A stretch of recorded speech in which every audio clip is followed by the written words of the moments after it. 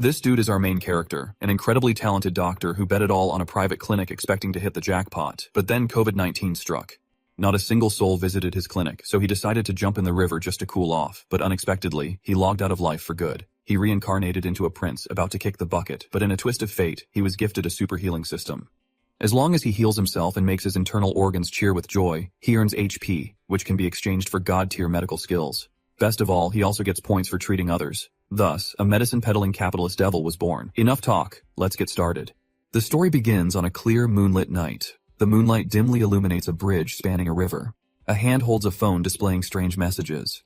From Jinhwa's father's social media account, I was terrified after visiting a hemorrhoid clinic in Korea. It seems many infected people are visiting, probably due to the current COVID-19 situation. Underneath the post, many conflicting opinions erupt. Oh my god. I went to that clinic recently too. After reading this, Rachel, looking gaunt, laughs loudly. Tears fall as he stands amidst his thoughts holding a bottle of beer. But this is not why I became a doctor. I can't believe that after 3 years of opening my clinic, I am drowning in debt. Why did the pandemic have to break out just as I opened my clinic? He shouts on a bridge. Why do people keep getting infected after visiting my clinic? Why do they keep commenting as if my clinic is a source of infection? Rachel sat on the bridge railing dangling his legs and saying loudly, I did not want this to happen either. Suddenly he was upside down, shocked, and not knowing what was happening. Just like that, Rachel fell freely saying, What? Why are my feet in the air? At that moment, Rachel quickly fell into the river reaching for the light on the bridge and thinking, I can't imagine what is about to happen. He quickly sank below, leaving only bubbles rising to the surface. It dawned on Raquel that he, a normal Korean medical doctor, had become a divine physician in a novel. A system voice rang out. The HP system is now ready. You can obtain HP from internal organs through healing by investing the HP you have. You can unlock many skills or summon creatures. HP not P. Rachel slowly opened his eyes, thinking, where am I? He looked around and stopped at a figure wondering, who is that? Is it a rescuer? The figure gradually became clearer. He thought, he must be here to rescue me after I fell into the Han River. Without saying much, he sat up abruptly thinking, well, I can start over. As long as I'm not dead. He shivered and clutched the blanket thinking, living with a mountain of debt is better than being dead. He said coldly, next time, I will be more careful. Suddenly, he seemed to realize something. He thought, wait, this is not a hospital.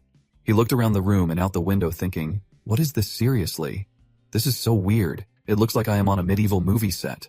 The room sparkled with luxurious gold-plated items gleaming. Suddenly, a voice rang out, Your Highness. Pierrot, his face full of tears, worried incessantly. Can you see me, Your Highness?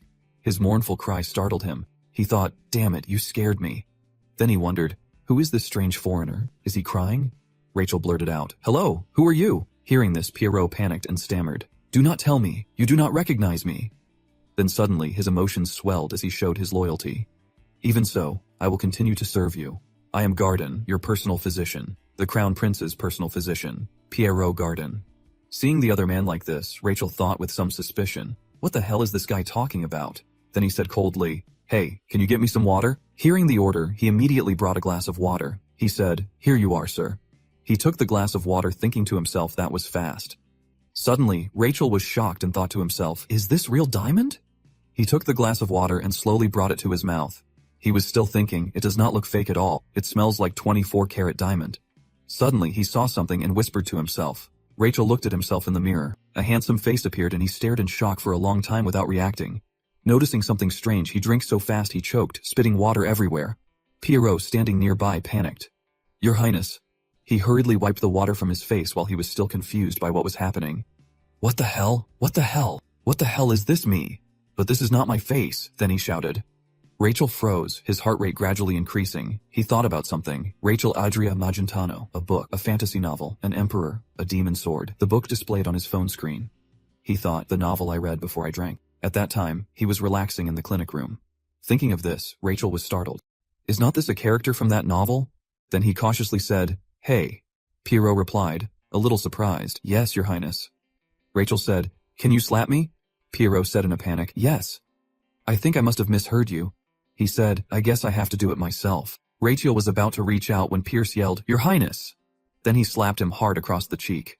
Rachel sat frozen on the bed after the blow. He clutched his aching cheek and Pierce said worriedly, are you all right, sir? On the other side, Rachel held his face thinking this is not a dream. A second later, his eyes lit up as he thought, am I the Crown Prince in that novel? Am I Rachel now? Images of him in the modern world flashed back and he thought, that means debt and interest. He remembered the loan appearing on the screen, the one he had to bear after his business failed. His eyes were full of helplessness and worry then. Now, as he closed his eyes and thought, he finally could. The beast within Rakiel erupted and he laughed with joy, living a life without worrying about that death. Suddenly his eyes changed. His body gradually fell backward. Rachel slumped onto the bed. Pierrot quickly supported him. "Your Highness," Rachel said, sweating and pale. What just happened to me?" Then he looked at his trembling hands thinking, I feel so weak. He looked down worriedly and pondered. This body is too weak for someone who is 14. He looked up, revealing a gaunt face, thinking, no way. He thought about that novel. The first half of the novel, Demon Sword Emperor, Raquel, the Crown Prince, was a minor character who only appeared briefly. He recalled that figure and thought. He was a character who had been bettered in since he was young. And then, at the age of 22, a pile of rituals and figures appeared. He thought he died. Suddenly he said, "Garden." Hearing the other person call, Pierrot replied, "Yes, Your Highness." Rachio asked, "How old am I this year?" Pierrot replied, "You are 21 years old this year, Your Highness." Hearing this, he was shocked like a bolt from the blue, as if not believing the words he had just heard. He gritted his teeth and thought, damn it. Rachel clenched his fist and lowered his head, thinking 1 year. He frowned, his eyes calculating with a hint of worry. How did things start going wrong like this since I suddenly became a minor character in a novel? Rachel thought about the modern things. I thought I could finally forget about that debt and live a life of luxury because I am a prince. But now I only have 1 year to live. He sat down on the ground, lost in thought. The prince must have been treated with all the best methods in the world. Rachel rubbed his chin thoughtfully. Since it did not work, he was also blessed by priest many times. But he still died in the first half of the novel because he could not overcome the disease. So that means I only have one option left. Then he turned to look in the mirror and said, "Garden." The man behind him quickly said, "Yes, Your Highness." Rachio continued, "I have something to do. Bring needles here." Then he said seriously, "The size does not matter. Bring as many needles as possible." Next, he thought, "I will protect my own body." At night, under the darkness, the magnificent castle shone brightly. Inside the room, Raquel's mouth is wide open. He takes her pulse, wondering what is wrong with her body.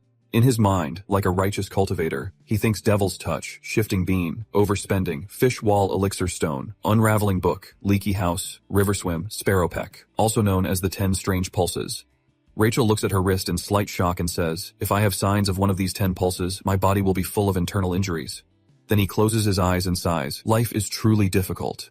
A moment later, Pierrot, carrying something in his hand, enters breathlessly and says, "Here you are, sir. I have brought all the needles I could find."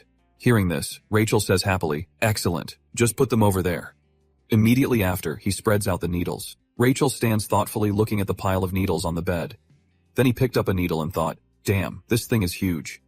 "Your Highness," Pierrot said, hearing the other man call him back.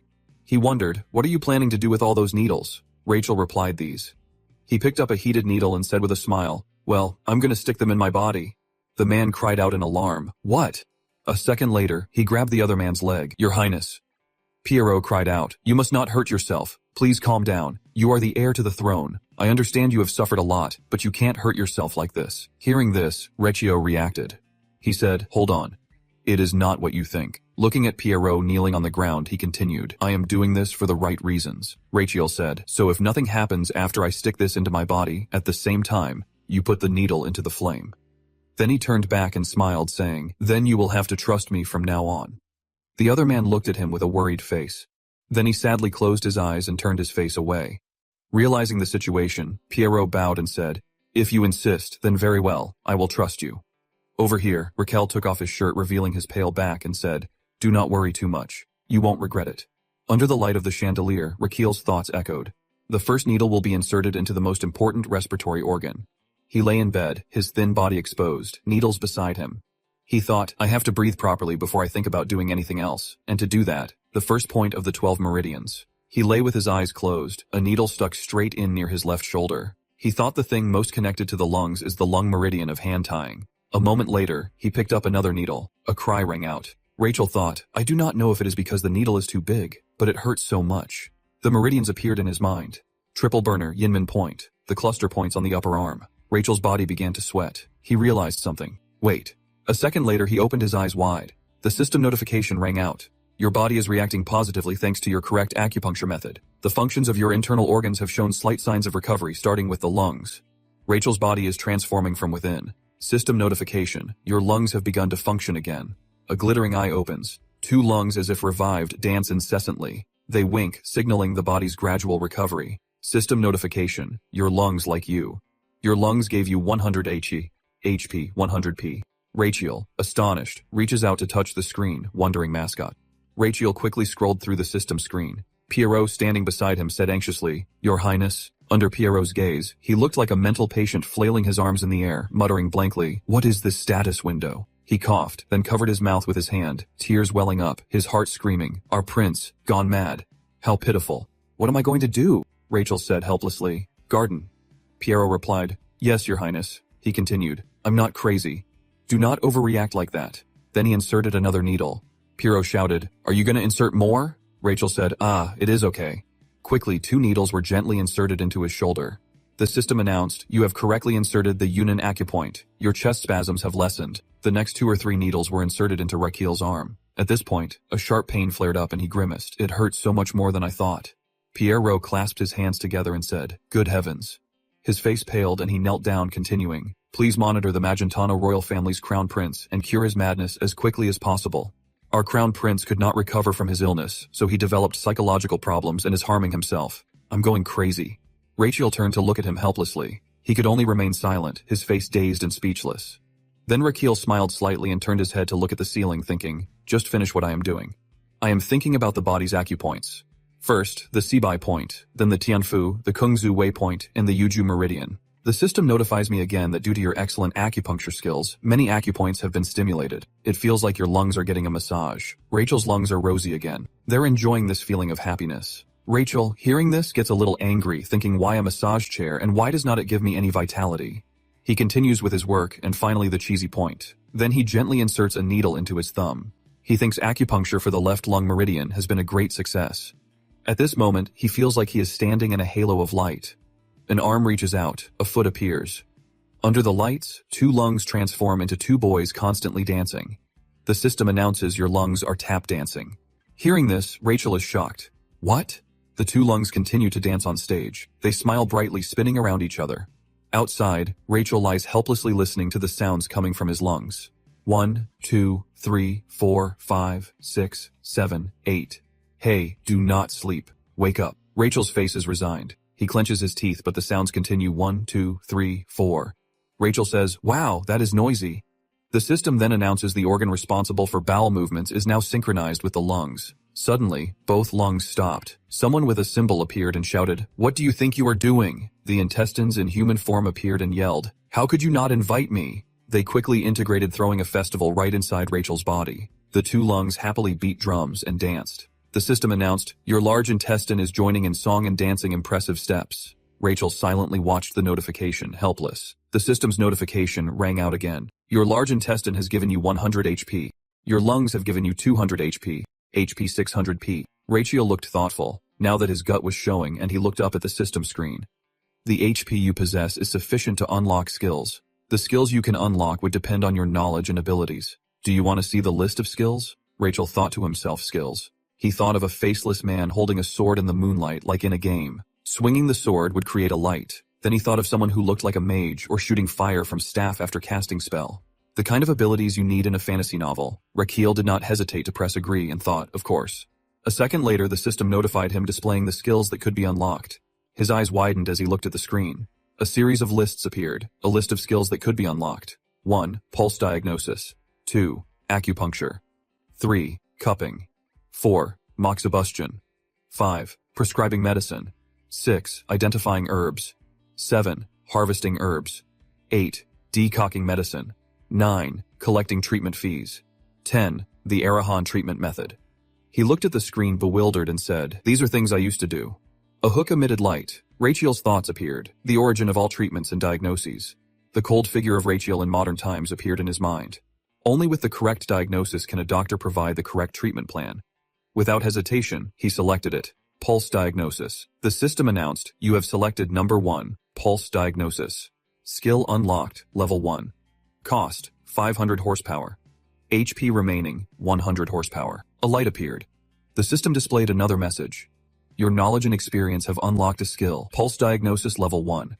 By feeling the target's pulse, you'll be able to assess their health status. You can view the results in the basic general health report. Reikyo lay in bed, thinking basic general health report. I will take my own pulse again. The system announced starting pulse diagnosis. Scanning. He lies down, closing his eyes. A notification displays his body. A basic general health report. Target, Rachel Audrea Magentano. Species, human. Gender, male. Age, 21. Height, 176.2 centimeters. Weight, 53.3 kilograms. Blood type A. Score of 5 internal organs, F. Total score of 6 internal organs, F. Overall pulse reading, SE's rank garbage. Projected lifespan, 91 days. Hearing this, Rachel could not help but shout, "What?" He covers his face, sighs, and says, "Damn it." He peeks at the ceiling thinking, I kinda suspected it. But is it really true that this body only has 3 months to live? Then he says, "Do you think I will die like this?" He thinks back to the times he inserted needles into his body. If I acupuncture clockwise using the force reduction method to rotate them, then exhale while removing the needles with the support of the respiratory system and the drainage method. Then he pulled the needle out of his thumb and said, "Okay."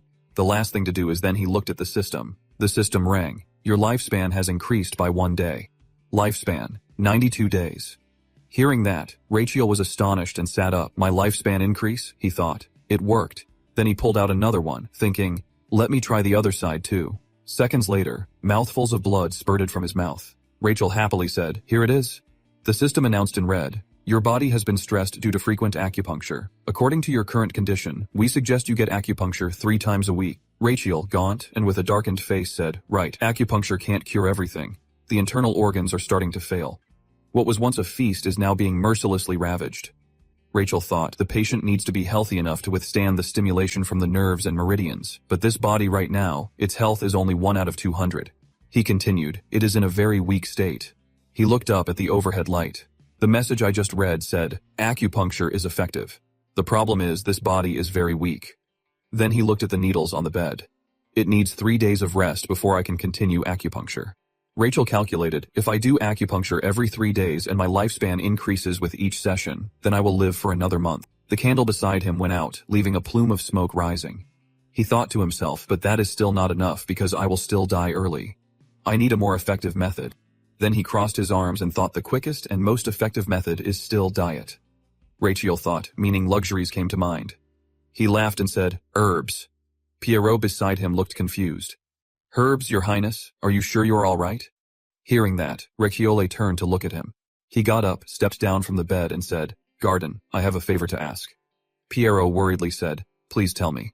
Then Recchiole began to instruct him. "In the medicine storehouse, there are better ingredients, right?"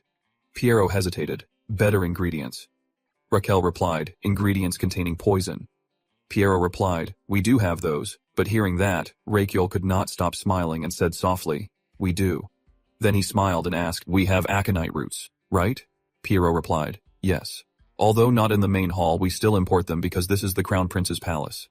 Immediately, Riccio smiled brightly and said, "Good. Bring them here to me." Pierrot said worriedly, "Yes. But what will you use them for?" Riccio smiled mysteriously. A second later, he pointed himself and said, "To eat." Hearing this, Pierrot panicked and covered his face. Rachel continued to point his mouth, "I will eat them." Outside the palace, it was still dark and Pierrot's cries rang out. He knelt on the ground weeping. "You can't do this, your highness. How could you ask me to give you poison to eat?" Rachel quickly explained, "It is not like that. It is just part of the treatment." Pierrot still said, "But your highness." Rachel, a little annoyed, said, "Stop grumbling. Bring it to me. I will give you 5 minutes." Pierrot was silent, his eyes still glistening with tears as he looked at him. Rachel continued, "If you do not bring it to me after that time, I will die." He still stubbornly worried, saying. Rachel did not say anything, just sighed to himself. This is the only way to force him. Then he said, "Garden, you know, monkshood root is really poisonous, right?" Ronald on the ground and replied, "Yes, your highness. That is why they're often used to make poison." He began to think about the plant. There are 2 types of monkshood root. Of those, the one I want to eat is the smaller root, also known as the daughter root. Aconitine and monkshood root, Pierrot cautiously said, "It could cause the eater to have a heart attack." Reikyo replied, "Yes," but then he laughed and said, "I know how to neutralize and control the toxin." He continued, "In other words, I can turn that poisonous plant into an herb." Pierrot froze sweating and said, "Turn a poisonous plant into an herb." Rachel began to explain the process. "Yes. In another country, it is called detoxification." Pierrot replied, "Detoxification. He continued to explain after being detoxified, the toxins in the root of the plant will turn into medicine. Then he turned and asked, "Are you convinced yet?" Piero replied, "Not really." They made Raquel speechless, he thought, seriously. Piero said, "I have never heard of this method before. I did not know where you got that information or if it is reliable." He continued, "But if it helps you get better, I will bring the aconite as he ordered." Hearing that, Rachel was stunned into silence. Meanwhile, Piero walked along the corridor with a candle thinking His Highness's body is getting weaker and weaker. He went to the medicine room thinking we are desperate because no method is effective. Piero searched and thought to himself, "Detoxification, I think I should try it once." He found a tray of aconite and thought in exchange. A second later, Piero's face became serious. "When the detoxification process is complete, I will personally try it first to ensure safety." Rachel appeared intently at the boiling pot. A row of dishes appeared. A large pot was constantly bubbling on the stove. Piero's voice rang out, "Your Highness, this smells strange." Rachel cautiously approached and said, "You still do not think it is safe?" Piero looked at him and replied, "Well, it is because you made it from poisonous ingredients." Mentioning this, his face suddenly darkened and he thought poison. A second later, Piero knelt down, clasped his hands and cried, "Please reconsider. Your Highness, please Rake, you'll turn around in a panic. Damn it, you scared me." He immediately had an idea. "I will just scare him." Then he said, "If you're so scared, why don't you try first?" Hearing that, Piero hesitated as if to say, "That is a bit." He looked at him with a determined gaze and said, "All right." Rachel was struck dumb, startled as he looked at the other man. His eyes widened as if he could not believe what he was saying. Rachel thought back in the novel. Garden was incredibly loyal and devoted, the image of Piero standing in the distance looking at him. He continued thinking, Garden was not originally the royal physician, but actually his assistant, the image of Piero appearing. Rachel thought further to the royal physician. He thought even the doctors who were initially full of confidence by then, those hands had already been raised. He continued thinking, had also left. At that time, only about 3 hands remained. Raquel thought to himself, but Garden was the only one who stayed by Raquel's side, Piero's arm still there. Then he diligently took care of Raquel. He thought, that is Garden for you. But in the end, his fate. Eventually, he was blamed for the crown prince's death. Piero was brought to the stand. Raquel continued thinking and executed. Back in the present, he watched Piero's retreating figure. He thought with a little worry, he really is a patient man. A loyal man like him deserves a better life. Then he thought, but then looked at the fire burning in the stove. Suddenly, he gave a greedy smile thinking, I am not sharing something this good with him. The pot's mouth sealed with a cloth was constantly boiling on the stove. Then Rachel strained the liquid through the cloth. The drops fell and he thought iron medicine from Ephedra and Azram. Rachel looked at the steaming bowl and said with a smile, it is done. Piero standing beside him asked, so I just drink it? Rachel interrupted, pointing and closing his eyes. Garden, I know you are in a hurry, but we have to wait. This medicine needs to cool down before you drink it. Piero, looking doubtful, said it needs to cool down. Come and think of it. How do you know these remedies? Hearing this, Rachel thought, Garden's loyalty is to Rachel. After all, his face darkened and he stammered that well. Then he thought, it will be a problem if he knows I'm not him. So, Rachel gestured wildly, searching for a reason. I know because a sorcerer appears in my nightly dreams and tells me, Rachel Adria Magentano, look how weak you are. You probably can't even lift a leaf. Every time I see you I want to sigh. This is my secret. I have not even told my best friend. Then he thought, I made that up. Piero frowned and said, okay, so in the dream a mage visited you. I believe you. Rachel looked at his strained face thinking, he does not believe me. A second later, he covered his face and said, I think this medicine is very suspicious. Rachel turned back with a sinister look thinking this is the moment. He reached for the bowl of medicine. Immediately he picked up the bowl and drank it all in one gulp. Piero did not have time to react. His face froze. What? After finishing, Raquel wiped away the drops of medicine that remained on his mouth. He turned back to look at the other man saying, I drink it all. Piero, witnessing the scene, could not help but tremble. Suddenly, Rachel's eyes were fixed on the system. I can feel something happening in my chest. Just then, the system appears and announces, you have ingested a near-perfect medicine made from Ephedra and Azram. The vine has eliminated the cold and aches within the body, while also increasing metabolism. The Azrahan energy core has awakened. After hearing this, he exclaimed in surprise, the Azrahan energy core. The Azrahan energy core, a technique created by the legendary swordmaster known as Javier Azrahan, in which he saw the figures of 2 people, Raquel thought, and the noble he served, Lloyd Frontera. This technique is only passed down to the direct descendants of the Magentano royal family. It is a technique that symbolizes the royal family. Then he clicked his tongue and said, Tisik, the true owner of this body, is the crown prince. So he must have learned the Arahan energy core from a young age. The system announced again, the Arahan Energy Core skill has been unlocked. The system continued skill name, Arahan Energy Core Level 1. Rachel, do not just stand there in the kitchen. It will process or increase the mana absorbed by the circle around the heart. Mana circulation, mana increase 120%, HP needed to level up, 1000, current HP 100. A small stream of light runs into his heart. His whole body is now transforming. Rachel thinks it feels like a donut is covering his heart. He can feel life surging through his body with every breath. Suddenly, a blue light radiates around him. He says, "So this is mana."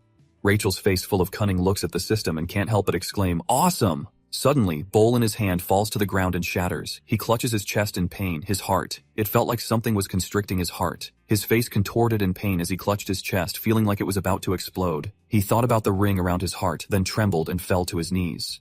Piero, seeing this, cried out in worry and rushed to him, "Your Highness." His face was panicked, covered in sweat, and he could not speak. Raquel's eyes narrowed and he sighed. "This is troublesome." Red notifications appeared. "Warning, the mana circle is putting too much pressure on your heart. Danger, warning, the balance growth between the mana circle and your heart is no longer in sync. Warning, your heart is at risk of stopping." Rachel's whole body trembled. He gasped. The balance growth was gone, meaning the size of his heart and mana were incompatible. He thought back to Rachel as a child. Rachel, who had been sickly since he was young and never had time to train his mana circle. The mana circle was constantly tightening around his heart. Rachel thought the mana circle was like a ring that did not fit, constricting his heart. An idea suddenly occurred to him. If that is the case, then, he hugged his chest. He exhaled, closed his eyes and thought, there's only one way. He closed his eyes. Since he could not shrink his heart, a surge of power burst from his body. He, like a pre-existing soul, plunged into the darkness and said, "Then I will shrink to the size of the mana circle." My heart is constantly being squeezed by that energy circle. The Rachiel shadow stood there stunned. Then he took off running and thought, I will increase the speed of the circle it is creating. He reached out and grabbed the circle with all his might. He pulled the circle down and thought, make it spin like crazy. Rachel used all his strength to pull that power circle out of his heart, but the power was too great and he quickly became exhausted. Damn it. I'm about to pass out. Rachel gritted his teeth, his face covered in sweat, his eyes determined, constantly pulling and thinking.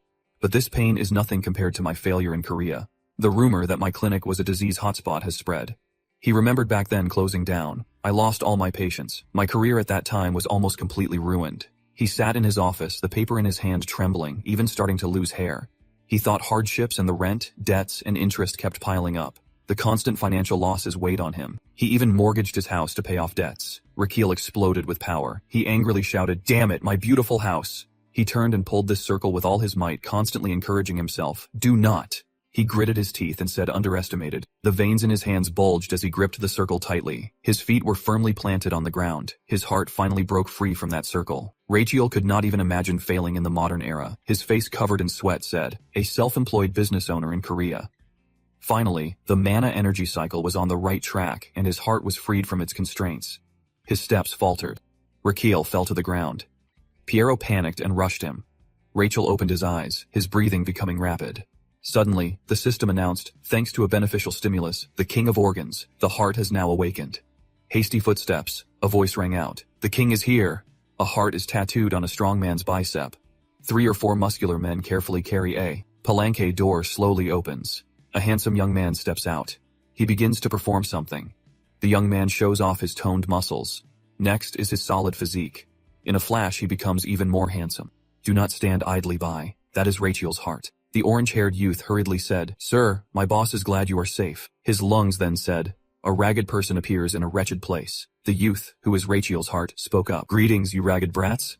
Outside, Rachiel helplessly said, all right, sorry for this wretched body. Suddenly, he looked at the system screen. A line appeared. The balance growth between your mana circuit and heart has been restored. For the first time in history, you have acquired a mana slot. Slot 1, 0 liters out of 10 liters. Imagine some kind of game and think of slots like item slots in a game. Perhaps. Voice echoed, Your Highness. Rachel sat up abruptly, surprising him. He smiled brightly and said, Yeah. Piero thought with some concern. He's suddenly full of energy. He said, You look like you were in a lot of pain. Are those side effects of the medicine? Raquel nodded. I just choked a little. Then he lightly touched his neck and continued. It felt like this. Piero, alarmed, said frantically, Your Highness, please do not do that. Just now you looked like you were in critical condition. Then Piero looked down at the broken bowls. I knew it. I should have drunk it first. Rachel sighed slightly and said, "You want to drink poison that badly? I will let you next time." Panicked. "That is not what I meant." Then he turned to leave and said, "If you do not want to, then clean up. I'm going to rest." "Owen, one more thing." Raquel turned back with a smile and said, "Thank you." Piero startled and exclaimed, "What?" Rachel helplessly turned and continued, "Just ignore it if you can't hear it." Inside, Piero kept thinking the toxins must have affected his brain back then. Is he even sicker now than he was before? At this moment he clutched his chest, walked back to his room, and said, "If what I think is right." Rachel's eyes lit up. "Then I have obtained something amazing." He looked out the window. Mana slot, a technique used to store materials mixed with mana. He sat cross-legged on the bed, closed his eyes, and said his energy radiated around him. Each slot will hold 10 liters. Slot 1, 0 liters out of 10 liters. He looked at the control panel. I can store by eating it, so that means I can load it by eating it. Raquel got out of bed. He looked around the room and said, "Is there anything to eat?" Suddenly, he noticed the water bottle next to him. He stared at it for a long time and said, "Water is a perfectly good subject for such experiments, probably about 2 liters. He closed his eyes and sat down, a surge of power emanating from him, thinking the median lethal dose is a term used to test how much toxin a substance contains. It is the dose that can kill 50% of the test subjects. Raquel continued thinking, "Simply put, there's a 50% chance I will die from it. And if I do not die, I will have to endure immense pain or become a vegetable." Raquel started calculating. With a standard weight of 60 kilos, the median lethal dose would be about 5.4 liters of water. With my weight, it is about 3.9 liters. He lifted the water bottle. "It is too heavy. My body is constantly shaking. I'm gonna die with this wretched body." Then he poured mouthful after mouthful of water into his mouth. Rachel slowly opened his eyes and thought, "I want the water number I am drinking." Suddenly, the system notification rang. Ding! He was surprised. The message was number 1 slot, 1 liter out of 10 liters. He was delighted it worked. Rachel rubbed his stomach, looked at the water bottle and said, "I do not feel full at all. Let's try drinking a little more." Immediately, 4 bottles of water were completely empty. He happily said, "I drank all 10 liters, but I do not feel anything."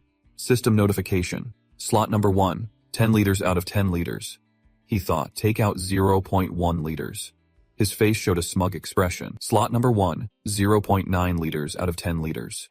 He felt a surge of energy within him. "I feel like a human version of a camel. I could take out as much water as I want." He thought, "Now I know how to use it. I want to try herbal medicine. What do I do with this water now? I will die if I immediately take out 9.9 liters of water from my body." He leaned over and started talking, wondering if there was anything more he could do. Suddenly he seemed to realize something. He looked at the water bottle on the table and said, "That is it." He thought about the Azrahan technique, then coldly reached out towards the water bottle, thinking specialized in absorbing, amplifying, and releasing mana. Mentioning this, he seemed to realize something: amplify and release. "Let's try to use it," Rachel thought. "Release it outside the body instead of inside." Heart-shaped energy sources gradually radiated out, mana amplification begins, and release. Immediately, a stream of energy concentrated into a ball in his palm. Rachel looked at the energy and said, "It is a success. Now I just need to put in the bottle." He carefully moved the energy slowly. The energy source was rushing towards the vase. Suddenly, the vase broke. In the room, there was a shining liquid inside the broken vase. He was a little panicked, frozen as he watched what had just happened. The vase broke and the water from inside flowed down. He wondered what just happened. This should not be happening. Then he thought, "I thought it would flow slowly like a fountain." He imagined pouring water into a vase. He stood in the room silently watching and said, "Why did it suddenly turn into a water spout?" Outside, 3 or 4 sets of footsteps approached and someone shouted, "There's a loud noise in the Crown Prince's room." A group of soldiers pushed the door open and entered. "Your Highness," Piero standing behind said worriedly. "Your Highness, are you all right?" A soldier said, "Was there a terrorist attack?" "Who would dare attack His Highness?" Rachel quickly explained, "That is not it." He thought worriedly, "What story should I make up now?" He scratched his head, stammering, unable to say anything. Then Rachel began to act out the process, saying, "Was a little angry, and then I smashed the vase on the table, which caused a loud noise. Sorry." Piero and the soldier looked at each other in silence. Rachel chuckled to himself, thinking, "That did not work, did it? It sounded stupid even to me." The soldier bowed his head and said, "Are you all right, Your Highness? Are you injured anywhere?" Rachel looked doubtful and said, "My leg just got scratched a little." Then he thought, "What?" They believed it. Then the soldiers quickly cleaned up. The soldier from before turned and said, "Sir Garden, please escort His Highness to bedroom 2. Piero replied, "After I bandage his wound, I will take him there."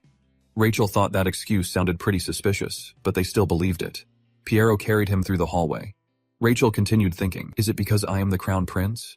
In bedroom 2 of the annex, Rachel lay stiffly on the bed. Piero bowed and said, "Please get some rest, Your Highness." He thought in amazement, is this a royal privilege? Then he turned to the other man and said, "Garden, you should get some rest too." Rachel lay there looking at his hand and thinking about the accident earlier.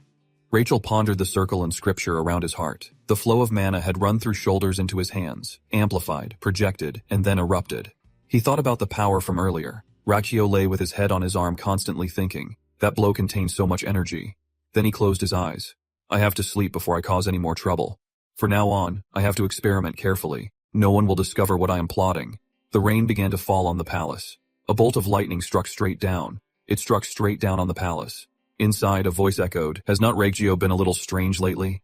In the darkness, the king sat on his throne. It was Emperor Estelion Testarossa Magentano. Below, a figure knelt and said, "Yes, Your Majesty. The crown prince has hurt himself in the golden needles, and he even drank poison." Estelion gritted his teeth and said, "Rachel." His angry voice echoed in the darkness. "What the hell are you doing?" Meanwhile, in the kitchen, Rachel was concocting something. Cutting tools and pots were scattered all over the stove. Rachel looked at the pot of medicinal liquid and said, "Good. I have prepared 10 liters of decoction from ephedra and azrum." Then he turned and gestured to Piero and Garden.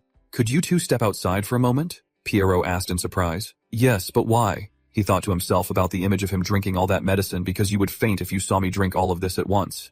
Then he changed his tone and said, "Just for a moment, I need to do something alone." Piron narrowed his eyes and said, "You're gonna drink that again." He looked at the pot and continued, "But Your Highness, did not you suffer a lot yesterday when you drank it?" Rachel quickly defended himself. "I told you it was just because I choked." Piero stood meekly and said, "We have a lot of medicine this time, so I am worried." Rachel winked and calmly replied, "I told you this is for the experiment. I will only drink a little bit. I just did not want to throw it away after you have worked so hard to make all of this." Hearing that, he scratched his head and replied, "Really?" Raquel added, "Of course, I can't drink all of this." Piero became happy again. "That is right, only a madman would do that." Then they both laughed loudly. Then Riccio became silent, leaving Piero alone laughing foolishly. A second later, he kicked him outside in his astonishment and said, "Get out!"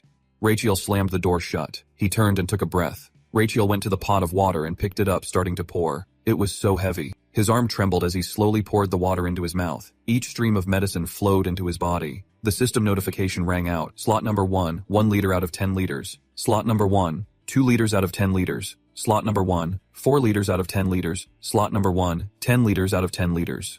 After seeing him put the pot down under the table, Raquel's body felt energized. He thought, okay, now I just need to release it little by little. Raquel went out into the hallway alone. The system announced again, decoction of ephedra and azrum released 0.1 liters. A moment later, he went into the bathroom and pondered. The system still announced decoction of ephedra and a serum released 0.1 liters. Then he stretched on the bed. The system announced again, decoction of ephedra and a serum released 0.1 liters. The system's text appeared, "Your heart really likes this. Your heart has given you 100 horsepower. Your lungs are dancing. Your lungs have given you 200 horsepower. Your large intestine is jump roping with your sphincter. Your large intestine has given you 100 horsepower. Sing, 500. Rachel gritted his teeth, frowning in thought. Still not enough. He thought, I have to increase my lifespan. The system then announced a decoction of ephedra and astrum releases 0.1 liters times 10. A decoction of ephedra and astrum releases 0.1 liters. His heart was resting and relaxing. It asked, "Hey, what is on the menu today?" His large intestine replied, "A decoction of ephedra and astrum, sir." His heart then asked, "And what about tomorrow morning?" The large intestine replied, "It is a decoction of ephedra and astrum, sir." Hearing this, his heart's face darkened and it sat up. He kept talking, oblivious to what was happening, saying tomorrow's dinner would also be a decoction of ephedra, and when a terrifying voice came from behind, "Get on the ground." Suddenly, the system announced your internal organs are making a decoction of ephedra and acarum. Rachel thought helplessly, just give me whatever you're giving me. The system still announced decoction of ephedra and acarum released 0.1 liters. Rachel sat silently at the dining table while he was eating. Suddenly, a notification popped up. Your lifespan has been extended by 50 days, lifespan 133 days. Rachel stood up in excessive joy and exclaimed, "It worked." The maid startled and exclaimed, "Oh my." Unfortunately, the teacup in her hand fell. Seeing this, Rachel quickly apologized. "I am sorry for startling you." Hearing this, the maid bowed in fear and said, "Please forgive me, Your Highness." The maid trembled, closed her eyes, and bowed her head, not daring to look up. Witnessing her attitude, Rachel thought suspiciously, "Why is she apologizing to me for accidentally breaking the cup?" He quickly reached out, waving his hand, and said, "It is okay. Are you hurt anywhere?" This made the maid even more frightened and she backed away. At this moment, her whole body was trembling as she said fearfully, I am sorry. I won't do it again. Please do not whip me again, your highness. Please. Seeing this, he said, a whip? I have whipped you before, but in his heart he thought, damn it, please say no. She stood up, composed herself and said, no, your highness. Rachel sighed in relief and thought, thank goodness. The maid suddenly spoke, you have never personally hit anyone before. Have you? That statement suddenly made his attitude tense. Rachel asked in surprise, so I have ordered others to do it. What did you do wrong? The maid stammered, and said, well, I spilled a drop of water on your sleeve. A perverted image of Rachel appeared in his head and he thought, what kind of beast is this crown prince? Rachel sat down on the bed helplessly and said, all right, clean up and go. The maid's face lit up and she said, thank you, your highness. After finishing, she quickly ran out of the room. Rachel thought, she looks like she just escaped from prison. Suddenly he spoke up, Garden. Piero immediately appeared and said, yes, your highness. Rachel reasoned, my eyesight has been quite poor lately. Tell me, what kind of person am I to you and the other servants? Piero said loudly, of course you are. Just as the other was about to speak, Raquel threatened, if you flatter me, I will drink all the poison in front of you. Hearing this, Piero was stunned. He approached and said, then there is no other way. Is there? In the room, Piero hesitated, you often. Rachel sat regally on the throne and chuckled to himself. The images of Rachel truly make one shudder. He does not directly hit people. He even slaps the maids and then force everyone to treat me with respect. Back to the present, Rachel, full of self-reproach. Rachel, what the hell have you done? Thinking back to what just happened, now I understand why they believe that ridiculous excuse because I am crazy. Suddenly, he turned to Pierrot, but Garden, in the unusually quiet room, his voice echoes, why are not you afraid of me? You are the closest to me, so you must endure the most. Pierrot replies, because I believe in you. Hearing that, he asks, believe in me. Pierrot looks at him with sincere eyes and says, I know what kind of person you really are. Outside, the rain continued to pour down on the palace. Pierrot was in the rain searching for something. Suddenly, found it. Rachel was sitting near him under a tree. In his hands was a shivering chick. He looked at him with affection at that moment. Now, he confidently says, I believe that if I heal you, you can return to your true self. He continued, and recently, my faith has been rewarded. Remembered the image of Raquel thanking him when he said, thank you. Hearing this, Raquel slowly stood up and said, old man, you like the way I have changed. Pierrot smiled and replied, of course I do. Rachel said, all right, here's your reward. Have a bite of dessert. The table is full of food. Pierrot said in surprise, your highness? Raquel replied, just eat. A thought crossed my mind. Li Hon, no. I mean I, as Raquel Audrey Magentano, won't let you be wrongly accused of my death. Raquel was determined, I will survive. Suddenly there was a knock at the door. A person entered with a flustered expression and said, your highness. Rachel turned to look at him. Pierrot, who was eating, choked. He gasped and said, your highness is majesty. He continued, summons you, your highness. The words made Rachel silently look at the person. In the early morning, a magnificent palace emerges from the clouds. Rachel enters with a cold expression. His eyes are fixed straight ahead. Standing before the king, he kneels. I, Prince Rachel Adria Magentano, offer my respects to the emperor, the rightful ruler of this land. Estelian rests his chin on his hand, thoughtfully looking at Raquel. He is Estelian Testarossa Magentano. Suddenly, expression changes. His gaze fixed on him. He thinks the Azrahan cure. That weakling actually managed it. At this moment, Raquel's body is trembling uncontrollably. I think he seems uneasy in my presence. Estelian is gritting his teeth. Maybe I've gotten to him. Then I wearily looked up at him. My legs are going numb. Just say what you need to say so I can get up. Estelian finally spoke. Are you happy with your life in the side palace? I replied, yes, your majesty. Then I thought, is he really going to make me talk while kneeling? Estelian continued haughtily, I heard you try to hurt yourself with needles and drink poison. Is that right? Startled, I looked up and said, that is not true. Estelian frowned at me and said, fool, how dare you call yourself a descendant of this royal family? In the vast palace, he continued, you are a proud member bearing my bloodline. You must not lose your dignity. I knelt in silence, unable to speak. He is using the crown as a threat, saying if I can't bear its weight because of my health. Estelian continued, is not a time you made a wiser choice? I hurriedly looked up, disbelieving what he was saying. I looked at him with a questioning expression. A wiser choice, that old fox. He must be plotting something with this meeting. Estelian said, I won't beat around the bush. He frowned and continued, I want you to give up your position as prince and give it to your younger brother, the second prince. My eyes widened in surprise and I thought, is that all? My voice rang out, your majesty, with all due respect, but Rachel smirked and continued, I refuse. Estelian gripped the chair and said, what? He woke up and shouted in refusal. You dare refuse me? Raquel said softly. Yes, that is right. Then he thought, the pressure is terrible, but I can't back down. He continued thinking, obviously he will react this way. And he pictured Estelian reaching out. He was about to take Raquel's crown and he thought from the beginning, he had the full authority to strip me of my title as prince. Estelian quickly reached out and took the crown from Raquel's head. Raquel thought, the reason he asked is because he wants the eldest son to abdicate the title of prince in a merciful, kind, and voluntary way, not acknowledging his younger brother. And he pictured Estelian forcing him off the throne. Raquel speculated deserving to receive the crown from his elder brother. Estelian and Theodore took Raquel's hand and raised it. Wiping out Raquel step by step is a politically smart move. A group of people in black applaud. He smiled thinking, even if I'm still useless and unreliable, I won't back down. He thought, he must be very uneasy now. Then he looked up at the other's angry face. Estelian angrily walked down. Do not you respect my decision? Does the title of prince mean so much to you? He stood opposite Raquel.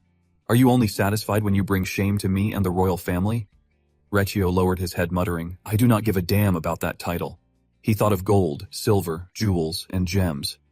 I want to give it to the second prince or someone else. I'm tired of enjoying this life, but if I agree to his proposal, Raquel thought of something he feared. This country will be destroyed all because of that second prince. Raquel thought about the book emperor of the demon sword. The second prince seemed talented and diligent. However, he foresaw terrible things, a chaotic era about to erupt. Raquel's face was serious with thought. The prince is hot-tempered and lacks the skills to handle that chaos. His era will bring down the entire empire and the royal family. I have to do everything to prevent that. Then he slowly began to stand up.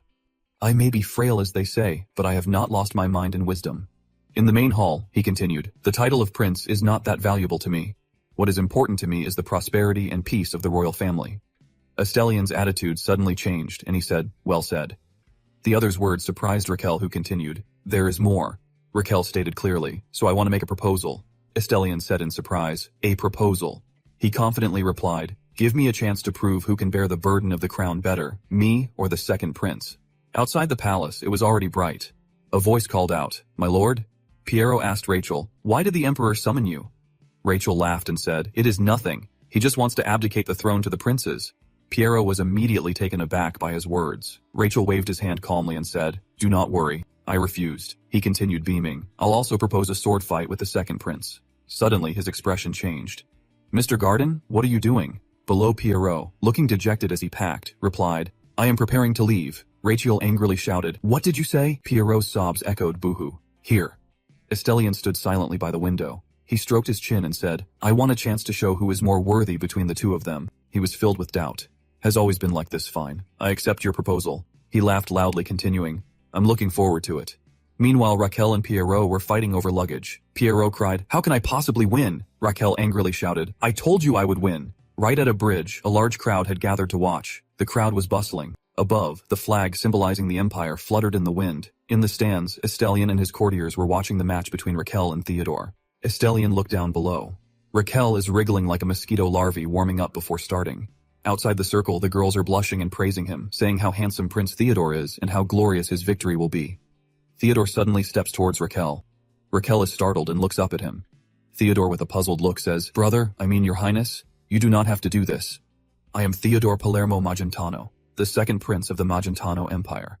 He glances away and continues, I hate to say this, but you know how this will end.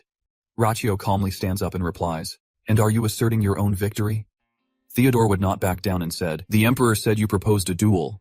He continued, to help you become more worthy of the throne. Recchio looked like he was saying, what nonsense are you spouting?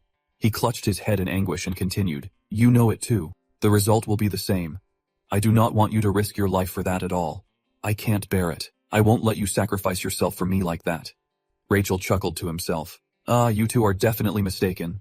He coldly took the shield from Piero, thinking, but I am sorry. He slammed the shield onto the ground. Everyone in the stands was astonished by his actions. Estelian up above could not help but be surprised as well. Second, Prince Theodore was utterly astonished. Rachel looked at him steadfastly and said, I do not intend to lose. His wide eyes constantly challenged him. The soft golden sunlight shone down on the match and more spectators arrived. There was a buzz of conversation. The crown prince is strange. Is not he? I said, because someone might hear you. Above the murmurs, the talk continued. Can't you see? The second prince is gifted with swordsmanship and a magic circle. He even learned swordsmanship from a famous knight. Below, Raquel and Theodore were ready in fighting stances. Piero looked worriedly at Raquel. His eyes were full of disbelief. Ignoring the chatter, there is no way the Crown Prince can win. This is a joke. Piero recalled at that time, Raquel said, a joke. I told you I'm serious. I want to win.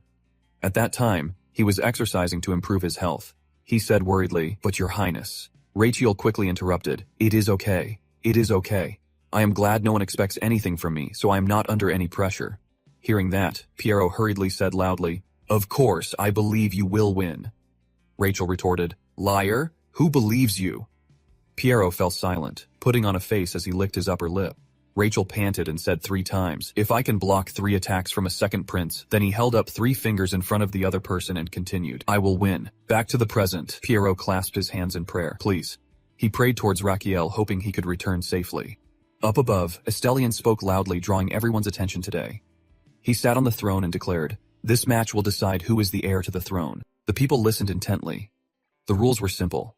Rachel listened with a serious face as he said, if the Crown Prince can resist for 5 minutes or defeat the second prince, then the Crown Prince will win. Then he looked over at Theodore. Conversely, if the Crown Prince fails to do either, the second prince will be victorious. After that, Estelian said, and now. Hearing this, Rachel got into a fighting stance. Theodore was no less serious, staring at his opponent thinking, brother, the time has come. I will end this as quickly as possible. Estelian shouted, begin the match below. The 2 men stared at each other tensely. Suddenly Rachel threw his sword to the ground. Estelian stared at him, stunned. The crowd below is buzzing. A funny guy in the crowd says, what is it over already? Someone else says, that was boring. Rachel coldly throws his sword down and looks at his opponent. Theodore asked in surprise, are you giving up? Then he thinks to himself, actually, I did not want to share a sword with someone so weak anyway. Good. He turns to look at the crowd and continues thinking, but I can't believe he would give up so easily in front of all these people. Piero stares at Raquel in shock. Meanwhile, Theodore thinks this could damage the royal image. Theodore looks doubtful and confused. Should I talk to him and get him to continue the match? No, I should not. He is sick after all, but the king is watching. Rachel suddenly grips his shield tightly. Without a word, he places it in front of him. Theodore thinks in surprise. He is choosing defense over a superficial attack. It seems he values surviving 5 minutes more than defeating me. Then he chuckled. Good choice. I will do my best to end this quickly. Theodore began to use the power within him, purple energy swirling around him. He fixed his gaze on his opponent, then he took a running leap. The next second he was in front of Raquel, his face fierce, sword aimed directly at him. He raised a shield to protect himself. Watching from the stands, Estelian thought to himself, a completed crimson work carries weight, power, and magic. The shield will collapse no matter how hard he tries to block it. Rachel struggled, leaning back to withstand Theodore's attack. Theodore's face was filled with contempt as he thought, please brother, do not fall on your back and make a fool of yourself. Even if you want to lose, at least get on your knees and try to maintain some dignity. He continued thinking, then I will attack from above. But surprisingly, Rachel stood firm much to his opponent's astonishment. Theodore was stunned thinking he blocked that last blow. Everyone who witnessed it was in awe. The atmosphere became eerily silent and someone in the crowd said, what? The Crown Prince blocked the second prince's attack. Estelian, sitting above, watched the scene in astonishment, his eyes wide. Behind the shield of energy emanating from Rachel before the people could speak, surely the second prince went easy on the Crown Prince. How kind of him. Rachel widened her blue eyes. Meanwhile, Theodore kept thinking, his eyes saying it could not be a coincidence. He gritted his teeth, his hand gripping the sword, anger seething inside, but even so, it would not change anything. In an instant, Theodore transformed into a different person, gathering strength, and his sword began to attack Raquel. The sword and shield clashed, creating 2 opposing forces. The 2 were evenly matched, neither one losing. Suddenly, Theodore swung his sword using his strength to push Rachel back. Rachel was blown away by his opponent's power. Seeing this from outside, Piero could not help but worry and called out, Your Highness! He knelt down gripping his shield tightly, cursing inwardly, damn it, my head is spinning. At this moment, his arm began to tremble and Rachel thought to himself, now I can't feel my wrist at all. He continued thinking. However, then he thought of his previous job being a police officer, how much stuff was thrown at him. Now he is a prince, his inner self screaming, when I was a cop, I blocked a ton of stuff. This afternoon was nothing. Rachel, holding the shield, ran quickly towards Theodore. Theodore did not have time to react. The attack distance was shortened, putting him on the defensive. Rachel, holding the shield, charged close to the opponent, physically using the shield along with his abilities. The fighting distance is gradually closing, making it difficult for Theodore to attack directly. Rachel thought to himself, he's absorbing my sword strikes much better than I thought. Then he smirked. In that case, this will be even more effective. Theodore with a serious face said, I do not know if you're trying to win, but a second later, they both resolutely and simultaneously said, take this. Theodore suddenly jumped high into the air, his shadow almost disappearing under the heat of the sun. He quickly landed with an attack towards Rachel. Rachel stood his ground, his whole body radiating power, blocking the attack, his eyes fixed on his opponent thinking, I've been training my lower body in preparation for this. At that moment, system notifications rang out. His heart angrily said, I usually think you want to die, you know. His two lungs with haggard faces hugged each other. Hug lungs. But we tried our best to raise the overall grade to D. And his large intestine frowned and said, we worked hard day and night to the point where the colon almost excreted everything. The shield was specially made by the royal blacksmith. A tall, strong man with exceptional strength made this shield. And Rachel grabbed a bottle of water and drank it non-stop. He grinned triumphantly. A delicious cocktail for my cute little brother. At that moment, he kept drinking the whole bottle of soda. The system announced activating empty slot load function number 1. Please select the load quantification. Mana circles appeared around.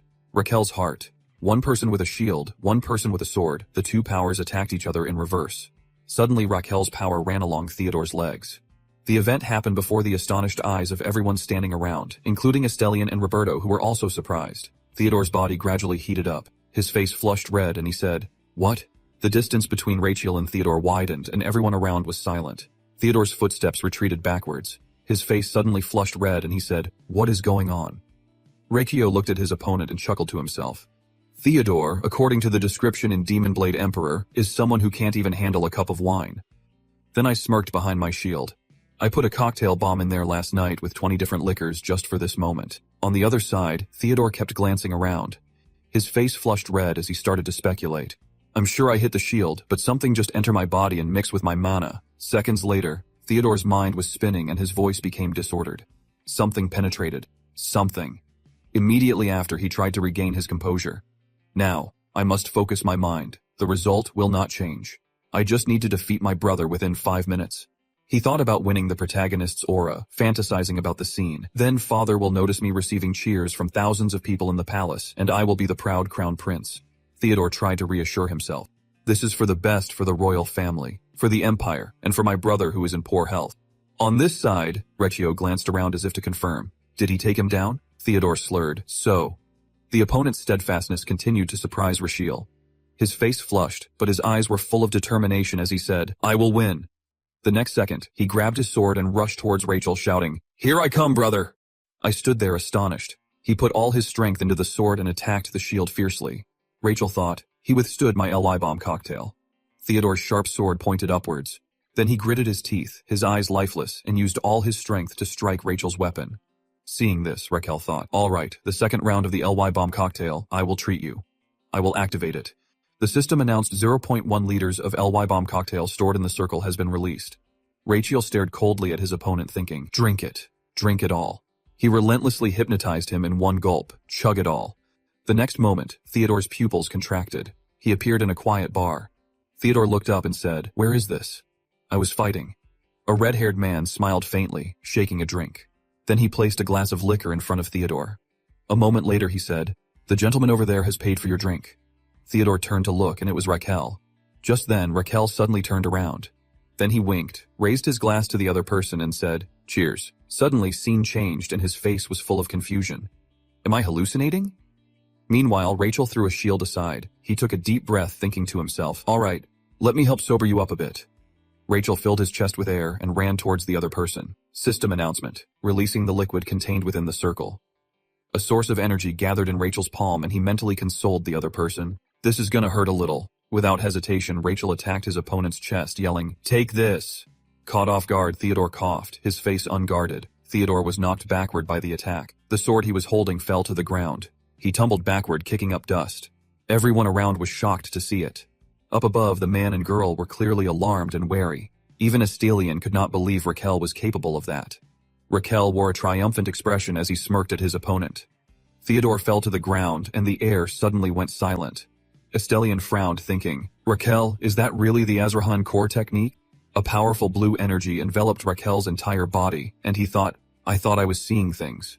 Then he began to compare, even though there's a lot of mixed energy from everyone around in the air. He continued thinking, and I am very far away. The distance between him and Rachel was small. He thought, I can feel the resonance of the magic circle very clearly. After an unknown amount of time, Theodore slowly opened his eyes and he wearily muttered. Suddenly, he sat bolt upright looking at Rachel holding his leg with a puzzled expression. Theodore spoke. Brother. Rachel, his face darkening slightly, gestured. Say, I purified the tainted mana. Theodore, full of questions, said, that is the Azrahan core technique. How could you?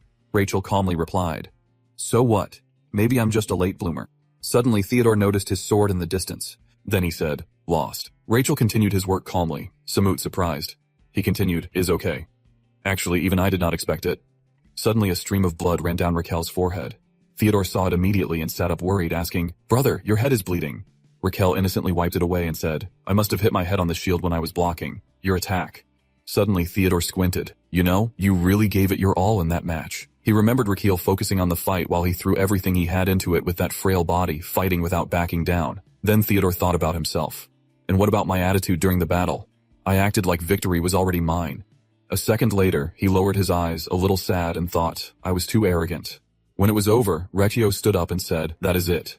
How do you feel? Theodore clenched his fist. I'm incredibly ashamed of myself. Raquel looked at him and quickly said, No.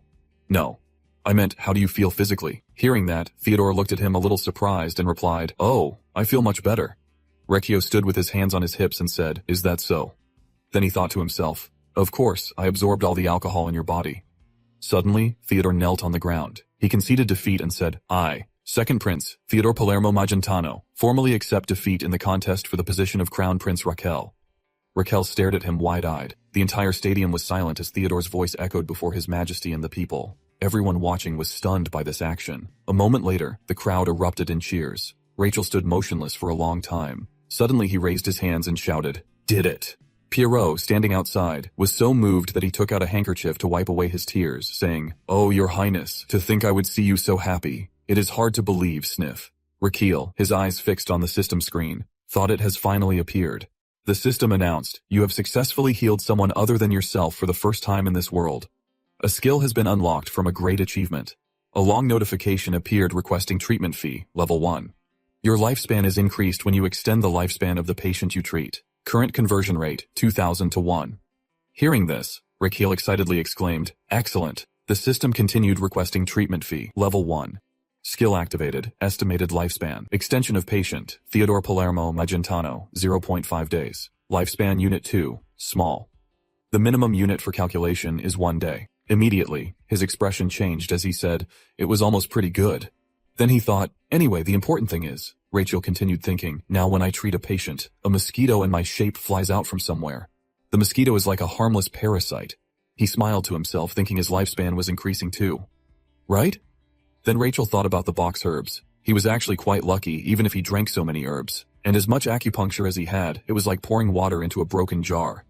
Rachel thought of the situation when drinking herbs with a cracked jar. The frog said, failure. Back to the present, he smiled, thinking, but now that is over. He stood puzzled, watching a stallion slowly approach. He said, why don't you answer my question? He said a little angrily. I will ask again. Did you use the Azrahan core technique in this match? Rachel replied, yes, I used it under the sunlight. He questioned carefully, how were you able to use it? Rachel truthfully replied, I am not sure. He frowned, looking angry, not sure. Rachel looked down and answered, yes, father.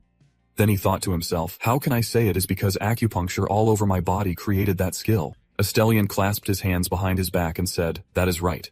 On the day you were born, I personally engraved the core Azrahan technique into your heart. Ritual stood at attention and said, it is my honor, father. Estelian continued, but you, with your weak body, were unable to withstand it. Riccio still bowed politely and said, I apologize, father. He looked at him with a serious face, but you, with your weak body, surpassed your younger brother. Riccio replied, thank you, father. But Estelian, on the contrary, seemed angry and said, you've also ruined my mood and my plans. Riccio reluctantly bowed and said, I apologize. Then he thought to himself, was that a compliment or a scolding? He turned away in anger, but a promise is a promise, and a deal is a deal. Today, you defeated your brother, and as agreed, I won't strip you of your title as prince. Suddenly, he turned back. However, his voice echoed, pressing down on his back. And he said, I will continue to observe you, constantly doubting and challenging your ability to inherit the throne. Do you understand? Rachel clenched his fist, silent and speechless. Estelian, as if in extreme anger, questioned, why do not you answer? Rachel coldly replied, Your Majesty. He continued boldly, I have heard recently that you have neglected your swordsmanship training due to your busy state affairs. That is not right. He continued, you must maintain your training and loosen your muscles. Hearing this, his face turned dark. Standing in the open air, he continued, and you should eat more vegetables regularly, and if possible, consider quitting smoking too. Estelian angrily retorted, is that how you talk to me? Raquel looked him straight in the face and said, it is my sincere concern and advice. At this moment, inside a forest, a royal carriage is passing through, and Estelian sitting inside speaks up, trying to avoid what I said with such naive requests. He looked outside and said, even the Azrahan core technique that he uses.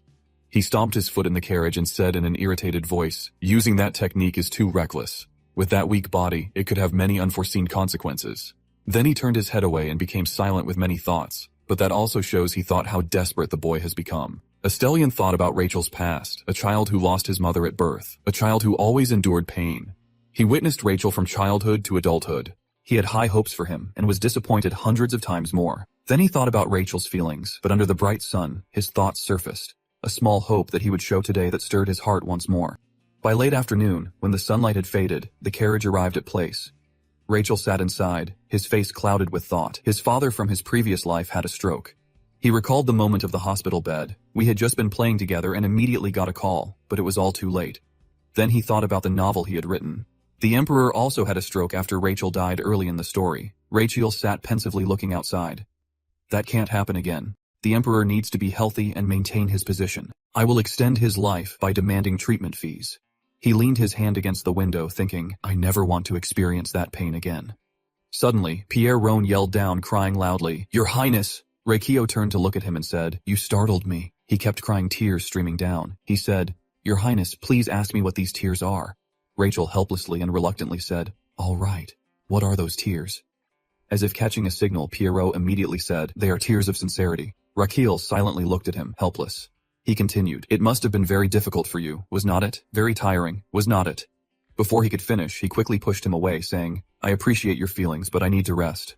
I have a lot to do tomorrow. Hearing this, Pierrot stopped crying and said, Do you have a lot to do? He replied, I need to meet someone. The sky quickly turned to night, but somewhere the lights were still on and people were passing by.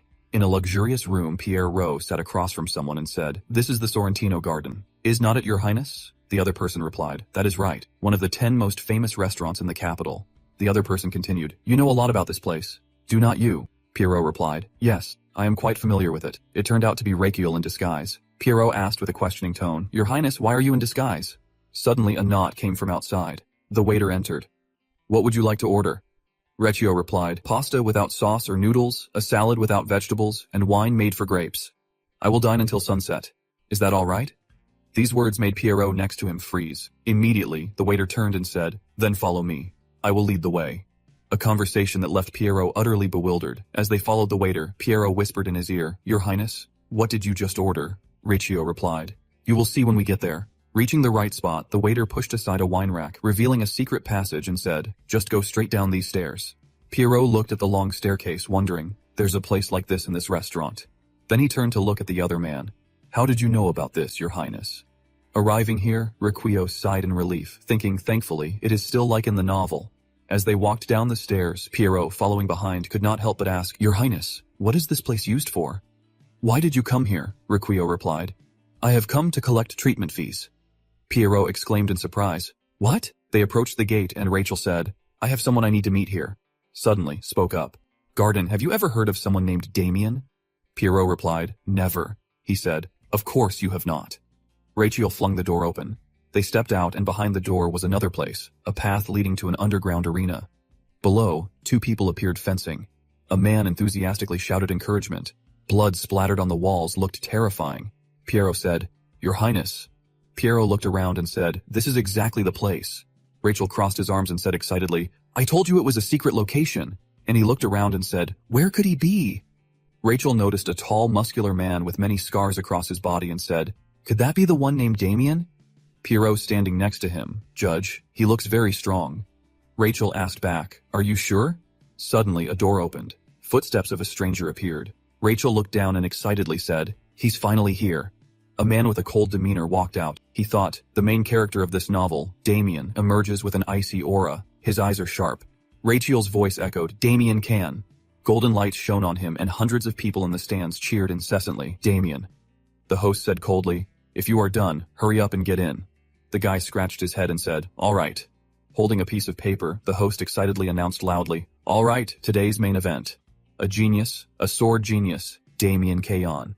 He first entered the Roman arena at the age of 17 and became the champion, defeating everyone in just 3 months. Golden lights shone on Damien's protagonisto, the host continued, and Damien's opponent will be. Then in the darkness from the gate opposite Damien, a pair of bloodshot eyes appeared. A huge foot stepped out, a grotesque giant with sharp teeth constantly exhaling. He roared 10 times louder than Damien. Rachel above thought in shock, "It is really a giant and so close," gripped his sleeve and said, "Your Highness." He trembled as he looked at him. "What is this? Where are we?" Piero continued. "They are feeding the giant living people. What is this place below?" The giant relentlessly charged towards Damien. Damien just stood there calmly. Then he lightly shifted his foot to the side. Suddenly, the giant in front of him disappeared. Suddenly, a huge fist slammed into the ground, creating a rather deep hole. The giant looked angry, his red eyes glaring as he growled incessantly. The giant became even more aggressive, charging towards him. Damien, with his quick movements, dodged the attack. An image appeared behind his head. Suddenly, Damien's eyes turned cold and sharp. He slowly drew his sword from a sheath. Meanwhile, the giant continued to charge fiercely towards Damien. Seconds later, a single sword strike cleaves the giant in two. The giant's body is split, revealing Damien's cold, emotionless face. He defeated the giant with just one move. Everyone in the stands watched in astonishment. The crowd gradually became excited and cheered. They cheered his name enthusiastically, Damien. Raquel and Piero watched everything from above. He could not help but be amazed, his eyes fixed on the other, thinking, "Can he handle it? He is more terrifying than I thought." Damien coldly walked through the door step by step, watching his back. I could not help but think that must be why he is the main character. Raquel's thoughts surfaced, a man on par with Javier, a master known as the strongest in history, a sword genius. Damien slowly entered. Then he turned to Piero and Garden. "Remember to be highly vigilant and follow me." Piero, still stunned, startled and said, "Yes, Your Highness." The two continued inside to a room where a strong man was standing guard. Rachel and Piero slowly approached the man. Then the two stopped in front of him. The man said loudly without hesitation, "Who are you? Stop." A second later, his expression changed when he saw the gold bar in his hand. His voice became gentle. Now you may pass." Rachel quickly pushed the door open, poked his head in and said, "Excuse me." Inside, Damien was coldly wiping the blood from his face with a towel. Rachel's whole body stiffened, but he still cautiously stepped in, reassuring himself, "Do not be afraid." The system rang out. His intestines are constantly covering his mouth and laughing. "Is he scared?" Riccio reached out and grabbed a bottle of medicine on the table. He held it up, examining it, and said, "I really feel sorry for you. Why are you only taking cheap painkillers? Can you even sleep after taking this?" Damien frowned slightly, coldly glancing at him, and said, "Who are you?" Rachel stood in the middle of the room and replied, "Me, the person you need." Damien, sitting in the chair, said, "Did you come here to sell medicine?" Rachel replied, "Yeah, something like that." Damien coldly closed his eyes, waved his hand dismissively, and said, "Go away. I have enough medicine." Suddenly, turned and threw the bottle away. What good is drinking a bunch of cheap painkillers?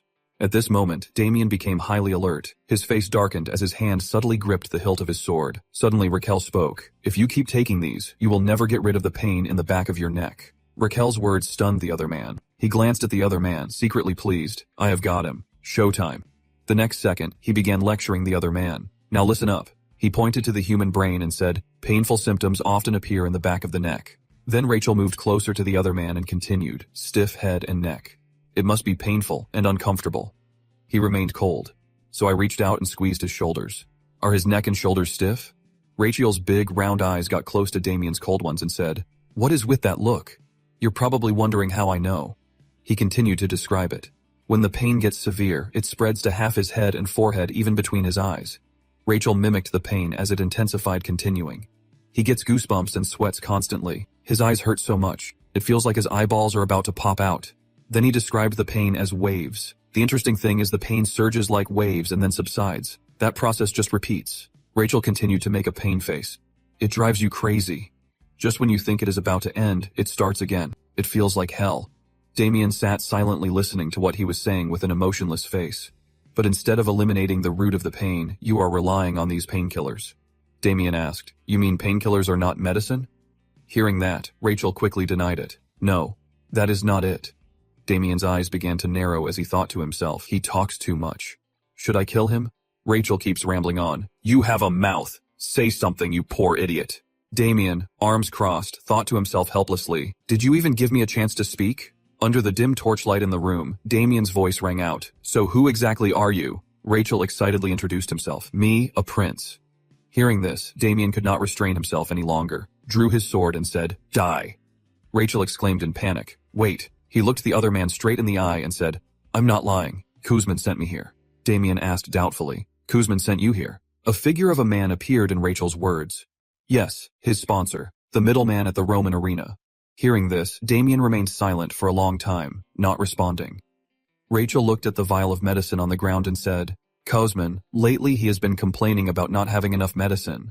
Kuzman is having trouble because there is not enough supply due to the current harvest. Damien steps down and says, What do you mean? Rachel adjusts his clothes confidently and says, I have another way to ease your pain. I am using sweet words to seduce you, he says. What do you think? Do I seem more trustworthy now? Damien coldly asks, Did you bring me new medicine? Rachel's other personality says, No. You can't be treated with medicine. You have to eliminate the root of the problem. Then, Rachel pats the other person's shoulder hard and says, First, take off your shirt and lie down. I will treat you while explaining. In the room, Damien's strained voice agrees. Okay. Damien lies on the bed, shirtless, revealing long scars on his body. Rachel says, Are you scared? There's a strange tattoo on Damien's back. He replies, Of course not. Rachel puts his hand in his pocket, not forgetting the tease. Really? Damien coldly turns his head and says, I am a warrior. He continued, I am a warrior who has killed, been injured, and risked my life countless times. Rachel took something out and he laughed, saying, Okay, I understand. Then he placed the thing on the other's back as Damien looked on in confusion. Rachel, holding a torch and with a sly look on his face, said, This is your first time getting cupped, right? Rachel brought the torch closer to the strange object. Damien, lying on the bed, coldly replied, I am a warrior. The heat of the flame gradually melted the object. Damien's voice rang out. This kind of treatment won't do anything to me. Suddenly a loud scream came from inside and the man guarding the door could not help but exclaim in shock, Oh my God. Pierrot reacted accordingly. Inside, Rachel kept teasing him, so childish. And you dare call yourself a warrior? Damien was lying in bed, trembling. Suddenly, Raquel's eyes changed. He thought it is probably going to hurt a lot, but endure it. He noticed a mark on his back and thought, the reason Damien can't leave the underworld is because of this mark, a mark with a sword placed in the middle. Rachel continued thinking, the curse of those who bear this mark will activate when the blood circulation activates. He thought, the moment he experiences a fierce battle in the arena, he will experience extreme pain. The bodies of those who bear the mark are like puppets being controlled. Rachel thought again. To be able to endure that pain, he has to buy painkillers with the money he borrowed from Kuzman, and then fight another match to pay off the debt. Rachel's face contorted. He thought, fight medicine, an endless loop. Kuzman, that bastard. The room filled with smoke, Rachel's thoughts echoing considering Damien's current state. The violent heat from that so-called medicine is gradually spreading, he thought, needing to use high temperatures to erase the mark first. Then he smirked, if I heal the protagonist and the strongest character in the novel, and then bring him over to my side, I will gain another life. Rachel's expression grew increasingly sinister. Things will be even better if I heal that gladiator too. On the bed, Damien writhed in pain from the heat of the medicine and the pain of the mark. After what seemed like an eternity, the treatment ended. Rachel said, all right, all done. You can sit up now. Damien's body trembled. A patch of his back flushed red. The strange mark was fading, and Rachel was pleased. Good. It is fading a little, he said proudly. How do you feel better? Right? It is all gone. Is not it? You feel refreshed, right? Damien checked behind him in amazement. His voice rang out, it is true. I feel better now. Damien, his cold face now showing warmth, said, it has been a long time since I felt this comfortable. Rachel proudly wiped his nose as if to say, you do not have to be so formal. Then he said, but you're not fully recovered yet. You need to get rid of it a few more times. Get treated a few more times. Damien sat up straight and said innocently, really? Rachel excitedly replied, if you have blisters on your back, do not touch them. Do not overexert yourself and avoid greasy food. Hearing this, Damien curiously asked, overexert myself? He was annoyed by the other's innocence. It means do not fight anymore. Can't you understand that? He rushed to get up when he came. Then he clenched his fist and said, Kuzman won't allow it. Braccio looked at him and said, do not worry. I will handle it. Hearing that, Damien was utterly astonished. He asked, who are you?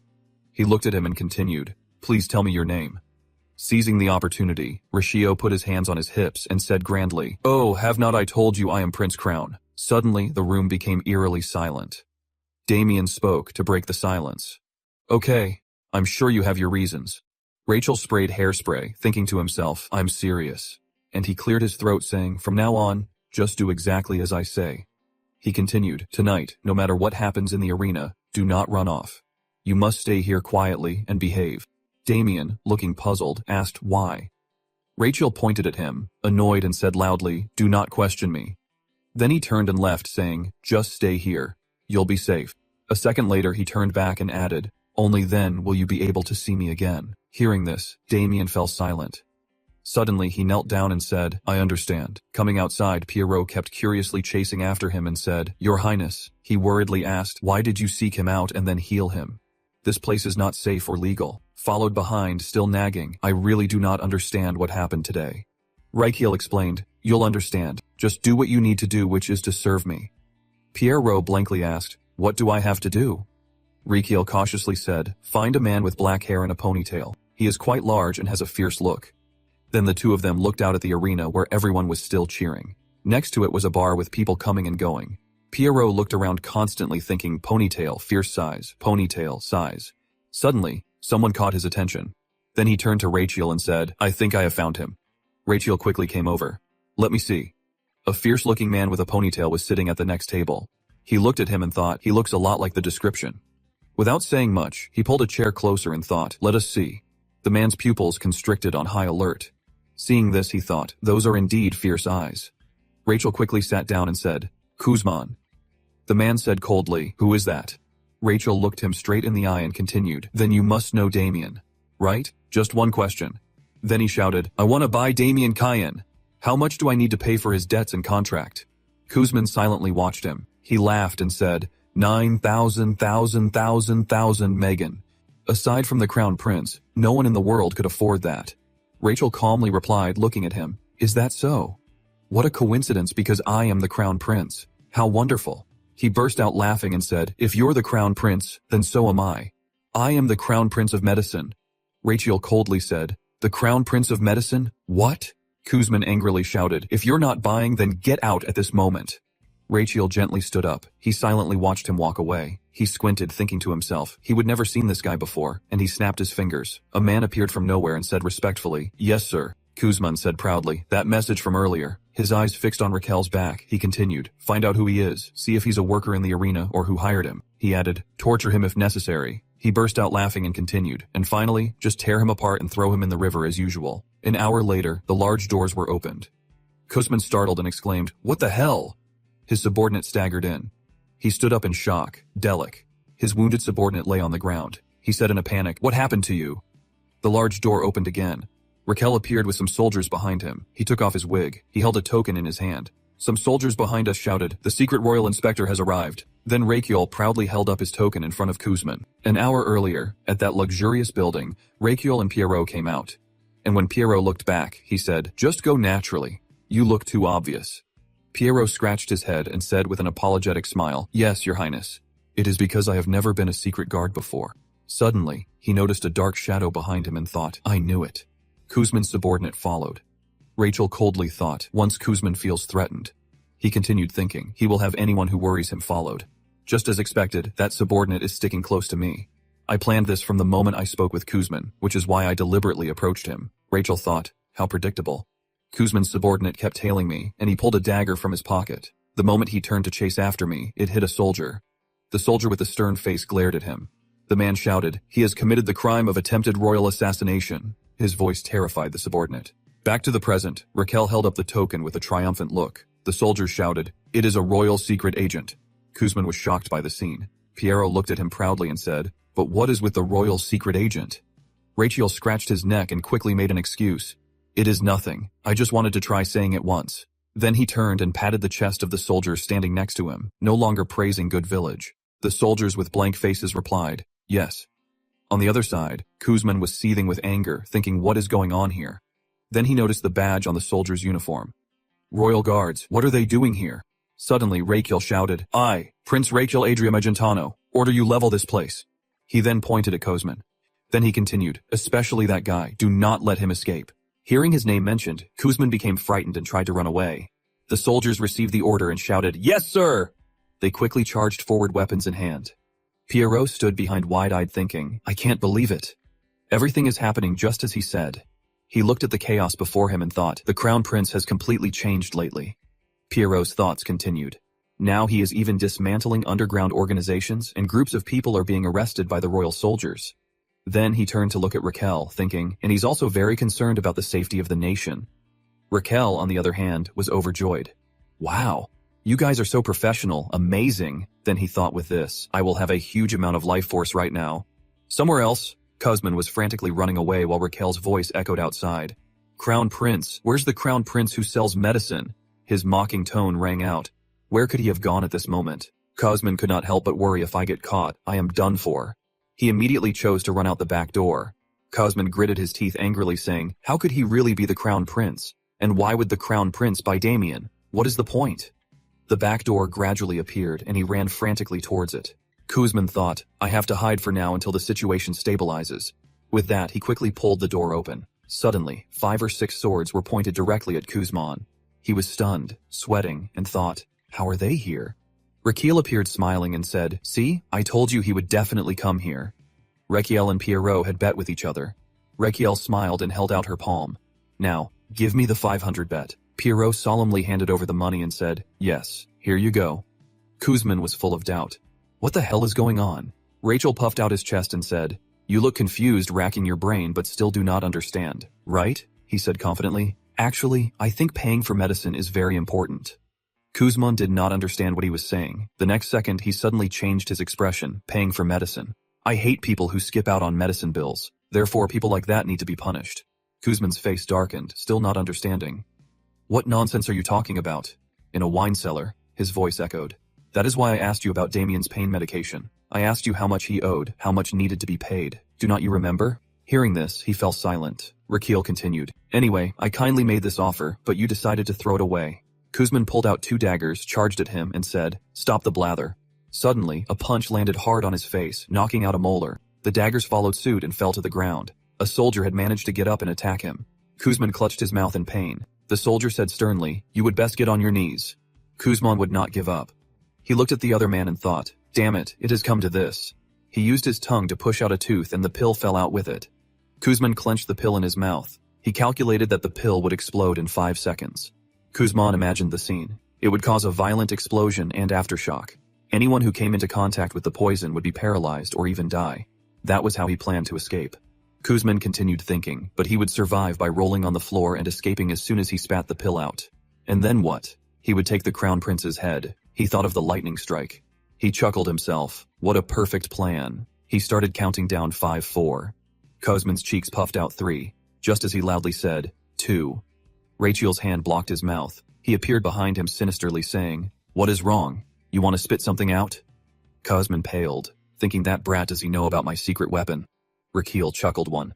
Instantly, the explosive pill detonated in Cosman's mouth.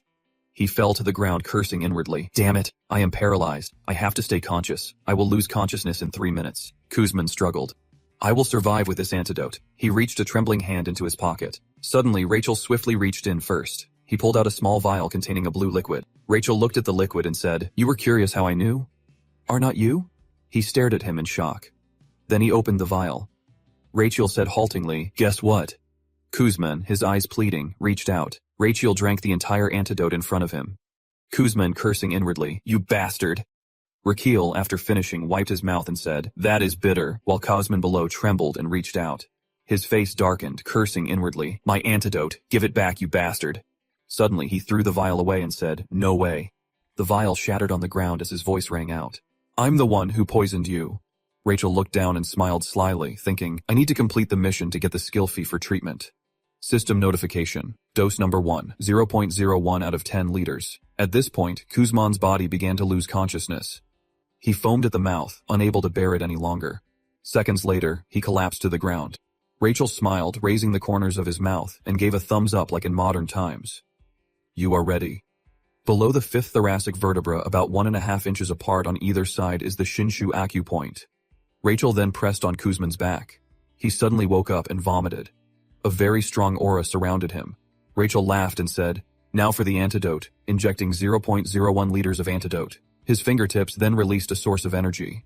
Kuzman was in unrelenting pain and he screamed loudly. He fainted seconds later. The system announced again, treatment mission, level 1 skill activated, patient Zussman treatment therapy, detoxification, lifespan increased by 21 years, 2 months, and 1 day.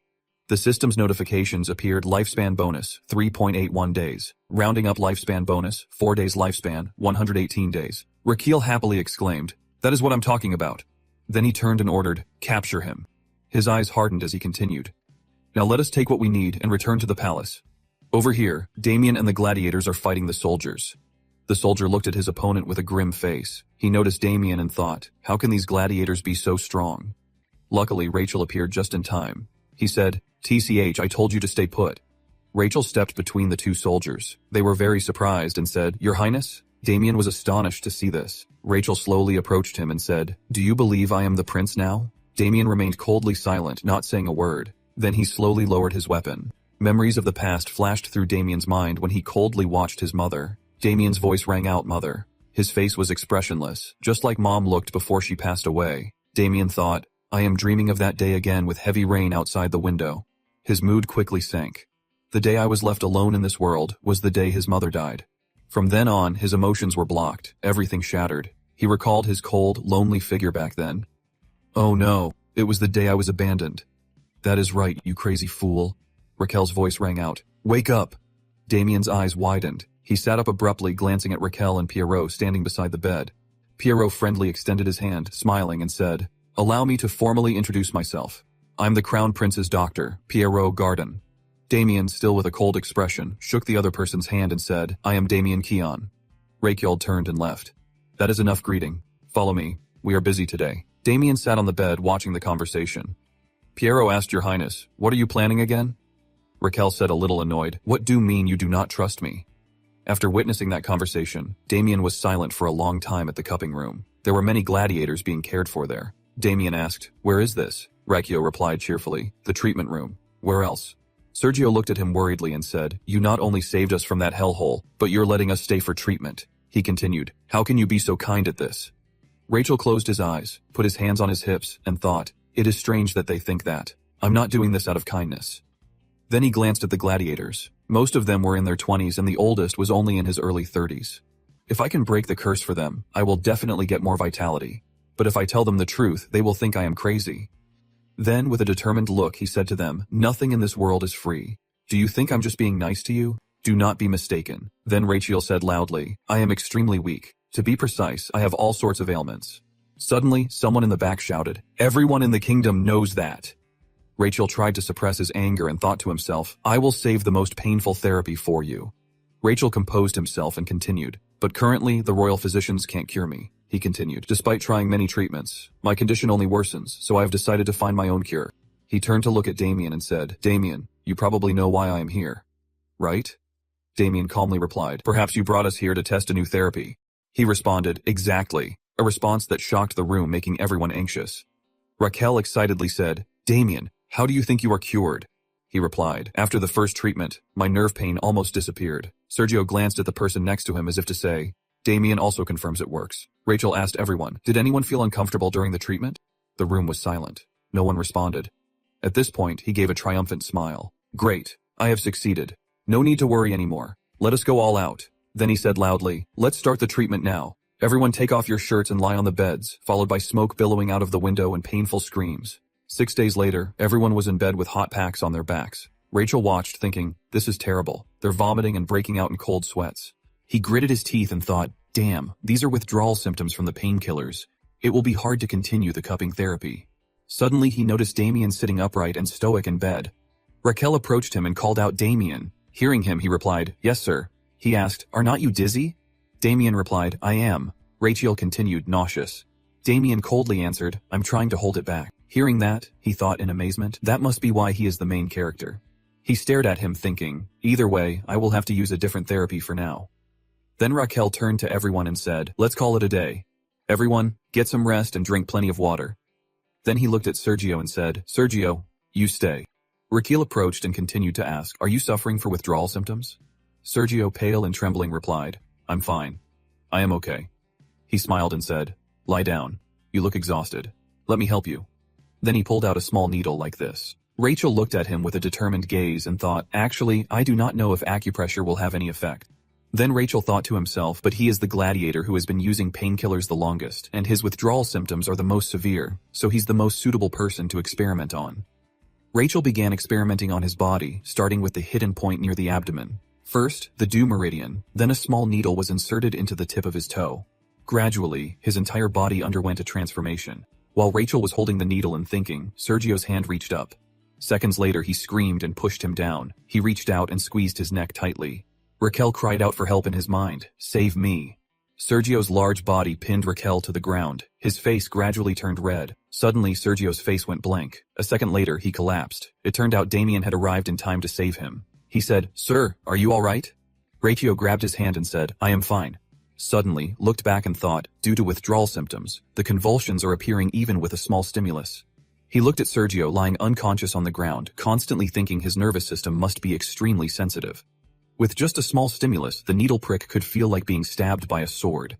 He thought further, to solve this, I need a much smaller needle. His face became pensive as he looked at the other person. That evening, Rachel stood by his desk picking up a letter that read, Sir, I am the blacksmith. The letter continued, according to your order, it is possible to forge a needle as thin as a thread, but I am not confident I can produce so many needles with consistent thickness, and it is uncertain it will function as you intend. The blacksmith continued, I think it would be extremely difficult if I were not a dwarf. Forgive me. Reading this, he sighed deeply. This is driving me crazy. There is not much time. The withdrawal symptoms will only get worse. He racked his brain thinking, what should I do? Suddenly, the system announced your organs have detected stress. Stress is the root of many illnesses. Your organs suggest you deal with it. Hearing that, he gets an idea. Inside his body, the lungs and large intestine are working hard to take care of the heart. The heart sighs and says, how pitiful. Should I give you a hint? The lungs excitedly say, we are the lungs. We are the lungs. The large intestine calmly says, would not it be great to hear the hint before the sphincter fully opens? Hearing this, Raquel asked in surprise. What is this? The system then announces in front of him. A message appears by investing the HP you have received. You can unlock countless skills and summon beasts. Seeing that he thinks, oh, I can summon beasts. This was also mentioned in the novel. Then he presses next. The system announces again, you have selected Random Beast Summon. A summon beast with a strong ego, absolutely loyal to its master, and provides the ability to use a variety of skills. Random Summon. Round 1 costs 300 horsepower. Current HP, 500. Do you want to perform a random summon? Yes or no? Then he reached out and kept praying, hoping it would be something good. The system rang again, starting a random summon costing 300 horsepower, leaving 200 horsepower. Before the summon begins, please verbally state the skill you want your summon to have. The summoned beast will possess the desired skill. Then he loudly and clearly said, I want a pile of microscopic needles. I want a summon that can provide many needles with high stability. The system appeared stating request recorded. Beneath the shimmering lights, gift boxes gradually appeared before him. Box number 1, Candidate 1, a cheerful grunting pig summon. Candidate 2, an iron feces puppy with a blue exterior. Candidate 3, the cactus that likes to poop out other cacti. Seeing such strange names, I could not help but wonder what the heck is wrong with their names. The system displayed a notification. Yes, the candidates can satisfy 100%, 50%, and 0% of your requirements. Once selected, you cannot exchange, return, or undo the summon. Please think carefully before choosing. Hearing this, I quickly said, so there's a jackpot, a so-so one, and a completely useless one. Rachel, do not just stand there looking at the gift boxes. A joyful summon, oink oink, iron feces launcher, and a cactus that likes. I started racking my brain, which one should I choose? Until dawn was about to break, I still had not chosen. When the sun rose high, I was still standing there silently motionless. Suddenly, my heart jumped and said, my heart is about to explode from suppression. Choose the cactus that likes to poop. I reluctantly agreed. Okay. The system broadcasted. You have chosen candidate 3, the cactus that likes to poop. Yesterday, rays of light quickly appeared from within. Rachel stood below praying, please let it be something good. I do not have much hap left. Seconds later, it quickly opened. A go see him appeared on his palm. It said, see him. Raquel said in surprise, it is Spike. He looked at it and said, it is a hedgehog. It kept saying, go see him. The system displayed a notification, go see him user guide. The size of the go see him can be changed by feeding it the sunflower seeds that come with it. Then he noticed a red bag under its belly. Where did that come from? The system started displaying a notification guide. Red sunflower seed makes go see them large. Fixed form time, 12 hours. Blue sunflower seed makes go see them tiny. Please feed Go-See-Him before the time limit to become large expires. Go-See-Him skill Infinite Thorns Level 1. When one thorn is plucked, a new thorn will regrow in its place. Chestnut Attack, Level 1. Go-See-Him transforms into a chestnut and attacks. 3 colored exploding thorns, Level 1. Go-See-Him shoots white, brown, and black thorns. The pain depends on the color of the thorn that hits. Then he looked at it and said, as I thought about a hedgehog, its attacks are mainly based on thorns. Rachel leaned in closer to observe. Go-See-Him. Can I pluck one of your thorns to use? It cheerfully squealed in response. He was surprised and quickly asked, really does not hurt. Then it shuddered. Rachel looked at it and said, okay, I will take 1 white, 1 brown, and 1 black. Then he happily stuck the white thorn on his hand and thought, the white one causes minor pain. It will be fine for the gladiator. Then he stuck the brown thorn on his hand and said, the brown one hurts like a bee sting. Go-See-Him's cries echoed. Go-See-Him. Rachel widened his eyes and said, the black one is said to be at the level of a chill. Do you know any muscle pain? Then he looked at the black thorn and thought, this feels pretty creepy. I will try it on someone else next time. Anyway, the needle problem is solved. Then he excitedly said, Go-See-Him is mine now. He grabbed the thorns on its back and blood flowed continuously. It cried out, Go-See-Him. In a certain room, a voice echoed, Sir, what is it? Piero looked to Go-See-Him and said in astonishment, This. Rachel said, Greet him. This is Sir, Go-See-Him. Go-See-Him beside him, also restlessly cried out, Go-See-Him. Hearing that, Piero wondered, but how did you get him? Then Rachio began to explain in a roundabout way. Then he turned and left. You can ask the remaining details from Sir Go-See-Him. Go-See-Him on his shoulder kept agreeing, Go-See-Him. Piero's expression changed. He worriedly thought, is not that? Then he thought of it, a summoned beast. 300 years ago, a genius estate designer, Lloyd Frontiera, had a flock of rats, a dragon, and so on helping him. Beasts of different shapes. On rare occasions, some beasts who feared appearing in this world before humans chose and volunteered to work for them for the rest of their lives. Not really rare and mysterious beings. The master appeared with strange patterns. Piero could not help but worry, but how could he have a summoned beast? He watched Raquel's back. Sir, is there something about you that I do not know? Just then, Sergio's voice rang out. Please forgive me, sir. I committed a mortal sin yesterday. Raquel smiled at him and said, Do not worry about it. Such things happen when you experience intense pain, but you won't feel anything now no matter how many needles I use.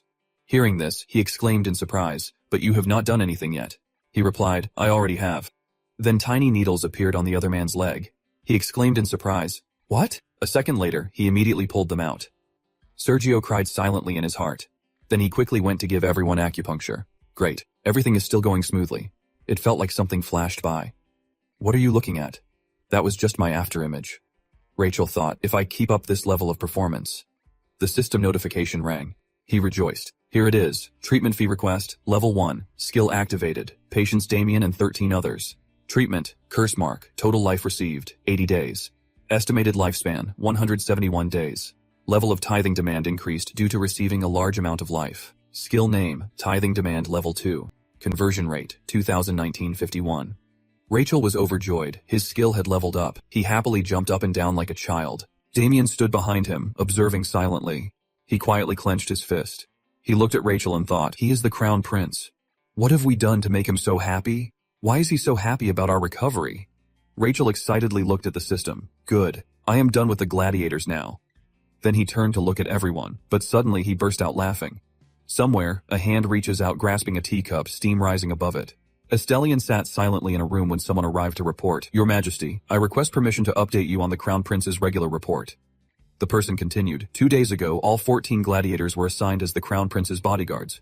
Estelian, slightly surprised, asked bodyguards. The person replied, That is right, Your Majesty. They are now called the Royal Guard Special Forces and are ordered to be by his side at all times.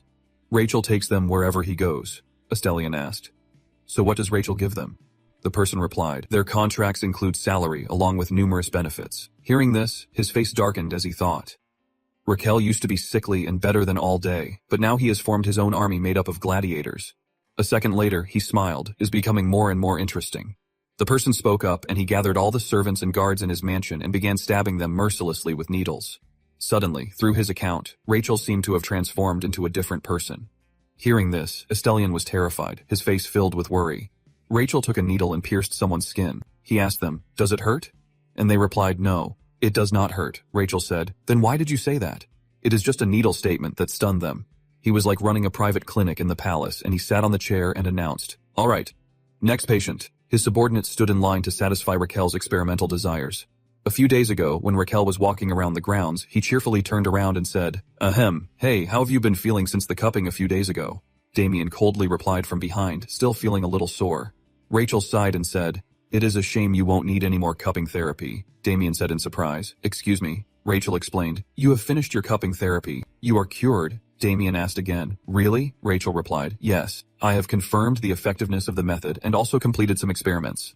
Damien silently looked at him. Then he lowered his head and said, "Thank you for everything." Rachel quickly said, "Wait." Then he became serious. "Listen to me first." He began to explain earnestly, "I want your swordsmanship skills. I do not want to send you away. I do not want your talent to be wasted." So then he said firmly, "Become my bodyguard." Rachel eagerly laid out the terms.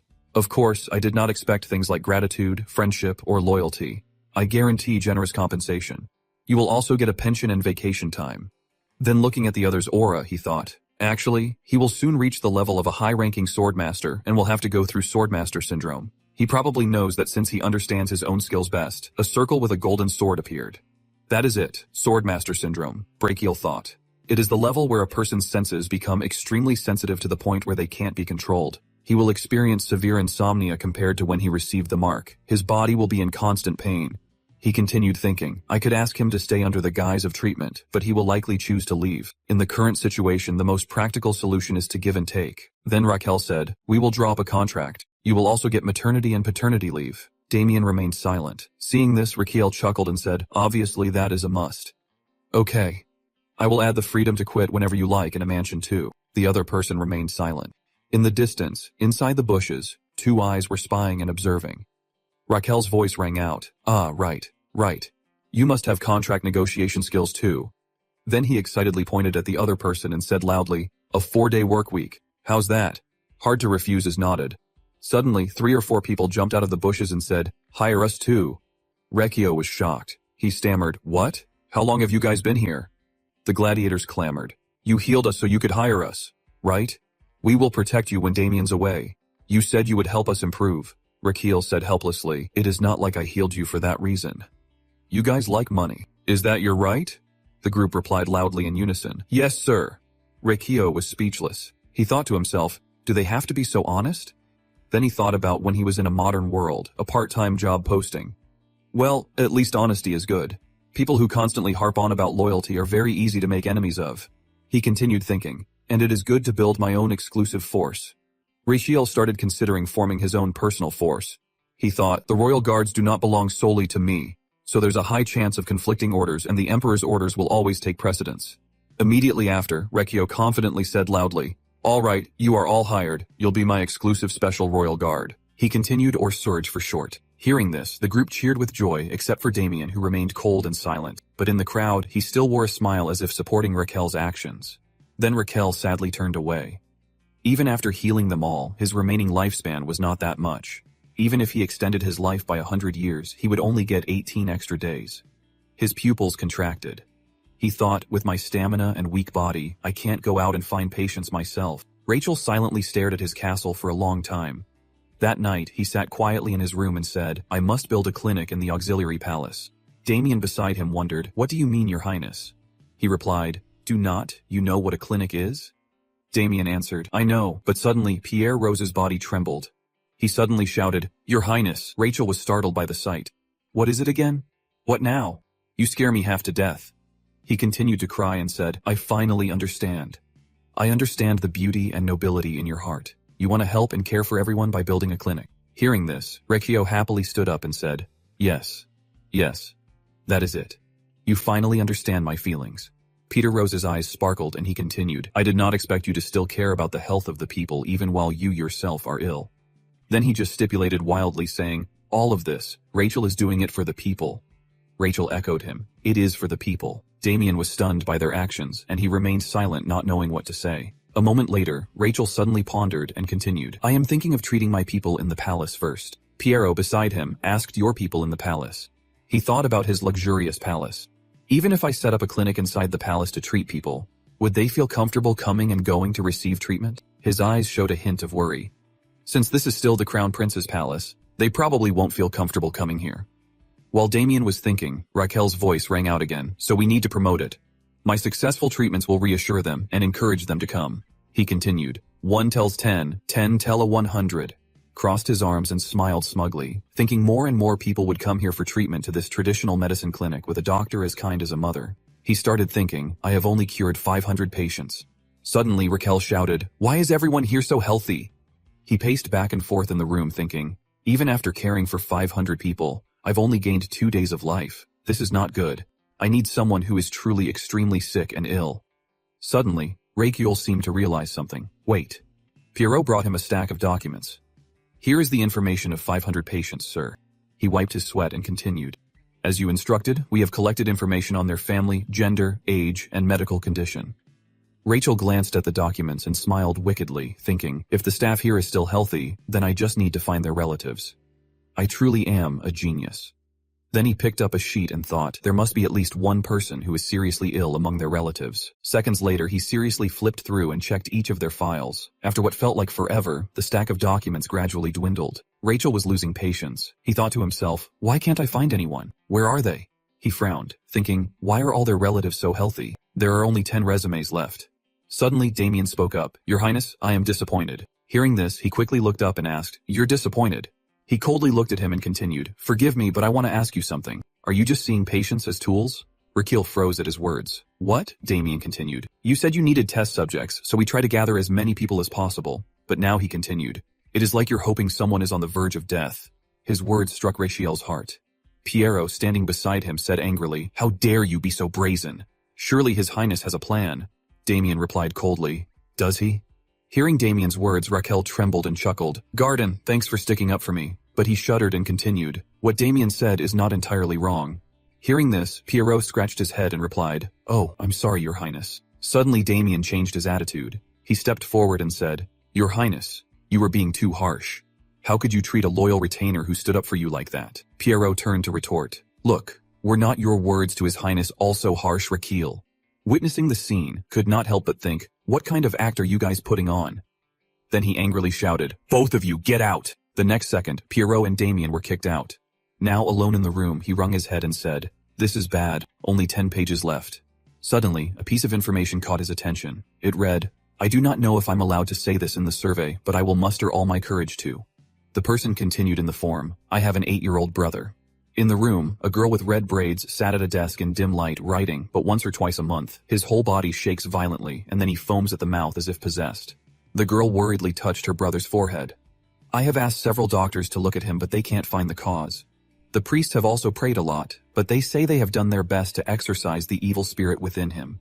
Hearing this, Rachel's face lit up more than ever. He said, found it. Rachel had the maid called in. Upon entering, she said, Your Highness, this child. She pointed to the younger brother standing next to her and continued, is my brother George? But without saying much, Rachel immediately introduced himself to the boy.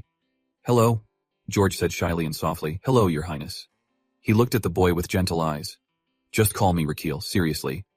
Then he thought to himself, not only is this his first time at the palace, but he also has to meet the Crown Prince. He is probably more scared than curious. Then Rachel reached into his pocket and pulled something out. He thought to himself, this is the best way to help a young patient. He secretly placed a handkerchief on his hand and showed it to him. He quickly opened the handkerchief, revealing a small candy underneath. His eyes lit up when he saw it. Rachel gave George the candy and said, here, a gift for you. But suddenly his expression changed as if he was afraid of something. Rachel asked, what is wrong? George lowered his head and replied, I'm not allowed to let you touch me. Rachel pressed, can you tell me why? The boy turned, his face darkening, and said, I am cursed by an evil spirit. George continued self-consciously, that is why the other kids always tease me. They say I'm a freak. Raquel looked at him gently and comforted him. That is not true. You're not a freak. I fought with them yesterday because they tried to imitate you and humiliate you. George still held his hands tightly, but in his room full of self-deprecating voices, he lost. He felt strange and everything suddenly went dark. Raquel asked, everything went dark. He recalled trembling at that time. Yes. There are times when I suddenly feel strange things. My body starts to shake. My whole body shivers and goes numb. It feels like I'm lifted into the air and then dropped. George recalled each time that feeling came. It was like he was tossed up and thrown down. He continued, the sky becomes distant and I hear strange noises. George said with a sad face, then when I wake up, I have lost almost all my strength. Hearing this, Rachel gently replied, I understand. He continued, even so you still endured all those things. Then suddenly, Rachel hugged him tightly and praised him endlessly. George, you are so brave. Hearing this, he said deeply moved, Prince, I mean Raquel, you really should not touch me. I am possessed by evil spirits. Raquel's eyes were a little sad. His whole body emitted a gentle energy. He softly comforted him. There are no evil spirits. It is. The system notification sounded starting pulse detection, scanning. Overall assessment, the patient has a healthy body. However, brain waves are irregular. Symptoms of seizures have been detected. This can cause severe generalized tonic-clonic seizures. Hearing the system's words, Rachel could not help but look at him in surprise. George looked at him blankly. His thoughts echoed. This is also known as epilepsy. Usually there won't be any problems, but Rachel began to recall the disease. Because brainwaves become chaotic for unknown reasons, it will cause the whole body to convulse and the patient to lose consciousness. Rachel slowly stood up and said, no matter what, even if you really are possessed by evil spirits, you're not exaggerating at all. Hearing these words, George's mood improved. He asked, really? Rachel watched the boy give him a thumbs up, thinking, of course, I'm the crown prince. Remember, I'm always right. Sunlight streamed through the window illuminating the room and his thoughts echoed again. Luckily, I discovered he has epilepsy, but even if I try to treat him, I can't figure out the cause right now. This is driving me crazy. I do not have any scanning equipment like an MRI machine. Suddenly, George's voice stammered, Your Highness, I mean, Rachel. Hearing him call him Raquel, he instinctively looked down. Below, George's illness was recurring, his whole body convulsing and shaking violently. He said, I feel so strange. Seeing the scene, Rachel could not help but be shocked. A seizure? Why now of all times? Everyone looked at George. Pierrot cried out in alarm, the child. George's sister sat down on the ground. Pierrot said worriedly, he is truly possessed by an evil spirit. Damien drew his sword coldly and said, Your Highness, please stay away from him. Meanwhile, Rachel kept observing his condition. He gritted his teeth trying to think of a treatment. Suddenly, he shouted, Stop! He was filled with anger, but this has nothing to do with an evil spirit. He is sick. She is sick. Patients need care and protection.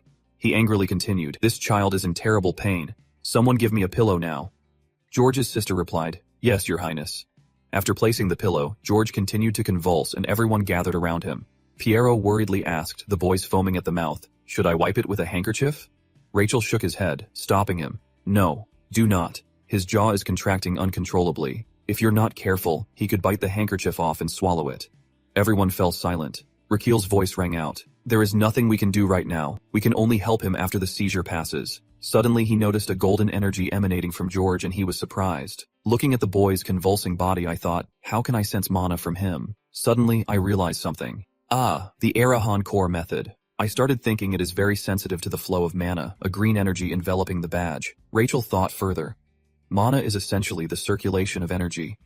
If I can see it clearly and accurately, Rachel thought to himself, maybe I can identify the cause of the epilepsy. Immediately, he used his power to touch the other person and feel. Then he closed his eyes. I can see it. The next second, he was inside George's body. He looked around inside. The flow of mana was everywhere, moving wherever it wanted. Rachel reached out and touched a flowing stream of mana.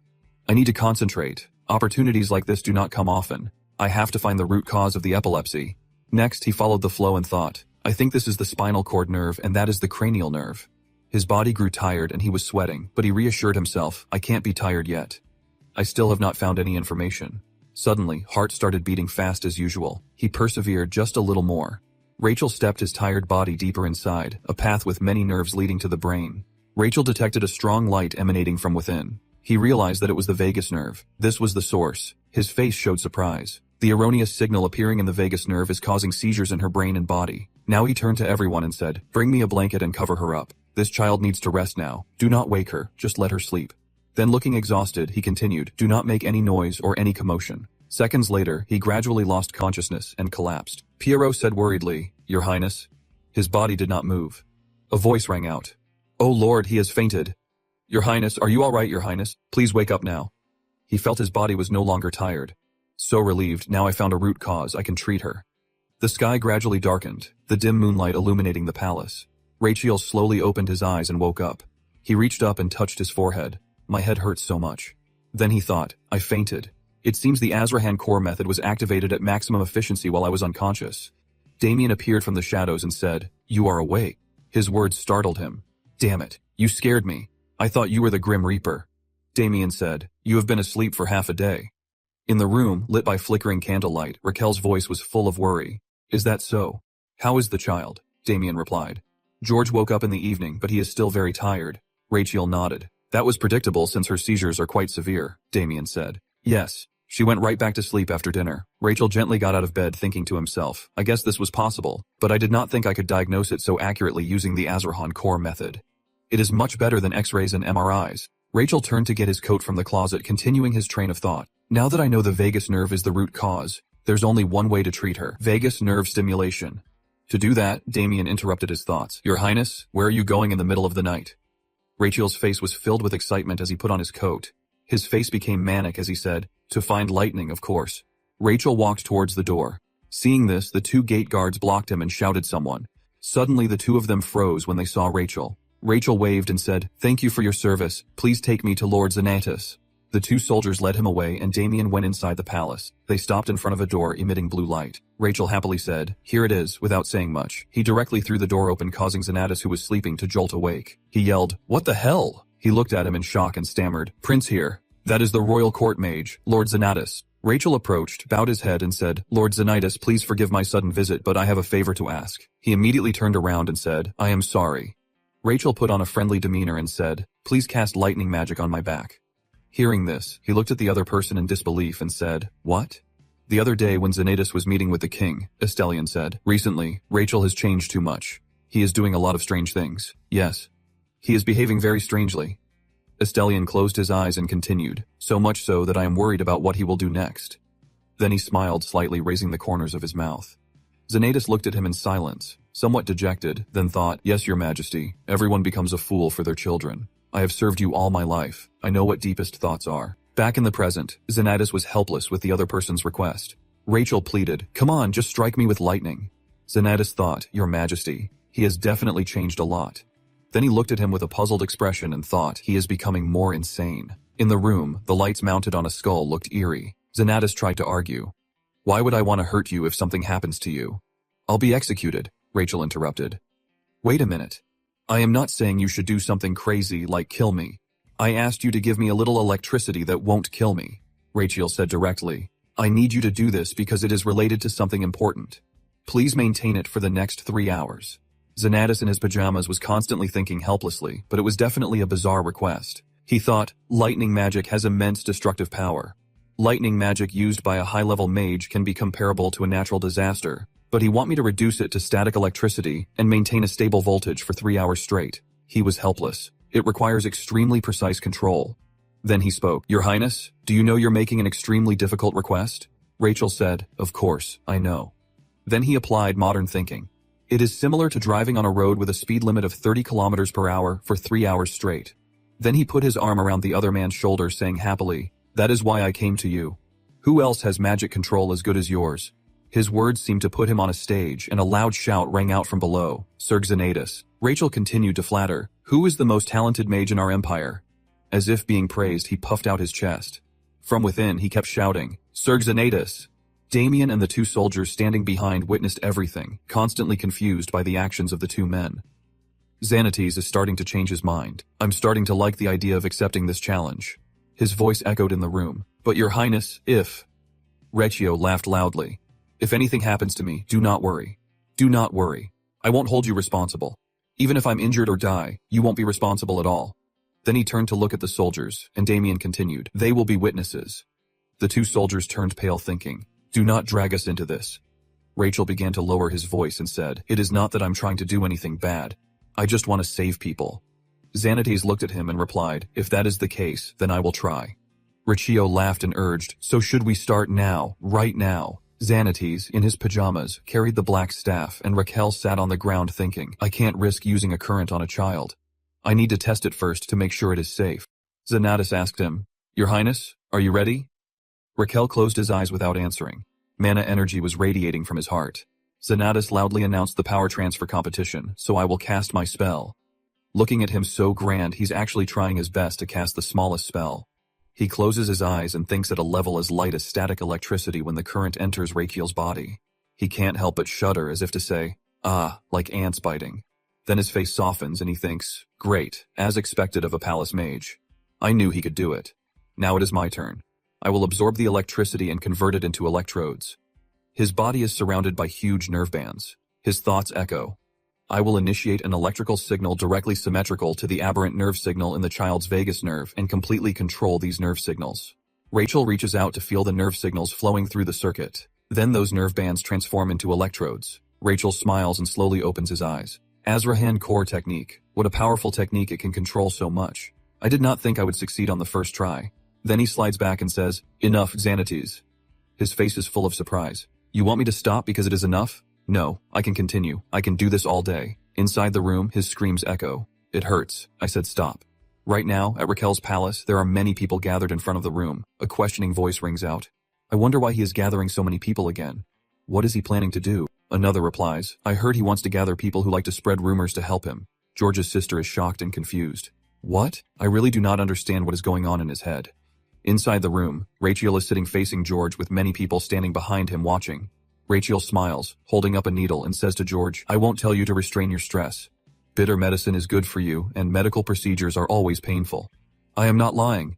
George shyly asks, will it? Will it hurt a lot? He replies, just a little bit, like a playful pinch. Rachel raises the needle. George's voice rings out. It sounds like it will hurt. He comforts him. This won't hurt at all. I promise. George starts to believe him and says, really? Rachel says, that is right. I have already injected it. You did not even notice, did you? His words make him startled and look down at his neck. Then he turns to look at Xanatis and signals. Rachel thinks to himself, the real pain starts now. On this side, Xanatis begins to cast a spell. A current of electricity went straight to George's heart to his astonishment. Rachel felt it in his heart. Good. The energy is gathering smoothly, he thought, watching closely, and spread the word to everyone. Spread the good news about this breakthrough treatment. Meanwhile, Pierrot was panicking on the verge of fainting. I can't believe the prince is being fried by lightning, but strangely, everyone seems terrified. His thoughts echoed. This is what is known as viral marketing. Now, inject the process current. Rachel reached out and removed the needle from George's neck. At this moment, he held the energy and slowly moved it into the other man's body. In the dark space, a beam of light suddenly appeared, radiating intensely. That light caught his attention. Suddenly, his expression changed. Wait, it feels very bad. Suddenly he realized, oh no. The mana flow is interrupted. Raquel immediately rushed to chase after it, thinking it is going to explode soon because of the blockage. He raised the alarm. The seizure is about to begin, George said with a painful expression. Rachel, how much longer do I have to hold on like this? Meanwhile, Rachel was doing his best to chase after it and thought, we have a maximum of 3 minutes before the seizure starts in the worst case scenario. Then a minute passed and the chaotic mana gradually appeared more and more. Rachel hugged the electrode and thought, I need to initiate the opposing signal into this electrode. But then he thought, damn, there's not enough time. Rachel began to hesitate. Even if I use the highest yield Arahan core technique, the process will take 30 minutes. Should I stop now and treat it next time? But then he changed his mind. No. If I let the boy's seizure happen, they will spread bad rumors because of this. I also do not know how long Lord Xanates can hold on. Damn it. Someone with a terminal illness like me does not have time to slack off in this situation. Then he called out Lord Xanatos. Rachel said coldly, his whole body radiating power. Please amplify the lightning magic to 3 times its current level. Hearing this, the old man said worriedly, I am sorry. I won't say much. You ordered it. Do it now. I will explain later. His voice was full of worry, but it will hurt a lot. Rachel snapped, it does not matter. Receiving confirmation, Xanatis began casting the spell, saying, very well, your highness. Immediately, a powerful surge of lightning went straight into Rachel's body, causing his heart to contract incessantly. Rachel's thoughts sped up, 10 seconds until the convulsions start. I need to absorb more magic, process it, and complete the treatment. The streams of mana began to move faster. Inside him, he kept thinking and where to focus the absorbed electrode. Carotid artery, Rachiel quickly searched for it. He hurriedly exposed the electrode on his hand, his hands and teeth clenched tightly, constantly tense. He began wrapping the cloths around each nerve. Rachel struggled 5 seconds before the seizure. He applied a powerful current to the nerve. On the other side, George was showing constant signs of a seizure. He started foaming at the mouth. Rachel counted down 4. Everyone watching held their breath. Rachel kept counting in his head. 3. Inside, the vagus nerve was constantly emitting a source of power. Rachel continued to count 2. The current was tightly wrapped around one side of the nerve. Sweat poured from his face. Rachel gritted his teeth and counted 1. Rachel stood between 2 opposing sources of energy merging together. His hands constantly discharged electricity to stimulate the energy source into George's body. Rachel tensely counted the penultimate number 1. As the countdown reached 0, George's expression darkened and he clenched his teeth to dull the pain. Seconds later, he opened his eyes, no longer convulsing. George looked at the other man and called his name, Rachel. Rachel, pale and sweating profusely, asked wearily, "Are you feeling better?" Nearby, Xanatus breathed a sigh of relief. George's sister looked at the two of them in surprise, thinking nothing happened. He usually loses consciousness when the pain starts, but now... Rachel, exhausted, sighed and thought, "Phew, that was close. My body is still numb." The system chimed, ding, treatment fee request, level 2 activated. Patient George, treatment method, vagus nerve stimulation surgery. Life expectancy increased by 3 days. Projected lifespan, 161 days. Hearing the system notification, Rachel could not contain his excitement. Good, I have gained another day to live. Once again, the system's notifications rang out. You have maximized the Azrahan core method's ability to withstand high-intensity stimulation of the body. By doing so, you have exceeded your limits. A bright notification rang out. Azrahan core technique has leveled up. The introduction panel read, Skill name, Azrahan core technique, level 1 circle, level 2. Mana increase 130%. Stats needed to level up next, HP 1200, current HP 200. Seeing the system's notifications, Raquel was overjoyed, forgetting all his fatigue. Raquel thought to himself, the core technique has leveled up, and the mana increase is even greater. At this moment, a notification rang out. You have successfully withstood the stimulation of the large electric current. The lungs and large intestine have received metal energy and have resistance to wood energy. Metal overcomes wood. The internal organs have obtained wood energy. The liver has awakened. Cut to a smartly dressed young man with a cold expression kicking the door open and entering. He is carrying a bag and says, "Hey, you lazy bum." He throws the bag on the ground and yells, "Pick up my bag now."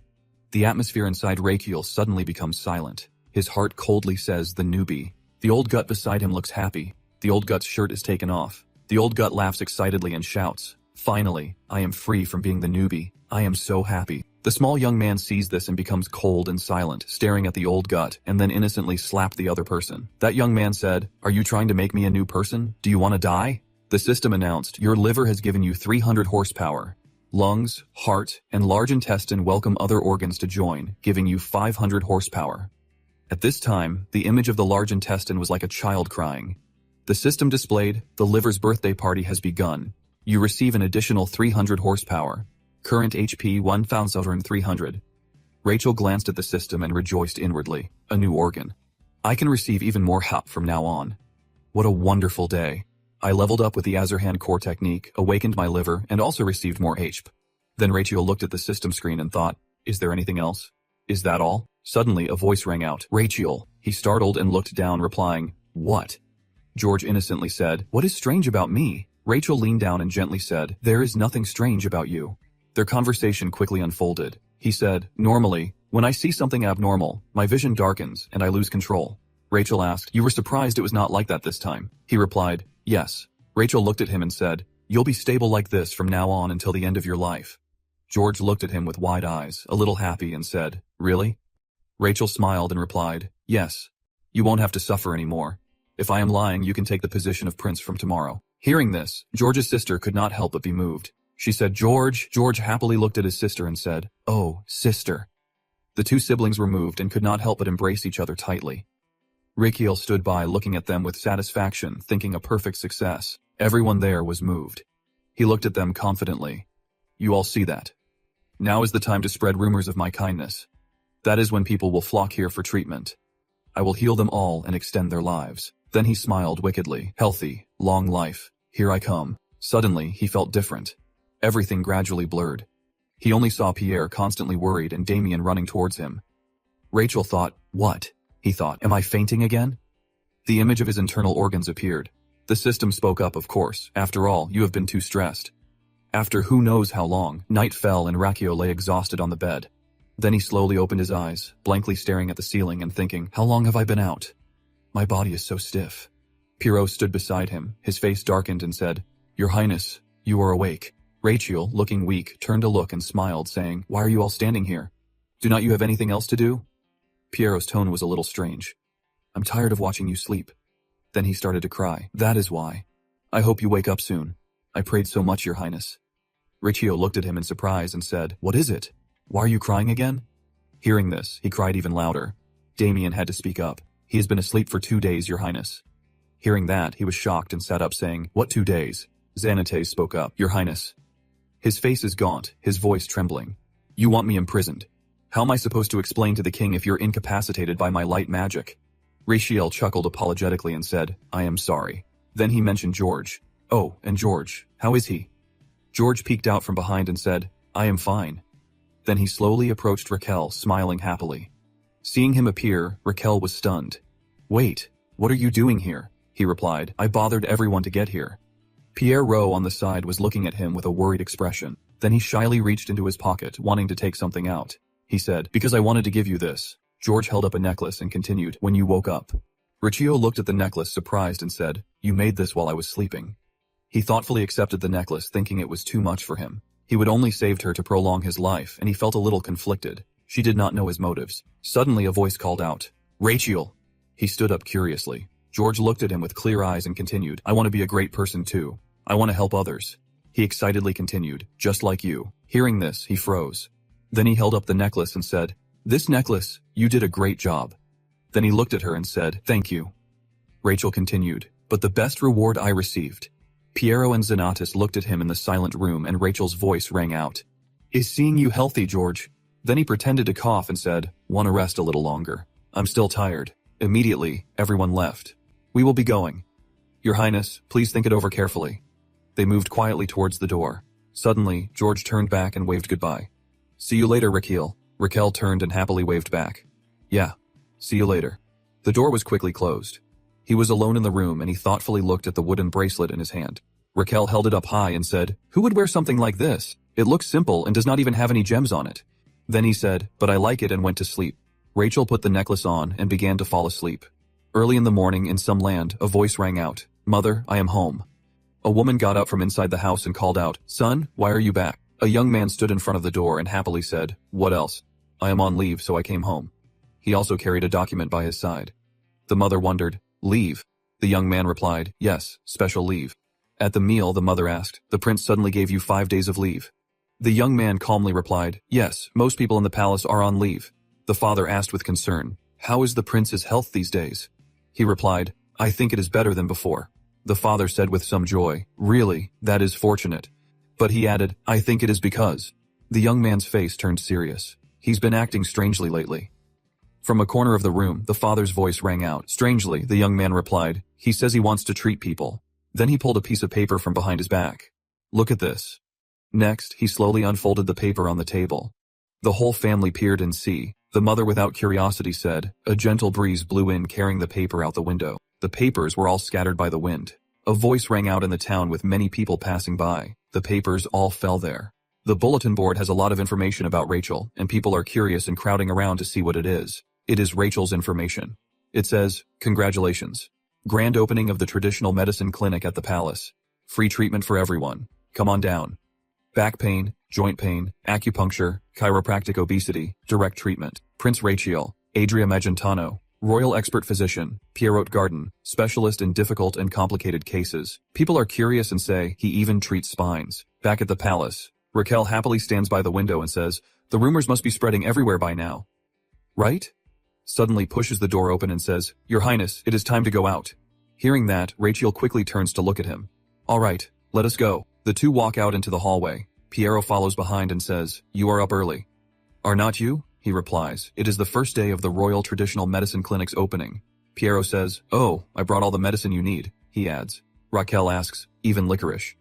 Piero replies, "I chose the best place to buy it." Raquel praises, "Excellent, we need a lot of it. So even if it is expensive, I want to buy as much as possible." Suddenly, spoke understanding, but Prince hearing him, "You turn around." Piero said seriously, "Allow me to ask, where did you learn these things?" Rachel's eyes widened, stunned. "These things, you thought about the things you used to heal." Piero said, "Like creating new medicine." The two stood facing each other. He continued, "We're relieving joint pain by sticking thorns into people. As a doctor, I'm very curious about them." Hearing this, you fell silent. Piero stood by the window and began to explain, "Actually, I have not been sleeping well lately. I'm very curious about where you got those techniques, but I still do not understand how they work, no matter how hard I try, so I'm a little." Piero lowered his head and hesitated, sad. Hearing this, Rachel silently looked at him thinking, he is sad. Then you thought deeper. He must feel like a failure because he can't understand the essence of the techniques I use. I understand why he feels that way because I am a doctor too. Your expression turned cold. He began to say, actually, I come from another world. Piero replied, somewhat doubtfully, yes. He continued, in that place, I was not a prince, just an ordinary person named Li Hon. I made a living using the traditional medical techniques I had learned. Full of doubt said, Your Highness, his mind is now spinning. I am saying this after serious consideration. Then Rachel scratched his head and laughed, saying, That is why I am telling the truth. Piero, still unconvinced, pouted and said, I'll be very sad if you do this.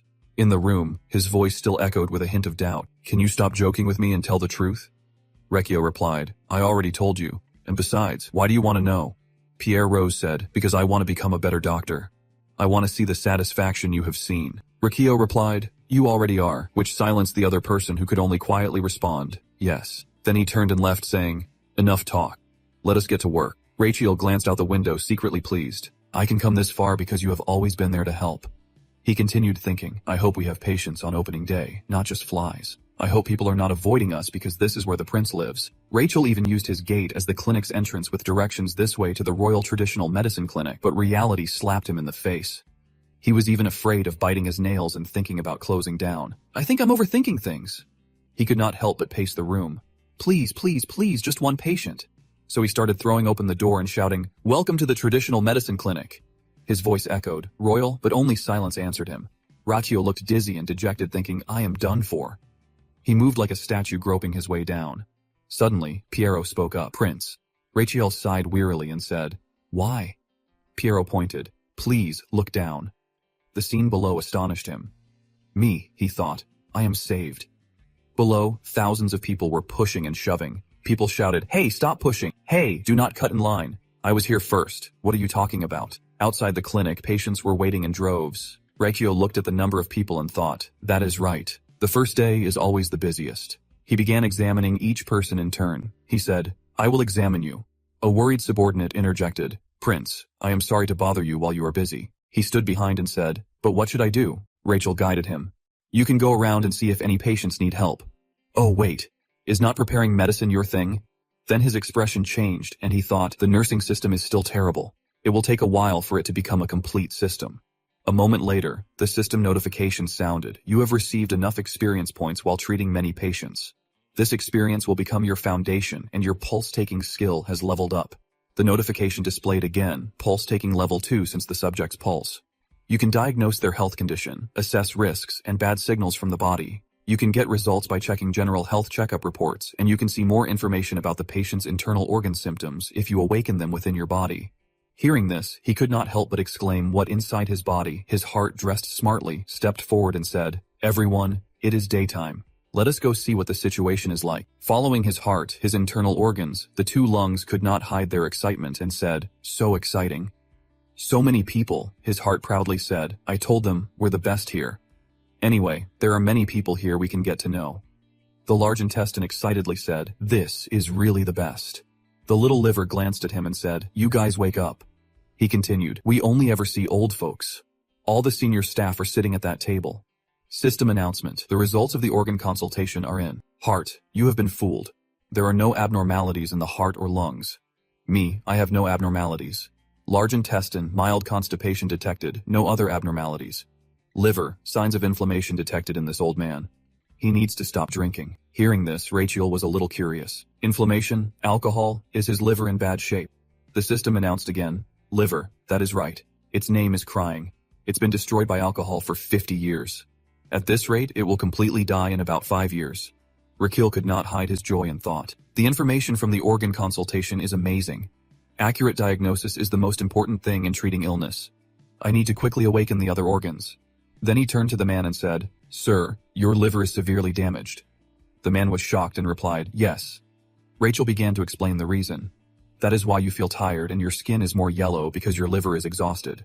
I will prescribe you a minor buplerian decoction for today. Take it for 10 days. Based on the next examination, I may prescribe cinnamon and pariah. And then, he said sternly, you should stop drinking alcohol from now on. Hearing this, the man could not help but panic. What? Rachel said, because your liver is so bad. You won't live another 5 years if you continue like this. The man stammered, the man shook his head and asked, Can I eat without drinking? As your prince, I order you not a drink. Not as a doctor, but as your prince. If you dare disobey me, I will throw you in jail. Hearing this, the man froze on the spot. Without realizing it, the sky had turned to night. From inside the room, Rekio called out, "All right, that is it for today. All non-serious patients, please come back tomorrow." A servant stepped forward and said, "You did a great job, Your Highness." A maid quickly apologized. "I am sorry for the mistake I made while preparing the medicine. I do not know if I did it right." Rekio smiled awkwardly and said, "Do not worry, everyone did a great job. Keep it up tomorrow." A second later, he thought to himself, since nurses do not exist here, this is good enough. But we will have trouble if many patients need nursing care. We need to establish a nursing system for rotating patient care. Then he thought of the two hardworking nurses. I wish Ms. Kim and Ms. Lee were here now. Suddenly, hurried footsteps came from outside and someone shouted, "Over here." Pierrot rushed in seriously and said, "Your Highness, there's a patient who needs emergency care." Behind him was a man carrying another man. The man quickly introduced himself. "I am the eldest son of the Dinria family. I bow to Your Highness." The Dinria family's matriarch was writhing in pain on the man's back. The eldest son of the family hurriedly said, "Please save my mother, please." Rachel had them lay her on the bed and said, "Her fever is severe." "How long has she had it?" The son replied, "Since this afternoon. She was fine before that." Then he reached out and took her pulse. A powerful energy radiated out. The man continued, "She started feeling cold around noon and her condition just kept getting worse."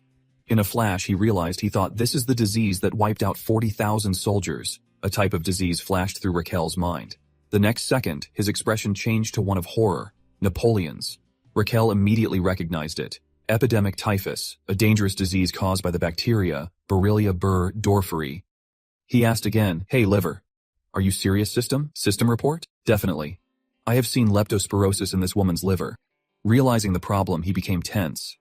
Then Rachel turned and asked, "When was the last time she bathed?" The eldest son of the Dinrier family, confused, said yes. He reasoned, "I need to know more about the patient's condition." The son replied, "Yes, she does bathe." Rachel continued, "Yesterday." The other party replied, "Yes, she usually bathes with warm water every day." Hearing this, he began to fall into a pensive state. Strange. How could such a clean person get infected? His voice echoed in the room. "What about her house? Especially the sleeping area?" The eldest son of the Dinrier family replied, "She is very neat and clean." Rachel continued, "No ticks or fleas?" The man replied, "No, they're not." Rachel continued to ask, "Could she have gone somewhere unclean in the last few days?" The son quietly lowered his head to think. Suddenly, he remembered, raised his head and said, "She did."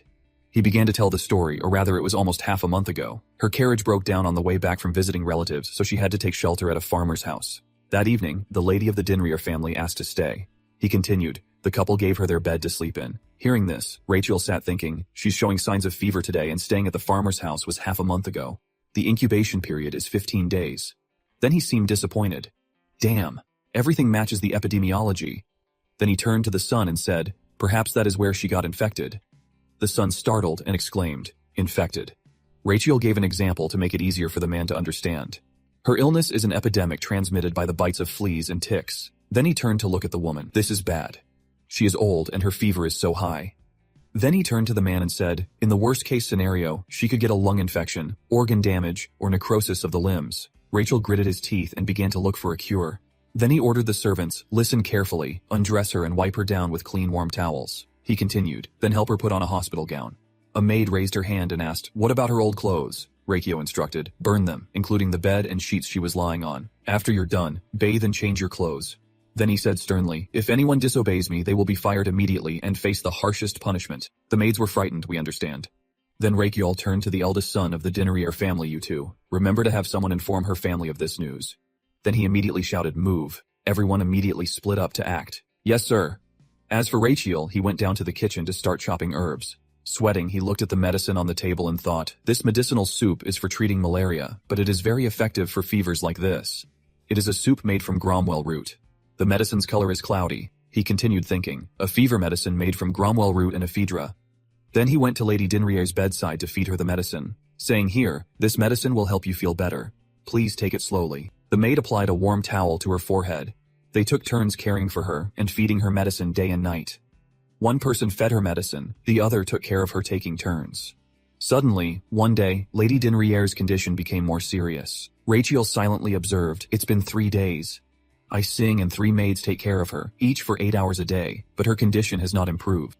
Her situation is worsening due to the high fever. Then he looked at the bowl of medicine and thought, the medicine from the wrong tree root does not seem strong enough. He continued thinking, the balance of yin and yang has completely disappeared, causing the yin energy circulating in her body to be almost depleted. I need to rebalance the qi and blood first, then the fever-reducing medicines will work, he thought. A herb that can restore yin energy in the body. I need something like that.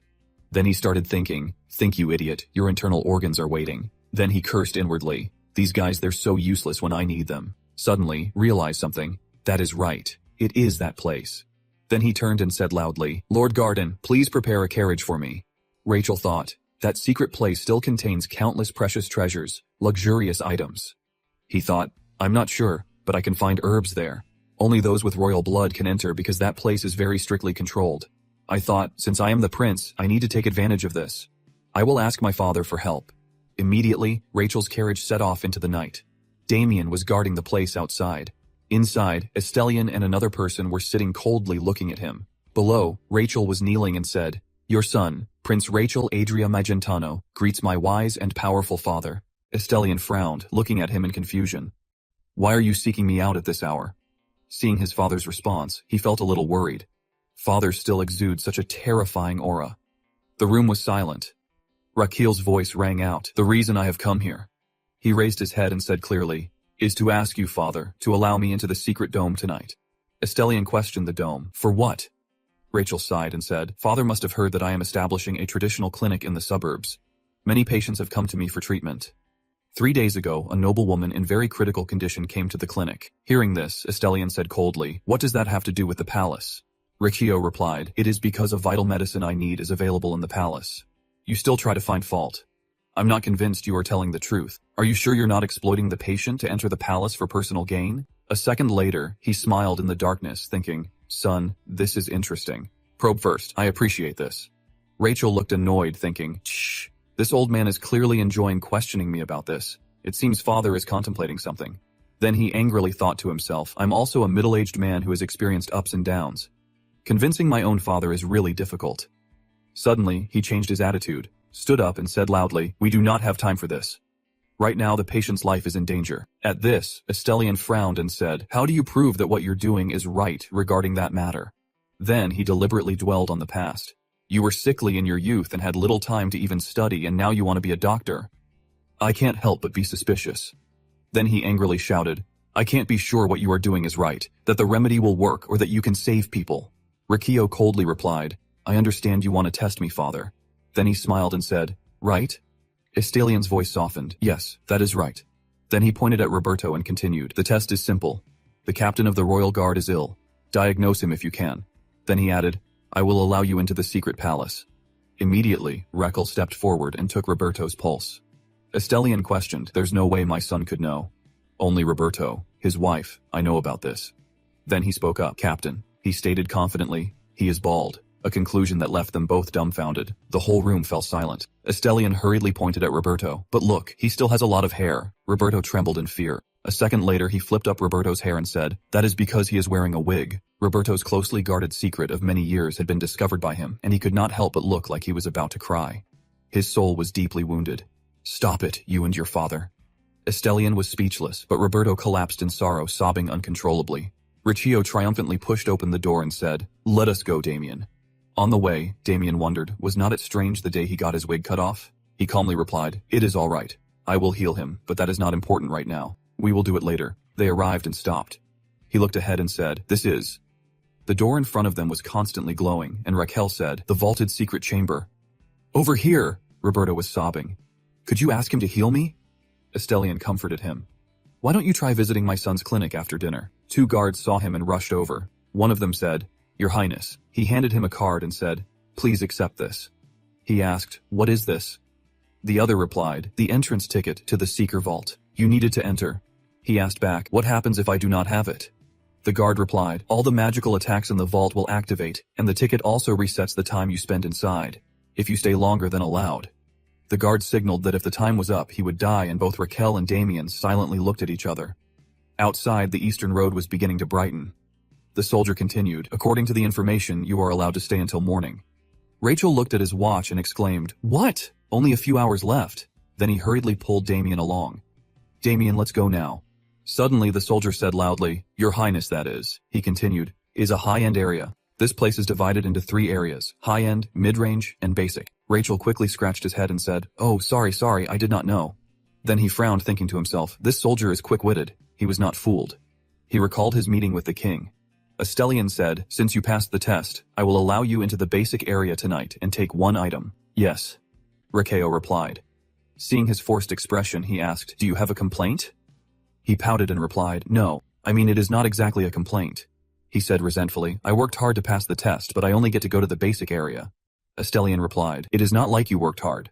Right, he replied, but you did not specify which area when he gave you the test. He continued pouting, You just changed your words after I passed. Estelian was speechless. Son, you're really thick-skinned. Back in the present, he turned away thinking that stingy emperor, is he really helping me? He held out his card to scan it. It is best not to go to him unless I really need to. Immediately the machine recognized the card. The soldier behind him hurriedly said, Your Highness, see you later. Rakeel opened the door and stepped inside. Inside, the lights were as bright as day. He looked at this vast space and said, Wow, this will take all night. The countdown timer on the card began to run. Rakeel turned to Damien and said, Damien, we need to find a necessary item in here. The other person asked, How are we going to find it? Rachel said, Something cold that looks like a sword or a crystal. Damien replied, Yes. Damien continued, An item. A potion of the magical bridge covered in ice or something like that. He handed the paper and penned to the other person. If you find anything like that, write down its location and I will come check it out later. Then he began to divide. We will split up half each. I will go this way. Damien pointed to the right and said, Then I will go this way. Rachel coldly replied, Okay. The 2 of them started searching separately as the hourglass began to run. Over here, Damien is also engrossed in searching, and his timer has started as well. After who knows how long, Rachel is still absorbed in searching, oblivious to the time.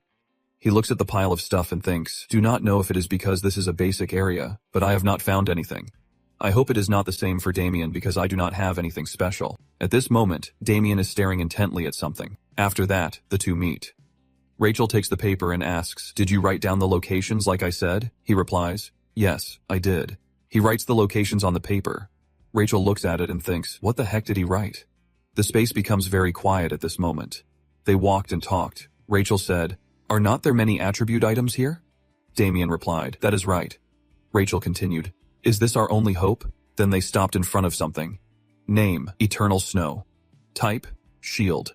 Origin, Unknown. Classification, Basic. Description, When a user infuses magic, it will convert the magic at the center of the shield and create an ice shield.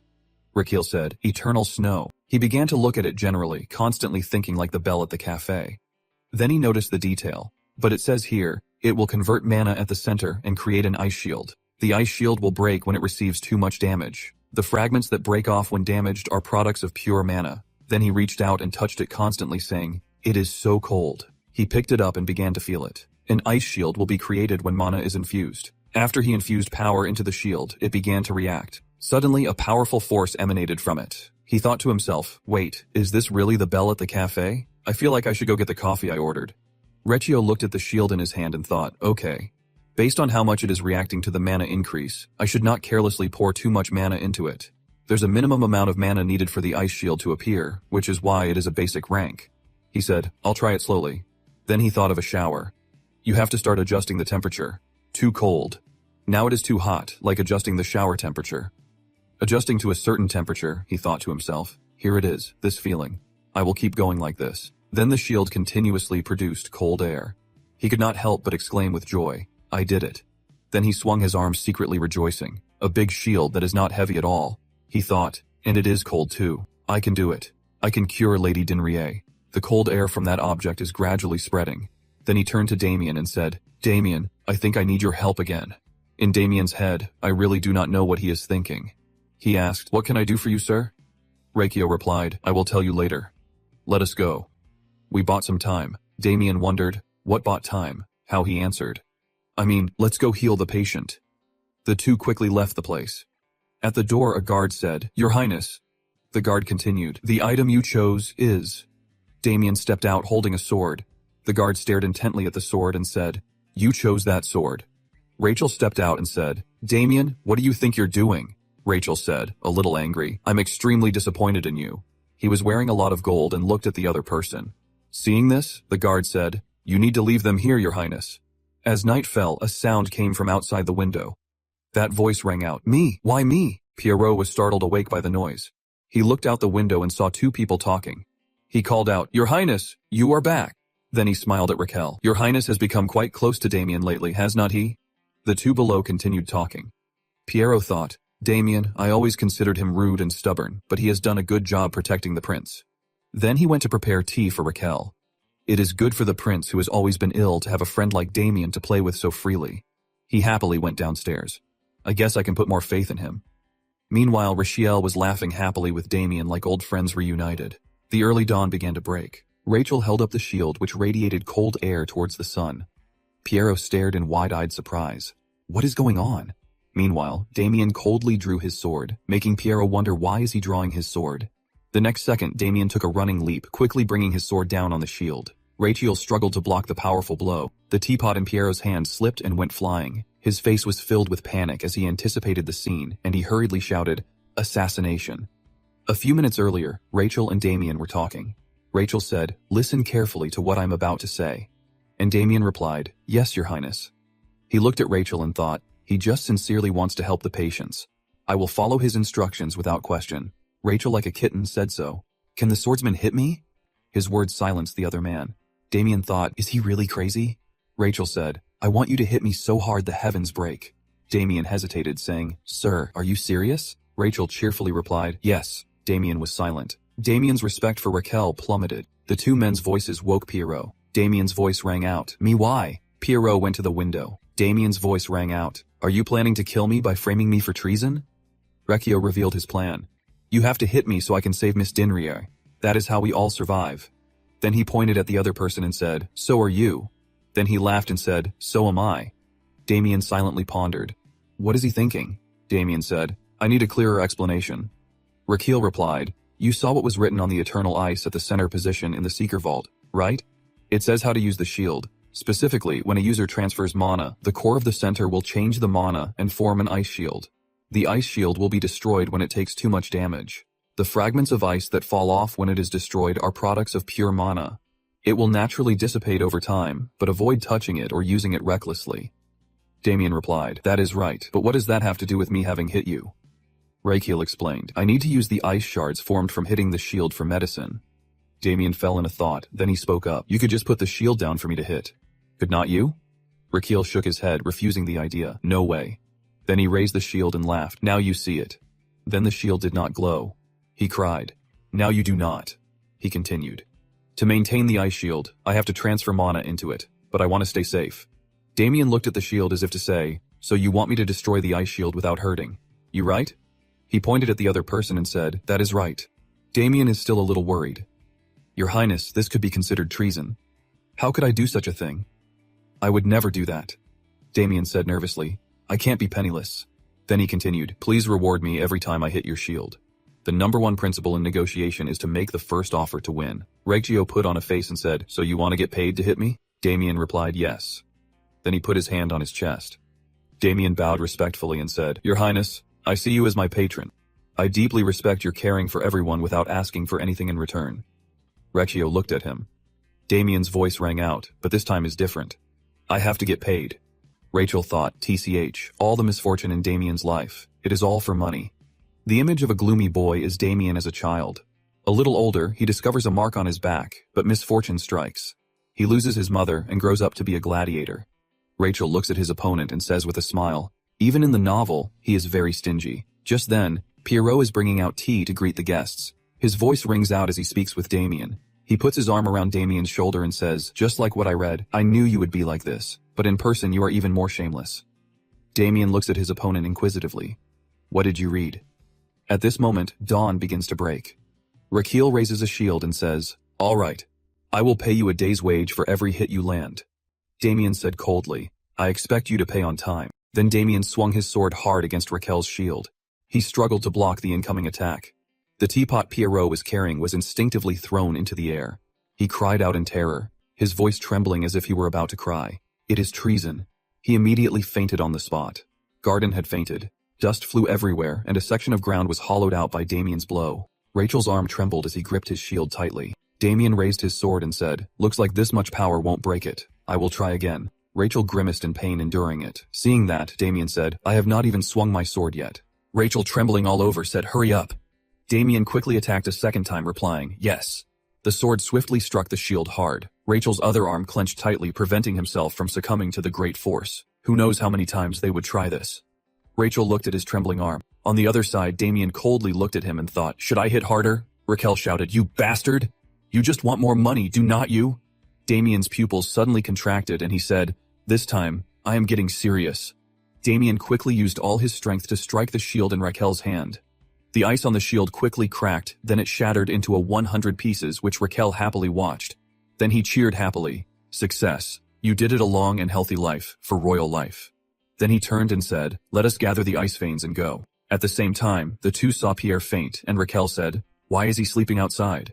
Kudzu, ephedra, jujube seeds, peony root, licorice root, all the ingredients are put into the pot. With ginger root and Chinese cinnamon bark, this is just regular kudzu soup which Raquel is carefully preparing. And he thought to himself, now I will add the ice shards. He continued thinking, I will put this into the cycle. Suddenly, the system rang out. Your experience has grown exponentially thanks to using a new method, a new skill. Tonic brewing has been unlocked. Tonic brewing level 1. The tonics you brew will be 10% more effective than regular tonics. And through analyzing the ingredients, you can find detailed information about the uses, side effects, and toxins in the tonic. Then Rakule looked at the pile of ice in the bowl. The system announced, you must find a new recipe based on traditional tonics, kudzu tonic. His heart suddenly appeared, saying openly, oh Lord Rakule, this is the kudzu root tonic combined with ice that you ordered. The system rang out with a notification, brewing skill, ingredient analysis. Do you want to activate it? Yes or no? Raquel looked at the system and smiled, thinking, great. Of course, it is there. The system's notification sounded sun root tonic combined with ice. Description, a dark brown liquid. Effect, restores water energy, reduces fever. Method of use, drink 3 times a day after meals. Concoctor, Brachial Adria Magentano. Then he thought, this skill is amazing. Now I do not need to check the medicine myself. He continued thinking, it even restores water energy, Lady Dinrier.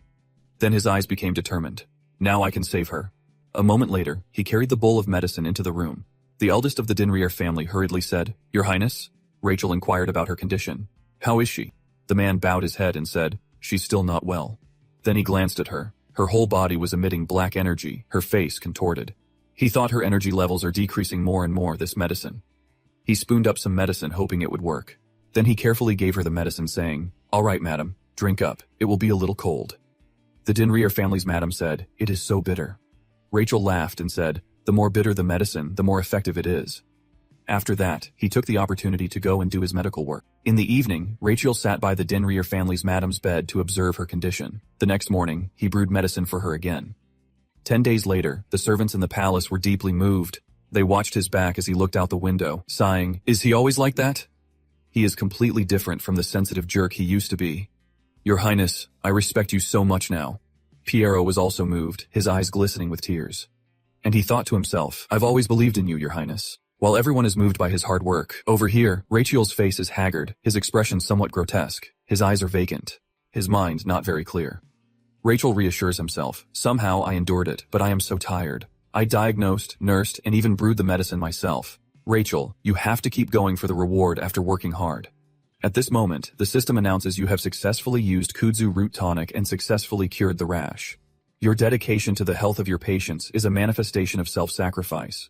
Those who have witnessed it deeply respect you. They praise you. The system even includes music to celebrate. More than just rewards, you have been respected. The effectiveness of the demand medical fee skill level 2 has increased by 1.5 times. Rachel, looking at the system, can't help but be surprised what he's filled with joy. Title reward. The effectiveness of the skill increased by 1.5 times, so that means the system notification appears patient misses. Dinnerier's lifespan has increased by 27 years and 3 months. The amount of time to live will be 5.03 days before the title reward disappears. Lifespan reward, 7 days.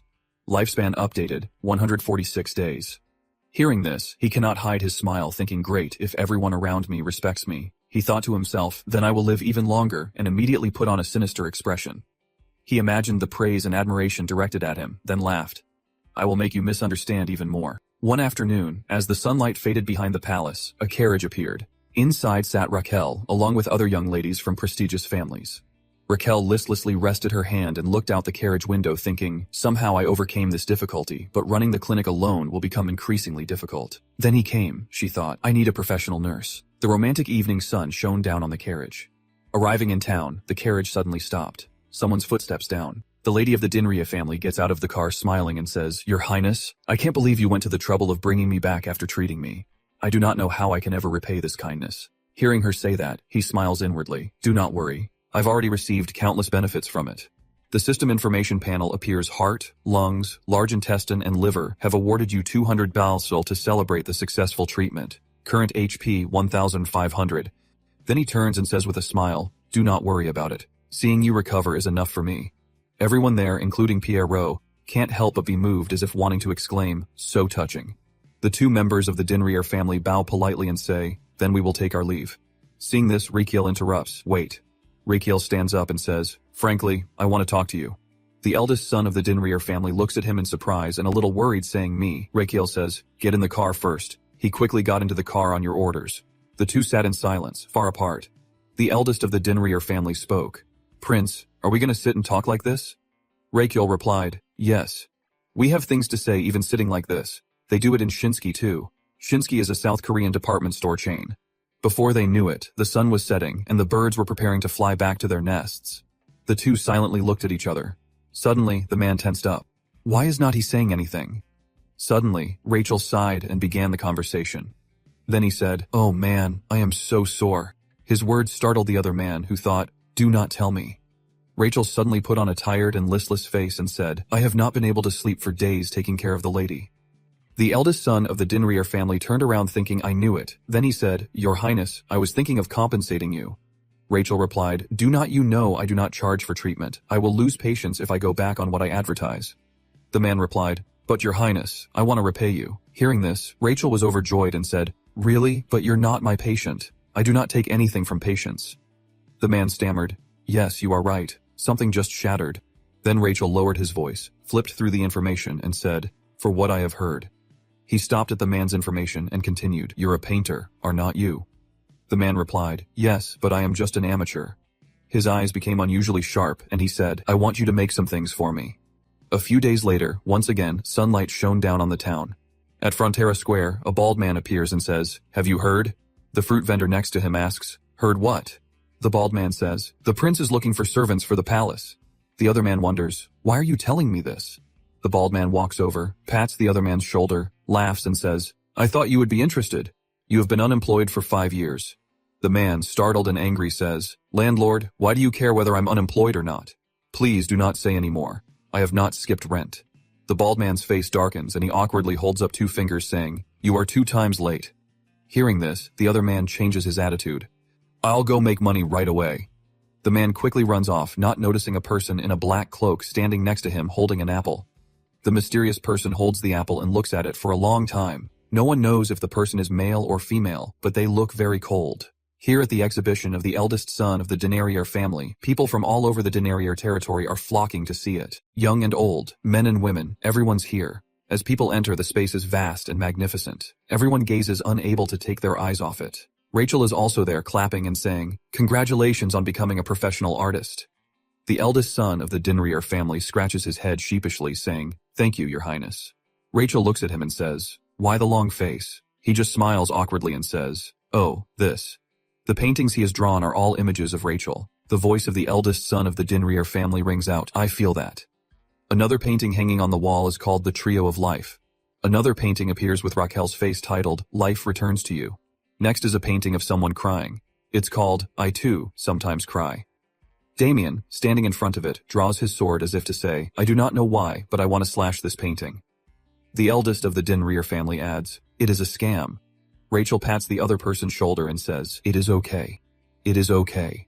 People Photoshop all the time. He looks confused and asks, What is Photoshop? Then he continues, Your Highness, will my paintings really help you advertise? Recchio replies, Of course. He continues, It will be useful. Then he points to the painting in the middle titled, Show me the ganho, which means bring the nurse here. Rachel says, Damn it. Good, very good, wonderful. The nurse is here. But the reality is different. Everyone is shocked by the painting. I came because I heard there were free tickets. What is this painting? Suddenly, someone notices the information board underneath the painting. It reads, "Bring the nurse here. This is oil on canvas. You can become one of them, the white-clad angels learning experience and happiness in life by becoming a nurse. Furthermore, you'll be paid by a handsome boss, the prince. Sign up now." Immediately, a voice rings out. "Sir, I have to be honest. My dream is to become a nurse." The man is startled and says, "What?" At the nursing registration office, Pierrot is busy with application forms. In the crowd, a voice rings out, "Are the wages really that good? I heard that 1 month's salary can pay for 2 years' rent." A man in the crowd cries, "Mom, I will become a rich nurse and repay you for raising me." Beside him is a mysterious girl in black. The girl holds a paper in her hand, reading the job information. The content includes working hours depending on the prince's health and mood. Requirements: move into the capital. How to register: fill out the form and go to the Frontera Square office for the test. The girl pays attention to the registration requirements. A second later, she suddenly clutches the paper tightly. "Over here!" Raquel is standing secretly crying. Damien sees this and asks, "Prince, are you so happy?" Raquel's eyes sparkle, constantly thinking about the future. Then he composed himself and said, "Of course, why would not I be happy?" He looked at the long line of people and continued, "If we can attract talented individuals to the palace, we can heal even more sick people." Then he held out his hand and said loudly, "That is why." Then he became cheerful and started singing, "Why would not I be happy?" Then Rachel thought, "Life expectancy will be added to me." Damien looked at the other person with admiration and thought to himself, "He is amazing, and he pays very generously too." 6 days later, by the palace fence, a strange footprint appeared slowly moving in. Above, Raquel hung a banner, "Bring nurses here." Outside the gate, thousands of line up waiting. A mysterious dark figure approaches from behind, gazing at the bustling crowd ahead. A mysterious girl coldly looks up. It is a niece propping herself up and laughing, saying it is time. The host appears with a spoon in his hand. He says loudly, "Everyone please pay attention." He and the knowledge spectacles continue. "We will begin the first part of the selection test." Thousands look up at him and he says, even more confidently, "Organized by the prince bringing nurses here, the first part." The man shouts with all his might, "Will be." He continues to build suspense, saying it will be. "Revealed next week at the comic book museum," he says, pointing forward. The host announces, "Organized and sponsored by the Crown Prince, the nurse selection competition. Show us your abilities." He shouts, "The first task is to proceed to the interview location." People then discuss, "That is weird. It feels like I've been hearing this all week. You are thinking too much." They are instructed that they will all be divided into 5 groups of 50 for testing. Start here and move quickly to the main building of the sub-palace. Only the first 10 individuals from each group will be interviewed. A quick map is drawn. From the sub-palace, the main building, the interview location run a total of 3 kilometers past the fountain, then to the current location, the outer gate. They panic. What wait? What about the other 40 people? He says, "Those who do not make the top 10 are disqualified." Immediately, they started ridiculously sprinting from station to station. "All right, Group 1 begin." As they ran, they screamed in exhaustion from having to move 3 kilometers. Pierrot followed the rules, standing upright and observing the participants in the run. Seeing signs of fatigue, he quickly stepped in to stop them and said, "Those in the back are disqualified." They collapsed to the ground, panting from running.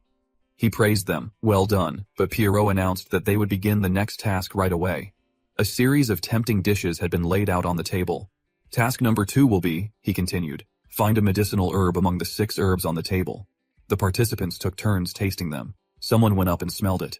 Pierre Rose said, and was affected by improper storage. Suddenly, a cloaked figure with a strange mark appeared nearby. He cried out in pain, trembling uncontrollably. Seconds later, the cloaked man collapsed. He fell to the ground to everyone's shock and bewilderment, making them tense with surprise. The atmosphere became eerily silent. The participants whispered amongst themselves, "Someone just fell. Are we safe? Why is not anyone helping? Should I help? What am I doing?" They continued to complete the exam despite someone collapsing. "There's no time. The test is almost over." Meanwhile, Rachel nearby was observing all the examinees. Pierrot had approached him without him noticing, but he quickly took a step back, keeping a safe distance. Pierrot raised his hands to get their attention and announced, "All right." He smiled and said, "It is great to see everyone so focused. Successful candidates will be notified at a later date." While they were indifferent, someone thought, "I could not find the medicinal herb. Am I eliminated?" Only after the participants had left could the charade now begin.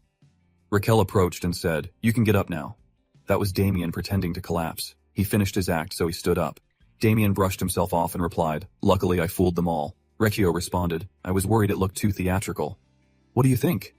Riccio continued, "Look, I will act out Damien's collapsing while he was in disguise in great detail like a heart attack. Watch. Not to mention the headache." Then he successfully portrayed the final convulsions of pain that caused the stroke. It was so realistic. There was even syrup lingering on the corner of his mouth. "Your acting deserves a 10 from Pierrot. Your Highness, there is nothing you can't do," Rachiel said. "Does not this look more natural? Do you want to take an acting class?" The three of them spoke. Whatever. Thanks to Damien's acting, I was able to accurately assess them. "So, what are the results for the other 9 candidates?" Raquel said seriously and decisively. "They are all rejected. Skills can always be learned," he said. Damien replied, "You mean character is more important?" He agreed, "That is right. That is why Hawk met the standard, especially for future nurses. Now let us move on to the next group." Same with the next group, but no one from Group 2 passed. No one from Group 3 passed either. They were even more indifferent than the previous 2 groups. Group 4 continues the trend of no one passing. Surprise and despair were evident on Raquel's face. Seriously, not one of them cares about the person who collapsed. Then he spoke. "Damien, let's take a walk." He agreed, "Okay." The 2 of them walked in silence, each lost in their own thoughts. Meanwhile, Rachiel was endlessly curious. "I did not think there were any more applicants. What I do now?" Suddenly, he heard someone arguing. "Why is there no one?" It was a girl arguing with a soldier because she was not human. Rachiel saw them. "What is he saying? She's not human." It was a spirited girl with short brown hair styled in 2 buns.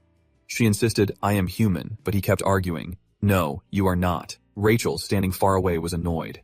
That jerk. Why is he saying that when we do not even have enough applicants? If she's not human, then what is she? Damien, behind him, knew the truth. She was a werewolf. This confused Raquel. "A werewolf, but she does not have a tail." Damien said, "Do not you see is hidden by those baggy pants?" Hearing that, Raquel reconsidered. "I see. A werewolf is a bit. I guess even the Crown Prince is quite prejudiced against werewolves." Werewolves all have special abilities, most notably the ability to shape-shift like in the story of Little Red Riding Hood, where it disguised itself as her grandmother, along with physical strength that few can match with their robust bodies. They also have keen hearing and a nose like a dog. Rachiel is looking forward to and attracted to her, too perfect for a traditional medicine nurse. Making Damien helpless, he thinks, "I was worried for nothing." Inés still wants to go inside. "I'm also a citizen protected by imperial law," she says. The guard replies, "But you lose control and occasionally transform into a beast." She's still angry that is just prejudice. Annie's dares to say, "No, that won't happen." He does not care much and teases, "Oh, how scary. But right now, are you looking at me with those scary beast eyes?" She was so angry she clenched her fist and cursed, "You son of bitch." Immediately, Rachiel stopped her. "Enough, your highness," he scolded the soldier. "Did not my nurse recruitment notice date that anyone living in the capital could apply?" She looked a little sad. Raquel continued, "Even though she is a werewolf, is not she still a citizen of the capital?" The soldier admitted, "It is my fault, your highness." She was warmed by Raquel's words. "The person you should apologize to is not me, but her." He politely said, "I apologize on behalf of this soldier's disrespectful behavior." She introduced herself. "I am Inés, daughter of Hazen. It is an honor to meet you, your highness." Then Raquel asked her, "So you want to participate in the test?" Inés replied, "Yes, your highness." He immediately agreed. "All right. Shall we start right now then?" She was quite surprised. "What?" he said. "Since you are a werewolf, your physical strength must be very good, right? But I have not seen it with my own eyes yet." Rachiel suggested it. "So if you went against that soldier, we will consider you to have passed the first test." Bright and early, Rachiel pointed them in the direction to run about 400 meters from here to the fountain. "Whoever gets there and back first wins, got it? Inés is determined to win, understood?"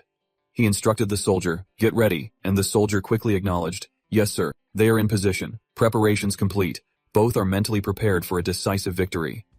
"I will win overwhelmingly," the soldier thought fiercely. Both sides are ready to begin the intense test. The first warm-up is endurance running. Raquel participates directly, waving the flag and saying, "Okay, get ready." The gray hair man's face is somewhat wrinkled. Inés on this side is just as ready, already in position. Suddenly, Raquel shouts, "Run!" Immediately, Inés with her small frame sprints ahead, leaving her opponent far behind. She runs as fast as a cheetah. Now, in Raquel's eyes, she has become a #1 candidate. Nearing the goal, Inés accelerates like the wind. Inés heads straight for her target, then she gets a running start and leaps high. She grabs onto a nearby pillar. With nimble movements, Inés quickly uses the momentum to swing around. Her face is calm and emotionless. The sunlight shining on Inés makes her body glow. Next, she lands lightly, sending small stones flying. Not stopping there, she gets a running start and continues. Inés quickly faced him. Her agility amazed and frightened her opponent. The man, his body drenched in sweat, panted heavily. Inés glanced at him, thinking to herself, "Too slow. I'm gonna win." The man's face darkened as he tried to sprint forward. He grimaced and started to get frustrated. "Damn it." Suddenly, he unfortunately twisted his ankle, crying out, "Ah!" The next second, he fell to the ground. He cried out and Anise suddenly noticed. She turned to see him in pain from sprained ankle, then wondered if he would dislocated his shoulder. Then she lost her rhythm. Anise gradually became hesitant. She clenched her teeth. A second later, she tried her best to stop and said, "Damn it!" Anise immediately turned back, surprising Raquel and Damien. Just like that, she rushed towards the man and said, "Damn it, I wanted a crushing victory. What a life." Rachel, witnessing the action, fell into deep thought. Meanwhile, Anise quickly stopped beside the man and she grabbed his shoulder. He wondered, "What are you doing?" Anise snapped, "Just shut up and stay still." It turned out she was resetting his bones. The man was surprised, felt a bit of pain, and yelled. He then fainted in Anise's arms. Suddenly Raquel approached and said, "Good, that is enough." He took out the wooden bracelet George gave him and happily said, "You are hired," and the necklace proving she passed was given to her. Raquel invited her into the office. He handed over a document and said, "This is the employment contract. Please read it carefully." Anise picked it up, glanced at it, and said, "It looks quite complicated." Raquel chuckled and said, "No need to worry so much. Take your time." "Take your time." Piero looked at him worriedly. "He has suddenly turned into a middle-aged man like me." Damien looked at him as if wanting to say something. He is definitely more mature than his age. Anise did not respond and continued to look at the stack of contracts. Raquel noticed her and thought, "She has impressive physical strength and is also very intelligent, truly perfect, but I saw it." Rachel recalled the moment from earlier. She smiled when she adjusted his shoulder joint, and in that smile, Anise said with a hint of horror, "Try this." Rachel sat and laughed to himself.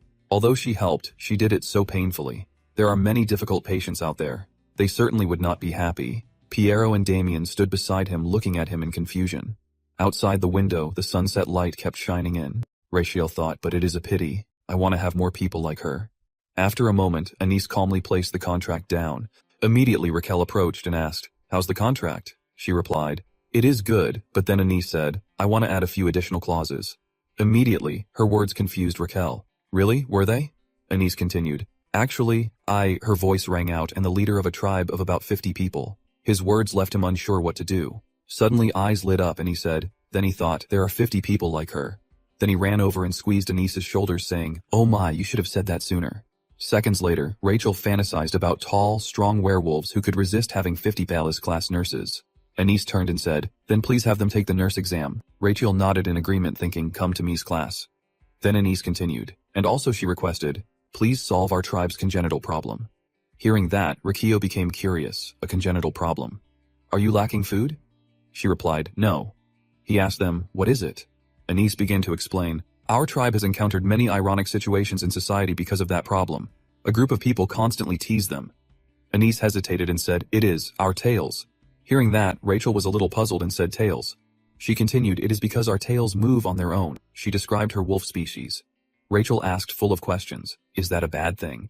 And he spouted her head and said, "Yes, because we can't hide our emotions." Rachel seemed to realize the problem. "Ah, so you imagine when the tail is up, it is happy and down is sad." Rachel thought, because it is easy to read their emotions. They often become targets for scammers. Anise clenched her fingertips. Raquel's voice rang out. "Is that why you wear those baggy pants to hide your tail?" She replied, "Yes. But even so, our tails are still too strong, and we can't hide them if the night market is exciting." Rachel asked curiously, "Even if you tie the tail to your leg?" Anise shook her head and said, "It will find a way to break free." The tail seemed to speak, "Hey, I like to do what I want, just worry about yourself first." Rachel thought, does it have its own consciousness? Rachel said, "What about cutting it off?" Anise replied, "We have tried, but it would be difficult for us to walk normally. It is impossible to live normally without a tail." Anise went on, "And it will grow its tail back in under a month." Rachel chuckled like a lizard. Suddenly, he fell silent. He seemed to realize the problem. Wait. They wanted to solve this, he thought, and that is the only way I can get those S-class nurses. Then he clutched his head thinking, I have never tried to heal a tail before. Pierrot and Damien stared at him strangely. Rachel racked his brain. I can't even think of a way. Rachel approached Anise and said, "So what if I become a security guardian for you?" Anise asked, bewildered, "What do you mean?" Rekio replied, "It means I will use my position and authority to support your tribe." Hearing this, Anise immediately objected. "While I'm very grateful for the offer, I must decline." She shook her head, continuing, "Because that would not solve my core problem." Anise's voice rang out. "If something happens tomorrow or you change your mind, won't we be back to square one or even worse?" Anise looked up at him and continued, "I did not come to you for a temporary solution." Rekio looked at her and said, "You want a solution to the core problem?" Anise replied, "Yes, Your Highness." Raquel sighed and said, all right. All right. Anis's mood suddenly brightened. So does that mean you will help us? Raquel said helplessly. Yeah. What choice do I have? Anis asked urgently. Have you thought of anything yet? He closed his eyes and replied, not really, no. He continued, I will start looking for a way now. Anis looked at him with expectant eyes. He is so honest. She thought, if he was the type to just make empty promises, I would be really disappointed. Meanwhile, Raquel was still deep in thought. What should I do? Suddenly, Anis stood up and said, all right, I will leave and await your contact. Raquel replied, good, do not go anywhere else. Wait for me in the palace. Anis sighed and closed the door. The room fell silent. Raquel started groaning in his mind again. They are too talented for me to refuse. I have to do it. I do not expect there to be a whole team of 50 of the best nurses, but if they can't cure that tail, they're not working for me. Then he laid down on the sofa thinking, oh wait, what am I going to do with that tail that has a mind of its own? Raquel cried out helplessly.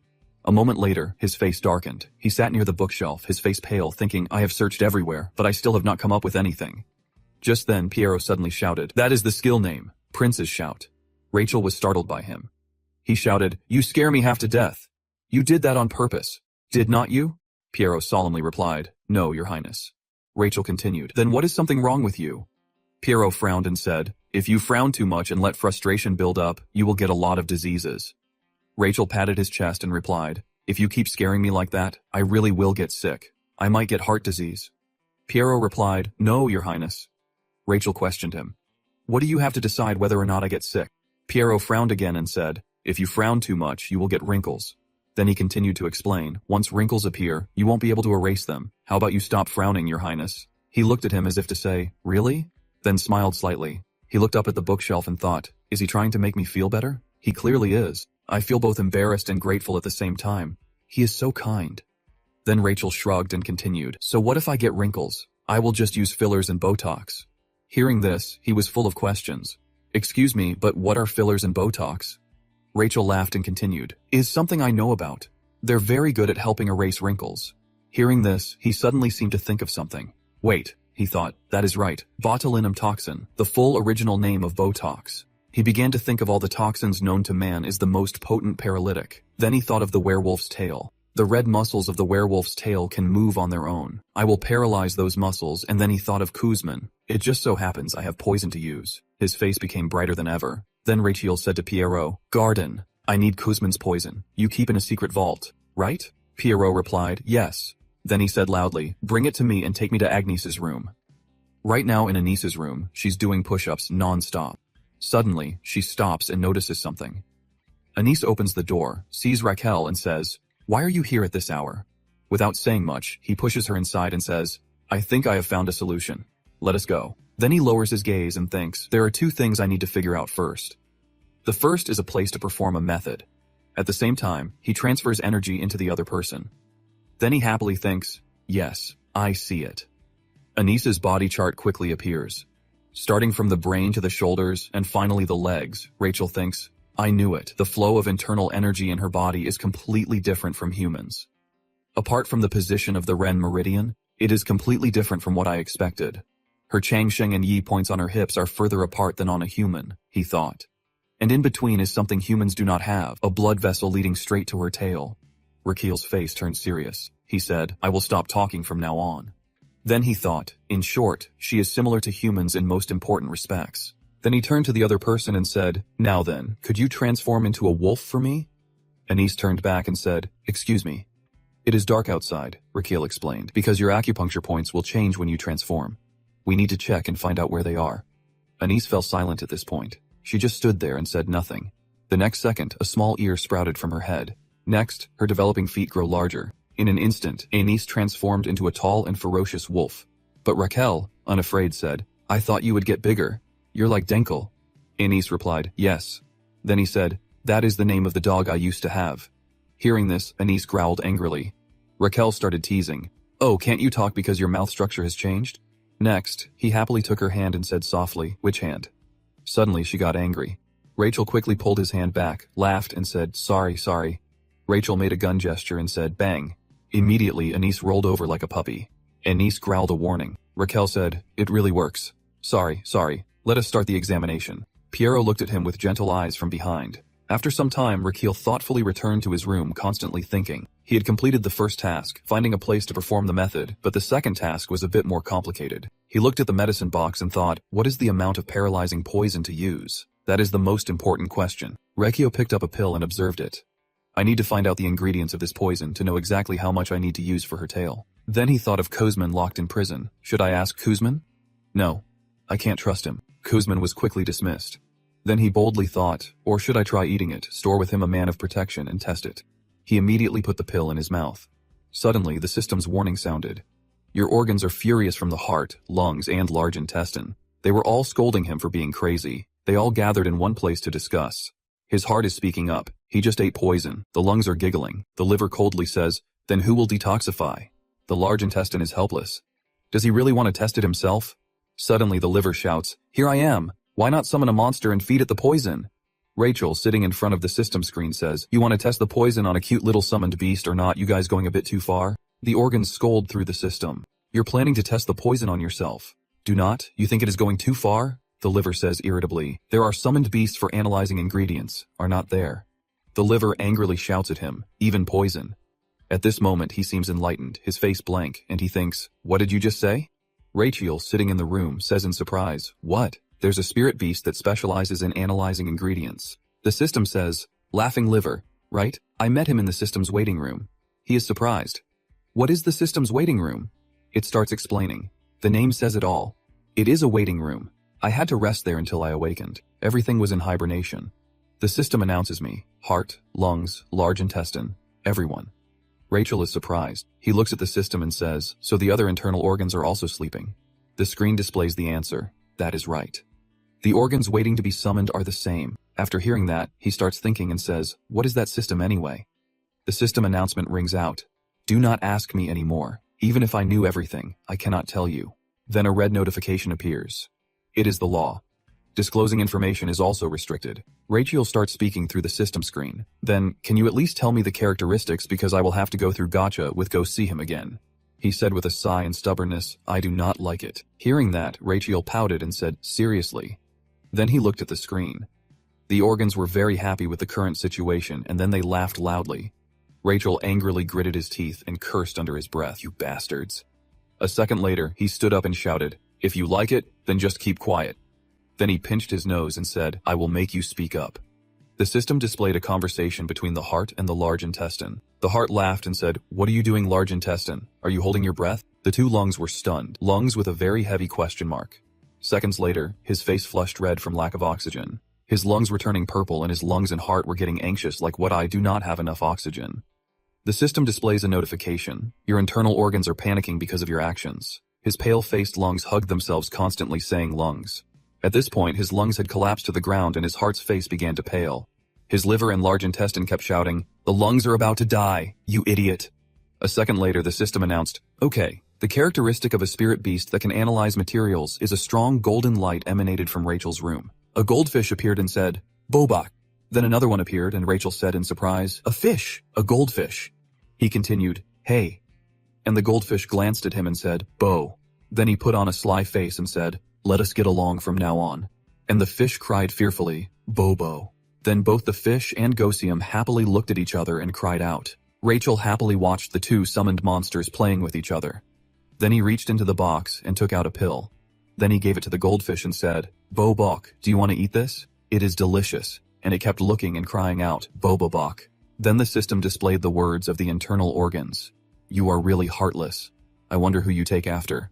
Then I separated the medicine and thought about Bobak's ability. I thought, when it eats something, I will directly pour the medicine's ingredients into its mouth a second later. At this moment, the system rang. Immortal goldfish. Bobak has used a skill, it said, just a little bit. Then Bobak's face paled and it trembled non-stop. Bobak, you lie, Bobobo, you bastard.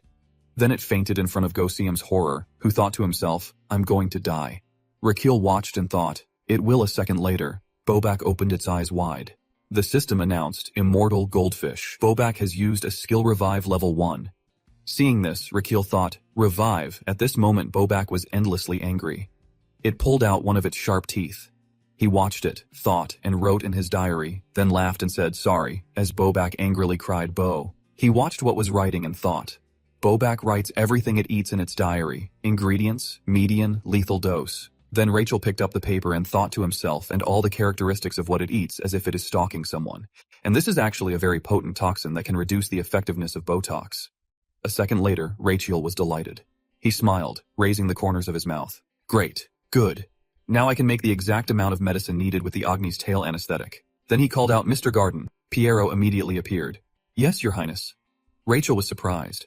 Where did you come from? Suddenly he exclaimed in astonishment, another spiritual uncle. Then you lied. It looked for me all night. I must be pretty famous. Then you laughed out loud. Piero was stunned by your answer and gave a fake smile. Recchio asked, why are you laughing? In the room, Piero replied. You remind me of a great man mentioned in history books. Rachel replied, a great man. He answered, yes, sir. It is Lloyd Frontera, Rachel said with his understanding, the master of living lamp design in the empire when it was still a kingdom. Right? Piero replied, yes. I remember history mentioning he had 5 spirit beasts. Raquel's eyes widened as he looked at the other person. Was he that good? He began to say, after all, he was the one who built the foundation of this empire. I heard he was very popular on Fridays. Recchio wondered, what does that mean? Then suddenly you shouted, never mind. Bring Agnes here to me. Piero immediately ran off and said, yes, Your Highness. Outside the window, the sky was bright. Outside the hallway, Piero led Anise. As she walked, Anise thought, I know he is the prince, but can he really heal me? It has not even been a day. Suddenly, Piero's voice rang out, you seem quite worried. Anise startled and looked up. He chuckled and said, ah, you look very worried. Anise cautiously replied, are you sure you think so because you saw my tail? Piero was taken aback and responded, oh, that. Then he bowed apologetically and said, I am sorry. Anise silently looked at him and chuckled softly. Then she cheerfully said, it is okay, I am used to it. We have not formally introduced ourselves yet, have we? They shake hands and Piero says, I am the prince's personal physician. My name is Piero Garden. Anise replies, I am Agnes, heir to the Robo clan and daughter of Hushin II. Then Piero says, Miss Agnes, I apologize, but may I offer you some advice? Anise nods. Yes. As I walk, he says, I hope you won't be surprised no matter what the prince's treatment method is. Anise asks, what do you mean? He gently pushes the door open and says, when he mentions the treatment method to you, I think you will think he is crazy. After hearing this, Anise is full of questions. What kind of method could it be? Seeing her, Riccio smiles and says, ah, you are here. Then he politely says, come in. Come in. Sit down here. Anise sits down and says, you really found a way to cure it in just one day. Riccio also sat down and said, of course, trust me. Then she said loudly, could you tell me the treatment method beforehand? He replied, you are quite worried. Are not you? All right for beginners? Then he took out a needle and said, I will use this needle to prick your tail countless times. Anise was a little panicked then he continued with a smile, then I will move it inside you. A second later, he confidently said, what do you think? Cool, right? Everyone around applauded. Piero wanted to say, Your Highness, you are number one, but on the contrary. The other person cursed inwardly, cool my ass. Then Anise's expression changed when she inadvertently looked at Piero. He put on a face as if to say, trust His Highness. The servants in a room as if bewitched also nodded repeatedly, yes, trust Our Highness. Rachel, holding a needle in one hand and a pill in the other, smiled as if to say, trust me. Seeing this, she panicked and thought, the Crown Prince is not the only one who is crazy here. It is everyone. Anise sat hugging her head, witnessing all of this. She felt a little conflicted and hesitant. Meanwhile, Rachel was still enthusiastically saying, it is okay, do not worry too much, trust me. The next second, her eyes suddenly changed. Anise thought to herself, looking at his expression, he is really not trustworthy at all, but I still have to try. Anise sat for a long time thinking, if the Crown Prince succeeds, my tribe will be freed from this monstrous tale. She continued thinking, no matter how dangerous it is, I have to try. Then Anise braced herself and said, okay, I trust you. Rachel snaps his fingers and laughs. Excellent, first of all. A servant brings a large cloth. Another servant quickly helps to dress Anise. Then, still surprised, she lies on the bed covered only with a cloth, leaving only her tail exposed. Rachel turns away and says nothing. Then he turns back and with professional habit raises his hands and says, everything's ready. Let us begin. Everyone looks at him with admiration. Wow, he looks so cool. Rachel uses the mana power in his heart to feel it directly in the opponent's tail. As a surge of power swept through Nisa's body, he thought to himself, the Azrahan core technique is truly amazing. Looking at the web of wires, he thought, it is proof of the existence of acupoints. Even with thousands of years of experience and accumulated knowledge plus modern medical equipment, no one has been able to verify acupoints. I have always felt quite vague about this when studying traditional medicine. Then he touched one of those web-like nerve pathways and continued thinking, even though I believe I can't verify it. But now it is different. Not only can I confirm it, but I can also see the acupoints. Then he started pulling out the needles. I should not delay any longer. Rachel began to pinpoint. First, the Xuan Shu acupoint 1.5 centimeters deep. Then he quickly grabbed a needle and inserted it directly, thinking along with that. The system's announcement rang out, activating the compartment separation function. Compartment 1. 0.01 milliliter of muscle-paralyzing toxin contained in this compartment has been released. The toxin emitted through the needle tip. Over here, a niece lying on the bed suddenly shivers. Rachel confirms. Next is the Ming Min point, 2.1 centimeters deep. He carefully inserts the needle into the next point. Next, he confirms then the Yang Wen point, 2.4 centimeters deep. Each source of energy passes through. The meridians at the Shanshu point have been opened and the power can directly enter Anice's tail. Now horsepower will be able to run along the spine. Rachel observes and starts to think her tail can't move anymore. Now comes the most important part. Rachel with a serious face thinks just paralyzing the tail is not enough. He continues thinking, I have to make it permanently unrecoverable. Why is the tail already recovering? Its recovery ability is really strong. At this moment, her tail keeps waving in his face. Then Rachel becomes serious. It is okay. It is still within my calculations. A second later, he quickly senses the position. It is time to speed up the process, the Yao Yao point. And finally, the brain point you decided. Very quickly, Raquel stuck the needle into the back of his opponent's neck. Anise, lying on the bed, also felt it. What did this guy just stick a needle in the back of my neck? I asked him a deal with my tail. Why is he all the way up to my head? Suddenly, was surprised. Her tail at this moment, her eyes are trembling.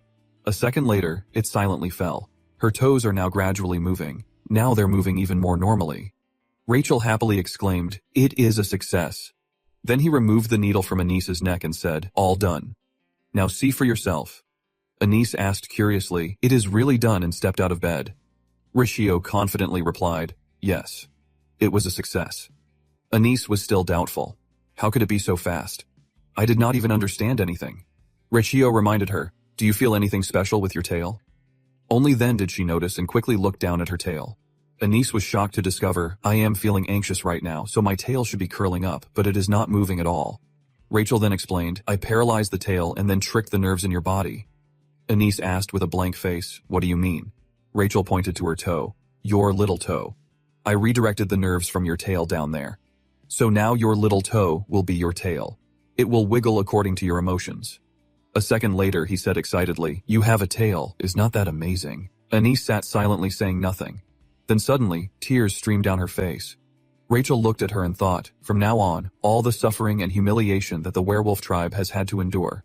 He looked at her, happy for them. They would not have to endure it much longer. And he sobbed, Thank you, Your Highness. Thank you. Raquel crossed his arms arrogantly and said, Well, just saying thank you is not enough. I have done my part. Now it is your turn. Then he held out the contract in front of her. You remember my special deal with you, right? You said you would bring your tribe here if I could treat that tail. He immediately urged, Now sign here. Anise looked at him unhappy, but helpless. This highness is truly extraordinary. Early the next morning at the palace, a burst of laughter rang out. Rachel could not stop laughing inside. Pierrot turned in surprise and asked, Your Highness, are you so happy? He replied, Of course. He looked at the werewolves and thought about what lay before him. There were 50s class nurses, the pinnacle of pride and glory. Raquel said smugly, 50 werewolves. They have basic nursing and first aid skills, and they have all completed professional nursing courses, he thought, glancing at Anise. They know the difference between medicinal ingredients, how to store and handle them, how to make nutritious soup, and how to bandage wounds. The others have swapped jobs and they have completed the necessary training to run a treatment room. A werewolf spoke up. Your Highness, we have finished the new work schedule. Rachel looked at it with satisfaction, thinking, Good, good. He thought further. Now the traditional medicine clinic on the edge of the palace will be able to operate 24/7. It seems everyone has gotten used to my new self. Then he imagined an assembly line of examination and treatment. Tails being moved down to the little finger and hidden in the shoes they wear. He put on a satisfied face. Excellent. System notification. You have successfully performed a minor surgery to paralyze the tails of Ugnis and 50 werewolves. Because this procedure does not help prolong life, treatment money level 2 will not be activated. Your internal organs are giving you a round of applause for doing the unbelievable. Inside, the organs are constantly rejoicing, but want to say you are really gutsy. Suddenly, he seemed to sense something. The system announced again, the Earth attribute member within your internal organs has awakened due to the noise above. Rachel was astonished. A pair of big, round, sparkling eyes opened. The system announced, "Your stomach has opened its eyes." A chubby little boy spoke up. "I'm Stomach Baby. I want lots of delicious food. Breaded pork cutlets," Rachel thought. Stomach Baby. That is kinda cute. Lately, keeps shouting sweet and sour ribs. He yelled, "Fried chicken, pizza, I want to eat everything." Stomach Baby suddenly shouted, "I am so dizzy. Bring it to me quickly." Rachel stared at the system and cursed. What is wrong with this guy? There is nothing in this world. Pierrot and Dami looked at him like he was crazy. He looked at the screen, his stomach whining. "I want kimbap dipped in taikoyaki sauce." Seeing that, Reikio also felt a craving, thinking I want some too. Then he looked around the room and thought, but we can't do anything. Let's hold back a little. Okay, his stomach spoke up. Okay, then how about something sweet? Seeing that, Rachel immediately popped the candy in his mouth and thought, does this guy have the palate of an elementary school kid? A second later, the system announced, the stomach rejoices in the sweet taste of its birthday, granting you 300 horsepower. The heart, lungs, large intestine, and liver congratulate the birth of the youngest organ, granting you 700 horsepower. Current HP, 1000. Rachel remembered the coolness of his internal organs. That means the internal organs can now offer more advice on their own. I will suffer less with my stomach problems. System notification thanks to precise control during the tail paralysis surgery. Your Azrahan core method has improved. Rachel glanced at the panel. Azrahan core method has leveled up. Skill name, Azrahan core method. Stage, 1 ring level 3. Mana increase, 150%. The mana ring in Rachel's heart received more power. System notification, the space containing the mana ring has expanded. The power of the mana ring is glowing. Rachel felt it like a small water balloon was blooming in his chest. Then he looked towards the clinic. It's still early morning and I'm already getting this much HP reward.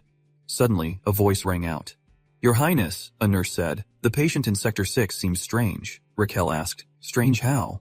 She said his body odor seems unusual and he looks like he's about to get a fever. Hearing that, Rachel immediately ran towards there. Let's go check it out. Then he thought, whatever it is, the foundation of the traditional medicine clinic is more reliable now. Our clinic will now become a stable place in a small corner. A man was busy with stacks of documents.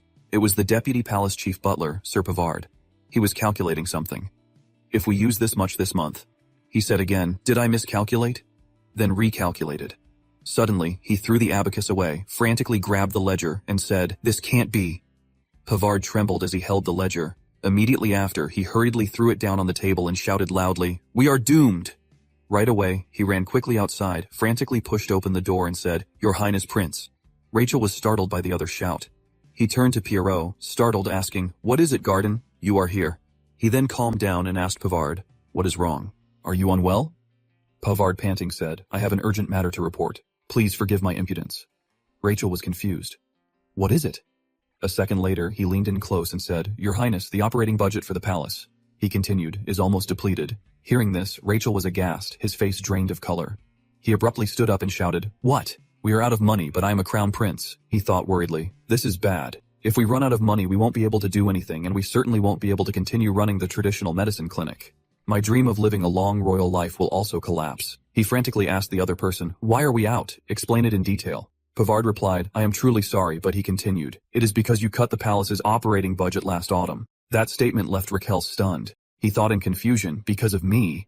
Then he slammed the table and yelled, Raquel, you damn idiot, you moron. Pavard was bewildered. Did he really not remember? Then the two of them started talking privately. Pavard said, I thought it was because you would not live much longer, which made me think a lot. Raquel's voice boomed. You mean you thought I chose to give up? He replied, Yes. I thought there was a reason for it. Back then the palace did not have as much operating budget as it does now. Hearing this, Raquel trembled and said, I'm being punished by karma.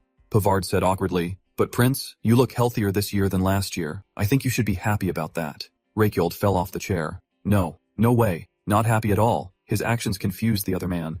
Rachel lamented, How can I be happy when I am broke? Then he angrily waved his arms and legs yelling, Everything's about money, money, money, really.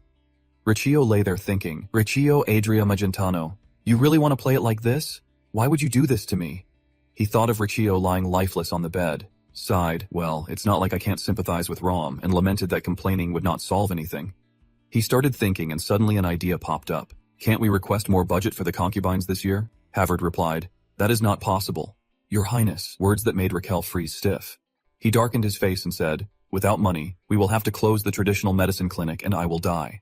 Pavard wondered, Your Highness, what is closing the traditional medicine clinic? Have to do with your death? Raquel asked. We can't request more. The other replied, that is not possible, Your Highness. It would break the imperial law. The budget for a year can only be requested at the end of the previous year. Pavard mentioned Emperor Estelian, the only one not bound by the rules.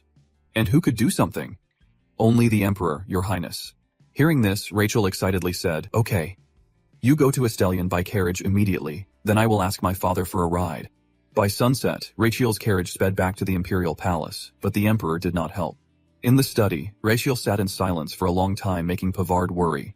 He looked at the cup on the table and thought, I can't let the clinic be shut down, not for money. Raquel's eyes showed determination. I won't let money stop me again. If that is the case, then this is the only way. Then he asked, Pavard, do you have a list of the imperial palace's assets? Pavard replied, of course I do. A second later, he said happily, good. Bring them all here to me. Pavard asked, puzzled, excuse me, why? His expression changed and he said, I'm gonna sell them all. He continued about the items, paintings, stone statues, gold and silver eating utensils, sell them all. Pavard cried next to a painting, oh my loves, I took such good care of you. Then he turned to beg Raquel, Your Highness, please reconsider. But Raquel was very serious. No, I will not change my mind. Then Pavard cried and left, forgetting to say, Prince, I hate you. That statement stunned Raquel, frozen stiff, wanting to speak but having to give up. A few days later, Raquel was sitting pensively in his office with Pavard and Damien. Then he said loudly, all right, listen up. His voice rang out. I have sold the luxuries and things we do not need, but this is only a temporary solution. Damien stood there and said, Your Highness, I have prepared the next step.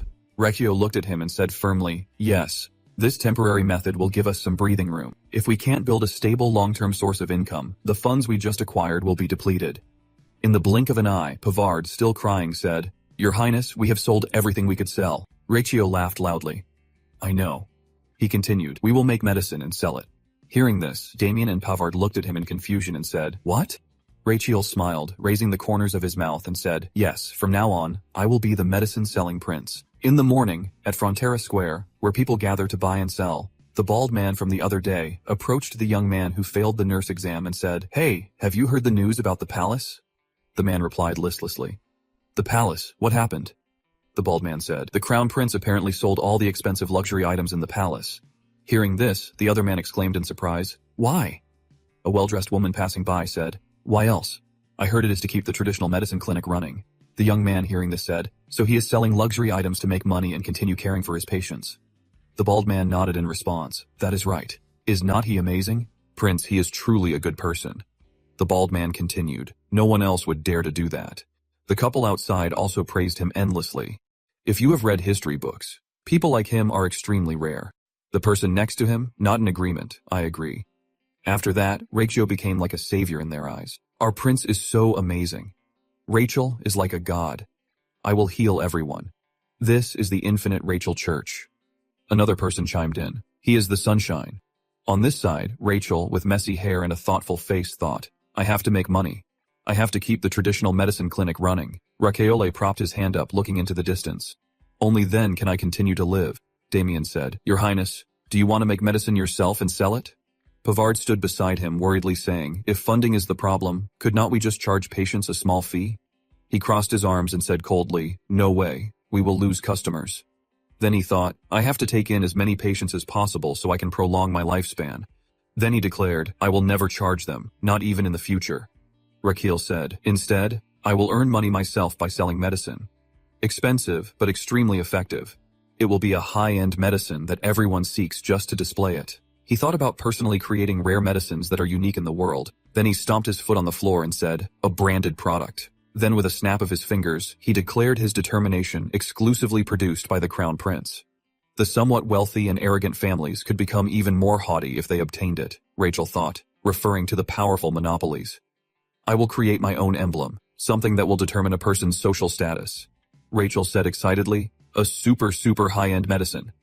Rachel was so ambitious, he stood on the table. Damien asked doubtfully, does something like that really exist? What is it? Rachel said confidently. Of course it does. A medicine using a minotaur's gallstone. Damien said nonchalantly. A minotaur. Raquel said, the name of that medicine will be a priceless pill. Raquel declared, Minota Neo Huang Qing Xin Wan. Everyone here has heard of the sedative called Neo Huang Qing Xin Wan. Neo Huang Qingxin Wan is a high-end medicine with amazing effects such as treating brain, cardiovascular, and blood pressure diseases. A luxurious medicine placed in a large box to increase its value. It is a super potent sedative. Sat takes it, and even the deceased take it. After that, Rachel and Damien went outside. Damien looked at him questioningly. With the Minotaur's gallstones, are you planning to create Minota and Kungahong and sell it? Rachel replied, yes. Damien asked, will people really drink it? Rikio walked away and replied, of course, 100%. He continued, because they will think it is rare. That is the general psychology of people. Many people see it that way and rush to buy the limited edition. Rikio continued, we won't use bulls but instead something more powerful and rare. A Minotaur's gallstones. Rikio carefully outlined his plan, then he rated it with 5-star quality. Both the effectiveness and the brand will make them want to buy it. It is completely sellable. Damien will quickly put a stop to it. I do not think so. Then he said, this sedative and its effects, this is the first time I have heard of it. If this medicine is so great, would not everyone know about it? Rachel confidently said, it used to be very popular in an ancient fallen kingdom. Damien, full of questions, said, an ancient kingdom fallen? Which kingdom? An ancient city according to Rachel, it was called Josian. Damien coldly replied, I have never heard of it. Rachel reasoned, right? I heard about in a dream.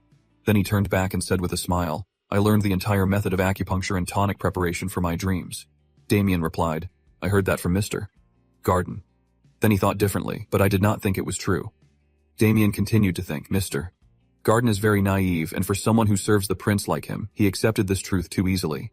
In his eyes, Pierrot is like a child. Your Highness, you are the best. He silently watched Raquel's retreating figure. Material determines consciousness, he thought to himself, but for me, all I care about is getting paid on time. Suddenly, spoke up. So you're planning to treat people without a license? Rachel froze, bewildered, and asked, I need a license. Damien replied, yes, of course. He continued, I heard there's a licensing exam for medical practice. Even Lord Garden passed it. Hearing this, Rachel broke out in a cold sweat. Then he scratched his head and said with a laugh, I did not know that. Then thought, this won't cause me trouble later. Will it? Damien looked at him, sizing him up with a sidelong glance. Then Raquel continued, we need to solve the capital problem first. I have to go get Minotaur gallstones. Damien said, call someone to buy them from the capital's herbal shop on the Star. Rachel said, no. When I went to buy other ingredients, they did not sell Minotaur gallstones. Perhaps they do not use bulls from medicinal ingredients here? Damien asked curiously, so how do you plan to do it? Rachel seemed determined. We're gonna buy a live Minotaur. He continued, we will go to Cremo, the commercial hub in the northeast corner of the empire where the leading monster auction house is located. He then looked at the map, noting the considerable distance from the capital Magenta to Cremo. Damien asked, sir, are you planning to go there yourself? Rachel replied, of course. Then he confidently said, I will go and check the Minotaur's condition myself. I also need to check its gallstones. Damien coldly looked at him and thought he really must have short-circuited somewhere. Rachel quickly set off, taking many people with him in the vehicle, especially Inez. She was arranged to sit on the roof of the vehicle to observe. Raquel turned to the others and said, hurry. It is time to depart. Damien was incredulous, shocked, and thinking right now. Next, Raquel calmly said, all right, let us go. Damien still not awake. He asked, are we leaving already? Raquel replied, of course. My time is more precious than gold. Suddenly, his face turned serious as he looked back. Then he shouted, Damien, get in the carriage now. He is coming. Immediately, the carriage began to move. Pierrot took long strides running after them. He cried and reached out, saying loudly, Prince, why are you leaving me behind? I am your personal physician. Raquel turned back and said, I need you to look after the clinic. Pierrot cried, calling after him, Prince. The carriage quickly moved to a town. Damien said coldly from inside the carriage, this carriage is more comfortable than I thought. Rachel laughed triumphantly. I'm the crown prince after all. It is only natural to travel in comfort. This is top-notch. But Damien said coldly, but it feels a little strange. As expected, Rachel prepared 2 coffins covered in flowers just in case. Rachel counted to himself. It's been 8 days since I left Magenta. In the afternoon, as the sun began to set, Anise was relaxing on top of the carriage. Suddenly, her eyes widened. A second later, she sat up abruptly, observing her surroundings. She carefully sniffed the air and thought the smell of the sea. Then she pointed ahead and said, Your Highness, I see a seaport beyond the hill. Indeed, the sea lies ahead and the setting sun creates a breathtaking landscape. Rachel said, It is Cremo Port, a paradise of sunshine with waves that ebb and flow. The port appears, the sunset falling on the ships setting sail, Cremo. Fleets of ships arrive at the port and people bustle back and forth. In the shopping area, everyone is focused on shopping. Raquel's carriage passes through the stalls. Inside the carriage, he looks out, his face excited, and says, "That is a magnificent, enormous building," appears before them. The Cremo Monster Auction House. The wheels stopped turning. A guard saw the carriage and became curious. He waved his hand impatiently and said, "Old man, move the carriage somewhere else. You can't park it here." Pierrot frowned angrily and got out of the carriage shouting, "Hey, do you know who is in this carriage?" The guard raised his hand and sighed, asking, "Who is it, the Crown Prince maybe?" Rachel, through the carriage window, smiled and waved at him. "Hello there." The guard saw this and gasped, shouting after seeing him. His face turned pale as if he had seen a ghost, and he stammered to himself, "The Crown Prince." Inside the building, a fat, bald man in a red robe was standing with his hands behind his back looking around. The guard, looking flustered, ran in and shouted, "Mayor." He is Azel Cremo, the mayor of Cremo, and with his shiny head, he asks, "What is it?" The guard, panting, collapses and says to the prince. Rachel and his soldiers enter, and he raises his hand towards him, shouting, "The Crown Prince is here." Azel, upon hearing this, is thunderstruck and frantically asks, "What, the Crown Prince?" He quickly approaches him, fawning, "Oh my, your highness," which surprises Rachel, who widens his eyes.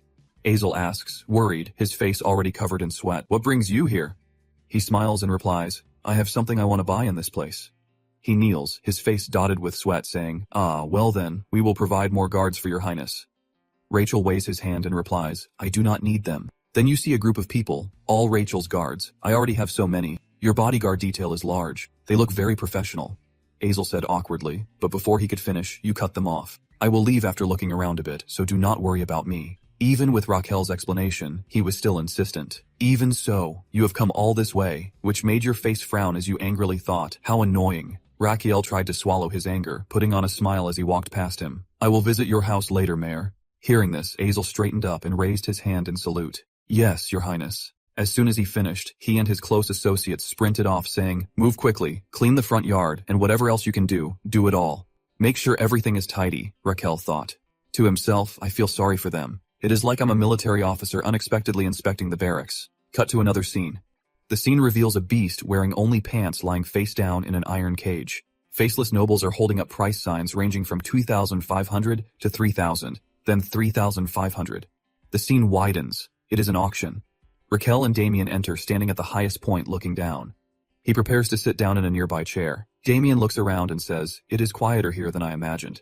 He replies, "Yeah, I think so too." By now, Raquel is seated. He looks up and asks, "Is it because this is a monster auction house?" He looks straight ahead and replies, "I think so. After all, monsters will wake up if there is too much noise." On stage, they're replacing the animal. This time it seems to be a large snake. Already 2 people are bidding, one bidding 5,000, one bidding 4,500. The host introduces with a smile. Up above, Rake on board. "I thought it was almost over. Are we not selling a minotaur today?" Below the stage, 2 horses strained, backs bent, pulling a large iron cage. A large horn appeared. The full view revealed a large, towering bull. The bull snorted, then it roared. Rachel and Damien in the stands looked down, their faces showing astonishment, eyes wide and mouths agape. "That is enough to make 100 servings of oxtail soup. It is so huge, I think it could lift a total of 30 tons for 3 exercises with me at the gym." The monster sat in the cage snorting, eyes fierce. The host excitedly announced, "Today's special feature is a minotaur." The beast filtered with a glaring red, its face ferocious, eyes shining like car headlights, snorting smoke. The host announced loudly, 7 of the Southern Mountains' best hunter teams have joined. Forces, an information panel appeared. Item of the day, species minotaur, size, much larger than usual. Status prime, characteristics, extremely ferocious. The host added, "They have been hunting it for 3 months and barely managed to capture it alive. This is our best product yet. We highly recommend it for breeding or display." Rachel, watching from the stands, was excited. His eyes widened, his mouth agape, determined. "I need to have it," his eyes sparkling with excitement. Damien glanced at him, saying nothing. He thought, they must have used a huge amount of anesthetic and all sorts of sedatives on this thing, but it can still roar like that. "I will kill it, dissect it. It has to be mine." The host, excited, held out his hand and said, "Now we will start at 50,000, Megan." Raquel, puzzled, frowned. "Did I hear that right?" "Damien, other monsters only sell for around 50, Megan. How can this one have a starting price of 50,000, Megan?" Damien looked at him and asked, "You do not have at least that much, sir." It was then revealed that he only carried 100,000 Megan. Rachel frowned, determined. "Yes, but that is all I have. This minotaur is going to be expensive." In the lower rows, the people were fiercely determined, burning with ambition. He became even more determined. "I have to buy this minotaur." The fighting spirit in everyone's eyes was no joke. Rachel crossed his arms and legs, declaring fiercely, I can never buy it for 100,000 Megan. Damien sat up straight and turned to ask, really? He closed his eyes, clenching his fist. 100,000 Megan is no small sum. I could buy Damien a luxury apartment in the Gangnam district of Seoul. Hearing this, he curiously pointed at himself and asked, what me Seoul Gangnam? He frowned, biting his hand, concentrating hard. I really do not want to miss this opportunity. Think my brain. Suddenly a light bulb went off. Raquel immediately turned to him and said, Damien, he replied. Yes, your highness. Listen carefully to what I am about to say. He leaned closer to him and whispered, Damien. Sweating asked, are you really going to do that? Rachel gave a thumbs up, smiling brightly and said, of course, he asked again. Really, your highness, I do not know. Damien said, what will you think when you hear what I'm about to say? But the order you gave sounds just like a gangster. Raquel was still smiling, surrounded by demons holding tridents, and he said so. The information board comes up compared to a non-lethal thug. Damien then stood up and bowed to him. I will be back. He sat next to him smiling and waving, saying, okay, good luck. The auctioneer raised his right hand and shouted, we have a bid of 50,000, Megan. A brown-haired nobleman below excitedly raised a bid of 53,000, causing the blonde girl sitting next to him to gape. The auctioneer, seeing this, announced 53,000 Megan. Another, older nobleman with a beard raised a bid of 55,000. The auctioneer continued, 55,000 Megan. Rachel, anxious, glanced his right, screaming in his head, Damien, what are you doing? There's not much time left. Suddenly, a loud voice. Azel stood at attention and greeted Rachel with Damien next to him, Your Highness. Rachel turned and smiled at him, asking, Mayor, what are you doing here? Azel stood at attention, curiously asking what his curiosity arose. Did not you say you would bring more guards? Raquel glared at Azel. This frightened Azel, making him sweat profusely. But soon after, he quickly smiled happily, thinking my political career depends entirely on my quick thinking. I can see from his expression that he wants everyone to know his identity. I am scoring points now. After thinking this, he pretended to cough. Then he said loudly so everyone in the hall could hear, Oh, Crown Prince, please listen to my request. This made everyone in the hall turn around with surprised expressions, saying, what the Crown Prince? Is he here? What is he doing here? Azel stood at attention, raised his hand in salute, and announced, 100 elite soldiers are waiting for your orders, Your Highness. He stood up, patted him on the shoulder, and said, Thank you. I, Raquel Adria Magentano, appreciate your good intentions. Damien, helpless, could only listen to them laughing. After laughing, Raquel turned to his seat, picked up the wooden board, and said, Oh wait, I almost forgot the auction is underway. He used chalk to write numbers on that wooden board. Raquel then raised the wooden board, which displayed the number 60,000. All the spectators in the hall fearfully thought, damn it, we are in trouble. Raquel smugly held up the wooden board with the number 60,000, and everyone around thought the Crown Prince has made his bid. Raquel proudly raised the 60,000 price tag. He glanced down and smiled, thinking, I am the Crown Prince. What are you going to do about it? On stage, the iron cage holds the Minotaur, and all eyes below are on Raquel, marveling. Look at his attitude. He has completely ruined the auction. Everyone is frantically thinking, how can anyone outbid him? A man checks his wallet and laments, why was not I born into royalty? The girl next to him is disheartened and disappointed. Okay, I give up. Even the auctioneer does not know what to say. The auctioneer looks flustered and gapes. What is the Crown Prince doing here now, more importantly? Looking at the Minotaur, he wonders, how can we sell today's best auction item for only 60,000 mangan? We put so much effort into capturing him. This is daylight robbery. The auctioneer is so angry, he slams his hand on the table and bursts into tears. Why is this happening to us? Guinness sits below, motionless, but knowing smile appears on his face. Suddenly, a hand raises a new bid, 70,000. It is Guinness again. Everyone turns to look at him. He calmly says, 70,000, Megan. The host was surprised. What 70,000 Megan? Then he hurriedly asked, did someone raise the price? Seeing Guinness proudly holding up his sign, he quickly announced, the nobleman in the back has saved us. I mean, 70,000 Megan. Seeing this, Raquel immediately panicked. What? Below, two ladies whispered, one turning to ask, is not that Guinness? The other replied, could it be the one favored by the king of the southern kingdom of Amboise? The Amboise tycoon, Guinness de Cham. At this moment, he glanced at Raquel and thought provocatively, what will you do, Crown Prince after all? I am not a citizen of Magentano. Below, gossipy whispers intertwined, some praising Guinness. Guinness is our savior. He's about to drive the Crown Prince away. One person interrupted, hey, you're talking too loud. Another added, I heard the Crown Prince is famously vindictive. He holds grudges for a very long time. Those whispers, though quiet, all reached Raquel's ears. He was extremely angry, but could do nothing. Thinking to himself, I heard everything. His eyes sharpened as he thought, fine. Guinness, is that what you want? Guinness also thought to himself, confronting him. Crown Prince Imagintano, are you gonna lose face and use money too? Compete with me, I dare you. Come on. Envy and rivalry flared up like a great fire. Raquel hurriedly scribbled down a new price. Thinking his new price was something, Raquel quickly held up the sign with a price of 71,000, confidently thinking, I will definitely get that minotaur. The host cheerfully announced, the prince bid 71,000 Megan. Guinness was not giving in either. The host continued to announce loudly, Sir Guinness bids 72,000 Megan. The minotaur's eyes lit up watching these two act back and forth. The host continued to announce, the prince bid 75,000 Megan, then the two kept bidding back and forth endlessly. The host continuously announced, Sir Guinness bids 80,000 Megan. It went on and on with no end in sight. After a period of bidding up the price little by little, the host finally slammed the hammer down, shouting a decisive sentence for the winner. Today's main auction item. A top-quality minotaur has been sold for 250,000 Megan. Guinness smiled contentedly, thinking to himself, I won the prince. So he was the winner. Raquel, with his limited funds, lost the bid. He stood there frozen like a stone. He desperately reached out, looking up at the minotaur. Want to hold on to it? No, please. Naturally, Damien chimed in. You lost, your highness. Raquel, upset, turned to him questioningly. Then he explained to him, you really should not spend 100,000 Megan on a minotaur if you use up all your money now.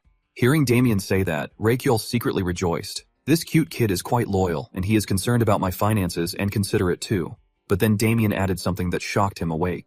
If you spend all your money, you won't have any left to pay my salary, so do not be so wasteful. Raquel gasped in surprise. Then Damien said seriously, the only reason I protect you is because the salary is high and stable.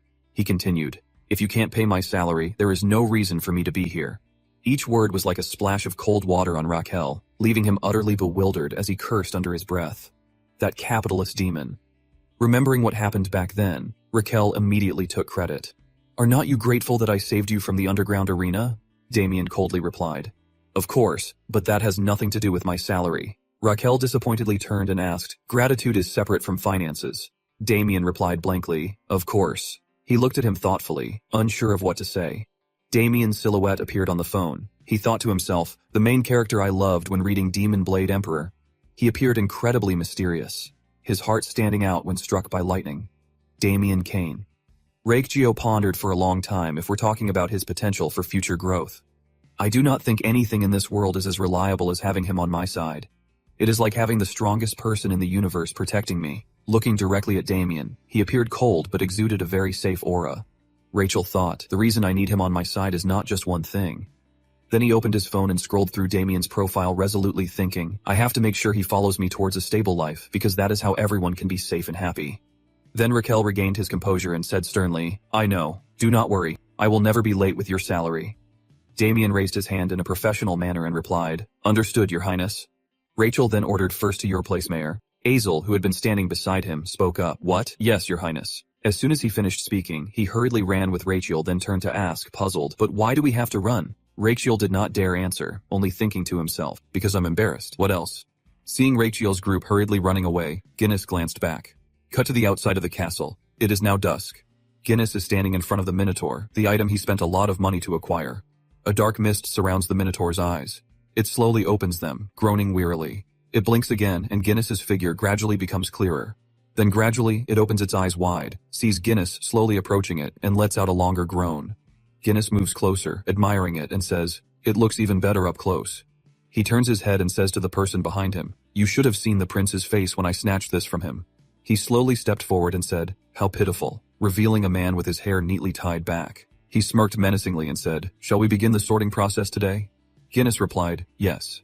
That is why I called you here the best sorter in Cremo. The sorter hastily waved his hand modestly and replied, you flatter me, sir. I am here because you have been very generous with the compensation. Looking at the very angry Minotaur, he then asked, but if I may ask, what kind of sorting do you prefer? Guinness thought of the Minotaur's imposing and magnificent appearance and requested, make it look as grand as possible. Then he revealed his intention. I will take it out and present it to His Majesty during his birthday feast. The new sorter smirked and replied, so you want a powerful image? Then he continued, did you speak to the mage? I asked to help make the sorting perfect. Guinness replied, of course I did. Suddenly there was a knock and someone replied, come in. A young man entered and it turned out to be the mage we would been talking about. He immediately got to the point. You must be very busy, so I will get started. A moment later, Guinness and the classifier moved away, watching the mage face the Minotaur. He then used magic to create a black lightning orb between his hands. He smirked and said, "I will kill it cleanly using vacuum magic." The lightning orb targeted the Minotaur, its entire body enveloped in thousands of lightning bolts, causing it to grimace in pain. The Minotaur was bound, its hands clenched as it endured the pain. The pain grew more and more intense, causing it to grit its teeth. On the verge of death, memories of the past suddenly flooded the Minotaur's mind, causing it to exclaim, "Cruel humans." It remembered its happy childhood with its parents. Then it remembered being suppressed by the human army and crying out in despair. And in the end, it was locked in an iron cage to be auctioned off, a spectacle for humanity. The lightning grew more and more intense, and the Minotaur could only struggle helplessly in the ropes binding it, unable to breathe. The lightning turned red, delivering a final decisive blow that shocked the onlookers, and suddenly a chain link snapped. The monster stood up, surrounded by thick bolts of lightning. Guinness and the classifier were dumbfounded by this incredible sight. As if freed from its chains, the Minotaur raised its hands to the sky and let out a piercing scream. Residual lightning currents lingered on the ground around it. Cut to a mansion, residence. He lay sprawled on the bed complaining, "I am so tired, my whole body aches." Damien stood beside him saying, "You are pushing yourself too hard." Inside, Rachel's organs were gathering to protest. "Our insides are rebelling against your packed schedule." Rachel lay on the bed clenching his fist resolutely. "Tomorrow, I will definitely buy a Minotaur for the price of 100,000 Megan." Suddenly, outside the room, hurried footsteps and loud knocking echoed. 2 guards rushed in frantically announcing, "Your Highness, please wake up. Something big has happened." Rachel immediately sat up and looked at the 2 soldiers. Rachel quickly got up, put on his shoes and asked, "What is it?" "I am exhausted." Damien, already with his sword drawn, asked, "What are you talking about?" The guard shouted, "We must get you to safety immediately." Rachel, unhurried, asked, "Explain yourselves first." Suddenly, the wall of his bedroom exploded outward, sending dust and debris everywhere. Damien reacted instantly, drawing his sword and pushing Rachel behind him, saying, "Your Highness, stay behind me." In a flash, something violently hurled Damien aside in front of him. Damien was slammed so hard into the wall that it cracked behind him. Rachel turned in alarm and shouted, "Damien." A giant hand belonging to a monster reached out. Distracted by Damien's condition, Rachel did not notice the danger right in front of him. It was only then that he glanced over to see. Standing before him was a huge, terrifying Minotaur looking like it was about to destroy everything. Its hand gripped the wall right next to Rachel. He looked up and stammered, "A Minotaur." Back when the Minotaur was being enchanted, a red lightning bolt struck it with a final brutal blow, leaving onlookers gaping in astonishment, and suddenly a chain shackle snapped open. The monster stood up, surrounded by thick bolts of lightning. Guinness and the classifier were left speechless witnessing this sublime scene. As if freed from its chains, the Minotaur raised its hands to the sky, letting out a deafening roar. Residual lightning crackled on the ground around it. Outside the castle, a burst of power cracks the walls. Inside, everything has collapsed, and a man cries out weakly, pinned under a rock. Guinness, terrified, shrinks against the wall and says, "How is this possible?" The enraged Minotaur roars, "You are the most evil." Then it raises its fist. It delivers a powerful blow to Guinness, but luckily he dodges it. The statue that took the brunt of the force shatters. Guinness, terrified, cowers and screams. He quickly regains his usual arrogant demeanor and shouts at the Minotaur, "You filthy monster! Do you know who I am? I'm a major merchant of Amboise and your master." As he speaks, Guinness quickly flees. As he ran, he screamed, begging it not to come near him. "I won't be your master anymore. I won't do it again." The Minotaur chased after him, roaring ferociously. While running, Guinness looked around, hoping to find a way out. "I need to hide somewhere safe first." Then in front of him, the mansion where Raquel was, he immediately recognized it as Mayor Cremo's house. Guinness pointed towards it, shouting to distract the Minotaur. "What is that?" It instinctively looked in the direction of his hand. While I was looking off into the distance, curious about what it was, Guinness disappeared. He hid behind a wall, trying to cover his mouth to avoid making any noise. The Minotaur was now looking around, trying to find him. It gnashed its teeth in anger. Furious, it delivered a powerful blow straight to the mansion. Back to the present. This giant Minotaur is standing before Raquel, so that is why it is here. Its hand is gripping the wall right next to Cariel. Raquel looks up in shock. Minotaur. He stares at it in horror. Damien is passed out behind him, and the room is tragically destroyed. The Minotaur is so angry that its eyes are glowing red. It is snorting smoke and growling fiercely. Rachel observes it carefully and thinks, "Wait a minute, why do its eyes look like that? I have seen those eyes many times when I worked at the clinic in Korea." Looking at the Minotaur's golden teary eyes, it looks scary, but also very pitiful. It is in pain, but has no one to rely on. At this moment, Rachel realizes those are the eyes of a patient. After rampaging and destroying everything, the Minotaur calmed down when it recognized him, that person. The past flashed before it. It remembered the scene at the auction earlier, then the image of Raquel raising his bid to redeem it. It roared angrily, shaking the sky. You are no different from that guy. Raquel, seeing this, panicked and wondered, why is it suddenly angry at me?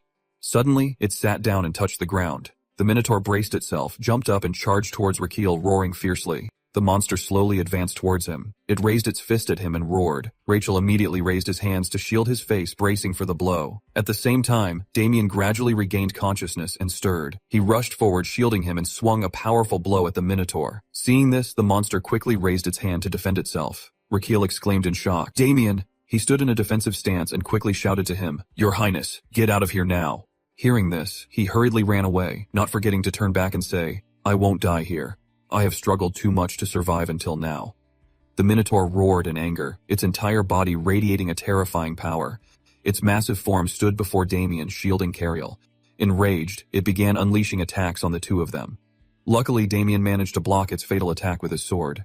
As he fled, Cariel looked back in awe. It is too fast. If I would taken that head on, I would have broken bones and my internal organs would be destroyed. The Minotaur's eyes clearly reflected the image of Cariel running for his life.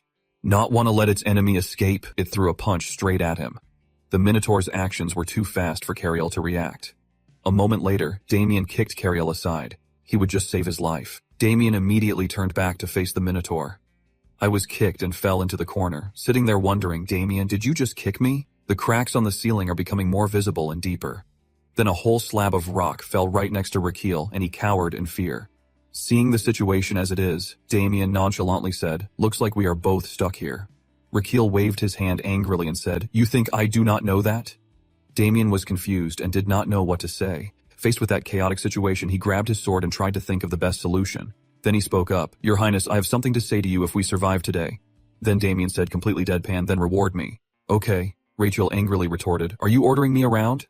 "What if I do not?" Damien replied bluntly, "Then I will run alone." Hearing that, Rachel irritably said, "Wow, you are awful, you." The Minotaur, with its eyes glowing red, watched them arguing back and forth. "When I count to 3, I will charge in and fight the Minotaur and clear a path for you to escape."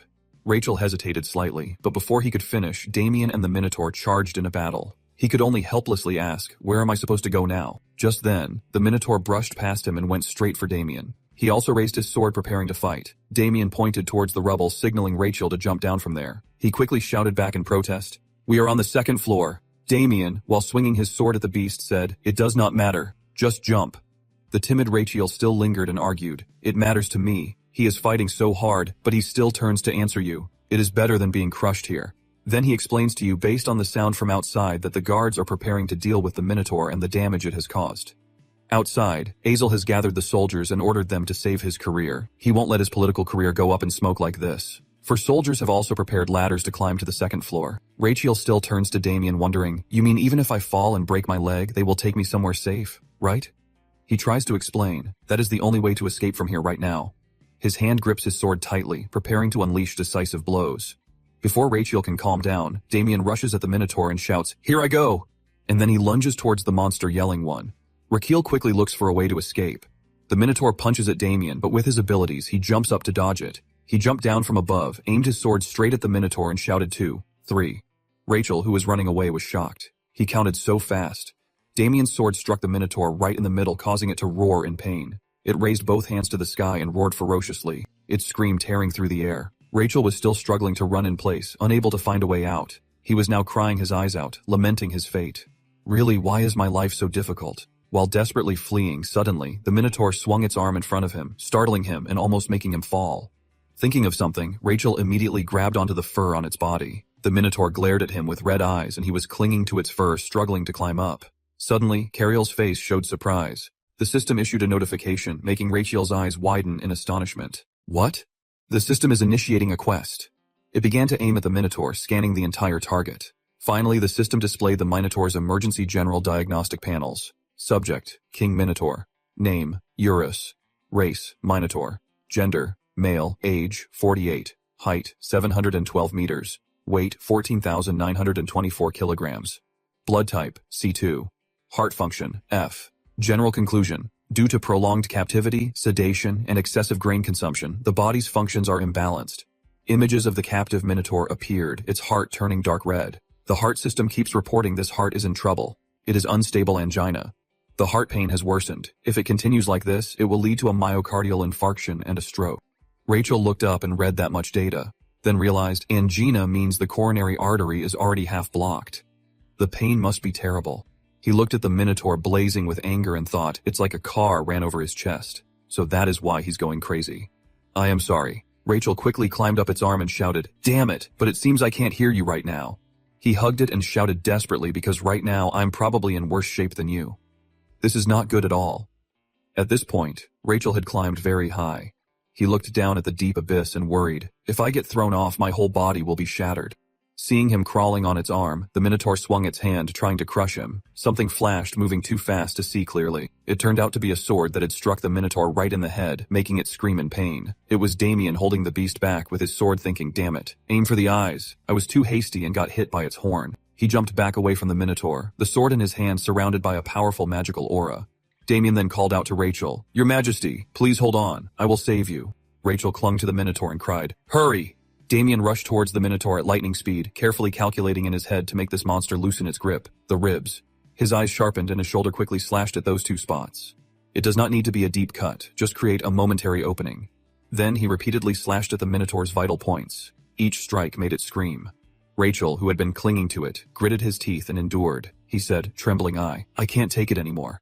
Suddenly his hand slipped from the Minotaur's fur. Exhausted, Rachel fell freely below, not forgetting to shout to Damien, no special bonus, got it. As I fell, I closed my eyes and gave up, tears streaming and flying in the wind. Dying here would not be ideal. Suddenly, something was moving back and forth so fast I could not see it. A wolf-human hybrid flew in like a god and saved Raquel. She picked him up and moved. Looking at the wolf, he was surprised. Oh, Anise. On the other side, two guards shouted, Raquel, Your Majesty. Anise carried him over and the two soldiers anxiously asked, Are you all right? He grasped their hands, forcing a smile, and said, Oh, I am fine. Sergio pointed towards the gate and urgently said, Then let us get out of here. Your Majesty's safety is our top priority. Run. At that moment, the Minotaur stood still inside the ruined mansion. It glanced over and saw that you had taken Raquel away. The Minotaur frowned and roared in confusion. It raised both hands to the sky and howled in anger, fearing the loss of its prey. Damien was still there watching this Minotaur grumbling under his breath in annoyance. He suddenly smiled and said, Could not catch His Highness. Damien pointed his sword directly at it, confidently saying as if mocking, Now you're switching to me. It angrily swung a punch down. Its fist stopped right where he was standing. It shattered the ground into rubble, but luckily he managed to dodge it. Despite the predicament, Damien smiled contentedly at the thought of money. Surely he would get extra pay for this dangerous situation. The Minotaur continued to swing another fist. Damien calculated aiming for the fist to slash from the hand to the forearm. He swung his sword straight into its fist, the two colliding in a powerful shockwave. Damien trembled, trying to resist the force. It is tougher than he thought. The Minotaur also roared wildly as if it was putting all its strength into this fight. Then the two of them, man and beast, fought wildly. Damien refused to give in. He continued to try to defend himself. Suddenly, the Minotaur brought its fist down. Damien stepped back thinking of feint. Unexpectedly, it ran quickly towards him. It ran while bracing itself, charging at him like an arrow. Damien immediately raised his sword to block its attack. The sword slammed straight into the Minotaur. It roared with fury and rage. He remained calm, but was completely focused on this fight. In the heat of the moment, it landed a powerful blow, sending Damien crashing back first into the ground. The wall behind him shattered, and blood trickled down his head. The two soldiers outside were stunned as rocks rained down. They fell on them, and the other soldier fearfully dodged. Inside the building where the fight took place, Damien sat slumped, smoke and dust everywhere. Unfortunately, a large rock was pinning his leg, causing him to cry out in pain. On the other side, the Minotaur continued its advance. Its eyes glowed red as it charged towards Damien, a raging beast. It raised its massive fist over Damien's small frame. Damien saw its shadow looming closer. He struggled to lift the rock off his foot and clicked his tongue. Seeing its fist about to strike him, Damien gritted his teeth in helplessness. Was this the end? Suddenly, a large hedgehog appeared with a loud shout. Spiky, head-butted. Caught off guard by Gosium's charge, the Minotaur roared fiercely. Damien stared in surprise. Spiky tail. Go see him with its spiky skin pierced the Minotaur's head. Damien sat there looking very surprised. Then he saw a Rachel emerge from somewhere looking cheerful. Damien was annoyed thinking, how is he here? I went to so much trouble to free you. Riccio looked up, thrilled to see Go see him complete the mission perfectly, saying amazing, a direct hit. The red sunflower seed you get when summoning a mythical beast really does make it grow. He waved at Damien excitedly saying, Damien, let us go. We have to go get the reward.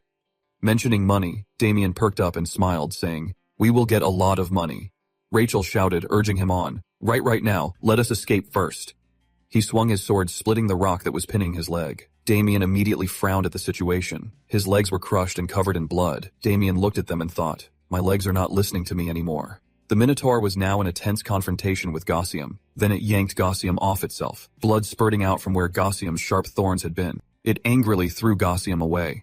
Gaussium was thrown past Damien. Raquel, standing on the other side, shouted an order. Now's the time. Spiky tail grabbed onto his thorns. Damien immediately latched onto Gaussium. Gaussium then inflated and flew outside, taking Damien with it. Korea looked up at Damien, clinging to Gaussium. A moment later, it landed safely with him. Seeing its prey disappear so quickly before its eyes, the Minotaur grumbled in frustration. All three of them escaped safely. A series of rocks fell on the Minotaur's head, making it look up in shock. It turned out that Damien's slash had caused the building to collapse. After it was done, he and Rachel calmly observed. The building was now a pile of rubble.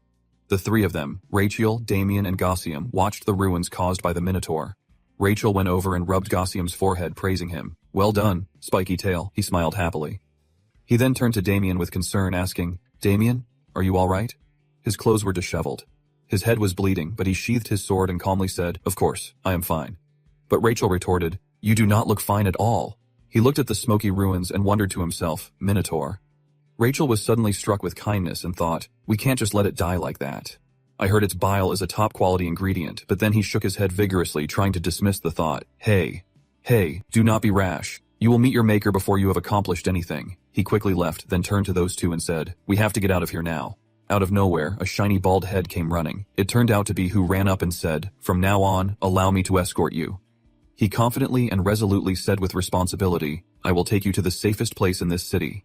Before long, they were taken by to a seaport. They all followed Azel, who was leading the way. He pointed to the large ship and said, Your Majesty, please board my ship. Once we set sail, no matter how fierce that Minotaur is, he won't be able to touch a hair on your head. Raikio looked at the large ship and thought, Escape by boat. Sounds good. And then he agreed to listen to Azel. Seeing him standing still, he turned back and said, Mayor, please go first. Azel did not follow, but stood still and solemnly said, I won't run away. Lakil. Hearing that, Raikil wondered what. Looking at the city area, Azel honestly shared, This place is a city that I, the mayor, have a responsibility to protect. Looking at the workers busy working on the ship, he continued, The prosperity and safety of so many people rest on my shoulders. How can I abandon them and run away to safety alone? Then he bowed respectfully and said, I will stay here, Commander of the Guard. Please, Your Majesty, go first. Rachel froze, not knowing what to say. Seeing Azel's way of life, he cannot help but think, I thought he was a glory seeker, but it does not seem right to leave him behind. Damien, seeing him hesitate, urged, Your Majesty, we must leave quickly. Rachel hesitated, but understanding that he hesitated because he could not cowardly abandon them. Damien explained, You do not need to feel guilty, Your Majesty. Everyone has their own role. Rakiel's eyes flashed with realization. He looked at Azel, who was commanding everyone, and thought, Yes, the mayor's role is to protect this city. Then he looked at the people in front of him. Their role is to protect me. Raquel clenched his fist, gazing into the distance as he reflected, and my role is to survive and carry the burden of the royal family. Finally, they decided to set sail, and the officer on board shouted, Raise the sails. Rachel left, not forgetting to turn back and bid farewell to Azel. The two boatmen suddenly saw something and exclaimed, What is that? It is the Minotaur again. Where did it come from? It is roaring. This scared the two boatmen and they fled. From its position on land, it leaped. The Minotaur jumped high into the air. Finally, it flew and pounced on Raquel. It landed on the boat, shattering the deck. It roared loudly, threatening everyone around. The Minotaur picked up a broken mast. Raquel covered his head and shouted everyone down. The Minotaur grabbed the mast and swung it around violently, but Rachel, having already laid down, dodged it. He stood up anxiously. This is crazy. What do we do now? Running is the best option, but there's nowhere to run, and I can't even swim. Inside his body, a notification rang out. Your organs are contracting violently from fear, one of them said uneasily. What? Why are not you thinking of a way out? What is the point of a brain at a time like this? Then the organ suddenly realized something and lamented. Ah, right. He does not have a brain. Rachel could only cry in fear, not knowing what to do. Damien, kneeling nearby, whispered to him, Your Majesty, keep your head down. The fallen sail might be a blessing. Then he pointed to the side and instructed, Huddle close to the wreckage of the stern and do not move. Rachel whispered back, Hi there. Yes, that is the best way for now. The Minotaur is right behind me searching around. He turned to Damien and asked, "What about you?" Damien calmly replied, "I have received so much from your majesty today." Damien drew his sword and stepped forward, time to earn it. Rachel watched him hesitating slightly, but then he turned and ran. On the other side, Damien charged at the Minotaur shouting Anise. Anise reacted instantly, leaping onto it. She held onto the Minotaur, making it easy for Damien to slash at it a few times. Suddenly, the Minotaur grabbed Anise's tail. It slammed her hard into the ground, making her cry out in pain. After that, it charged towards the others, roaring. The monster ran towards the group, each step cracking the ship to pieces. It flung around anyone who dared to jump at it. Damien struggled to sit up on the boat's floor, groaning in discomfort from the pain in his injured leg. Everyone else was sprawled out, exhausted from being tossed around by the Minotaur, only able to utter weak groans. Rachel, hiding in a corner and witnessing everything, was terrified. "This is crazy, completely crazy. Get a grip. Hanley, we're all gonna die if this keeps up." Then he observed the Minotaur for a moment, judging its breathing, its movements, not wanting to miss anything. An image of the Minotaur's pounding heart suddenly appeared. The system announced, "You have faced an unprecedented, dangerous situation." Cariel's eyes focused intensely. The system continued, "This extreme experience has greatly advanced the Azrahan precise diagnostic method." His eyes lit up. The notification board continues to display. Accurate Azrahan diagnosis method has been added to pulse reading as a support feature. The system immediately analyzes every movement of the Minotaur and displays a notification. Support feature 1, Meridian Point Scan. It continues to report, can scan the target's meridian points within range to predict movement. Number of targets that can be locked. 1, only applicable to living creatures. A red circle from the system focuses on the Minotaur's head and displays. Raquel, looking at those notifications, is surprised. What the hell is this? Is practically a map hack. In his eyes, every detailed movement on the Minotaur's body is crystal clear. The angle of Didicon's muscle shifts, the timing and location of the landing, all visible as clear as day. Excellent. Now I can dodge every attack. The Minotaur takes a step closer to him. Suddenly, Raquel stopped. Looking at the wreckage on this tattered boat, he thought, "Wait, can we keep hiding from him here forever?" Seeing how terrified everyone on the boat is of the Minotaur, Rachel is very anxious. Before his strength runs out, he has to do something. He focused his mind and tried to stay calm, thinking, "Remember, I have to survive." Looking at the injured, he continued, "Them and me." Then his eyes seriously acknowledged the thought. Rachel looked down and saw Gosium lying exhausted. He rummaged through his bag as if he had just thought of a plan. He wondered if this would even work. Then Rachel looked straight ahead with fierce determination. "But I have to do it because it is my role." The Minotaur is now starting to stomp its feet and move. It immediately swings its fist, preparing to attack the two innocent people standing there. Suddenly, those two people stare up in utter astonishment. "Well, what the hell is that? Looking up, they see Raquel has blocked the Minotaur's attack, but the problem is his body has now grown so large that he is standing eye to eye with it. The Minotaur growls a few times. It must be very surprised. He crosses his arms, bracing himself. Below, a notification appears. "You have used the red sunflower seed for mythical beasts without permission." Rachel is struggling to hold back the Minotaur's fist. They keep pushing against each other and the sea is churning wildly. Seeing that he has grown to be as big as this giant Minotaur, he thinks to himself, "I am bigger, really bigger, though I did not expect to get this big." Two soldiers huddled together in fear at his feet. Your Majesty." Damien, seeing Raquel's gigantic form, is horrified and wonders, "What is this guy anyway?" A new notification pops up. "You're not a mythical beast, but a human. Red sunflower seeds can cause extremely serious side effects to the human body. Please see a doctor or physician." Rachel reads that with annoyance. "I am a physician." While the Minotaur was fighting him, a notification appeared. The duration of the giant effect is limited to 3 minutes. It used its other hand to punch Raquel, and another notification popped up. "Serious side effects will occur after the giant effect ends. You will fall into a coma for 5 days after the giant effect ends." While Rachel was fighting it, the notification continued. Giant effect duration remaining 2 minutes and 37 seconds. Seeing that, he thought to himself, "So I have 2 minutes and 30 seconds to resolve everything, not to mention the bonus of 5 days in a coma." His hand is gripping the Minotaur's hand. Rachel gradually weakened and trembled. He was struggling and extremely worried. "If I do not finish this in time, I'm 100% dead." Suddenly, the Minotaur took a step back. It raised its fist again, just like before. Unlike before, this punch landed directly on Raquel's face. One of his legs dangled as if he was about to fall, but he managed to keep his balance. Raquel touched the spot where he was hit and thought irritably, "That freaking hurt, but I can take it. Normally, even a light touch would kill me." He slowly moved forward, thinking so. Unexpectedly, Reggio used his self-made headbutt and slammed his head into the Minotaur's chin, yelling, "Die." He shook his head to ease the pain and continued thinking. "Anyway, there is no way I can kill it in 2 minutes. All I could do now is..." Rachel looked at the trembling, "Go see him," and thought, suppressing its rage and calming it down. so that even if I lost consciousness, Damien and the guards could cope. Then he began to move. He went up to go see him and loudly asked, "Spiketail, where are your spikes?" It fired a series of spikes from its body at him saying, "Spiketail." Rachel reached out and caught all the spikes. He then braced himself to deal with the Minotaur. Both he and the Minotaur roared and charged at each other. Rachel managed to place both hands on it. He used his strength to spread his legs and leap over it. From the thorns he would just obtained, he immediately pulled one out. Rachel climbed up and hugged the Minotaur's neck, excitedly saying as he held the thorn, "Time for acupuncture for this golden retriever." He immediately pierced its neck at the celestial pivot point with a thorn and it roared in pain. The point of contact between the thorn and the Minotaur's skin flashed, creating lightning bolts. Rachel realized something was wrong. The thorn was not touching the mana flow. He hugged it tightly, scolding it, "This pathetic constitution." Rachel then shouted, "Damien!" He grabbed his sword and rushed over. Rachel ordered, "Come here and strike the base of this thorn." Damien seemed to leap into the air. He struck the thorn with great force and the Minotaur roared loudly. Rachel then calculated in his head that he had to calm its nervous system, reduce the excitement of the sympathetic nervous system, and activate the parasympathetic nervous system. He continued to stab it at the Tianliao acupoint. Then he called out, "Damien!" and he quickly struck the thorn again. Then another stab to its head, the Shimai acupoint. And then again, the Yifeng acupoint. This time, it was the Jiaozuan acupoint, and the Minotaur roared in the most pain. Rachel thought to himself, "It is spreading along the Sanjiao meridian."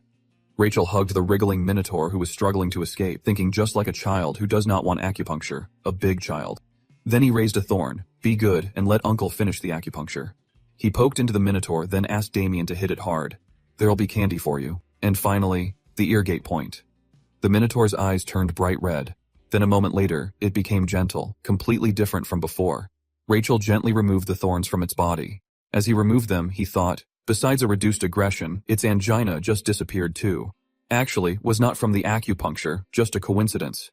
Unstable angina is like that. Painful enough to die, but then it disappears on its own.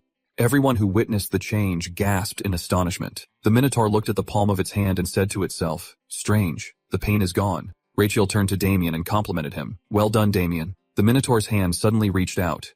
Then it placed its hand on Rachel's shoulder and respectfully said, "Thank you, human." Rachel sighed in relief and thought to himself, well, luckily the pain disappeared just in time, making it think I healed it. Then he slumped down on the floor of the boat and complained, "Oh well, I am exhausted."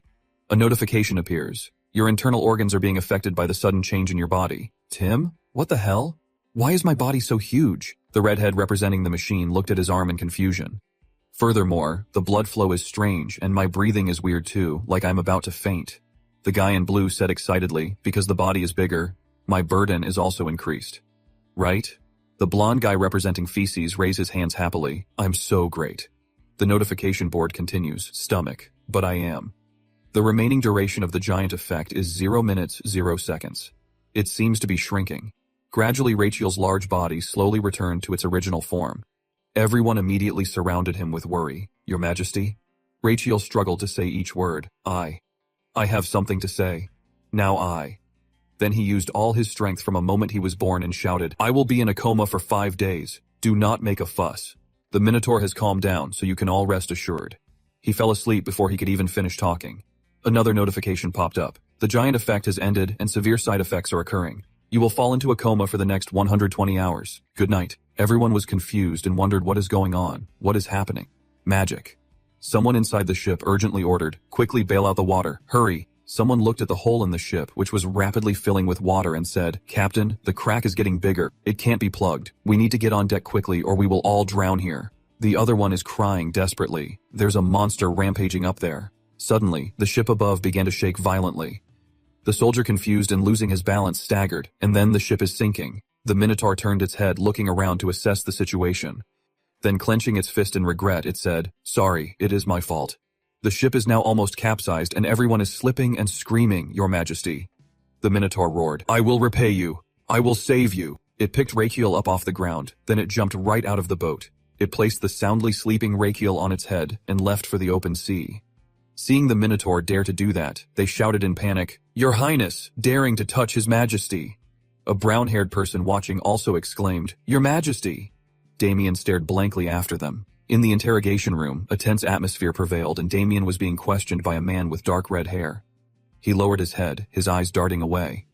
Damien did not know where to start. He could only utter, his gaze blurred, and suddenly a mouse scurried across his feet. The interrogation room was gloomy, the flickering lights casting shadows on the walls adding to the heavy atmosphere. A thought crossed Damien's mind, a dream. He smirked. Damien thought to himself, it's been a long time since I've seen this scene. It was just like the place I used to live as a child. The red hair man sitting across from Damien laughed loudly. How ridiculous. He was an interrogator from the Imperial Investigation Team. The interrogator smirked and said, in this situation, you can still sleep. I do not know whether to call you shameless or brave. He crossed his arms, looking down at Damien arrogantly and said, do not you realize the situation you are in? He replied, I do. The interrogator continued to question him, yet you can still doze off so calmly. Damien answered silently in his heart, because you have not let me sleep for the past 3 days. The interrogator angrily gritted his teeth and said, His Royal Highness the Crown Prince has been captured by that monster. He slammed the table hard, shouting at Damien. It has been 6 days. The news reached the capital in 1 day, and it took me 2 days to get here. The chaotic scene and the royal family sending out so many soldiers to search for His Highness the Crown Prince flashed through the investigator's mind again. He shouted, So for 3 days you have not found His Highness? No, not even a single clue or trace. The investigator grew increasingly angry. The anger expressed in every word he uttered. This mayor and you, along with your accomplices, have wasted precious time just pretending to search. He raised many questions. Where did that minotaur swim to Gwyneth Desham of the Angoumois family who bought that minotaur? Where has she gone? His face was consumed by anger. How awful, he yelled, not even a single clue. Is it because you have not found anything? So the Inquisitor answers his own question, then denies it. No. Not that he did not find it. Then he lowers his voice, gives a triumphant smile and says, more like deliberately ignored it to frame His Highness, the Crown Prince. Damien says, all of us who accompanied His Highness, you want to conclude that we conspired with that minotaur? Damien's face turns cold. He says angrily to kidnap and frame the Crown Prince. The Inquisitor stands up. He says regretfully, it is not that I want to conclude that, but that I want to expose that truth along with your clear confession. Then he approaches Damien asking him, you think that is absurd? Damien glances at him, answering him, of course. The Inquisitor denies it, but it is the truth. The Inquisitor looks down at him saying, things can't be ambiguous. The world always wants a clear answer. He gives a triumphant smile saying, even if it is an absurd conclusion. The investigator's words weighed heavily on Damien's heart. Who would take responsibility for this? The investigator began listing everyone's offenses, starting with the mayor. He said Mayor Cremo failed to ensure the city's security. Then he accused Damien and his men of failing to protect His Highness. He smirked, pronouncing, you are the ones who must bear the responsibility and the blame for this so that everything can end smoothly. Damien gritted his teeth, furious. Bear the blame so everything ends smoothly. What the hell are you talking about? Damien's eyes seemed to want to devour the investigator. He thought this guy just wants to wrap things up quickly. The investigator patted Damien's shoulder, coaxing him. So think carefully. Whoever confesses honestly will receive leniency. He asked leniency. The investigator said, meaning you will get a quick and painless death. Damien wanted to stand up, but unfortunately, he was tied to the iron chair. He could only yell at the investigator, you bastard. Seeing his reaction, the investigator said, fine. If you find it hard to answer, then I will use another method. A group of soldiers enters. 3 of them stand before Damien, awaiting the Inquisitor's orders. Seeing such a formidable force, Damien grits his teeth and says Damien is thrown into an iron cage and he is in pain. The iron cage is hoisted up. Someone shouts, Damien. Seeing a familiar face in the next cage, Damien is surprised. Damn it, a niece and a mayor too. His pupils widen as he looks down, utterly astonished. A group of people are pouring liquid on the wood. He realizes it is the smell of oil. Is he planning to burn us alive? Someone's footsteps are approaching. It is the interrogator and his cronies. He says, now that everyone's here, let us go over the conclusions again. The interrogator asks Damien, are you ready to confess? Damien says, I do not know what to confess.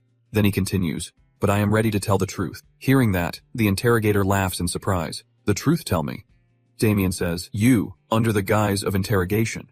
He grabs the bars and shouts, are obstructing the search for the missing Crown Prince. The examiner glared at him angrily, saying, what? He was furious, a crimson aura radiating around him. He angrily shouted, I am the one who can find the Crown Prince the fastest, and you people are doing such useless things. The examiner sighed, saying softly, you are planning to escape, then regretting it. Oh well, never mind.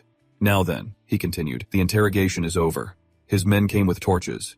Damien gripped the iron bar. Want to break it. In his heart, he thought, sorry, Your Majesty. I do not want to die meaninglessly in this place. A strange object slid across the ground. A bull was heading towards Damien's cage. Damien's eyes widened in disbelief. That is Mino, the Minotaur. A flash of light severed the iron chain on the cage. The Minotaur caught Damien's cage with a figure on its back, his crown prince, Rachel. Damien is astonished. Anise and Azel look on in alarm. Everyone is utterly surprised. Raquel looks up. He asks, "Why are you all here?" Prince the Drug Dealer short documentary Prince and the Golden Dog special episode. 6 days ago, a man woke up coughing. This is Raquel, the crown prince of the Magentano Empire, waking up in a coastal cave. He wakes up, sees the bull looking at him and blushing, and screams internally, "What the heck?" Startled, the blushing bull replies, "This is Minotaur, who yesterday wanted to kill Raquel but now looks incredibly adorable." Minotaur recounts how he saved Raquel. He thanks Minotaur, saying, "You are the one who saved me from drowning." Raquel shakes hands with Minotaur, thanking him profusely. "Thank you. Now we are friends. It seems the misunderstanding between us has been resolved." Hugh asks, "Why are you suddenly so close to Minotaur?" Raquel scratches his head and replies, "Oh well. It seems our bull friend had a bit of misunderstanding. He thinks I cured him and sees me as his benefactor." The sound of crashing waves mingles with his explanation. Actually, his pain just disappeared on its own. Then he suddenly says, "But, I do not think this misunderstanding is so bad." "Why do you think so?" I asked. Raquel replied, "Because Raquel said deceitfully, 'You will think that and follow me,' then laugh maniacally." Script by Moonbae Kyung, adapted by Pass, art by Da Dung. Short film The Prince and the Golden Dog and You Devil. The large Minotaur is kneeling before Raquel. He says to it, "I want to help you just like you helped me." "Okay," the Minotaur replies. Rachel lies, saying, "Actually, your heart condition has not fully healed. If you leave it like this, you'll be in pain like before." The Minotaur stares at him, incredulous. He touches its fur, controlling his spiritual power to examine it. "First, let me check your physical condition," but the Minotaur protests with a roar. Unfortunately, the Minotaur's protest is ineffective because Raquel does not understand its language. The system's voice rings out. Support feature, Meridian Point scanning for the pulse reading skill, has been activated. Blue light is entering the Minotaur's heart. Rachel is secretly pleased. "Thank goodness. Your angina has not gotten worse. We can go back to Cremo and start treatment." The blue light activated the Minotaur's heart. Then he thought about the Minotaur's bile. "What about his bile?" Rachel asked the Minotaur. "Hey, you been feeling discomfort in your stomach when you ruminate lately?" The Minotaur nodded and grumbled. Rachel looked at him and explained, "There is something inside your stomach. If we take it out, you won't feel uncomfortable anymore. I will take it out for you now. Just follow my instructions." He began to instruct the Minotaur. Press on the main acupoint on the spleen meridian, then press on the Wanya point located on the axillary line at the 4th rib. Next, press on the Ryu point located between the 5th ribs, then move down 3 inches to the Wudong point. After that is the Jiawei point, and finally the Zhongguan point located on the straight line from the Tanzhong point to the navel. The Minotaur was bewildered and did not understand anything. Rachel said, "Just use your fingers to press as I say." The acupoints on the Minotaur's body lit up. The Minotaur opened his mouth and grumbled. Rachel praised, "Very good, almost done." Then he clenched his fist and instructed the Minotaur to follow him. "Now clench your fist and punch yourself hard in the chest." The Minotaur was suspicious. Rachel coaxed, "Trust me, punch it hard. Right now, I will listen. Clench your fist." The Minotaur punched its chest hard once and roared. Suddenly, vomited. Rachel watched it, thinking to himself, whatever it is about to throw up is huge. It is coming out. The Minotaur vomited out a huge object. Rachel was surprised when he saw a damnedness. The system announced received S+ rank Minotaur Gal. Rachel was surprised, thinking to himself, normally, even the biggest cow gal can exceed 5 centimeters, but this one is at least 20 centimeters. Rachel held the object in his hand and asked the Minotaur, "How are you, Golden Retriever? Feeling better? Feeling lighter?" The Minotaur responded with a comfortable growl. Rachel congratulated the Minotaur, glad he was no longer annoyed, congratulating him, but in his heart he thought, "Now you are mine." The sun was almost down, signaling the end of the day, and Rachel said to the Minotaur, "But we have to move now."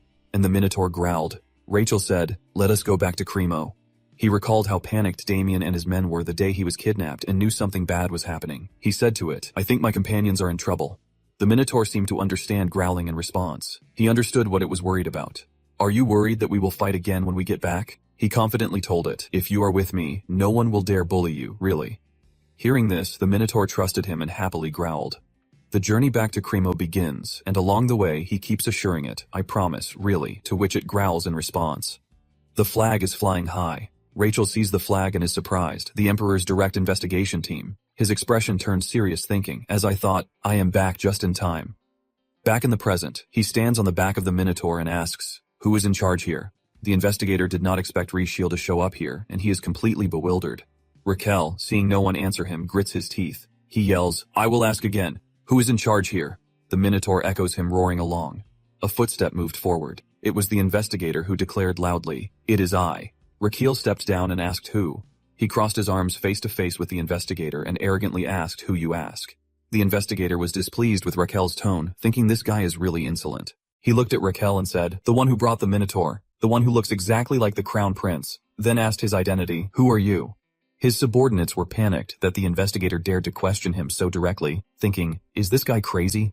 Who would mistake him for the Crown Prince? He crossed his arms and questioned him, "Are you suspecting me of impersonating the Crown Prince?" He said, "Yes. Because in the current critical and special situation with the Crown Prince missing, there will be many who want to take advantage of this opportunity to harm the royal family." Raikio bowed his head. "So you want to confirm my identity?" He said yes. He looked up, his eyes radiating murderous intent, and said, "Then why do not you confirm the identities of these people first?" The examiner did not understand him. "What did you say?" He said angrily. "They are right here. Why do not you acknowledge their sacrifice, suffering, and dedication?" Sweat poured down his face. "He said what?" Rachel shouted. "Damien Cain." He recounted his merits. "He protected me. Rachiel Adria Magentano, the crown prince of this empire." With his life, Damien was surprised. Rachiel continued. "He bravely fought the Minotaur to buy me time to escape and also showed courage and dedication when fighting against the Minotaur all alone." The Minotaur opens the cage. He slowly steps down. Damien says respectfully, "Your Highness." A faint smile appears on Raquel's face. The surrounding space is silent.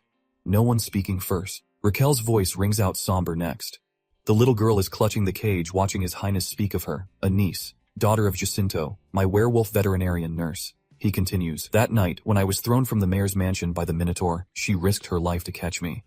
After the Minotaur released her from the iron cage, he continued, if it were not for your quick reflexes and courageous actions, I might be a mangled corpse buried in the ground right now." She stepped out of the iron cage. She landed on the ground. Rachio looked at her admiringly. "That is courage and great sacrifice for me," he continued. "Next, Sergio." Sergio's eyes welled up with tears. He said, "Our special forces captain, that night, you were the first to run to my aid protecting me as I fled." Sergio was released from his cage by the Minotaur. He cried, "Your Highness," Raquel praised. "Without that courage and sacrifice, would I have made it here safely?" Next, he recounted the merits of the others. The next cage was lowered. Knight Frandel, who showed the honor and example of a guard knight when bringing the wounded members to safety. He said, "Montero and Pedro, you two step forward. Are your arms all right?" After holding the Minotaur's horns. "The others also deserve credit," he praised. "I can't forget the Knight Hamilton's contribution either." He continued, "Even with a broken sword and shield, you showed unwavering fighting spirit." Cariel then stood at attention and said, "Someone could not hold back their tears and cried, 'I.'" That person kept calling out as His Highness looked towards him. The soldiers whispered amongst themselves. One said, "It seems he really is the Crown Prince." The other doubted, but how could he have returned? The first soldier continued, "Moreover, how did he tame that Minotaur?" The examiner trembled. His face was covered in sweat. He thought something's wrong. He continued thinking, "I was sure the Crown Prince could not have survived after being captured by the Minotaur." The investigator recalled, "So I blamed the Crown Prince's subordinates without any good reason. Whether they were wronged or not was irrelevant to me because that is always how it is. It is standard procedure." He continued to justify his actions. When a member of the royal family dies of illness, the doctor is executed, the death of a person of high status. He remained convinced that someone had to take responsibility. Seeing the prince and his attendants, he wondered, but why did the Crown Prince survive his return? How is that possible? The investigator knelt down. He bowed his head to him saying, "Your Highness, I beg your forgiveness for daring to doubt your identity." He said nothing, seemingly contemplating. Then he turned to look at the last cage and said, "The mayor of this city, Azio Cremo." His eyes were filled with tears, his hand reaching out to him whispering, "Your Highness." He said, "On that night, even when faced with countless dangers and difficulties, you did not run away and always strive to protect this city." The Minotaur placed his cage down and Raquel said, "That is the noble and precious quality of a noble, one who puts his responsibilities above all else." He touched the cage saying, "That is the most beautiful and meaningful example of a noble." He cried incessantly, "Me, Your Highness." Then he looked at the interrogator, judging, and the interrogator of the investigation team. Raquel said, "The one who asked me to prove my identity." He could not say anything. He said, "But it is not I who proves myself to me." Looking at the bodyguards, he continued, "Not me, but those beside me. Those who are not afraid to sacrifice for me." Then Cariel said sternly, "That is who proves it to me." The interrogator was silent. He knew he was as good as dead this time. He did not give him a chance to explain. "You do not need to explain because I know exactly what you want to say." He thought back to the past. I have seen through you, just like in Korea. Raquel's eyes coldly looked at him. I asked you who was responsible here, and you stepped forward yourself. His words were like a thunderbolt to the interrogator. Do you understand the meaning of that? The person responsible is the one who bears the responsibility. You will be held responsible for your perfunctory investigation and be punished accordingly. Everyone's cleaning up. One servant said, that stupid interrogator, what is his charge? Another said, negligent investigation and obstruction of Crown Prince Yig's official duties. The man with the host side, that is a long one. The heavier the crime, the longer the charge. One predicted the interrogator's fate. If he is unlucky, he will be executed. At the very least, he will get life in prison. Another replied, definitely. One of the servants interrupted. Hey, he said, is that true? The old man recalled the moment saying, well, I saw it with my own eyes. That ferocious minotaur actually obeyed His Highness. He continued, it moved according to His Highness's instructions, breaking the bars. It was incredible. Someone nearby was listening to them talk, and the old man was exaggerating things. Apparently His Highness somehow grew as big as a minotaur. That guy slipped away and the old man kept exaggerating, saying he fought it barehanded, and then those sharp thorns, those huge thorns pierced its neck and back. The guy beside him called out his lies. Come on, old man, stop lying. Someone next to the old man chimed in. Speaking of which, that guy continued. I just remembered something. There is a rumor spreading in the palace. He said, have you guys heard the legend of the Crown Prince King? The listeners were all ears. We were curious too. Damien was upstairs watching everything unfold. He turned to Raquel and asked, Your Highness, you covered your mouth to yawn. Damien asked about the Minotaur. How exactly did you tame that Minotaur? You flicked away a booger and answered his question. Tame? I never tamed it. It just misunderstood. I just left it that. Now, it was Damien's turn to be confused. He looked blank. Rachel said, do you remember when I suddenly got bigger earlier? I tried acupuncture to calm it down and I accidentally cured its pain. Damien was surprised. You may have think you cured it. He sat up and admitted, yeah, it sees me as its benefactor. The sky outside the prince's residence was clear. Raquel's voice echoed throughout the residence. I said it is a good thing, right? Damien replied, it is a good thing. For me too. He asked Lucky why. Damien said, because I'm gonna get a hazard pay bonus. He said, not hiding the money thing anymore. On the other side, Bobak and Gusium were playing happily. His voice said, business should be clear. Rachel laughed. You are shameless. He smiled to himself, thinking I need to practice more. Thinking about the bonus, but not completing the mission well. How shameful. Damien said embarrassingly, anyway, the reason I can confidently answer like that is because I completed the mission you assigned me last night. Requiel is surprised what someone found all those medicinal herbs in just one day. Damien says, yes, Cremo is the largest port and trading city in the north. And there's more news. He informs him, His Majesty the Emperor has returned to the palace. Damien continues, it seems he heard you were safe on his way here. Rachel happily says, so he returned to the palace as soon as he heard I was safe. He smirks, thinking to himself, what a cold-blooded person. Just as I expected, thinking of that man, he feels tired again. Just ignore him. Why bother caring? I find him a bit annoying. He stands up saying, good. The Emperor has left and the medicinal herbs are ready. We can start right away. Damien asks foolishly, start what? He happily pointed to the sky saying, let us make sedatives for Minotaur honey. Cariel excitedly continued telling them to clean the mansion's kitchen immediately. On a clear day with gentle sunshine and fluffy clouds drifting in the cool breeze, two men were hard at work outside the simple yet luxurious mansion. Inside the kitchen, Raquel stood with his hands on his hips with Damien standing guard beside him when he suddenly said, now then. Then he smiled contentedly. Let's begin. Raquel picked up a sharp knife and cut the honey yam into pieces. After that, he picked up the mortar and pestle, enjoying himself as he worked. Rachel sang, mix it well, while Damien stood beside him disgruntled. Are you planning to make medicine in 5 days or practice singing? Then he slowly shaped it into a ball, a sedative from Minotaur bile.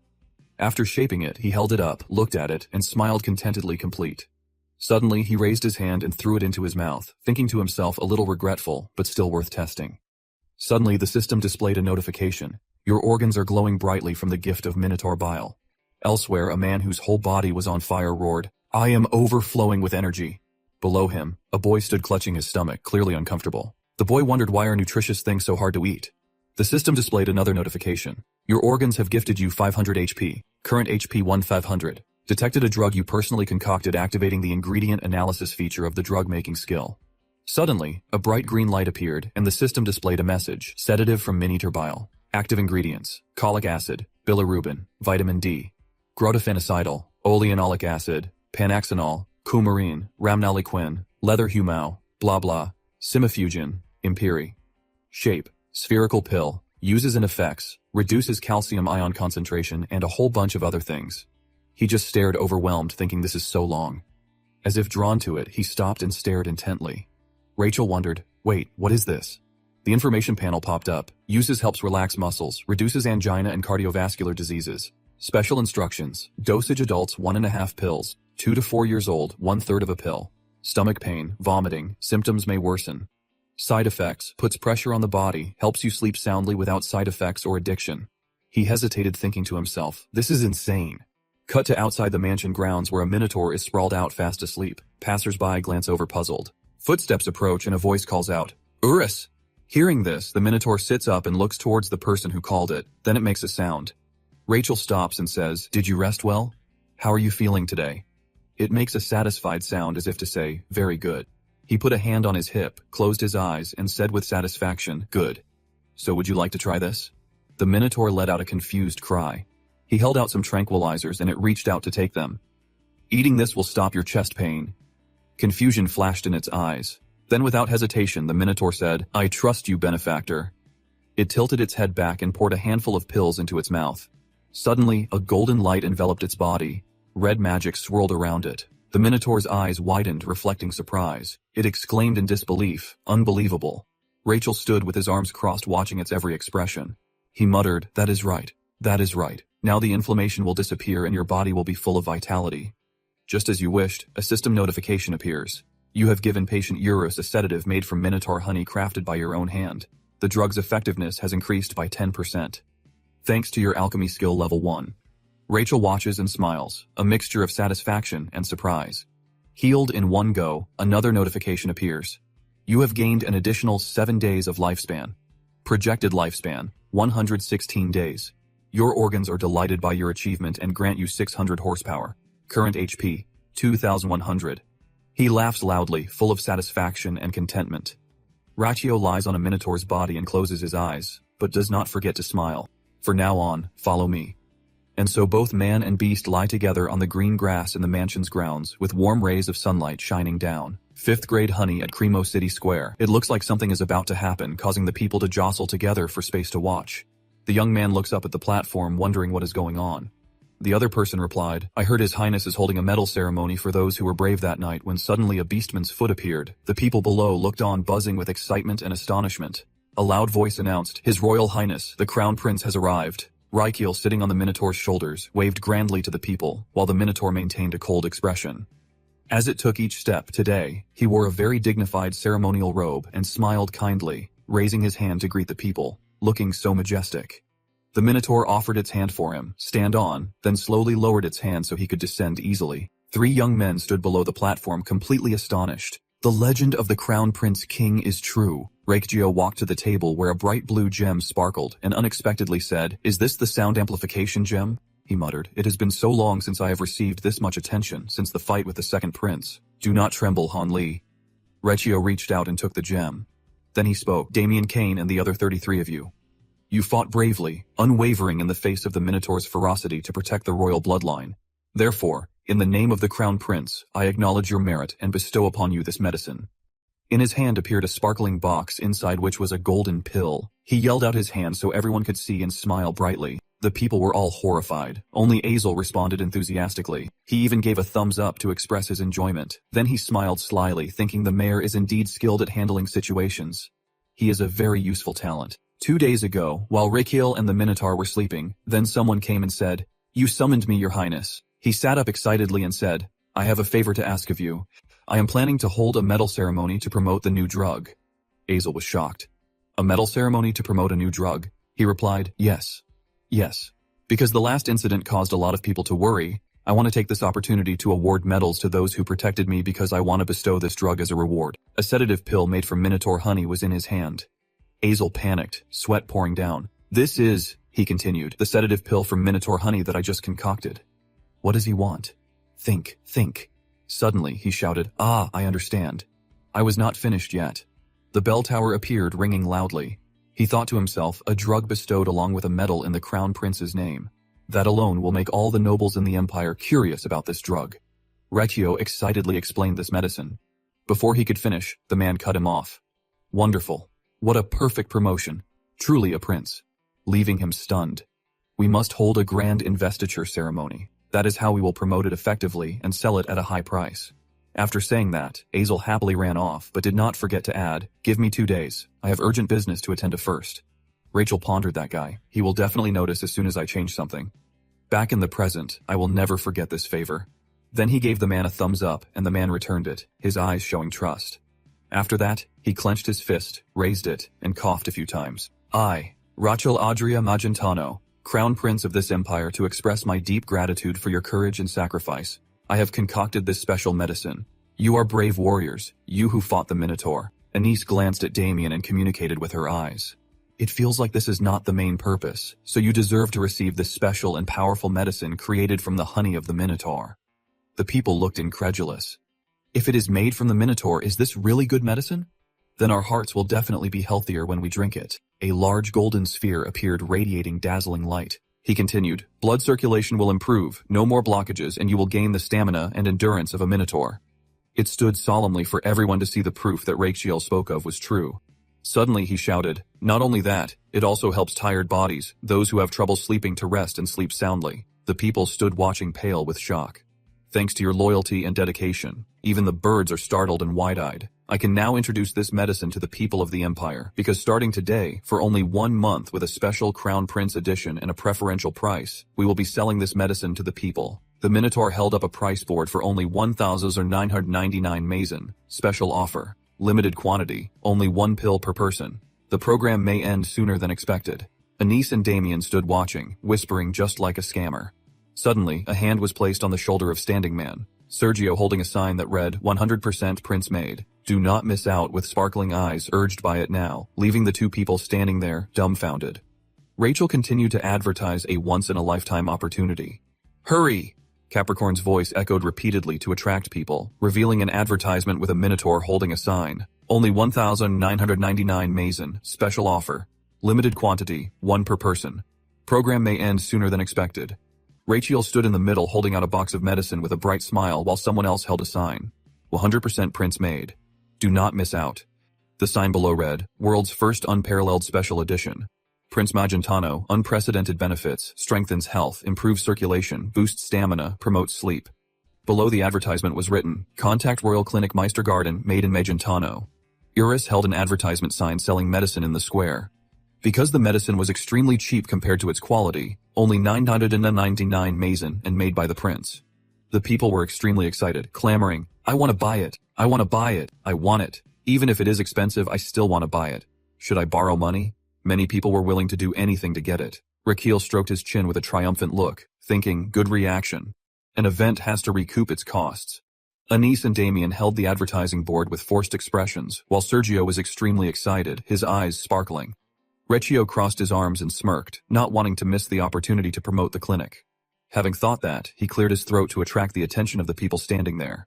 Recchio smiled brightly, holding a blue sphere in his right hand and putting his left hand near his mouth. He shouted, "Dear Cremo citizens." After saying that, Recchio continued to talk about himself. "As you all know, I am Laccio Odria Magentano, the Crown Prince of the Empire." After his self-introduction, the people there were surprised. Recchio continued, "And I am also the director of the Royal Clinic, which is thriving in the capital." After finishing his sentence, he turned to look at the reactions of his close associates. Except for Sergio, who had an extremely cheerful and proud expression, Anise and Damien on the other hand. One frowned and sighed, and the other closed his eyes. Rachel continued, "On this special occasion, I would like to introduce our clinic." Damien, with an icy expression, held a sign, "Magentano Royal Clinic. We have everything you need. Come now, specializing in acupuncture, chiropractic, acupressure, and obesity treatment." Anise, similarly to Damien, held a sign, specializing in treating all kinds of diseases completely free of charge.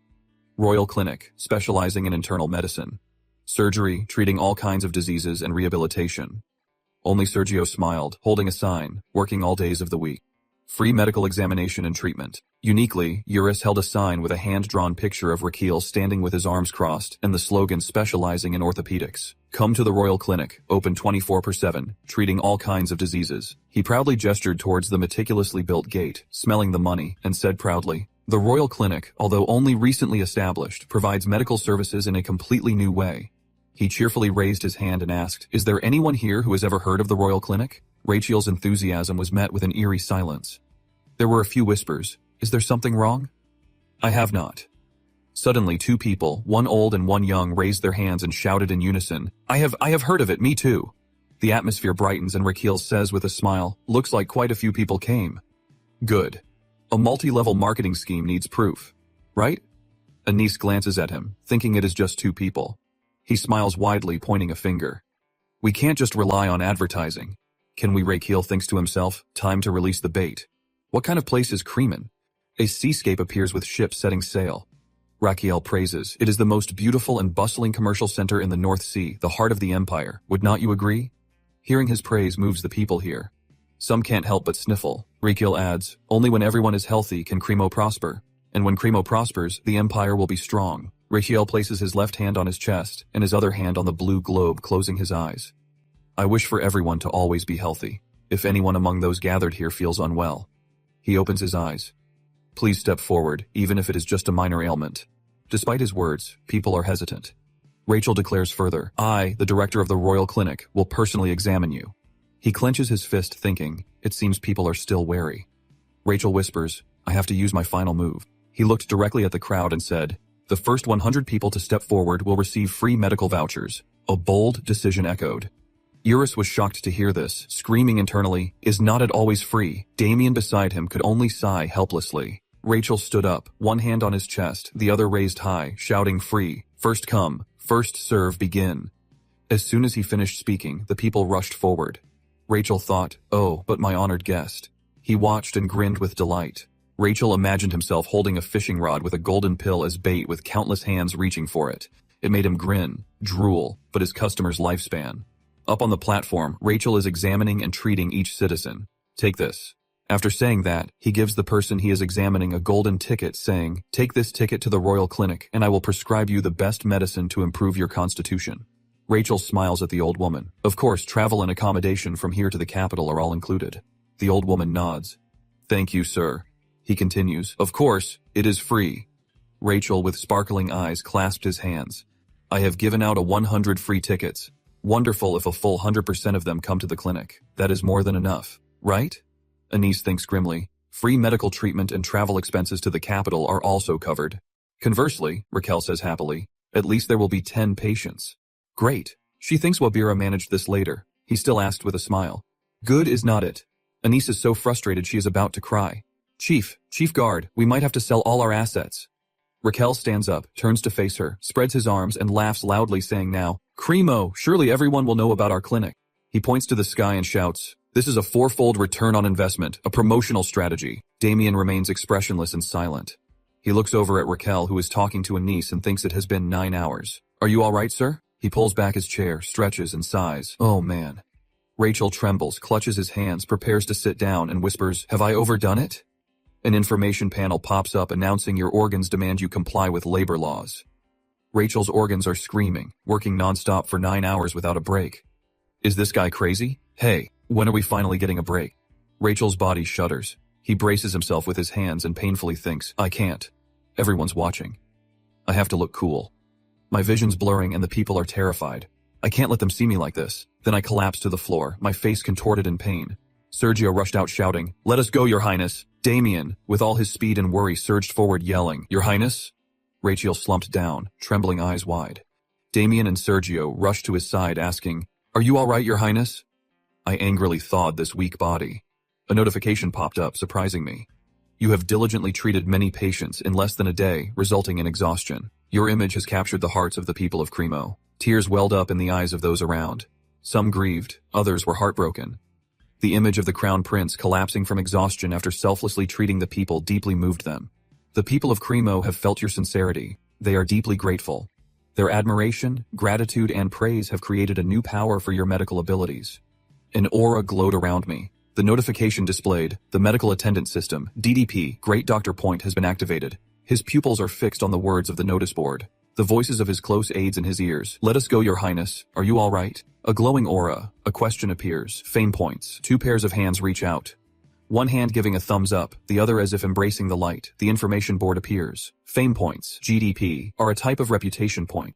You will receive points when you heal and save people, building a reputation in society. A bright blue coin shines atop smaller coins, creating achievements recorded in history or moving many people. Riccio crosses his arms and looks up to read the information board. You have received 101, current GDP 101 after reading. He thinks, fame points sounds good, but what do I use them for?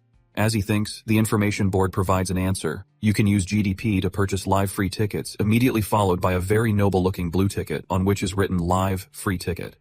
The information board provides further information. Live free tickets are a type of discount ticket that can be purchased. With 100 GDP per ticket, after reading the uses, Raquel's mouth twitches into a smile as he thinks, what the hell? He can't believe it. His eyes widen as he screams internally. Is this a game hacking system?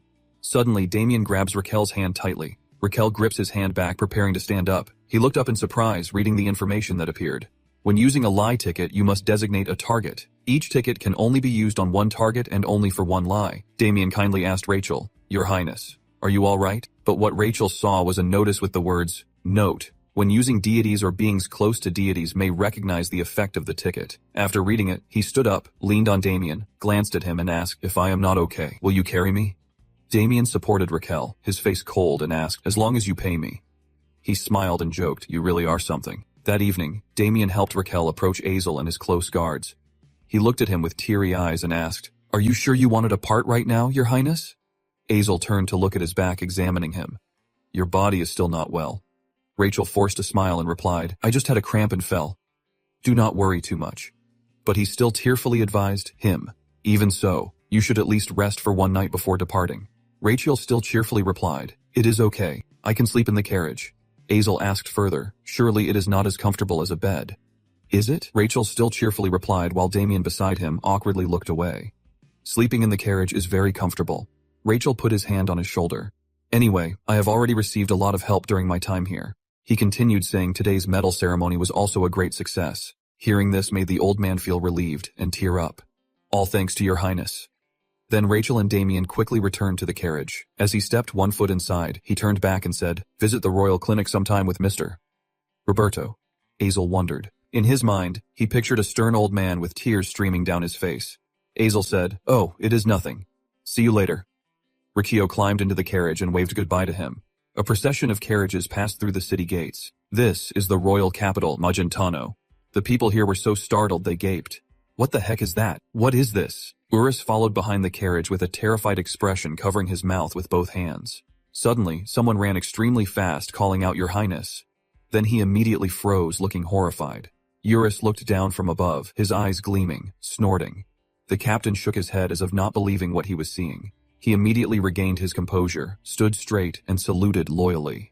While Raquel was rubbing his eyes after a long sleep, he announced loudly, Captain Mercado, Company Commander of the 1st Company, 2nd Battalion, 6th Regiment, Royal Capital Defense Corps, reporting to see His Royal Highness, the Crown Prince. Having said that, he immediately knelt down, one hand on his chest, the other offering a black envelope. He said, This is an imperial decree issued by His Majesty, the Emperor, Your Highness. Rachel took the open card in his hand, thinking, I have a bad feeling about this. Rachel swallowed, and holding the letter, widened his eyes to read it. The letter said that upon returning to the capital, the Crown Prince must immediately enter the palace and meet the Emperor. All Raquel could think was why. He tucked it back inside his coat, saying, He is not the type to summon me just to see my face. If he makes me do something strange or crosses the line, Rachel thought of the treasure he possessed. He grinned, his heart blossoming. Then I will use my get-out-of-jail-free card. When night had fallen at the palace inside the castle, he knelt in obeisance. Crown Prince Raquel Adria Magentano requests an audience with His Imperial Majesty, the rightful ruler of this land. Estelian looked at Raquel with a very attentive expression. Not hearing him intend to speak, he angrily thought, He is doing this again. If you call me here, just get to the point. Suddenly, Estelian spoke. I want to ask you something. Why have you acted so irresponsibly and incompetently? Riccio knew he would say this and thought to himself, Of course, it is about this. He thought back and could only lament, irresponsible and incompetent. I almost died. Estelian said, I heard a minotaur attack the mayor's mansion. Rachel replied, Yes. That is correct, Your Majesty. He continued to berate him. On that day, why did not you flee faster instead of having your subordinates endure danger in vain to protect you? Rachel unexpectedly looked up at him. His hands trembled with anger. That is, Estelian did not let Rachel speak. You want to say you tried your best, do not you, but you are wrong. You should have stayed away from danger before it arrived. If you were aware of the importance of your position, he kept saying, you must always be prepared for any situation. I cursed him under my breath. How am I supposed to know? Am I a fortune teller, you old man? Estelian asked Raquel. What are you thinking about? I tried to hold back a sigh and said, Oh, it is nothing, sir. He raised his voice, pointing at Raquel. The result of that oversight is that those who serve you face danger and hardship. I thought, he does not care about me at all. It's so unfair.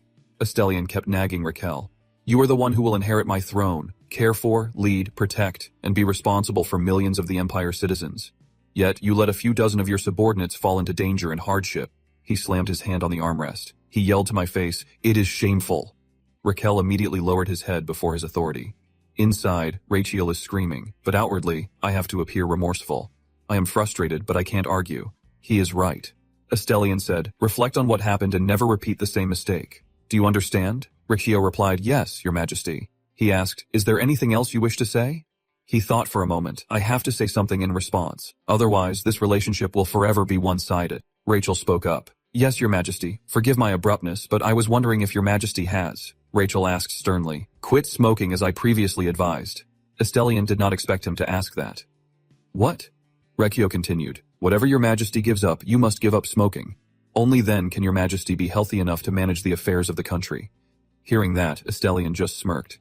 As Your Majesty just said, you are the one caring for, leading, and protecting millions of the Empire's citizens. He chuckled triumphantly and asked, How about that old man? Estelian stroked his beard, looking thoughtful for a moment. That is right. Raquel sincerely advised, Your Majesty must quit smoking. Your health is the peace of the royal family. This is not just empty words. In reality, after Lachiel's death, the Emperor suffered a stroke from smoking too much and stress.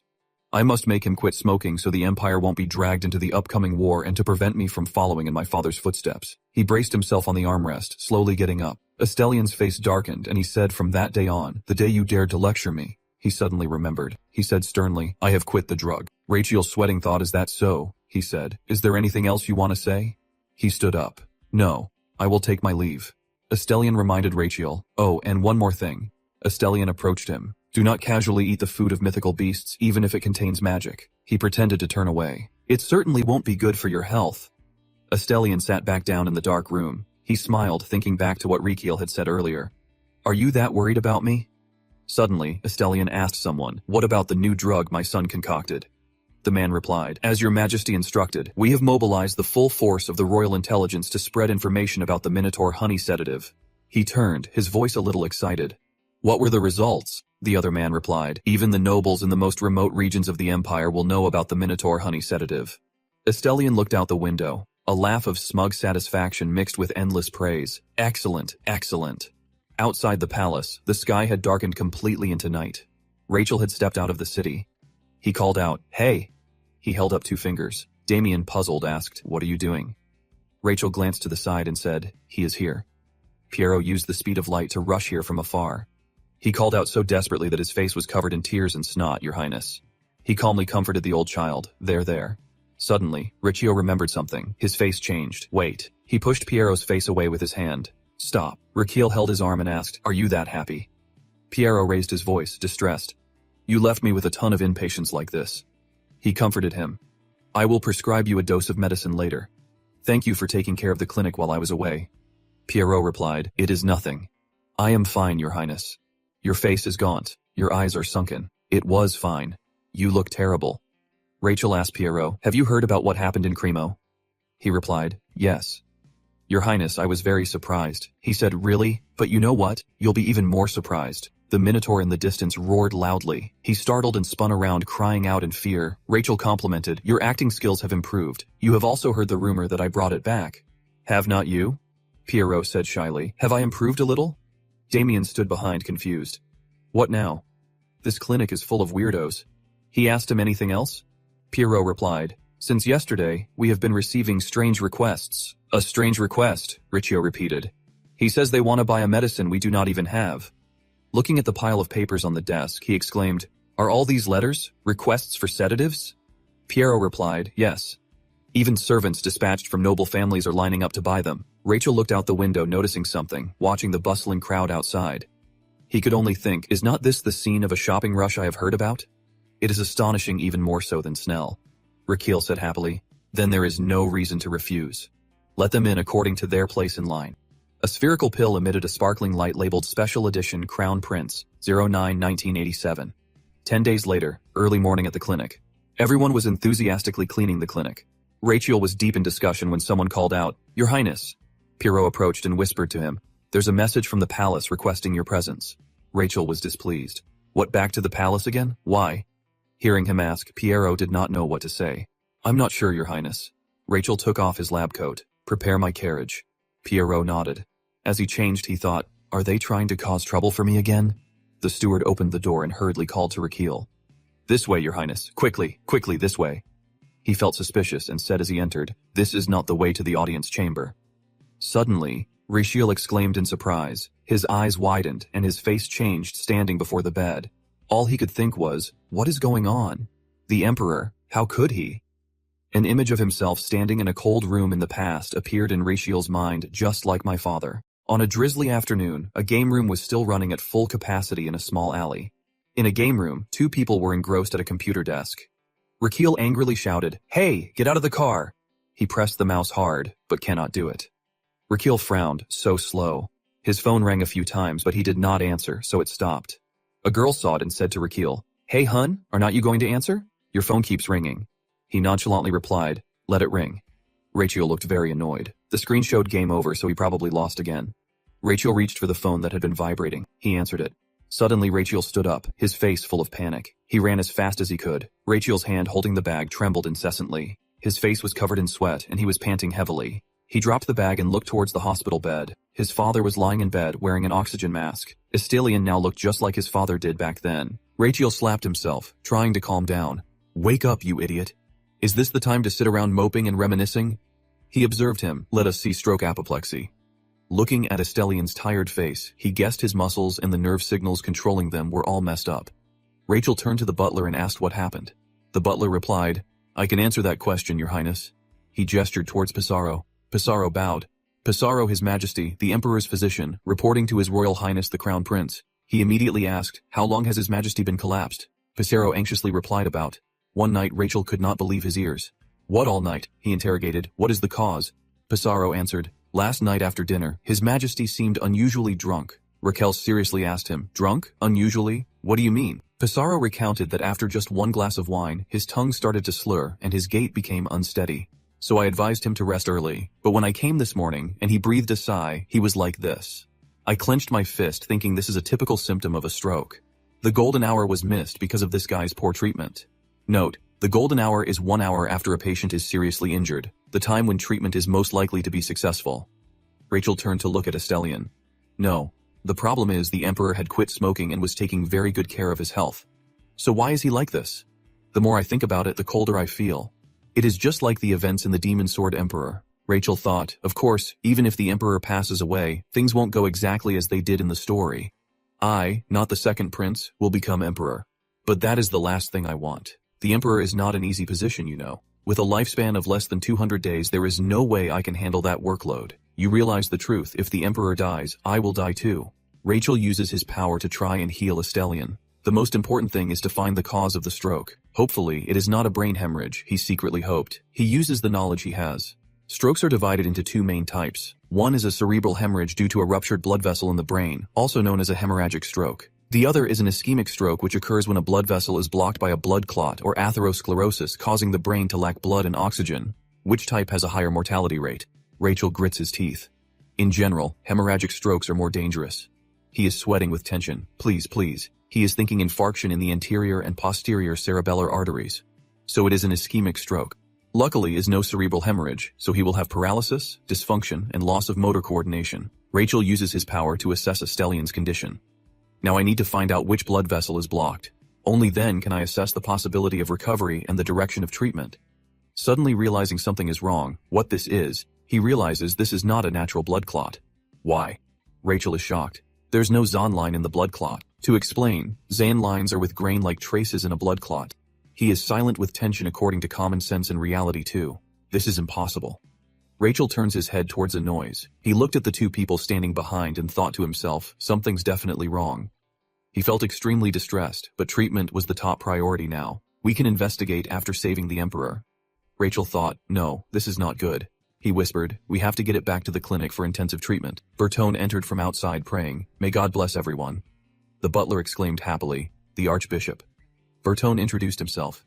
Archbishop Bertone requests an audience with His Highness, the Crown Prince. He said, I am Raquel Adria Magentano, the Crown Prince. You are here to treat His Majesty. He replied, Yes, Your Highness. Bertone explained, I came because I sensed someone needed my prayers, but I did not expect it to be His Majesty. Things look very serious. Let's start right away. Rachel, you said you were ready. Please use your divine power or whatever you can. Bertone began to use all of his energy to cast the spell. The light emanating from him was blinding to those there.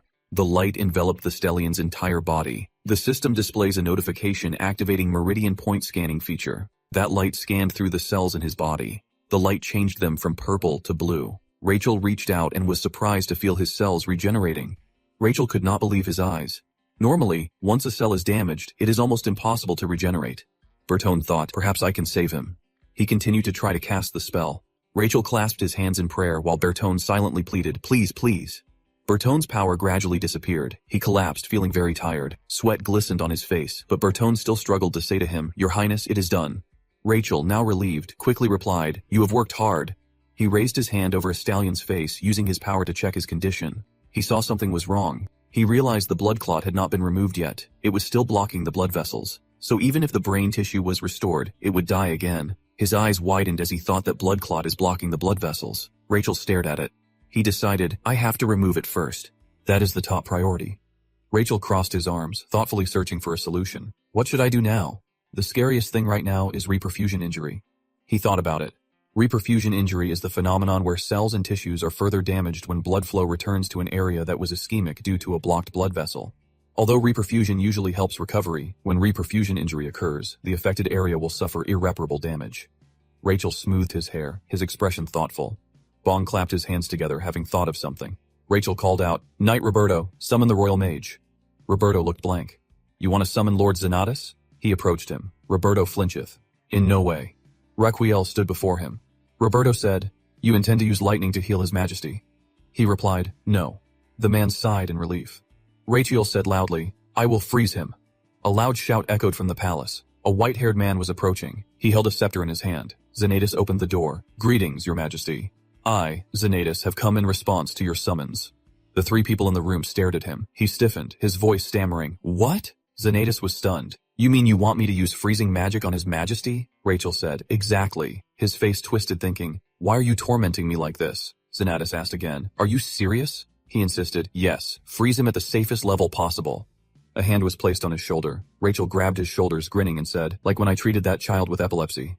Xanatus was still doubtful, but he sincerely told him, I really need your help. If not, His Majesty will be in danger. He was startled. Are you telling the truth? Rachel sighed. Of course. Have I ever lied? Xanatus turned away, thinking, although difficult, it is not impossible. But if His Imperial Majesty were too? He looked at Rachel thoughtfully. Sage, could it be? Xanatus thought about an evil Rachel. Are you suspecting that I want to use you to harm the Emperor and satisfy my ambition for power? He shook his head, dismissing those thoughts impossible. Xanatus observed Raquiel. His Highness's actions during this time do not seem like someone greedy for power at all. He recalled, he did not prepare anything to seize political power, but only focused on treating patients at the royal clinic. Thinking about it, his actions are really strange. Finally, Xanatus decided, therefore, I can trust His Highness's strange order. He replied to Raquel, Yes, Your Highness. He said to him, Very good. Thank you for trusting me. Raquiel rejoiced inwardly. Now I can start the treatment. He turned and called someone, leaving Xanatus full of questions. The spiky-tailed kid. Go see him, came running out of nowhere. It jumped onto his shoulder and Raquiel said to it, I need to borrow your spikes again today. Okay? Go see him. Gave a thumbs up, meaning it agreed. He held the pill in one hand and go see him spikes in the other, thinking everything is ready. Raquiel remembered something. One more thing will make it perfect. He thought a blessing spell. Bertone sat to one side, trembling and exhausted. Someone approached and he looked up. Raquel asked, I have a question for His Grace, the Archbishop. Bertone was sweating profusely. Yes, Your Highness. I am curious. The blessing magic you just used, could you use it again in 3 or 4 hours? Bertone stood up and said honestly, I am truly sorry, Your Highness, but that is impossible. His words stunned everyone there. Rachel continued, Why is that? Bertone replied honestly, because blessing magic can only be used once a month. He said disappointedly, I see. Rachel regretted it, thinking, if I had known, I would have saved it. He said, I have one more question. Is it possible for me to learn blessing magic? Rachel thought, though difficult to learn, once mastered it would be very useful combining medical skills with blessing magic. It would help me get bonus lifespan points more easily. He imagined the system displaying a series of notifications, lifespan multiplied by 5. Bertone clapped his hands as if understanding and exclaimed, "Ah, you mean," he happily asked, "do you want to convert?" Raquel's face froze stiff as a board and said, "I do not understand." Bertone grabbed his hand. "That is a good question, Your Highness. In fact, faith is not something too distant." He rambled on even for those with noble blood like you. Raquel just stared blankly, unable to say anything. Bertone clasped his hands, looking understanding. The blessing magic sounds lofty and inaccessible, but in reality. He raised both hands, cheering happily. "It is for everyone." Bertone placed his hands on his chest. "As long as you have a reverent heart and the will to practice."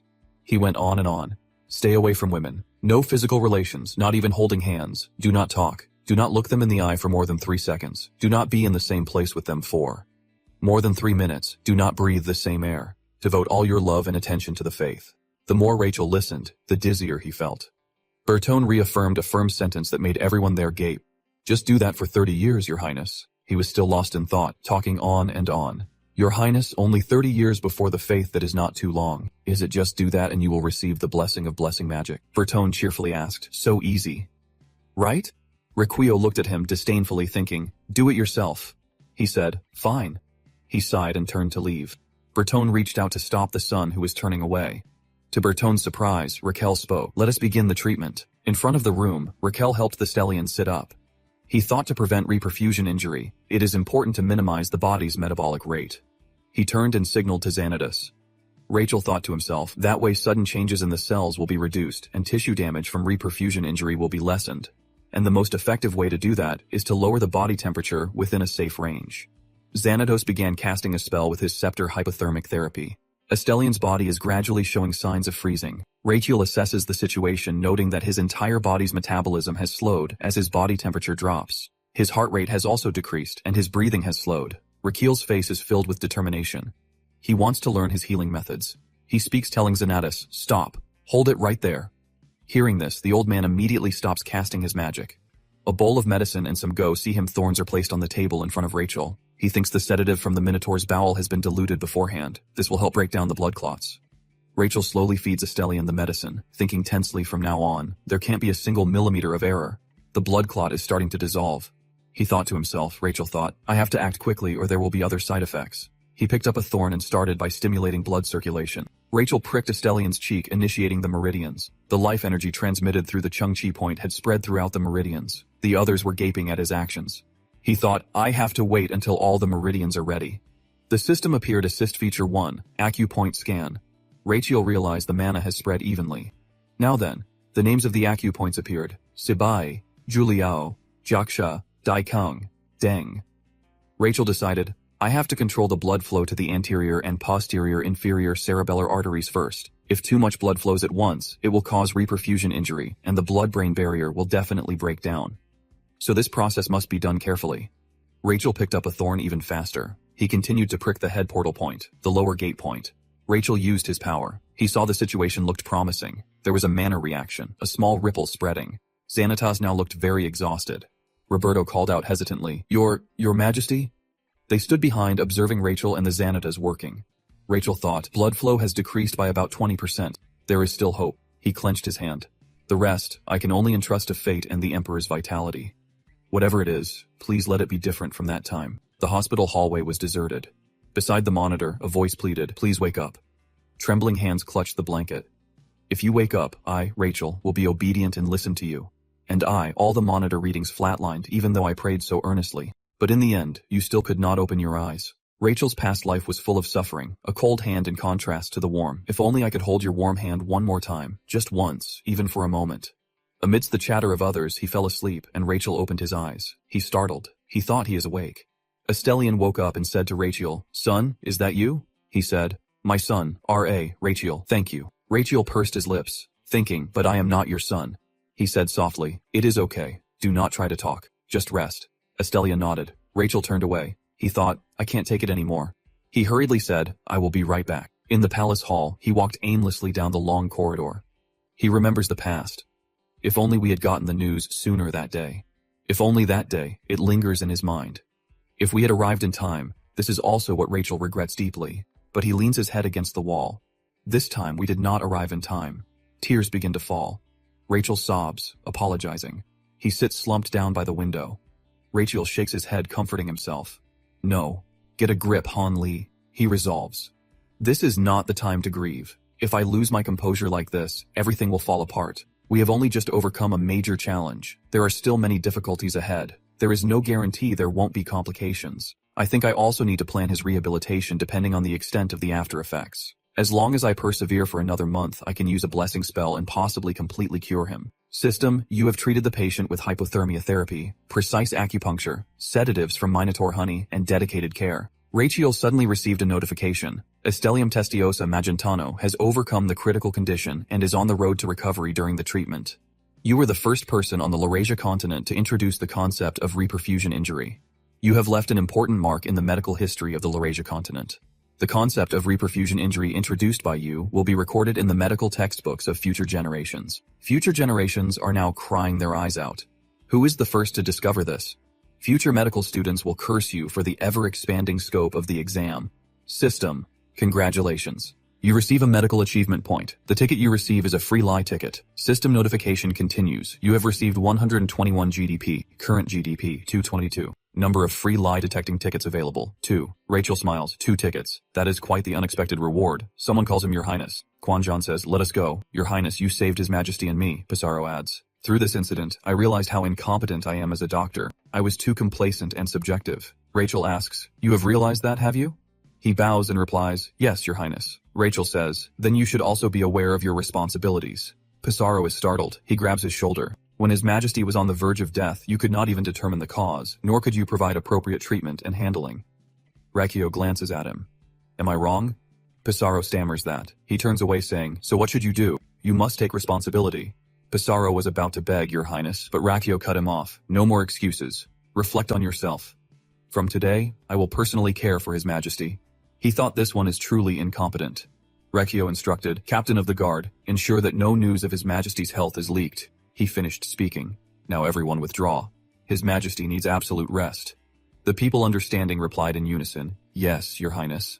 Watching them leave, Rachel thought, I can't trust him, not in his abilities, nor in anything else. The next morning in the Emperor's room, Rachel was still dozing, not wanting to wake up. The steward saw him and said, let us go, Your Highness. He rubbed his eyes confused and asked what is going on. He said, about what you instructed yesterday. Rachel interrupted, have you silenced everyone in the palace? The steward reported, of course, Your Highness instructed that to the outside world we should say His Majesty has a bad cold and is resting. He stretched and asked how many people know the truth. He said, only you, I, and those who were present at the time. Rachel said, very good. You have worked hard, but it seems you have something else to report.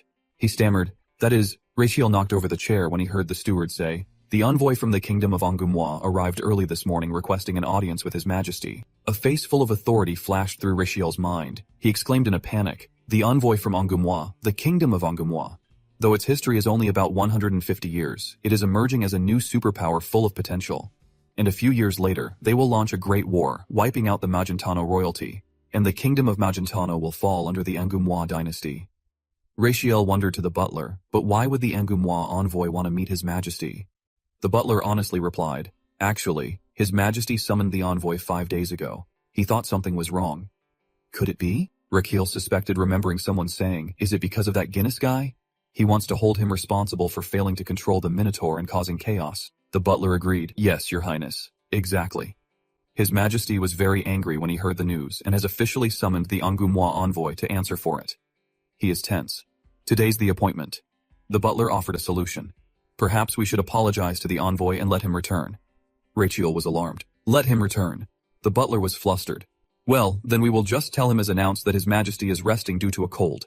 He looked at Stellion hesitantly. We have gone to the trouble of summoning the envoy, and now we are just going to let him return. He pulled out a chair thinking if we let him return today, it will be difficult to summon him again. Moreover, if the meeting is cancelled just because of cold, they will definitely be suspicious. Rachel sat down. They might guess that the Emperor is having health problems, and we're talking about a potential enemy who could wage war on us in the next few years. He considered, no way. Raquel decided, telling the butler, I will meet him, surprising him, yes. He insisted, saying, I will attend the meeting on behalf of His Majesty. He thought, but did not say in my own way. Benjamin waited in the meeting room. He took a sip of hot tea. That man is Count Benjamin, the envoy from the kingdom of Angoumois. He frowned, grimaced, angrily thinking that unscrupulous merchant made me come all the way here. He put down his teacup. If the crown prince had been killed in that incident, war might have broken out. This meeting won't be easy. Benjamin pulled a card from his coat thinking, but who am I? I am Benjamin, the diplomacy expert. He produced a card. No matter how difficult Emperor Magentano makes it, I am prepared with all the cards to deal with it. He was narcissistic, whistling, I am really too charming. Benjamin smirked. Welcome, Emperor Magentano. The door opened, someone entered and said, I am a little late. Have you been waiting long? He bowed. No. Benjamin looked up at the person in front of him, seeing that the person before him was not a stellian. He was confused, wondering where the crown prince and the emperor were. Regaining his composure, he introduced himself. Ah, Count Benjamin, envoy of the kingdom of Angoumois. I request an audience with His Royal Highness, the crown prince. Rachel glanced at him thinking he's clueless about diplomacy. I can only do two things. First, do not appear arrogant in front of an expert. Please be seated, he said politely. Rachel thought second. He shook his hand. It is a pleasure to meet you. Rachel told himself, draw him into my area of expertise and take the initiative. He stared intently at Benjamin with sparkling eyes. War must not happen for my royal life and peaceful old age. Benjamin averted his gaze, not daring to look at Raquel. Your Royal Highness this time. Raquel interrupted him, changing the subject. Our envoy is not in good health, is he? He just stood there. Yes. You, sir, could you put your left hand forward? He did as he was told. Like this, Rachel said, no further out towards me. Benjamin wondered, but why he grabbed his hand. Looking at his hand, he judged, you must often feel a heavy head when you wake up in the morning. Right? He said. Well, what? Yes. No. What do mean? Rachel continued. The muscles in your shoulders and neck are often tense, and you often get headaches. Right? Benjamin trembled. That is right, but first let go of my hand. He ignored him, and you have a habit of drinking and smoking. Right? Rachel's insides began to chatter. Look, he's starting to peddle medicine again. He closed his eyes, diagnosing the corners of your eyes droop slightly. Benjamin said, now is not the time to worry about that. Rachel continued, and the tips of your fingers tremble constantly. He felt that the person in front of him was very strange. Something was wrong. Benjamin felt panicked. I am being drawn into the crown prince's game. I must see the emperor immediately. He pulled his hand back, saying loudly, Your Highness, the crown prince. Seeing things not going as he thought, he racked his brain. I prepared so many cards to negotiate with, but the crown prince. He watched Rachel prattling on and on, talking about everything. Benjamin sighed. He just keeps talking. Benjamin slammed his hand on the table, emphasizing once again, I came here today to see Emperor Magentano. Rachel smirked. You want to seize the initiative from me? Never. He said politely, Count Benjamin, the envoy is a distinguished guest fully authorized by the kingdom of Angoumois to meet with us. In other words, you represent the kingdom of Angoumois. But I can't ignore it when this distinguished guest shows signs of ill health. Should I just abandon that? If the envoy falls ill and collapses here, how heavily criticized would our royal family be? Raquel put his hand on Benjamin's shoulder, making him break out in a cold sweat. He pretended to have a headache, worried. Oh no. No. That absolutely can't happen. Tell me, Raquel said, staring down at him. Yes or no? Benjamin stiffened, agreeing, no, it can't. He pursed his lips, grimaced, and thought, failure, a failure. Rachel quickly turned and walked away. He said, therefore I would venture to advise you to limit alcohol and tobacco and exercise for at least 30 minutes a day. His nimble hand pulled out a chair and he sat down, sank to a void, becoming like His Majesty, the Emperor. Benjamin was startled. Yes, he found it strange thinking the Emperor, His Majesty. Rachel said honestly, yes, His Majesty, the Emperor. Since yesterday he's been asking, what is wrong with him? Benjamin did not understand Raquel's words. The Emperor is sick, he replied. He has a bad cold. Lately he's been working too hard and stressed. So he's been smoking and drinking more. Perhaps that is why he is sick. Seeing him tired and lacking appetite from a cold is pitiful. So he sent the crown prince here. Yes, that is right. His Majesty, the Emperor, is very sorry and would like to invite you to lunch on another occasion. Unbelievable. Benjamin watching Raquel. Even if it is true, I did not expect him to admit it so frankly, apologize so sincerely, and even invite me to lunch to make amends. He is being so straightforward that I can't find fault with anything. The crown prince came here in person and explained everything so clearly. If I continue to pursue this, I will lose my reason.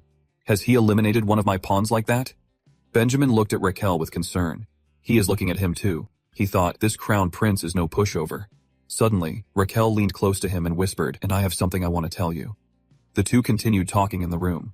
Benjamin took a scroll of paper and walked out into the hallway with Raquel, laughing heartily. I did not expect His Highness the Crown Prince to be so kind. You were laughing too, were not you? Benjamin held up the scroll and said, I will deliver this letter and His Highness the Crown Prince's message. Damien appeared out of nowhere and asked, so did the meeting go well? Rachiel calmly replied, it was all right. Damien and Rachiel watched Benjamin skip and sing as he walked away. Damien said, looks like things went well. Feeling relieved, Rachiel said, luckily he understood my heart. Damien sighed, His Highness's heart. So you think I have just captured a naive little deer? Rachiel said, Damien, I have a task for you. Damien asked, what is it? With a confident attitude, Rachiel grabbed Damien's shoulders, a top-secret mission. In a room with Raquel and Damien, Damien spoke up, a top-secret mission. He replied, well, today an important patient will be admitted to the royal clinic. He seemed a little worried. Yes. Rachiel raised his index finger, his eyes darkening, and said, keep it down. Do not let anyone hear. Damien, who was listening, was dissatisfied. Who is it that you have to hide? He turned around and replied, His Majesty the Emperor. So you should return to the clinic first. Should I have the entire Special Forces team ready? Yes. Exactly. I know you've been focusing on training lately. I'm sorry to bother you. It is no problem.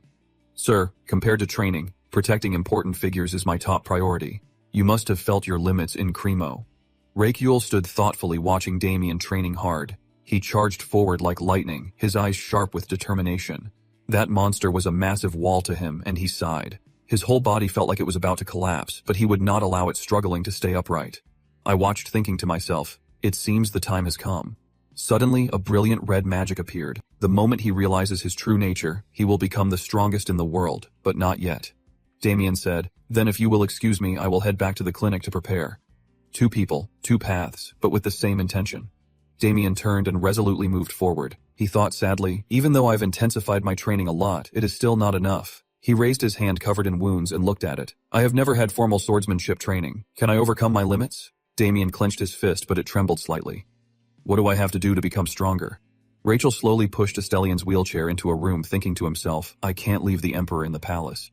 The wheelchair continued to roll slowly because I do not know which of his close associates has bad intentions. Moreover, the Emperor is still in critical condition. I have to be by his side until I can use the Archbishop's blessing magic in another month. But if I just stay holed up in the palace, they will suspect that the Emperor does not just have a common cold, but is seriously ill. That situation is best avoided. And now, we should prepare to welcome the next VIP. Unexpectedly, he gives a sinister smile. Surely, the effect has begun to take hold. Scene change. At a luxurious palace, a voice rings out. What? You say Benjamin has returned. So soon, he grits his teeth and mutters. Emperor Magentano is not an easy opponent. Merovec, king of Angoumois, his eyes filled with hatred. Unable to accept the truth, his hand trembled as he gripped the chair. Suddenly, Benjamin pushes the door open and enters. He bowed and said, Your Majesty, I have returned. He sat regally in his chair and said, Count, you have returned. He clasped his hands, thumbing his beard, and asked, How did the transfer go? He panicked, sweating profusely, and replied, I did not meet the Emperor of Magentano. Hearing this, he frowned. Instead, Benjamin, eyes sparkling, gave a thumbs up, expressing his delight, and said, I met the Crown Prince. Back to when Raquel and Benjamin met, he smiled cheerfully, waving his hand and saying, Let me summarize the main points of today's meeting. He looked on with a face as white as if you had eaten poison. A blue flag bearing the royal crest appeared in the stifling atmosphere, smoke billowing. I believe the Angoumois royalty has also grasped the situation in Cremo, of course. 2 candles burned brightly, so I want to propose no demand something. A terrified Benjamin asked, The demand what? Rachiel smiled brightly and replied, Princess Adeline born Angoumois. The first in line to the throne of Angoumois must stay in the royal capital of Magentano for 6 months. Upon hearing this, he panicked and shouted, What doesn't want to take my daughter hostage? Is this guy crazy? He sat and pondered anxiously. Angoumois is an independent nation, not a colony of Magentano. He trembled and clenched his hands. This is an insult. Then he shouted, No way. Rachiel gave a mischievous smile. System notification, using a free lie ticket. Count Benjamin is now being charmed by your lies. He looked at me in surprise. I said, Actually, I am very interested in building a friendly, peaceful, and constructive relationship with Angoumois. No. Actually, I want to befriend you. The system then displayed a message. Count Benjamin will absolutely and forever believe a lie of yours. He was so surprised his jaw dropped. He thought to himself, Befriend me. Then he asked, Could you tell me the reason? Benjamin, his face as red as a tomato, thought, Could it be the Crown Prince has feelings for my daughter? I sat there watching his every expression, feeling helpless. He's thinking too deeply again. He imagined Raquel holding a rose in her mouth and kneeling to propose to Born if the princess comes to the capital and stays for 6 months. Benjamin clutched his head and continued to think, and then develops feelings for the crown prince. He seemed to realize something. Wait, perhaps a strong alliance through marriage or a federation. Then he thought, an unprecedented great empire will be formed. The eldest son of the Dinarier family holding a paintbrush on the side was dissatisfied. Why am I imagining this? Perhaps my name will be etched in history forever. The meeting that laid the foundation for a great empire. He imagines the people cheering for him and the great diplomat who orchestrated that meeting. Suddenly, Benjamin slams his hand down. A voice yells, "What?" startling him. Merrive points at Benjamin and angrily shouts. He wants Adeline to stay for 6 months. He dares to treat our kingdom like a colony and take my daughter hostage. Does he want war? Benjamin, you heard that insulting request and remained silent. He says fearfully, Your Majesty, but he continued trembling. It is a reasonable request to promote friendly relations between our countries. What do you say? Prince Magentano wants to use this exchange to build a close relationship between our countries and to be betrothed to the princess. Benjamin trembled even more. Betrothed. If the future leaders of our countries are betrothed to each other, then the future of our countries will be more peaceful. Merivek shouted angrily, I do not want to hear any more. He pointed elsewhere saying, Negotiations with Magentano have failed. Your Majesty, please calm down and read the letter that the Crown Prince sent. He bit his teeth with curiosity. What has happened to you, Benjamin? Suddenly a man's feet stepped forward. You have always been one to stand your ground. How have you become so bewitched by the Crown Prince? Benjamin presents him with a letter. I beg you, Your Majesty. Merivek helplessly takes it. All right, I will read it. He opens it and slowly reads each line inside. He emanates a blue light looking very stern. Then Merivek speaks. Count. It seems I underestimated him. After careful consideration, I realize that. Suddenly he says loudly, Crown Prince Magentano is a man of vision. I like him very much. The sooner this is resolved, the better. Merivek points excitedly, and Benjamin, seeing this, is equally excited. Call Adeline here. The soldiers are so confused they have gone pale. What is wrong with him? After speaking, Merivek turned and left. I thought the Crown Prince was weak, but it turns out he is very manly. Rachel Adria Magentano. Oh no. Suddenly the system displayed a notification. A free lie pass has been successfully applied. He looked at the letter overjoyed, his cheeks flushed like a 20-year-old girl, my future son-in-law. Outside, the window panes were so shiny they reflected the room's contents. Placing her hand on her chest, a voice filled with doubt rang out. Father, I really can't understand. With a dissatisfied expression, Adeline born Angoumois, the first heir to the throne of the Angoumois kingdom, continued to question. Why did you so easily accept the Magentano Empire's request? Her sharp eyes snapped back. Benjamin felt a chill breaking into a sweat under that gaze. Without fear, she declared loudly, This decision is unjust. No, it is terribly wrong. Merivek, clutching the paper, said in a deep voice, Adeline, my only daughter. Her voice became polite, and she quickly replied, Yes, Your Majesty. He sat sternly on the throne, wielding his power with the question, Do you think I made this decision simply because I fear Magento's power? She startled, stammering that, not waiting for her next sentence. He clenched his fist and decreed, It must be so.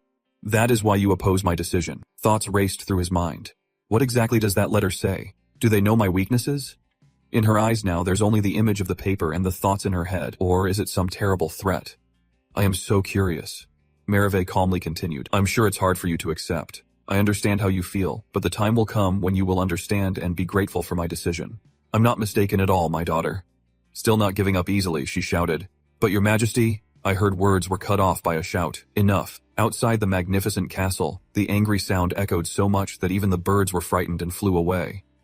I did not want to hear any more objections, set off immediately. He still had not lowered his voice as he continued to declare and stay there for 6 months.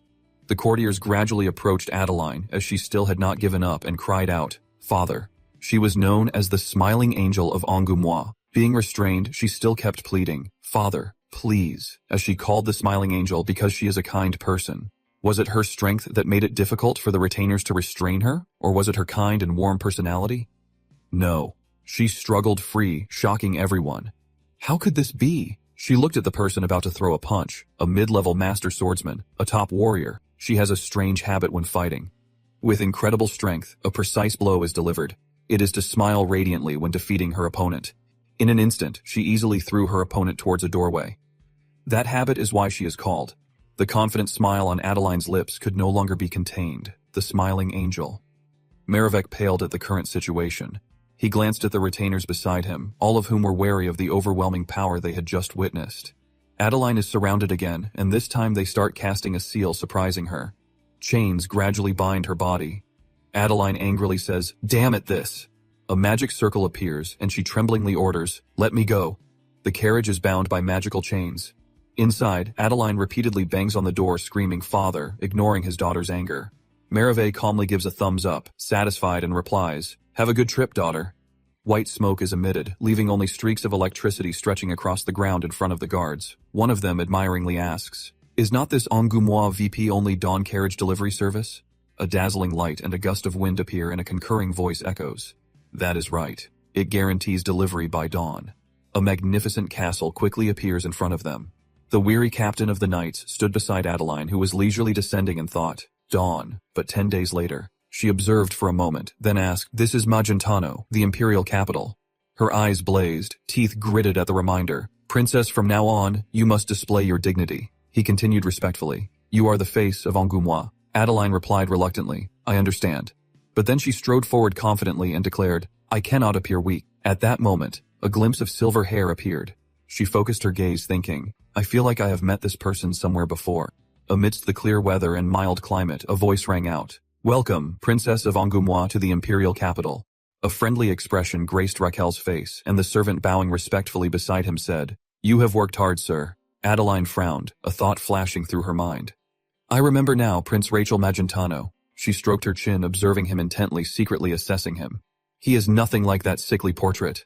Damien remained silent beside her while he enthusiastically continued his introduction. "I am Rachel Adria Magentano, Prince of Magentano." In contrast to his warmth, Adeline's face was full of murderous intent. She replied curtly, "Adeline born on Gamois." A gust of wind blew a leaf away. His hands, hanging awkwardly in the air, looked lonely, while she coldly continued, "Princess of Angoumois." Looking at his hand, he thought with amusement, "A cold girl. I have met plenty of those. It is always like this in Korea." An image of a couple appears, the girl with a cold look in her eyes, looking at the person in front of her, then the boy's embarrassment at the girl's indifference. A stream of thoughts constantly echoes, whether it is a blind date or a secret rendezvous. Back with Raquel, he clenches his fists, tears streaming down his cheeks, thinking painfully, "I can feel their hatred." Determined not to experience that again, he claps his hands cheerfully, saying, "You must be very tired after your long journey." He leads the group forward, speaking politely, "This way, please." In a spacious room, seated before a lavish meal, he explains cheerfully, "First, let us have breakfast." Damien, still standing behind, watches Raquel's amiable demeanor and says, "Afterward, I will take you to the palace where you'll be staying." Meanwhile, Adeline and the knight commander remain silent, offering no response. At this moment, he seriously calculates in his head, Adeline is the key to preventing the Great War. Looking at her, observing the plate of food before her, he continues to think, although Adeline has a competitive personality and loves war. Then she turned around and asked the knight commander, "Are not you hungry?" He politely replied, "I am fine." Another more certain thought echoed, but she preferred peace to war.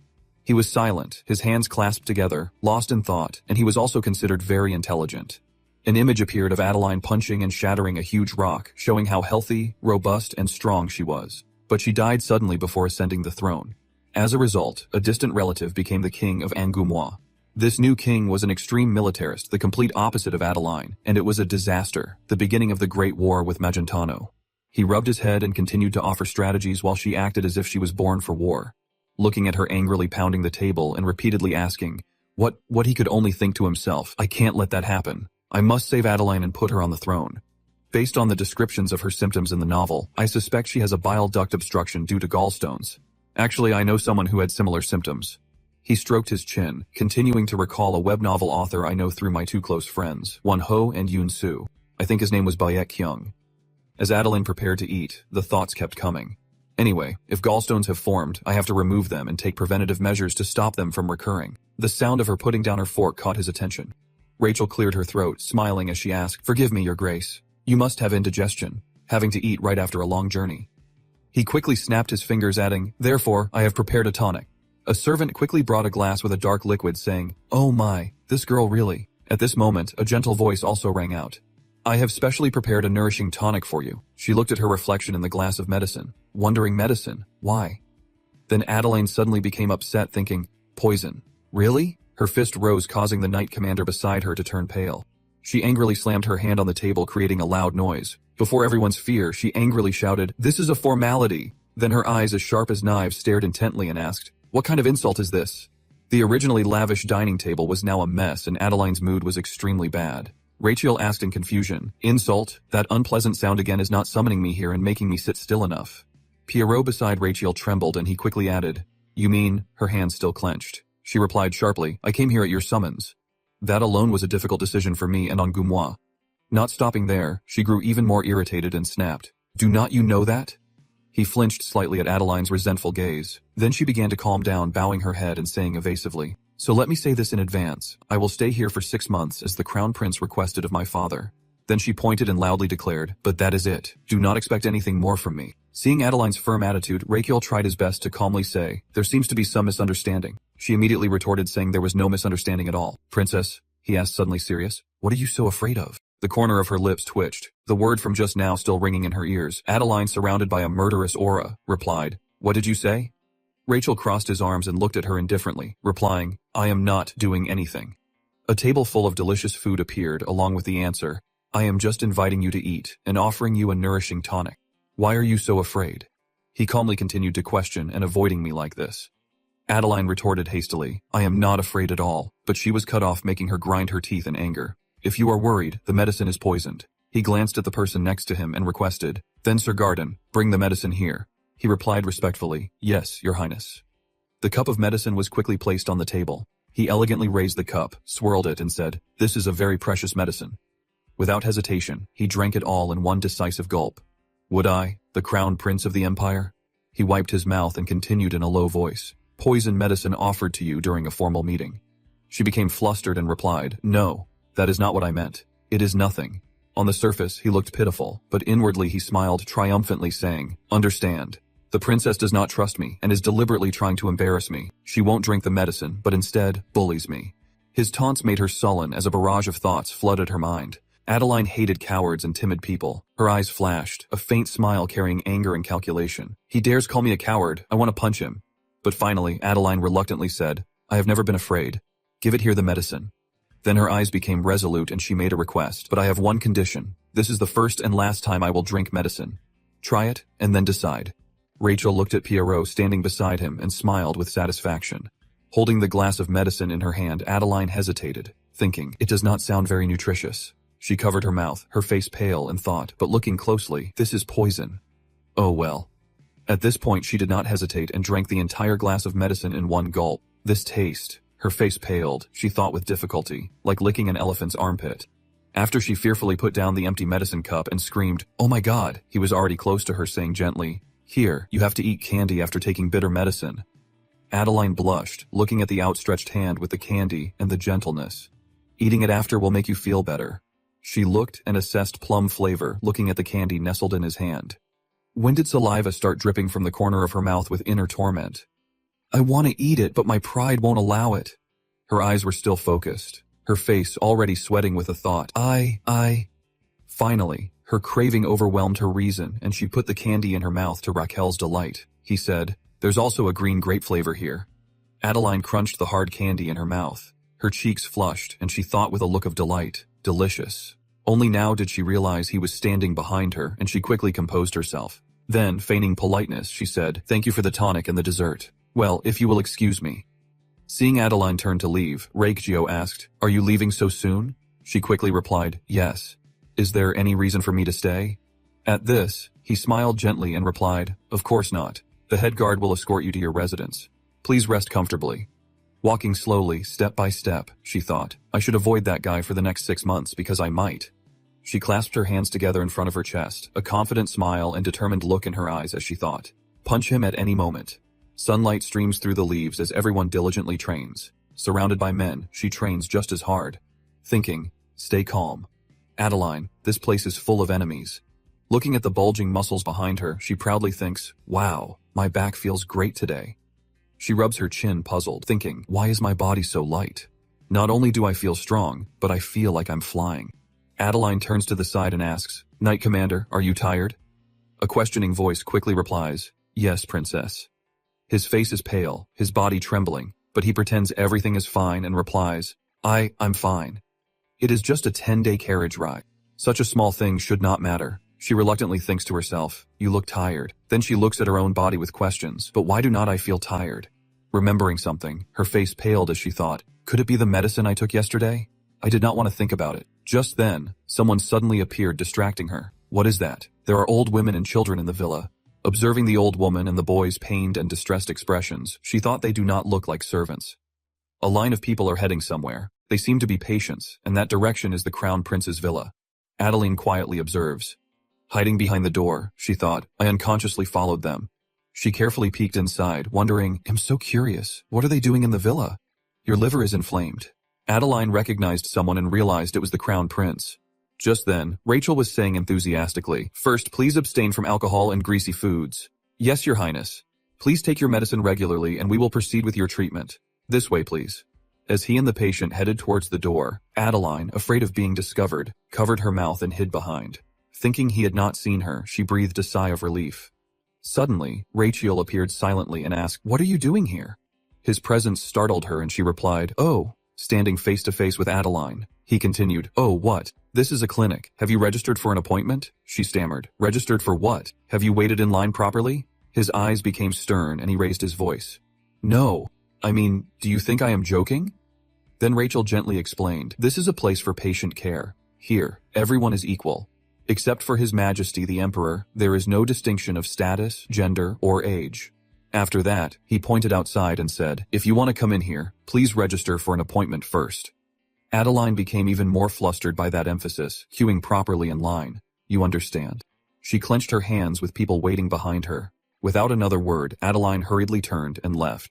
2 hours later, the next person appeared before Rachel and he looked up in surprise. It turned out to be her holding a medical report explaining, I followed the proper procedure and queued properly. The thought echoed again. I knew it. Adeline continued. As you can see, that is the kind of person I am. I'm not the kind of royal who abuses my power and position. Holding the paper in his hand, Rachel asked, Is that what you want to prove? She reluctantly replied, Because what I experienced earlier was truly humiliating. At this point, he became more welcoming, saying anyway, welcome. Then he turned back and calmly explained, I have wanted a serious meeting with the princess in this clinic for a long time. Hearing this, she asked in surprise, What do you mean? He walked ahead, raising his voice. Do you know why I wanted you to stay in the capital for 6 months? He then looked at Adeline seriously and said, Are not you curious about the real reason?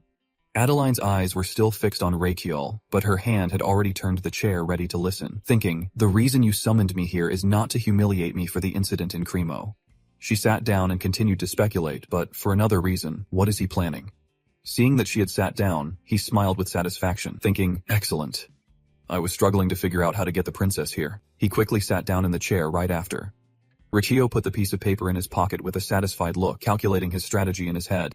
I can't miss this opportunity. They sit facing each other, neither speaking, only thinking. To treat gallstones, the princess must acknowledge her condition, acknowledging symptoms. Damien appears as an example, sitting across and hearing the announcement. Patient, you have a severe money addiction. You only have 3 months left. He immediately retorts, What addiction? I am perfectly healthy. It is about the patient acknowledging their condition. Pierrot, as the doctor angrily shouts, If you want to live, you have to start treatment immediately, he defiantly argues. But I'm not sick. Why should I get treatment? It is about the patient accepting their condition and cooperating with treatment. The example ends with Damien sprawled on the ground, regretting, If only I believed the doctor and gotten treatment. That is the first step in any treatment. Back to Rachel and Adeline, he is still deep in thought. Currently, the princess can't take that first step because gallstones often do not have clear symptoms. He licks his lips, calmly calculating, if I suddenly suggest treatment, she won't cooperate. Rachel looks at Adeline and slowly says, First, I must announce that the princess. A heavy, fateful pronouncement rings out. Will die within the next 2 years. This shocks her and she exclaims, I am not joking. Adeline said, her face darkening. It is not a joke. It is more like a curse. Undaunted, he replied, You can't consider it a curse because it is the truth. He calmly lied, ignoring his nose growing longer and longer. This is the result of the Royal Intelligence Agency's analysis. Sensing the gravity of the situation, she exclaimed in panic, What did you say? He lied without blinking. Our intelligence agency has eyes and ears everywhere in the world, beyond Gamoa royal family, and your every action are no exception. Thanks to this, we have detected and analyzed signs of serious illness, which even the princess is unaware of. Adeline asked quietly, So you're saying I'm gonna die within the next 2 years from an illness? Seeing him nod, she thought, I'm gonna die within 2 years. Her body trembled, itching all over, a deadly calculation in her eyes. I mistook you for someone serious, but you toy with me with such nonsense. How disappointing. Adeline clenched her fists, anger fueling her words. You are playing a cruel joke, but he calmly replied, clearly, the truth is sometimes cruel. A surge of rage. She shot her feet and yelled, do you want to mock me that much? Rachel looked up earnestly and replied, I'm not mocking you. I want to cure you. Adeline immediately retorted, I can't believe a word you say. Rachel quickly replied, then I will show you proof. At this point, she started paying attention when she heard him call, Babuk. Something was moving inside his pocket. Rachel gently opened his shirt and Babuk happily flew out. It was so happy it flew around in circles. He watched it and said, you have been bored lately, have not you? Finally, I have something for you to do. Babuk flew back to Raquel's hand, obediently listening to his explanation. No. Today is not a feeding day. Adeline's eyes widened in surprise, thinking that that is a mythical beast. First, let us greet each other. He brought it in front of her and slowly introduced, this is Princess Adeline, my patient today. At this moment, she just silently observed the situation. The explanatory voice rang out again, and this is Mr. Babuk, a drug component analysis specialist from the Royal Clinic. It happily shook hands with Adeline. She reluctantly replied, ah, hello. The voice continued, but today, he will take on a different role. Raquel excitedly ordered, Babuk, let us begin. It quickly and obediently responded. The system panel displayed a notification, Support Feature 1, Meridian Point Scan. From Babuk's fins, a brilliant golden light emerged. It enveloped its body in front of Adeline. Going back a few days, Rachel, pale and lying in bed, said with difficulty, I could not sleep again tonight. The system panel appeared, sounding an alarm. Your organs are complaining about your irregular sleep. He looked at the message in dismay. The organs are disgusting. What are you guys doing? He thought. The system panel changed from a gentle blue to red with a message. Your organs are strongly condemning your actions. They are angrily raising strike signs. This made him confused, and he asked what is wrong now. Rachel suddenly said seriously, actually, I just received a reply from manhwa. One of them asked curiously, what is it? He replied, they have agreed to send the princess here at my request. He continued, she will arrive in about 3 days, and I am worried. Hearing this, one of them exclaimed in a panic emergency. They gathered around discussing it excitedly. They agreed to send a princess. Does that mean your future father-in-law has approved? Now is the time to propose, confess like a real man. Then the system panel turned blue again and announced, internal organs have gifted you 1000 HP, current HP, 2500. The explanatory voice rang out again. No, it is not a proposal. I have to cure the princess's illness to prevent war. Right. The system announced internal organs are disappointed, requesting a refund of gifted HP. The confused voice quickly asked, refund what? Feeling annoyed, Rachel rubbed his head and explained, it seems I have to make her aware of her condition so she will cooperate with the treatment. If you guys won't go to bed early, then help me. They immediately gathered around and mocked. No way. Damn it. I thought we were about to escape being single. Hearing this, he angrily asked, do not you want to sleep? This time the system announced their agreement. Inside the system, Raquel's organ suggested, how about trying to upgrade the pulse-taking skill? He repeated in surprise, pulse-taking skill. They explained, you want the princess to believe in her condition, right? Then the best way is to let her see it with her own eyes instead of explaining at length. Raquel's eyes lit up in surprise and he asked, you mean I can show her the pulse-taking skill? At this moment, a series of lines appeared on the system. Skill name, pulse-taking LV. 6. Diagnose the health condition of the other party by taking their pulse. The pulse-taking results can be viewed in detail in the general diagnosis report. In addition, your organs can communicate with the patient's organs to diagnose the disease more accurately. Current HP, 2500. Rachel's hand began to operate on the system panel with a line support feature 1, acupoint scan. HP required to level up 300. After I pressed it, the system notified me that I needed 350 horsepower to level up. Raquel thought annoyedly, as expected, I can't level up in just one go. Focusing all his strength into his finger, he motivated himself. Come on. A series of notifications rang out. Skill name, pulse diagnosis LV. 7. Skill name, pulse diagnosis LV. 8. Skill name, pulse diagnosis LV. 9. Skill name, pulse diagnosis LV. 10. Pulse diagnosis. Skill has reached level 11. Pulse diagnosis skill level has increased. You have mastered the pulse diagnosis skill more through accumulated experience and skill points. Now you can not only see inside the patient's body with the pulse diagnosis skill, but also show them the results. A new support feature has been unlocked. Rachel stared in amazement at the words that appeared. Feature 2, T display. You can display the diagnostic results from the meridian scan on an external screen that the patient can see. However, the external screen must Returning to the present, Rachel calmly explained, "Princess, this is an image of your gallbladder taken with a CT scan." Adeline exclaimed in surprise. "What?" she said frantically. This my gallbladder?" He replied, seriously. "If you doubt it, press on your right abdomen just below your ribs." She raised her hand, concentrating. "Let us give it a try." Adeline's finger quickly touched the instructed location and there was movement on the screen. She thought in amazement, "Really?" Then she still want to check a few more times. Seeing this, Raquel said contentedly in his head, "All right, she is trusting me." The reassuring voice rang out again. "You must be very shocked, I understand. Being able to observe your own internal organs is a shocking experience for anyone." Adeline, a hint of sadness in her expression, asked, "So is this why I am going to die?" A clear voice explained, "These gallstones will block your bile duct one day. When that happens, the bile that should flow into the duodenum through the bile duct will stagnate in the liver. And from the liver, it will spread to the spleen and pancreas, causing them serious damage." Rachel, facing Adeline, declared, "Therefore, if you do not get treatment now, you will die." She wondered and do not understand. "Even if I'm sick, why would the crown prince want to treat me?"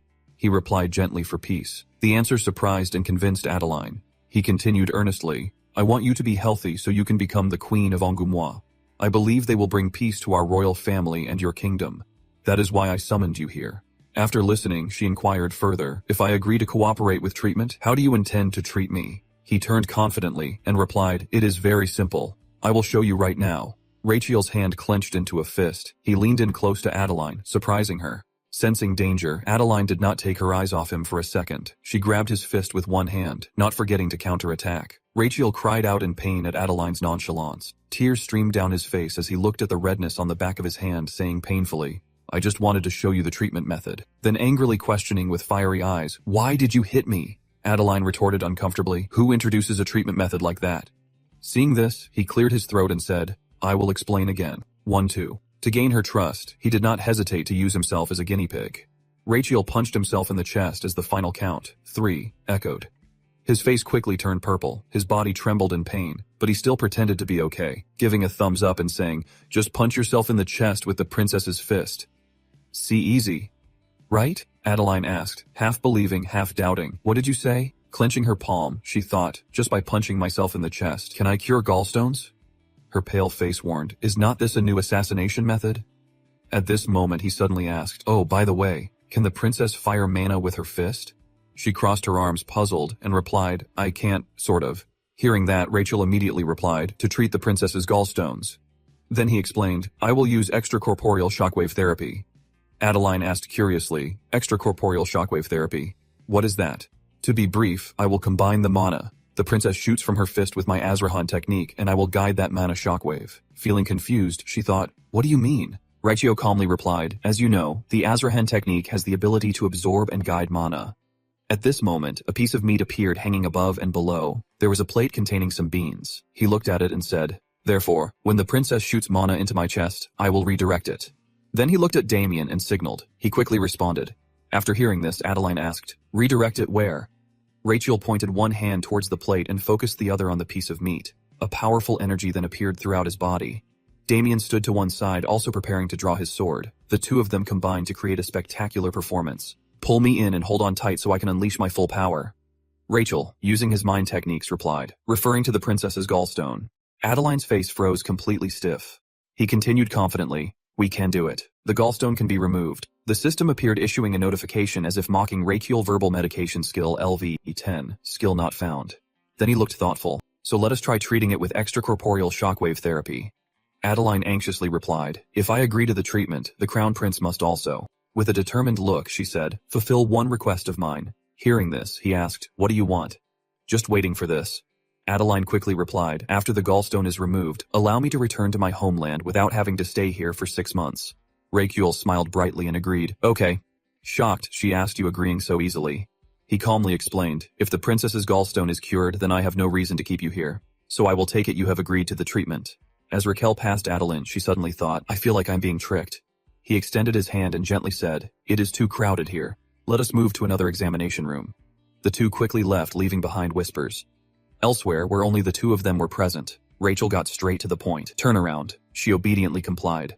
He placed his hand on her back and continued, "Do not move until I tell you to, and hold your breath for a moment." Power emanated from his palm, revealing what lay hidden within. He He explained, I need to pinpoint the exact location and size of the gallstone. Adeline silently followed Raquel's instructions. Okay, you can exhale. Clench your right fist and place it on your right abdomen. Sounds of questions and answers echoed in the room. Here. A little lower, just a little bit, a little to the left. Okay. Then he casually let go, causing her to turn and look at him angrily. Okay, now punch yourself in the chest. Rachel earnestly reminded her. The important thing to remember is you must focus the mana shooting out from your fist into one point. Imagine it like a needle, hard and sharp. She listened, her movements gradually creating a type of energy that shot straight forward along with the words focus on a single point. Adeline clenched her fist as she was asked, Can you do it? A firm voice replied, Of course I can. And she focused on channeling mana from her body. She opened her mouth and took a deep breath, thinking, since this is the first time, I should try with a gentle force first, right? Mana is gradually gathering into a fist. With one swift strike, Adeline quickly hits her chest. Sensing a movement, she opens her eyes wide in surprise. Thinking, what was that mana shot from my fist and clearly hit my chest? But it does not hurt at all. It feels like it just vanished completely. At the same time, Raquel standing behind her happily praises, Excellent. You did very well. Look at Babak in front of you. She looks at the screen in front of her, surprised by the words. You can see the gallstone has cracked. The mana hit it precisely. Rachel becomes more enthusiastic and requests, so please shoot one more time just like before. She replies. Adeline replies, Okay. She begins to get into position. Then, without any fear, she aims directly at the designated spot. The punch landed squarely on Adeline's chest. Now, her face is filled with satisfaction, the corners of her lips curving into her trademark smile. The angel's smile is back. The earth-shattering sound outside the mansion startled the birds, sending them scattering. The Minotaur was also startled. Meanwhile, Pierrot was so frightened that he dropped the spoon in his hand. Estelian, lying in bed, also opened his eyes wide, startling the person next to him. Immediately after, Estelian closed his eyes again, turning the person next to him pale. Back to Adeline. Bobak is working at full capacity. A congratulatory sound rings out. It is done. As you can see, the gallstone has shattered. Reikio leaned in and quietly said, You did very well for your first time. Hearing this, she excitedly asked, Really? Yes. These fragments will be automatically excreted, so you do not need to worry. We will conclude the treatment here today. Adeline thought in surprise, so fast. It is already done. She turned back to look at him and said, I can break another one. The words became hesitant as Rachel's pale, tired face appeared along with the thought, Why? His hands clenched, his body trembling uncontrollably.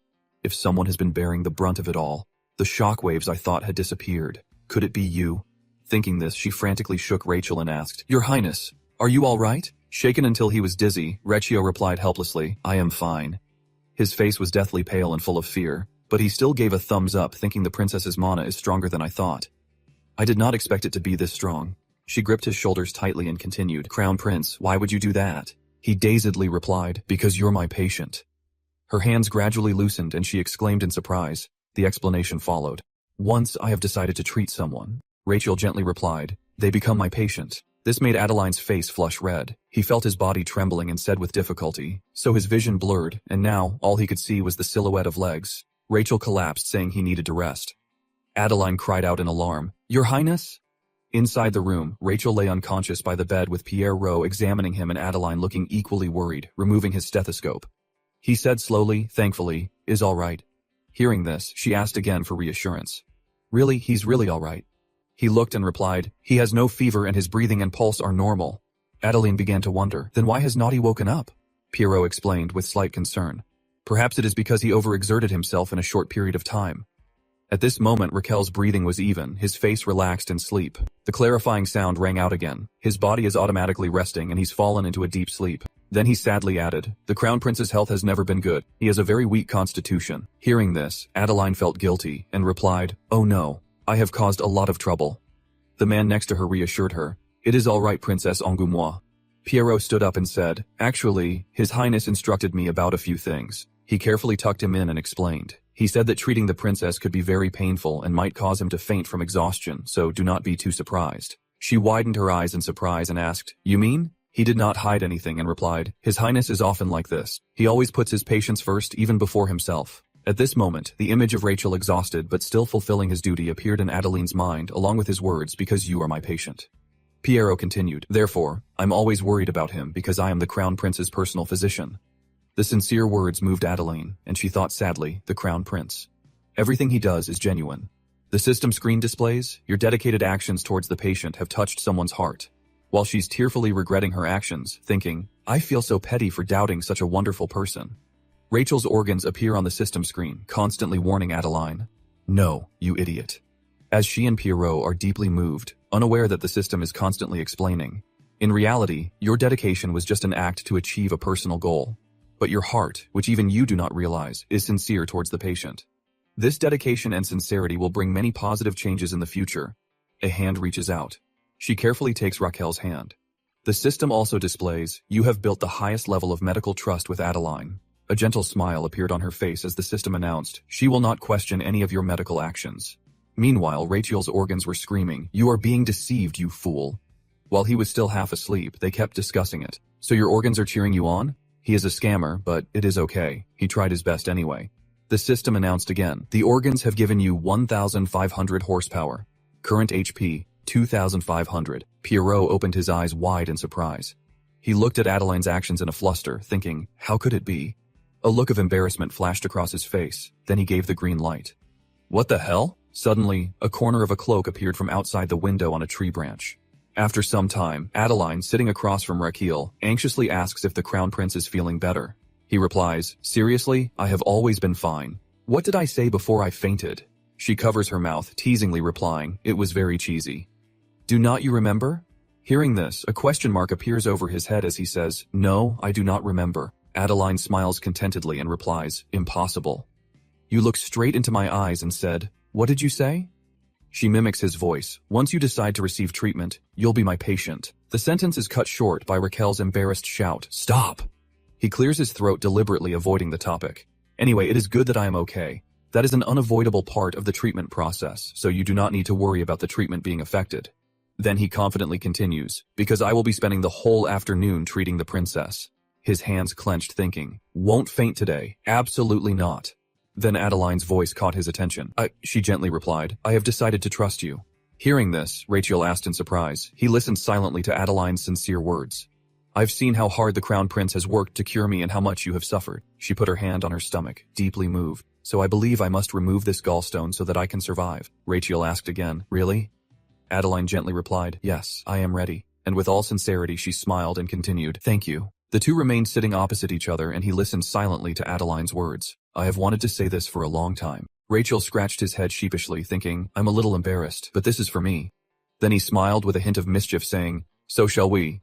His thoughts echoed, continue the treatment. But what he actually said with an extremely enthusiastic expression was, let us get started right away, shall we?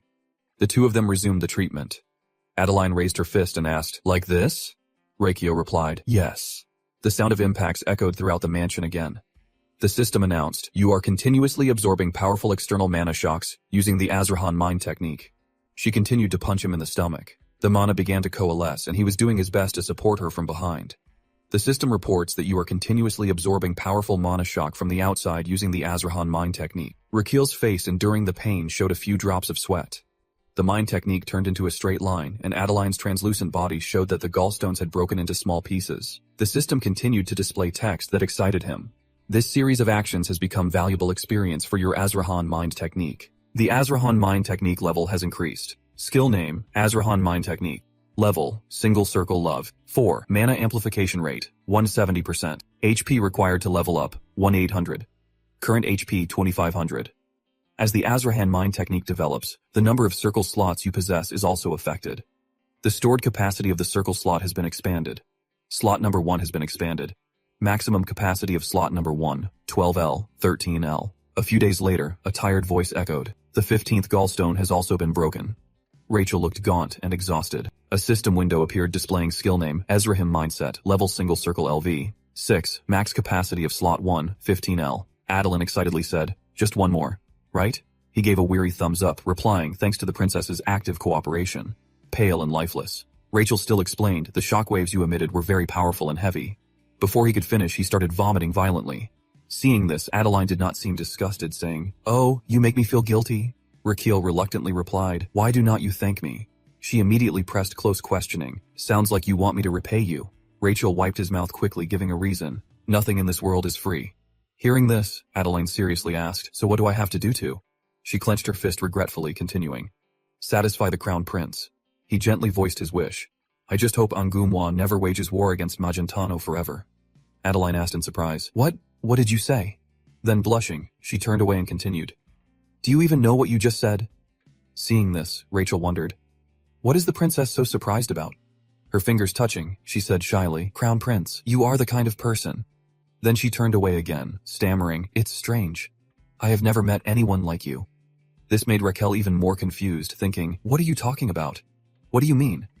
Then he stretched comfortably and announced, Anyway, let us stop here for today. Rachel then turned and left, saying, I have a patient being discharged today. At this time, in another room, everyone was present. Archbishop Bertone said respectfully, Then, Your Majesty, let us begin. Estelian's eyes remained tightly shut. Roberto and Raquel stood silently beside him watching Bertone perform the ritual. Soon, Estelian was able to sit up. Roberto and the dark-haired man cheered with joy, Your Majesty. His aged hands reached out, his voice trembling. I do not have the strength to speak. Give me paper and a pen. Then what he needed was brought to him with reverence. Yes, Your Majesty. He silently wrote something in the book. Just then Rachel cried out anxiously, Father, what are you saying? Estelian held out a piece of paper that read, I hear you have done something quite bold while I was bettered in. He smiled at Rachel with the last line. So what day are you planning to choose? He thought. Choose what day was father talking about? He looked at Estelian with a puzzled expression while he happily hummed a tune. Estelian turned his face and said with a cold look, He's talking about Princess Angumwa. Rachel immediately shouted in panic. He continued gently, I won't ask how you managed to bewitch Angumwa's envoy, and I want to ask how you managed to lure that old fox. You are the one who will bear the burden of the royal family and the people of the empire in the future, Estelian said reproachfully. So you decided on your marriage without consulting me. Recchio forced a smile, thinking, Does he think I'm flirting with the princess? Surely not. A maid walking by turned to look at the girl with long red hair. She must be breathtakingly beautiful to make the maid turn around slightly blushing. But thinking about it, it makes sense. Even Chandre, who appeared there, had to turn a look at her.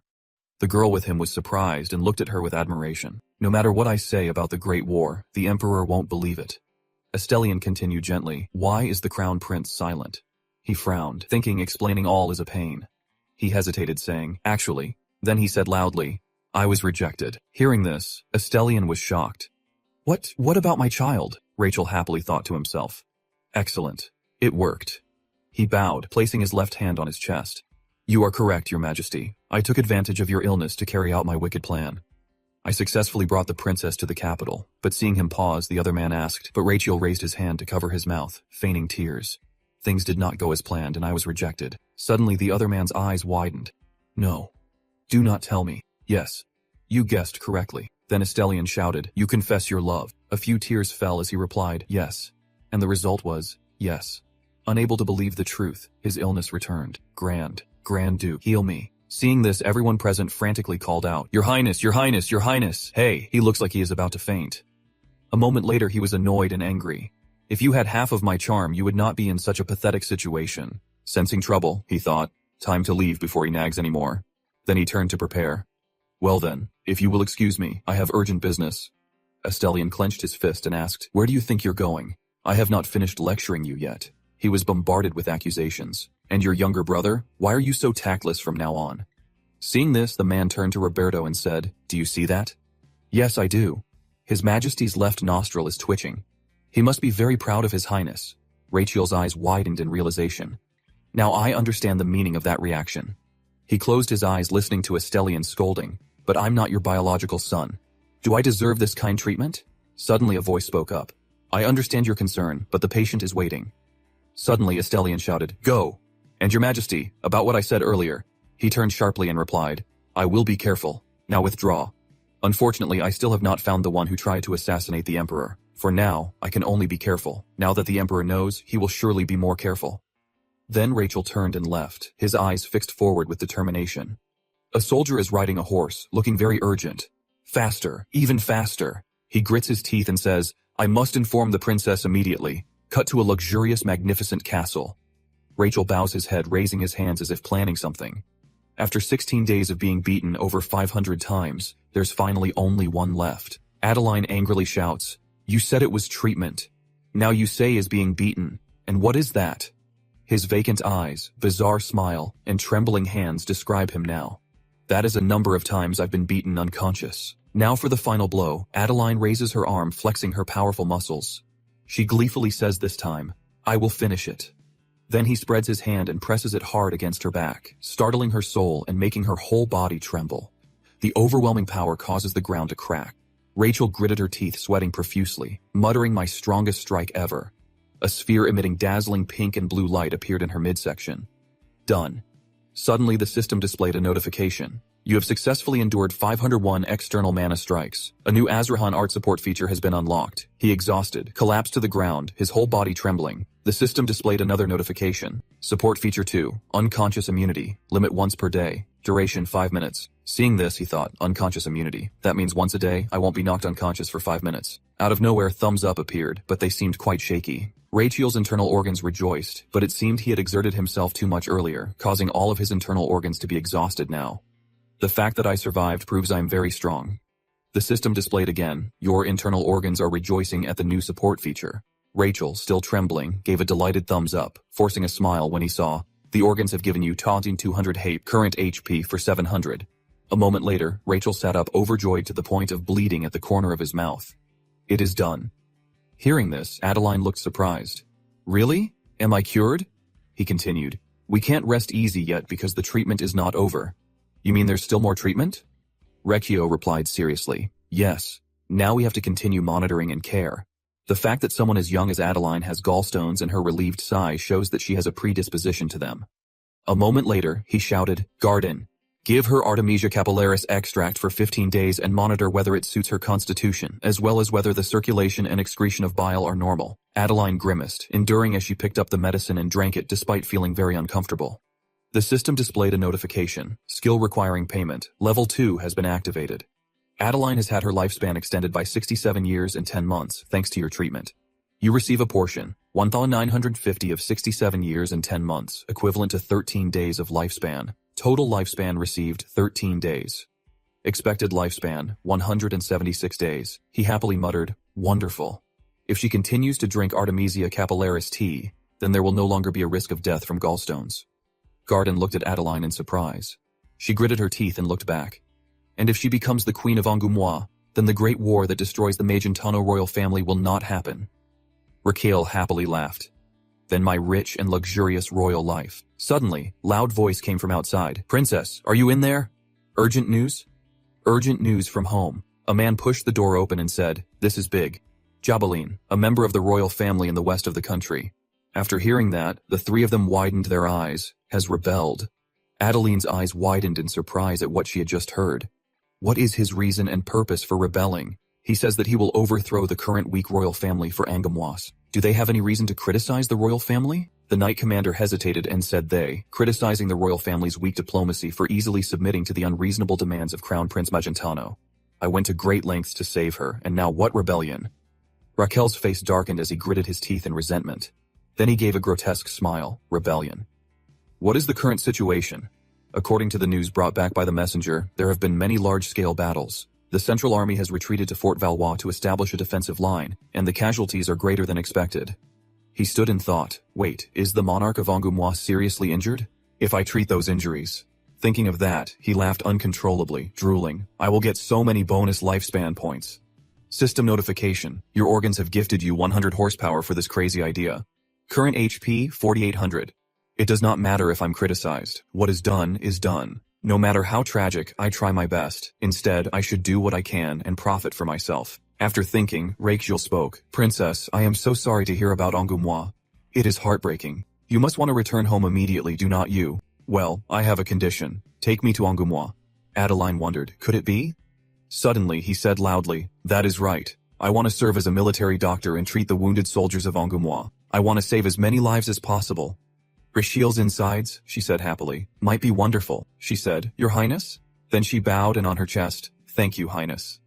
Rachel thought hesitantly, I am a little embarrassed. Then he continued, then Princess, please prepare to return home immediately. He turned to her and said, hurry, we have to go now. Yes.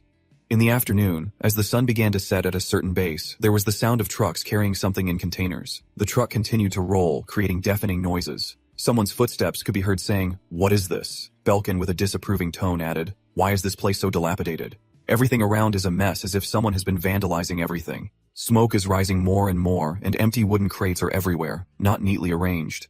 Belkin raised both hands to stretch. I am so tired. I miss my first-class carriage.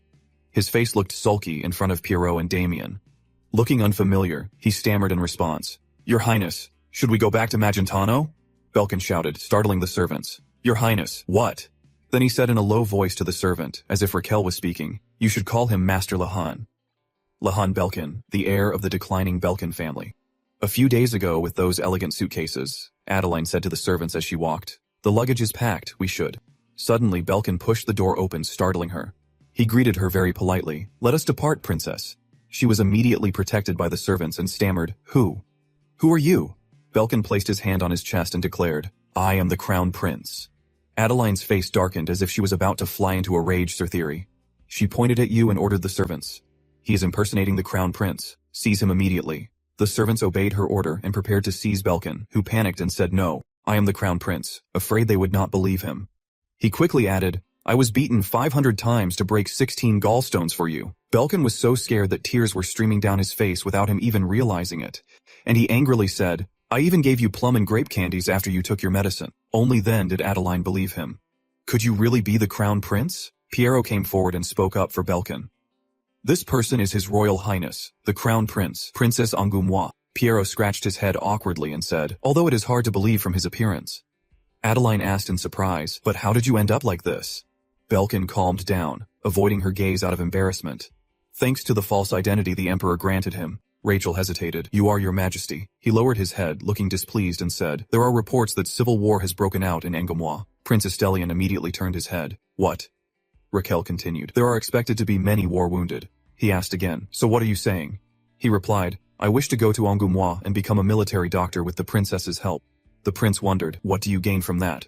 He replied resolutely, I will serve in a relatively safe rear, the command system military administration, in the course of the battlefield in another country, and directly observe and experience it. Maravec was silent, thinking for a moment. Unable to wait, he asked, may I go? He thought smugly to himself. He also likes my challenge. Regarding Angoumois, Belkin continued, after receiving permission, I had the royal mage use transformation magic. Adeline understood and asked, so that is why you were so fat? He hugged his fat belly and said, I only change my appearance with magic. If I am hit hard, the magic could break. Adeline looked at the paper and asked, what is this document? A fallen noble who excellently completed public health medical training. Belkin explained, it is just a fabricated identity. Shall we depart then? Damien said, will the clinic be okay? Pierrot replied, a niece is there. It'll be fine. He imagined a niece and continued, she can diagnose common illnesses with her sense of smell. And I have also passed on to her the medicine formulas for each type of illness. He proudly added, so even if I am absent for a few months, the clinic will still operate normally. Pierrot chuckled and added, and I will announce to the outside world that I am recuperating and limiting contact with outsiders. He received an indifferent response. He added, you seem worried about something as my special forces captain. You do not seem willing to share. Oh, Miss Anise, Damien asked Pierrot in return. Surely she will receive a special bonus, right? In his heart, Pierrot said, poor Miss Anise. He said to himself, as a doctor, I should have rushed to help patients when they needed it, but I'm still so inadequate. The wind rustled. Damien's expression was very knowing. After passing through many cities and fortresses and experiencing many days and nights, we finally arrived at the Angoumois army, and were helped by Adeline to be assigned to the safe rear echelon hospital camp. After giving the Artemisia capillaris formula to Adeline, I, along with about 10 soldiers, was sent to the wounded soldiers' camp. Back in the present, the scene is utterly devastated. Belkin exclaimed unbelievably, are not there any nurses here? Belkin, Pierrot, and Damien all looked around. Belkin went inside the tent. He discovered something and said, what the hell is this? All three of them were stunned. Upon seeing a corpse in the tent pierced by throwing stars, a voice suddenly called out, who are you? Belkin retorted, before you ask me who I am, you should introduce yourself first. The man said, I'm the camp manager. Are you an officer sent from headquarters? The four men looked at each other warily. Belkin introduced himself, I'm a military doctor. The burly man looked unconvinced. A military doctor. I have never heard of a military doctor coming here. He ignored what the man said and asked, do you know the situation inside the tent? The man closed his eyes helplessly and said, yes, they're probably all dead. Hearing this, he was startled in surprise. The man called out into the tent, is there anyone still alive? Causing Belkin to exclaim in astonishment, what? He continued, well, that is troublesome. I am afraid there won't be enough room for the next wounded soldiers. Belkin asked, puzzled, what do you mean?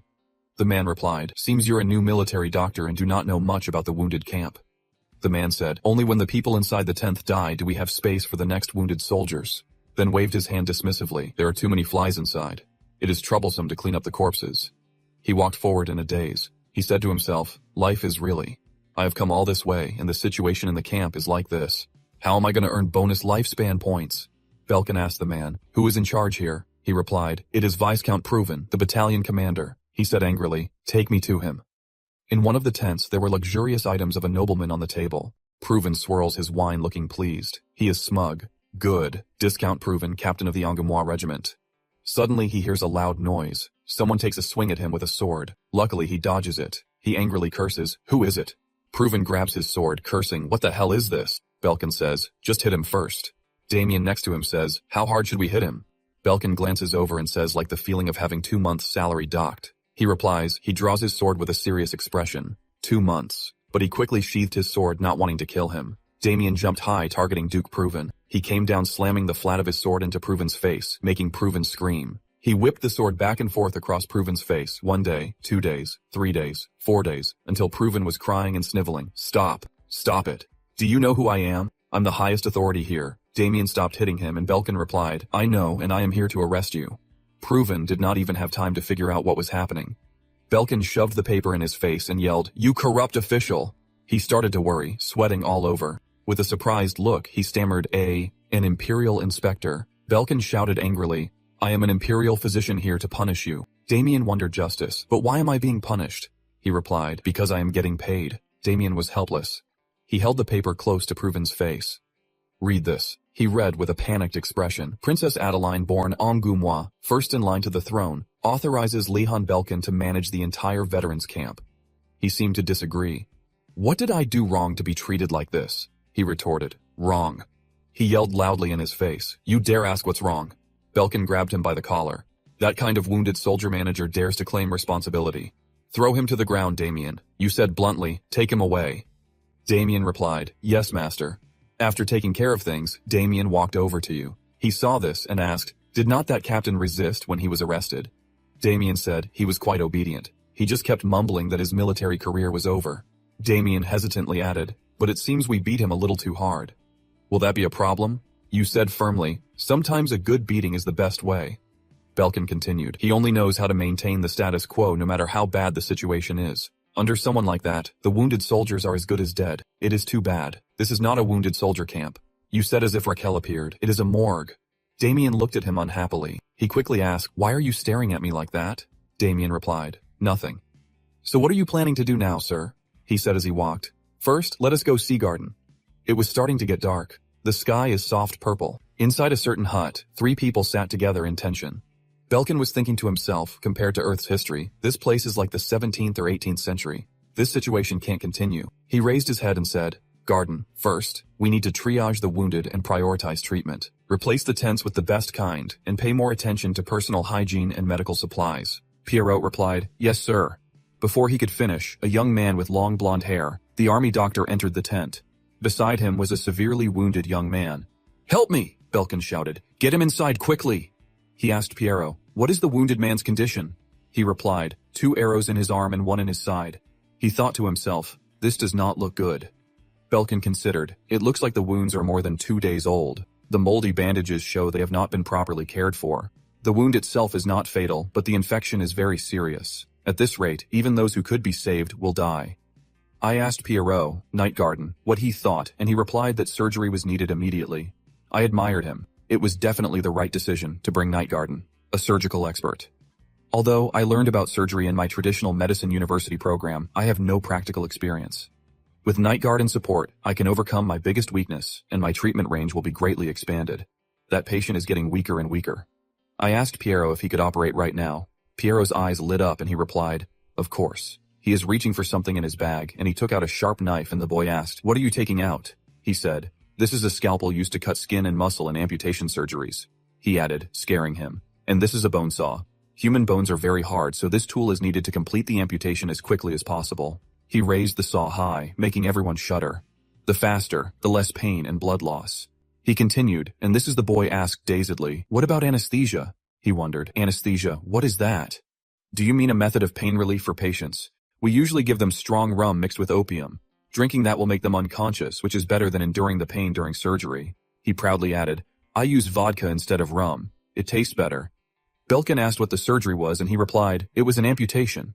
He thought they should amputate the arm that was hit by the arrow first. He put his hand on his shoulder saying, all right, put the tools away. He wondered, are not you going to operate? He said, it is not that I do not wanna, but I can't kill the patient. He still did not understand him, confused about where he went wrong. Belkin approached the patient. The wound seemed infected and his fever was quite high. His physical strength and resistance must have dropped to their lowest point. If we operate in this condition, the chance of death is very high. We need to use anesthesia, the nerve disruption technique I used on Anise. He continued to think tensely. That method can't completely eliminate the pain. Kuzma's paralyzing venom that is too dangerous.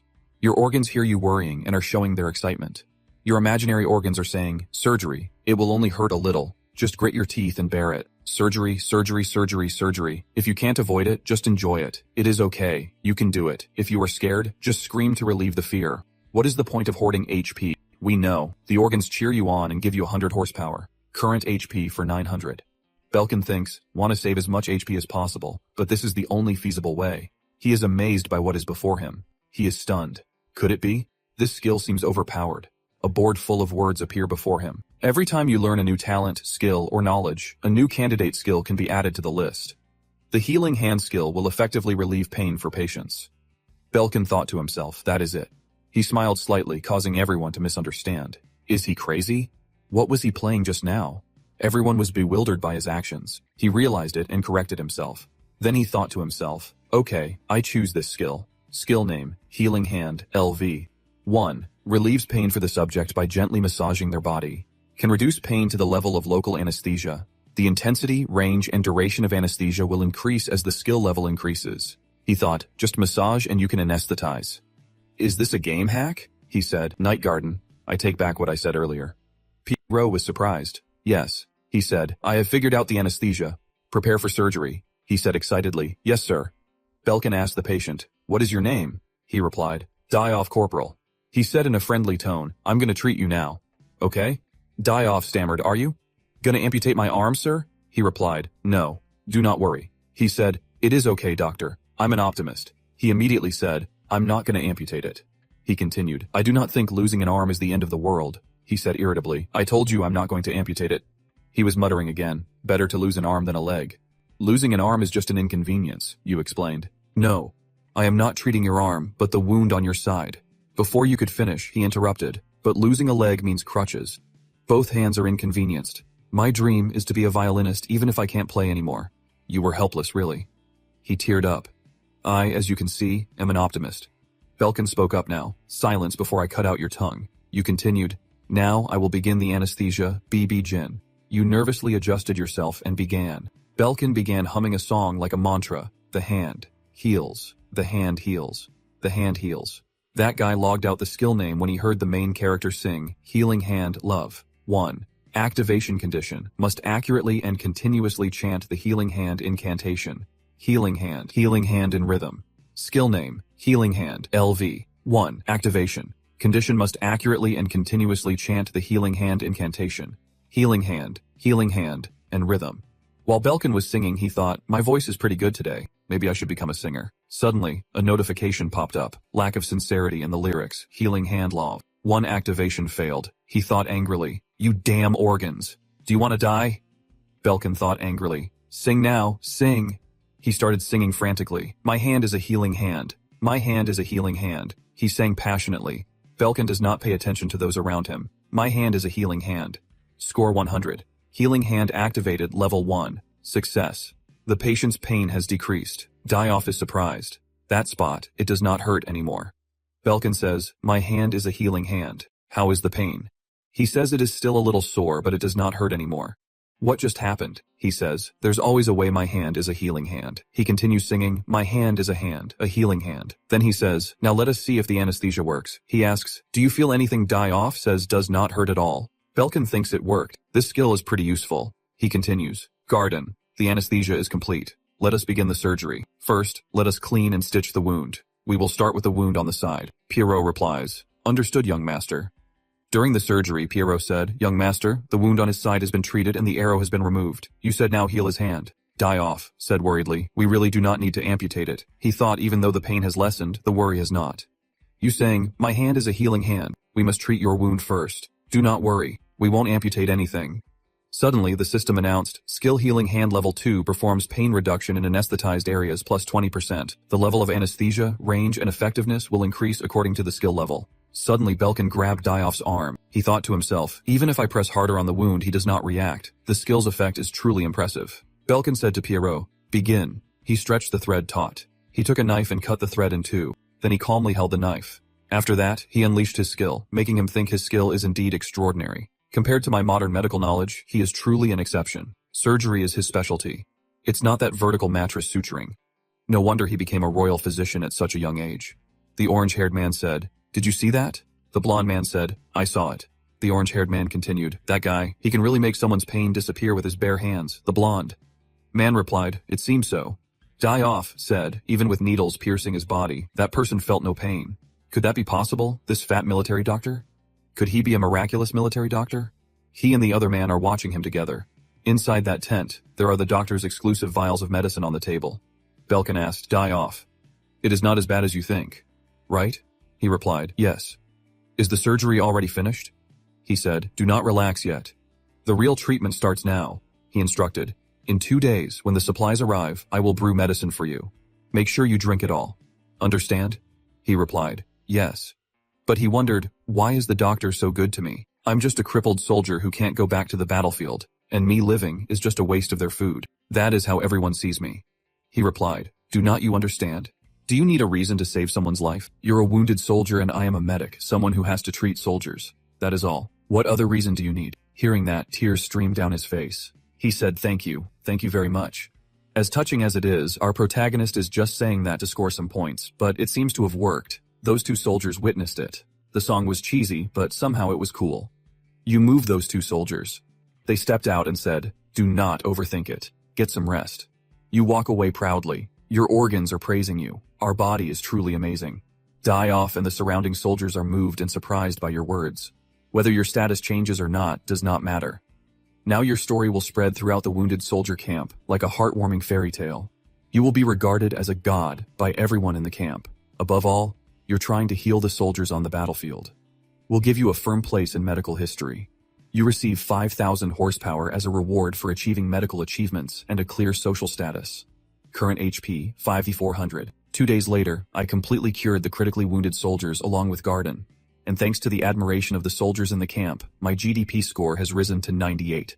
Skill, Healing Hand has reached level 3, allowing for brachial plexus anesthesia. You just performed the operation while thinking, anesthetizing the spinal nerves. That is crazy. My hand is the healing hand. Now I can anesthetize the entire arm. In modern times, just a tube of ointment or antibiotics is enough for these wounds. But in this era, infection without timely treatment can cause patients to lose their arms. Pierrot said, "Young master, if we do not amputate, the wound will start to rot." Belkin replied, "No, that won't happen. To prevent these soldiers from losing limbs due to cellulitis, we need to prevent infection and spread the correct treatment methods." He sang and said, "My hand is the healing hand. I have a plan. First, enclose the wound." At that moment, I suddenly remembered a special method and way of healing of the immortals who appeared. Near the end of this story, he replied that he understood that by applying their methods, I was able to create antibiotics. He ordered, "Garden Damien, let us go outside and talk for a moment."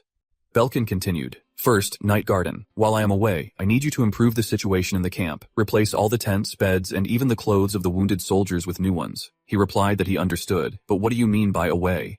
He happily said, "I'll be gone for a while and Damien will come along." He frantically asked, "What about me?" With 6 knights of the kingdom and a guide, we went into the forest. He asked, "Your name is Timop, right?" The servant replied, "Yes. My hometown is nearby. So I'm very familiar with this area. I will lead you on the shortest paths." Damien asked, "Are you sure you know the way?" Belkin replied, "Come on, I read it in a book." He then asked, "What book?" He replied, "Who remembers? Do you remember the titles of all the books you have ever read?" "I am helpless. Fine, whatever." Then I looked at him and thought, young master is a little strange sometimes. He asked, "Young master, I think we're going too deep into the forest. It is easy to encounter monsters here. And in such a remote area, we might even accidentally wander into Apollo's territory." He said, "That is true." "What is that?" The servant said loudly. "Wait. Do not tell me we are really going to the Apollo's nest. Belkin calmly replied. Everyone calm down. Apollo's nest, what are you talking about? It is true that in such an isolated area it is easy for us to enter their territory, but you all know, right? As long as we do not provoke them first, Apollos are completely harmless. It's not that common knowledge, the gray-haired servant soldier thought. Right? No one would be crazy enough to mess with them. The blue-haired servant soldier thought, he is so wise, and the brown-haired servant soldier sighed in relief, thinking, I almost had a heart attack thinking he was leading us straight to the Apollos. Belkin continued, so we won't provoke them. Instead, we will just kidnap their queen. He strode proudly as his servants in a panic all thought, the same thing is the same thing. Rakil's organ said, is not that common sense? They said right or wrong. Did I say wrong right? So we will kidnap him without hurting him. They try to hold back their laughter. Rachel's insides chuckled. Look at how he trains others. This guy deliberately silent all the way here and now he speaks. What a jerk. Your insides condemn your character and generously give you 100 HP as if feeding cake to an enemy. Current HP, 5,500, Belkin thought. What will you want? If I had said it earlier, you would have refused to come or demanded to return to camp. That reaction is obvious, but we must get the queen larva because the fluid secreted by the queen larva has extremely strong antibiotic properties. If we can extract it, we can save countless wounded soldiers in the camp from infection and we won't have to amputate their limbs anymore. Belkin ordered, hold on, what is wrong? Everyone, what is it? Is there a problem? Damien replied, of course, there is a problem. Do you know that Aphoros, though gentle, is a very strong monster? He replied, of course. He continued, no matter how gentle a Aphoros is, do you know how ferocious they become when their nest or larvae are threatened? You still are not scared and calmly said, yes. Damien angrily asked, so you know how dangerous it is to kidnap the queen larva? Right. You're still standing tall.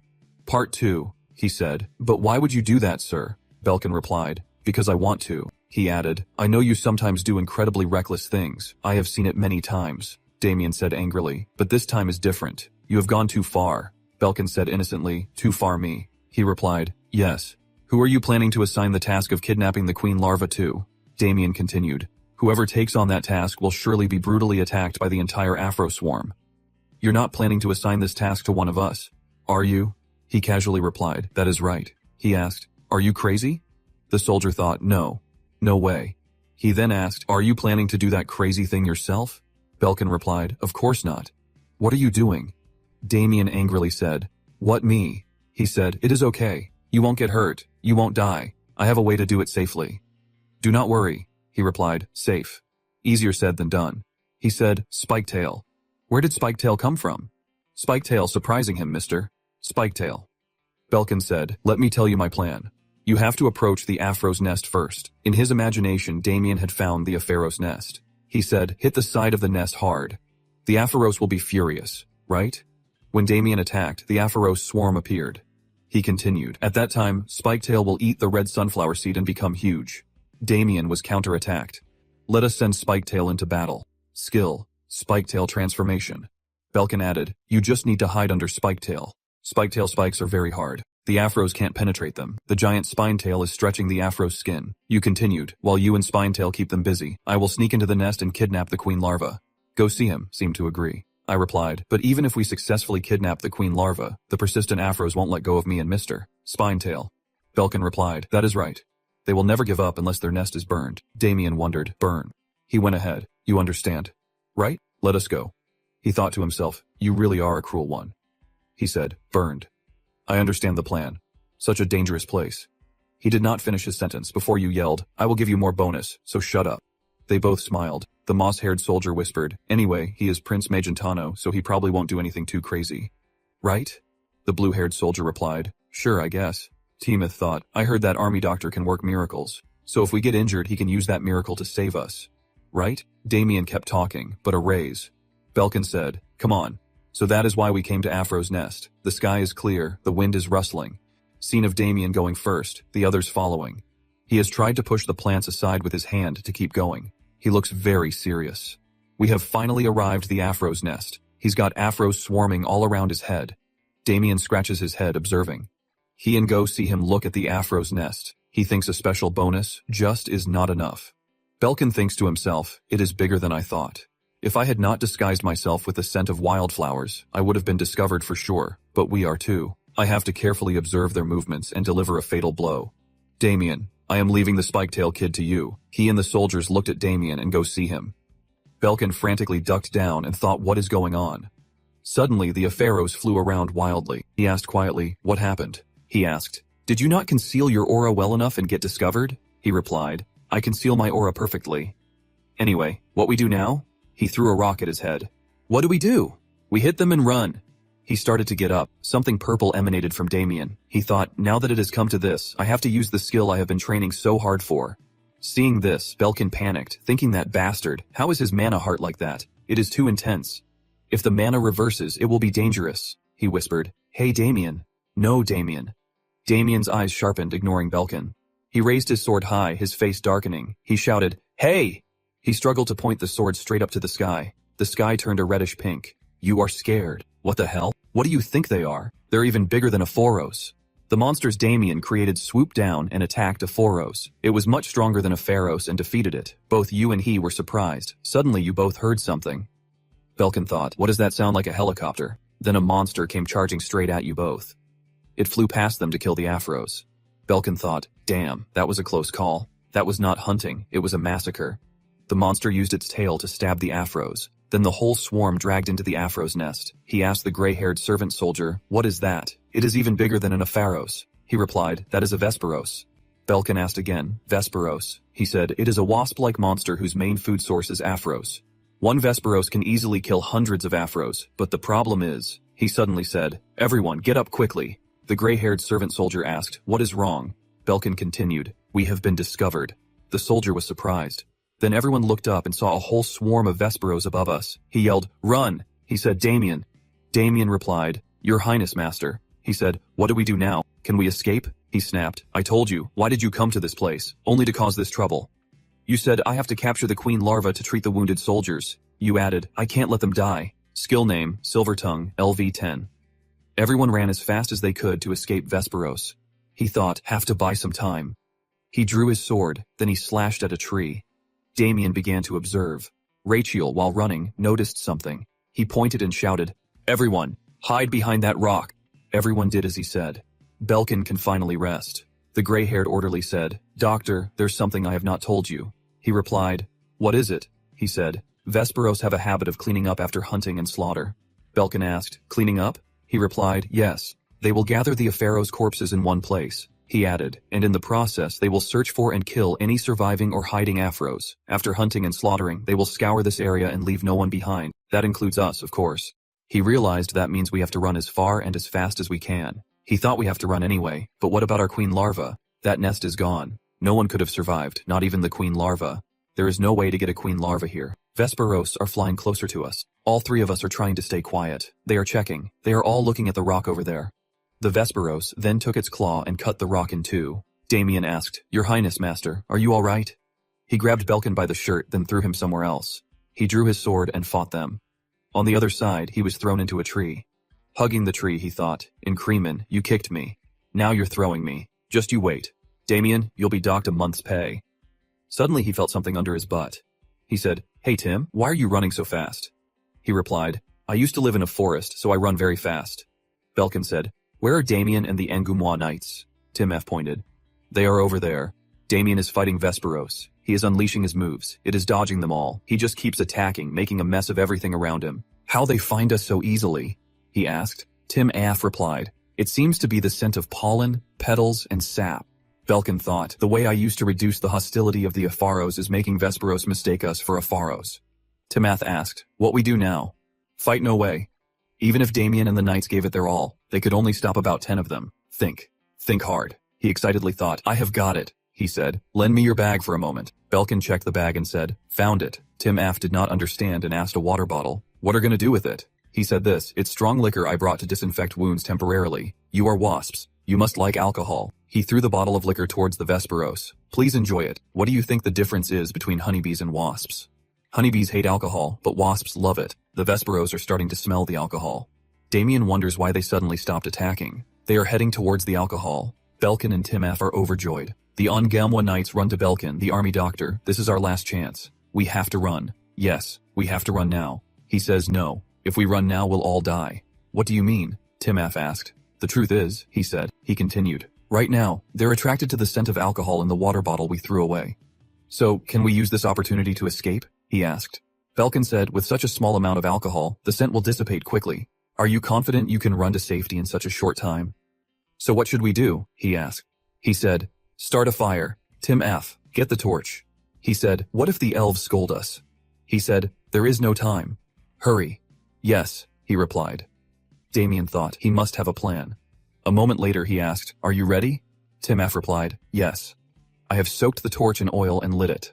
Belkin said seriously, throw it. And he threw it, setting that area ablaze. The landscape here was scorched by the fire. The Vesperos started to notice. They quickly signaled each other, and they started to fly away. Seeing many of their own burned, the others panicked. The Vesperos' mothers called for their young to fly away, but they were already burning. Belkin's side started running. He said, run if you do not want to be burned alive. Hurry. Everyone was trying to run as fast as they could. I thought, even though I burned the Vesperos, my lungs are about to burn too. Suddenly I tripped on a small rock, causing me to fall. Seeing this, Tim Af came to help me and said, medic, are you alright? Your organs sense serious danger and worry about the possibility of the end of your life. They cheer you on and give you 500 HP, current HP 6000 medic. Tim Af shouted, medic you master. I thought I am lacking oxygen. Master, if you faint here you will die, Damien said. Stay with me, Belkin replied. I know. Seeing he was not well, he said, let me carry you. He carried him on his back. He wrapped his coat around Belkin's back and tied it in front to keep him from falling, making him blush. The Angoumois knights asked each other, is it okay to leave the crown prince like that? I do not know, Belkin said wearily. Damien, as long as we get out of here, we will be safe. He replied, yes, master. Suddenly, something appeared. That is the Vesperos Queen. They look angry, threatening everyone. Tim Af said, the Vesperos Queen, we are doomed, he said with the Queen. You exclaimed, Damien Belkin thought. Why is he so tense and scared? I have never seen him like this. What should we do? Damien is our sharpest sword and strongest shield. If Damien is afraid, we are finished. I have to help him calm down. I have to check his energy flow and use acupuncture to relieve his stress. Support feature 1. Acupoint scan. Belkin suddenly started acting strangely, making him wonder, searching for a lockable target. Target locked. Target locked. He thought, why lock onto that? Since I'm being carried by Damien, that is what is right in front of me. Insects are living creatures too, so they also have pressure points. If I could see the Vesperos Queen's life force like I could the Ox King's, then I would not just survive, I could even make wasp liquor. I see it. I could see everything from the flow of the main meridians to the location of the pressure points. Belkin grinned triumphantly. He said, Damien, I have a good idea. He replied, can you joke at a time like this? What good idea? He continued from now on. You must follow all my instructions. Walk if I say walk. Run if I say run. Attack or defend. You must obey me in everything. He wondered, what do you mean? He said, if you want to live, do as I say. I will predict its movements and guide you. He did not believe it and asked, guide me, its movements. He continued, but how Belkin shouted, sit down. Queen Vesperos approached everyone. Then she flew up, terrifying everyone. He said, it is coming again. Stay seated and take 5 steps forward. Queen Vesperos landed on the ground and everyone did as Belkin said. You think what Timov said? Help me. It seems excited to scare everyone and it starts to fly high.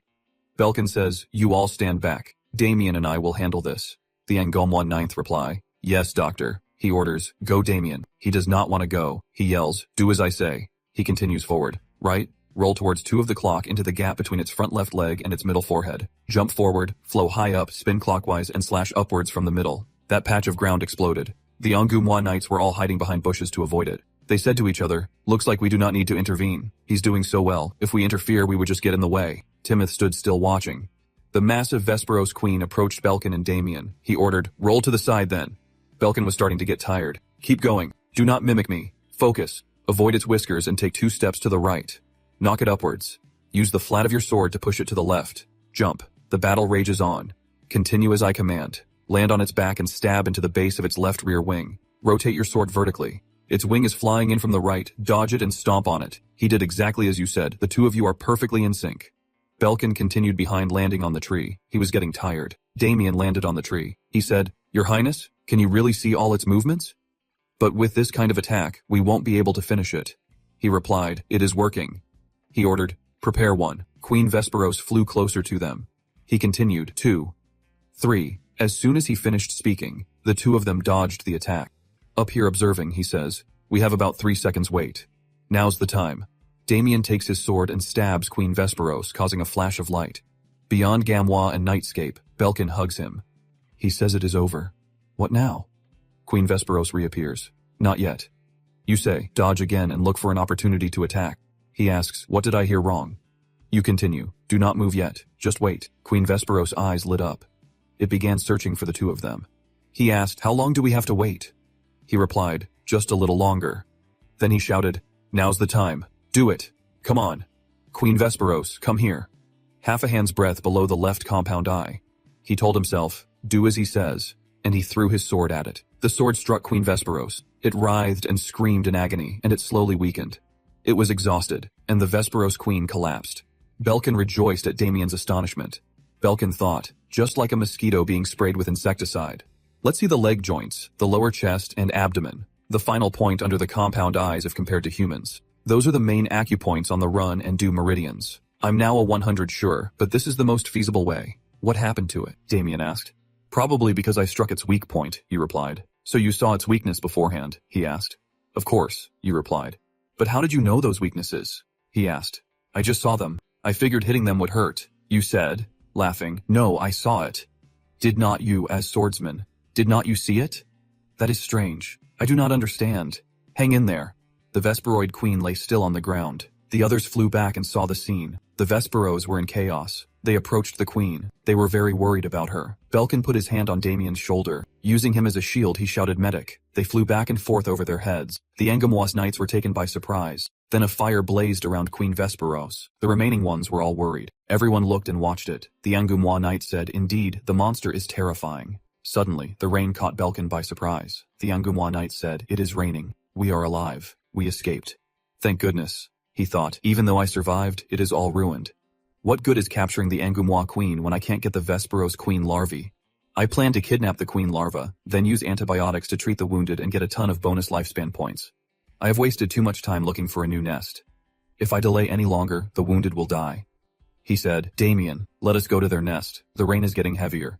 Everyone looks back after the battle. According to Belkin, everyone started heading to their nest. Inside the nest was a scene of dead afros. Everyone looked around in astonishment, and they went inside. Damien asked, it looks like they're all dead. Should we just go back? He replied, we have come all this way. We should get something out of it. He asked, you mean salvage something? You said, is not there still honey? He thought, this devil. In this situation, you're still thinking about that. Honey dripped from the top of the nest. Below on the floor was a pile of afros' corpses. Look at all this devastation, Belkin said. It is ruined, all ruined.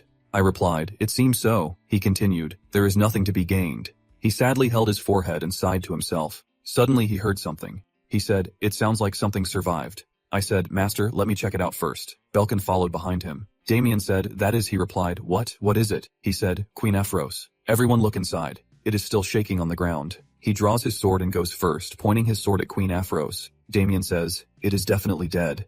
You say there is movement in the body, Damien. Let us push its belly out. He replies, yes, master. You continue, it could be something expensive and precious. Come on, Damien. He replies, yes. He does as Belkin says. You said something was crawling out, and he replied, be careful, master. Suddenly, the Afros queen larva flew up. You said it's not that. Before you could finish, the Afros queen larva fell on your head, and Damien cried, Master! It stuck to your face. You finally managed to push it off. It spoke in a very cute voice. Belkin said this is the Afros queen larva, right? You thought it looks like a banana bread.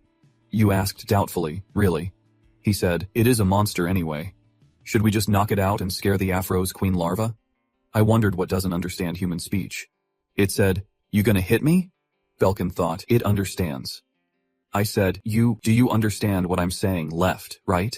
I was overjoyed, really, it is the queen larva.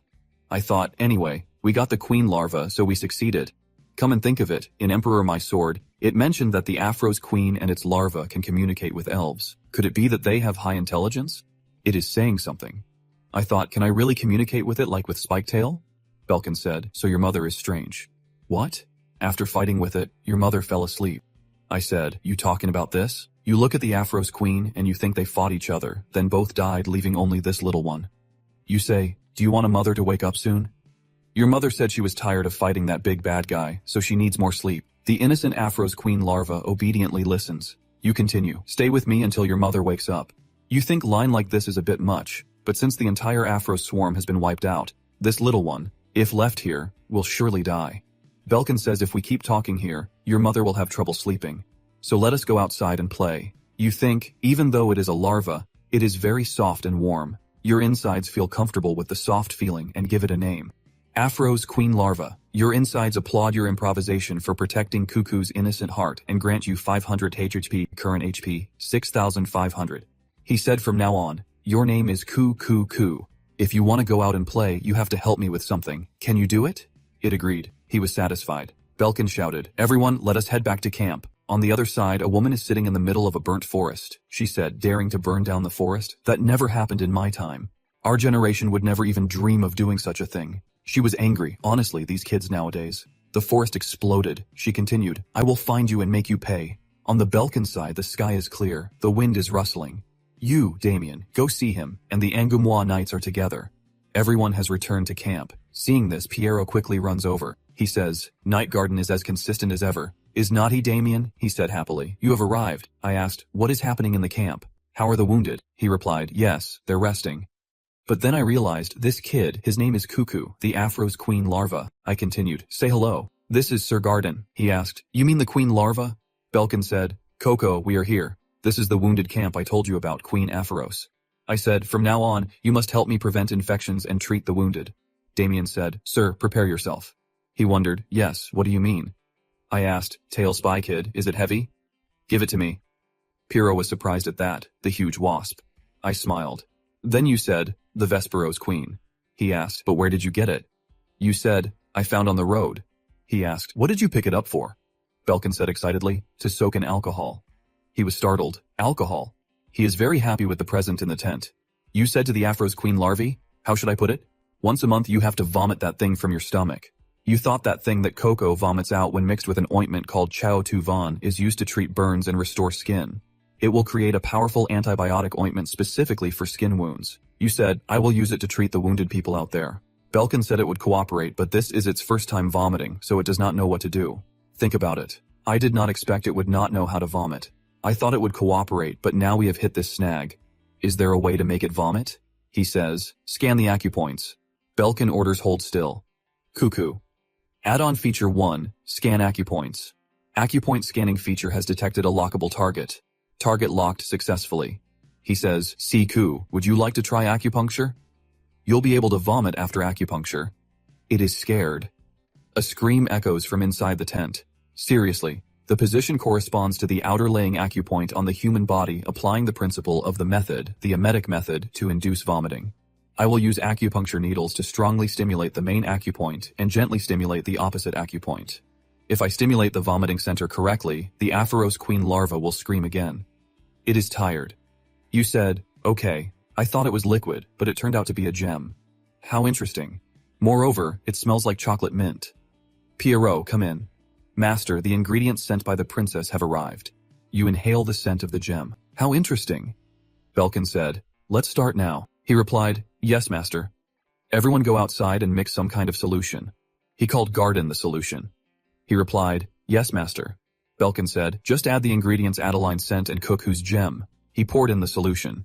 He said, the light and fragrance are radiating. Damien, now is the time. He hugged the solution bottle and he started sniffing. He grabbed the giant ladle and ran over. Then he started stirring the solution. Piero said, Master, let me do it for you. You said no, I have to do it myself. You thought, I absolutely can't fail this time. Cuckoo only regurgitates this pearl once a month. If I fail, I will have to wait a whole month. In that time, the wounded soldiers will die from infections. Damien said, I will take the night shift first. You exclaimed, it is working. Belkin excitedly said, keep going, it is done. Everyone came forward to see the finished product. You rejoiced, it is a success, he said. Have you named this ointment yet? Of course I have. Do you want to know? Since I made it, I will call it. Latica Sol, the Afro's queen, larva rejoiced. Damien is helpless before his master.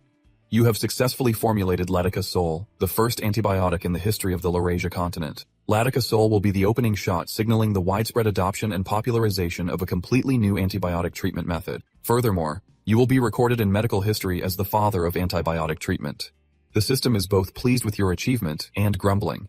The system reluctantly congratulates you on your achievement and awards you 800 HP, current HP 7300. Belkin's face is blank.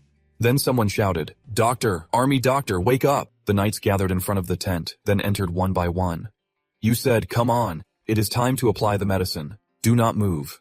Then you threw that solution on the wounded soldier. Then you threw it on the rest of the wounded soldiers. The knight said, "The pain is gone and the festering wounds seem to be healing. Long live the medic." You thought, "Long live Ladika Soul. Let us cheer my bonus lifespan points." The knights cheered, "Long live adorable Cuckoo. You truly are miraculous medic." 10 days later, Valois Fortress. The soldier with the blue hair said, "I am reporting on the war situation. Currently, except for minor skirmishes in the northeast, there are no major conflicts. Of course, the reason is that the main force of the rebels is concentrating on this Valois Fortress." Maravek said, "It seems they have no intention of avoiding a battle with us." He replied, "Perhaps." He angrily thought, "I kept you by my side despite the opposition of the courtiers, because you are ambitious, and this is how you repay my favor. Javelin, you bastard." He said, "Any other reports?"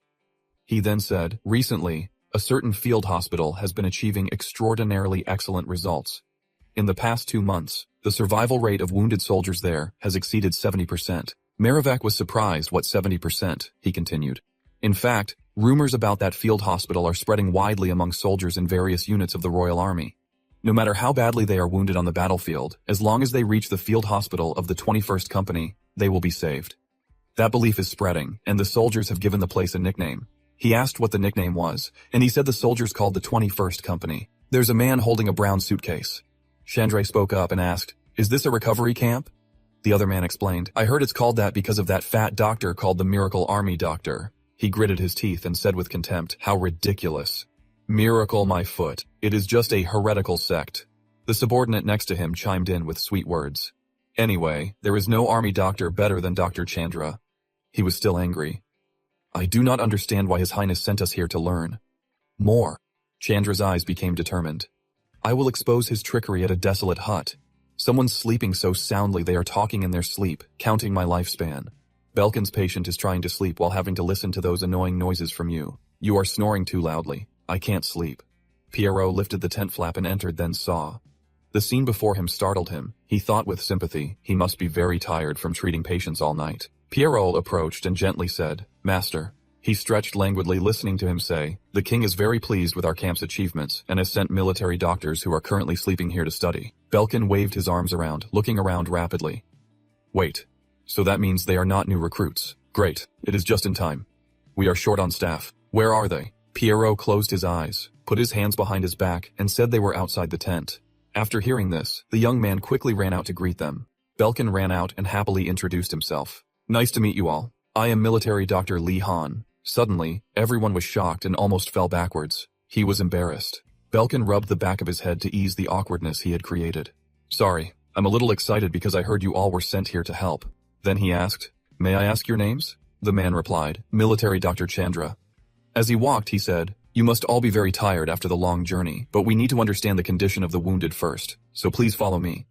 Belkin walked away as everyone turned to look at him. Seeing this, he turned back and said, "Were you all standing around for?" Chandra said irritably, "Military Dr. Li Han, please take us to our rest area first." He thought seriously, "Are you saying you want to rest when wounded soldiers are lying here dying?" He then rebuked, "We came here under the king's orders carrying a noble mission. We have been marching continuously for 6 days, and yet upon arrival, you do not allow us to rest. It is outrageous. What did you say your name was just now?" He asked irritably. "I said, Chandra," he said, his voice becoming more serious. "Military Dr. Chandra." He continued irritably. "So, are you saying I am heartless for making you work without rest?" Chandra put on a displeased face and replied, "Yes." After that, he said sternly, "Patience." His words were like rake heels saying, "Do they wait for the doctor to rest?" The fight broke out, neither side willing to yield, each convinced they were right. He continued sharply, "Are you saying you can so easily ask for rest?" He shamelessly asked, among the dying wounded, "Are there any nobles?" Belkin was surprised by the question and exclaimed, what Chandra continued, "There probably are not many noble officers." "Are there? Oh, do not you classify nobles separately?" He darkened his face. "What do you mean?" Hearing this, he began to posture. "You have not done that. It is disappointing that you can't even do the most basic things. The wounded are divided into 2 types, nobles and commoners. We must save the nobles to receive generous rewards and fame." Hearing this, Belkin could not stand it anymore and threw a punch at Chandra. The punch landed on his face, looking clearly painful. Then he shouted, "Shut up!" His subordinate panicked and said, "What the hell are you doing?" Darren hit someone and a military doctor at that. Ever since I was in Korea, I've always kept one thing in mind. You emphasize that violence is evil, but someone like you only understands a beating. Someone came forward and said, you dare attack without a word, that is outrageous. He ordered you, apologize to him or I will report you to my superiors. Hearing this, Pierrot frantically lifted the tent flap to look, then asked, report me to your superiors. For what reason? He replied, naturally, to report your violent behavior. Violence. What about your insubordination? He remained calm and asked, why is it insubordination? Belkin explained, you came here to learn following the king's orders, but you are not listening to my instructions and just talking nonsense. You shouted, is not that insubordination? He closed his eyes, maintaining that strangely calm demeanor.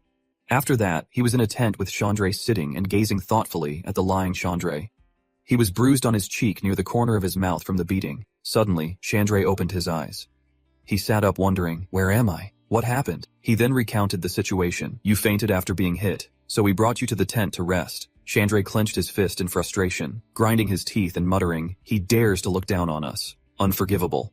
I can't stand the thought that weirdo Doa made me. The best military doctor, second best. He stood up and said, while the military doctor was unconscious, I overheard some things about Li Han from the soldiers here. They say that many wounded soldiers were saved without amputation. Chandra listened puzzled. No amputation yet, the survival rate is 70%. He continued, apparently, it is thanks to the ointment he applies to them. It is supposedly called Lidecasol, and they also say he pricks them all over with thorns or sings strange songs while performing painless surgery.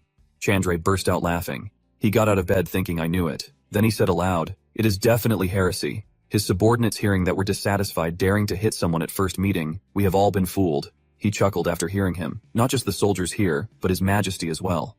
Suddenly a hand grabbed the suitcase. He confidently pulled back the tent flap and said, I will expose this dirty truth. He wondered, where are you going? In the quiet of the night, a figure passed by. He walked slowly thinking that heretic must be asleep by now. Chandra approached Rank's bed thinking, sure enough, he has not even done the basic post-op care. His eyes were firm, certain he was a heretic. He picked up the scalpel and looked at it. I was taught that when injured or sick, the body produces a lot of bad blood. Chandra lifted Rank's arm and simply removing that bad blood will allow for a quick recovery. He suddenly opened his eyes, then Rank startled and exclaimed, what the hell? Who are you? He gestured for silence and said, I'm the new army doctor. Do not disturb me while I am treating you. He worriedly said, I was operated on by Army Dr. Li Han during the day and was told to rest. Hearing this, he darkened his face. You, a mere soldier, dare to doubt my treatment methods. Ranks quickly denied it. No. And then he thought, this person is completely different from the kind Army Dr. Li Han. The surgical knife is almost here. You should feel honored. Normally, would never have the chance to be treated by me. After that, drops of blood fell steadily into the bucket placed on the ground. He held a knife and grinned, do not compare me, the best army doctor in the wounded soldier camp. And that heretic, Chandra gripped Rank's hand tightly, causing him to tremble incessantly. Then he spoke, Dr. Army Doctor, I feel dizzy. Rank's vision gradually blurred, only seeing the scene of Chandra holding a surgical knife saying, I will draw out all the bad blood so that new blood can flow. You will recover quickly. Uncle Army Doctor me, really. There's a voice yelling, hey you! Belkin suddenly wakes up and sits up. He says worriedly, I had a strange dream so I could not fall back asleep. Maybe I should go outside and look at the night sky for a bit. Tonight, no stars or moon are visiting. He went outside saying as he walked, those medics, they're even worse than I thought. He reassures himself, do not think about those useless guys anymore. Just let them roughly finish their service time and send them back. I just need to accumulate more lifespan and I'll be fine. Hey, this is the first time I have accumulated over 200 days of expected lifespan. If it keeps up like this, I might accumulate over a year. You are laughing so happily, so relieved. Belkin is skipping around, singing. I feel less pressure for my short life. Now I can live with less worry. While happily skipping and singing, a voice calls out, hey, wake up, hey. You curiously turn a look and think that is the single room area. Right? Chandra frantically shouts, open your eyes.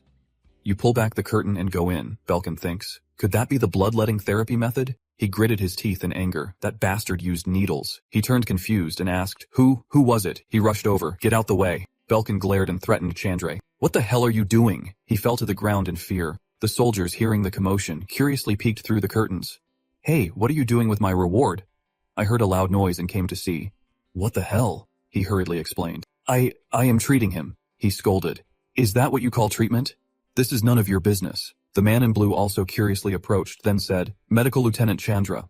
What is going on here? Medical Lieutenant Lee Han. He turned worriedly and asked, Ranks, are you okay? Ranks struggled to speak. Medical Lieutenant Lee Han. He realized something. The vein's been cut. We need to stop the bleeding immediately. He suddenly saw Dr. Chandra's medical kit. Belkin went to get a piece of cloth. He gently wrapped it around Rank's hand. He struggled to breathe. Damn it. I can't believe I have to witness this insane treatment. This method of drawing dirty blood out of the body and believing it will recover. Chandra is still the same as ever, folding his arms and walking over Belkin. Clearly, the treatment is progressing very well. So why do this? He raised his hand to his forehead in helplessness, ignoring such a good treatment, and then using violence to suppress his opponent. Shut up. He immediately denied it. This is not treatment. It is trying to kill someone.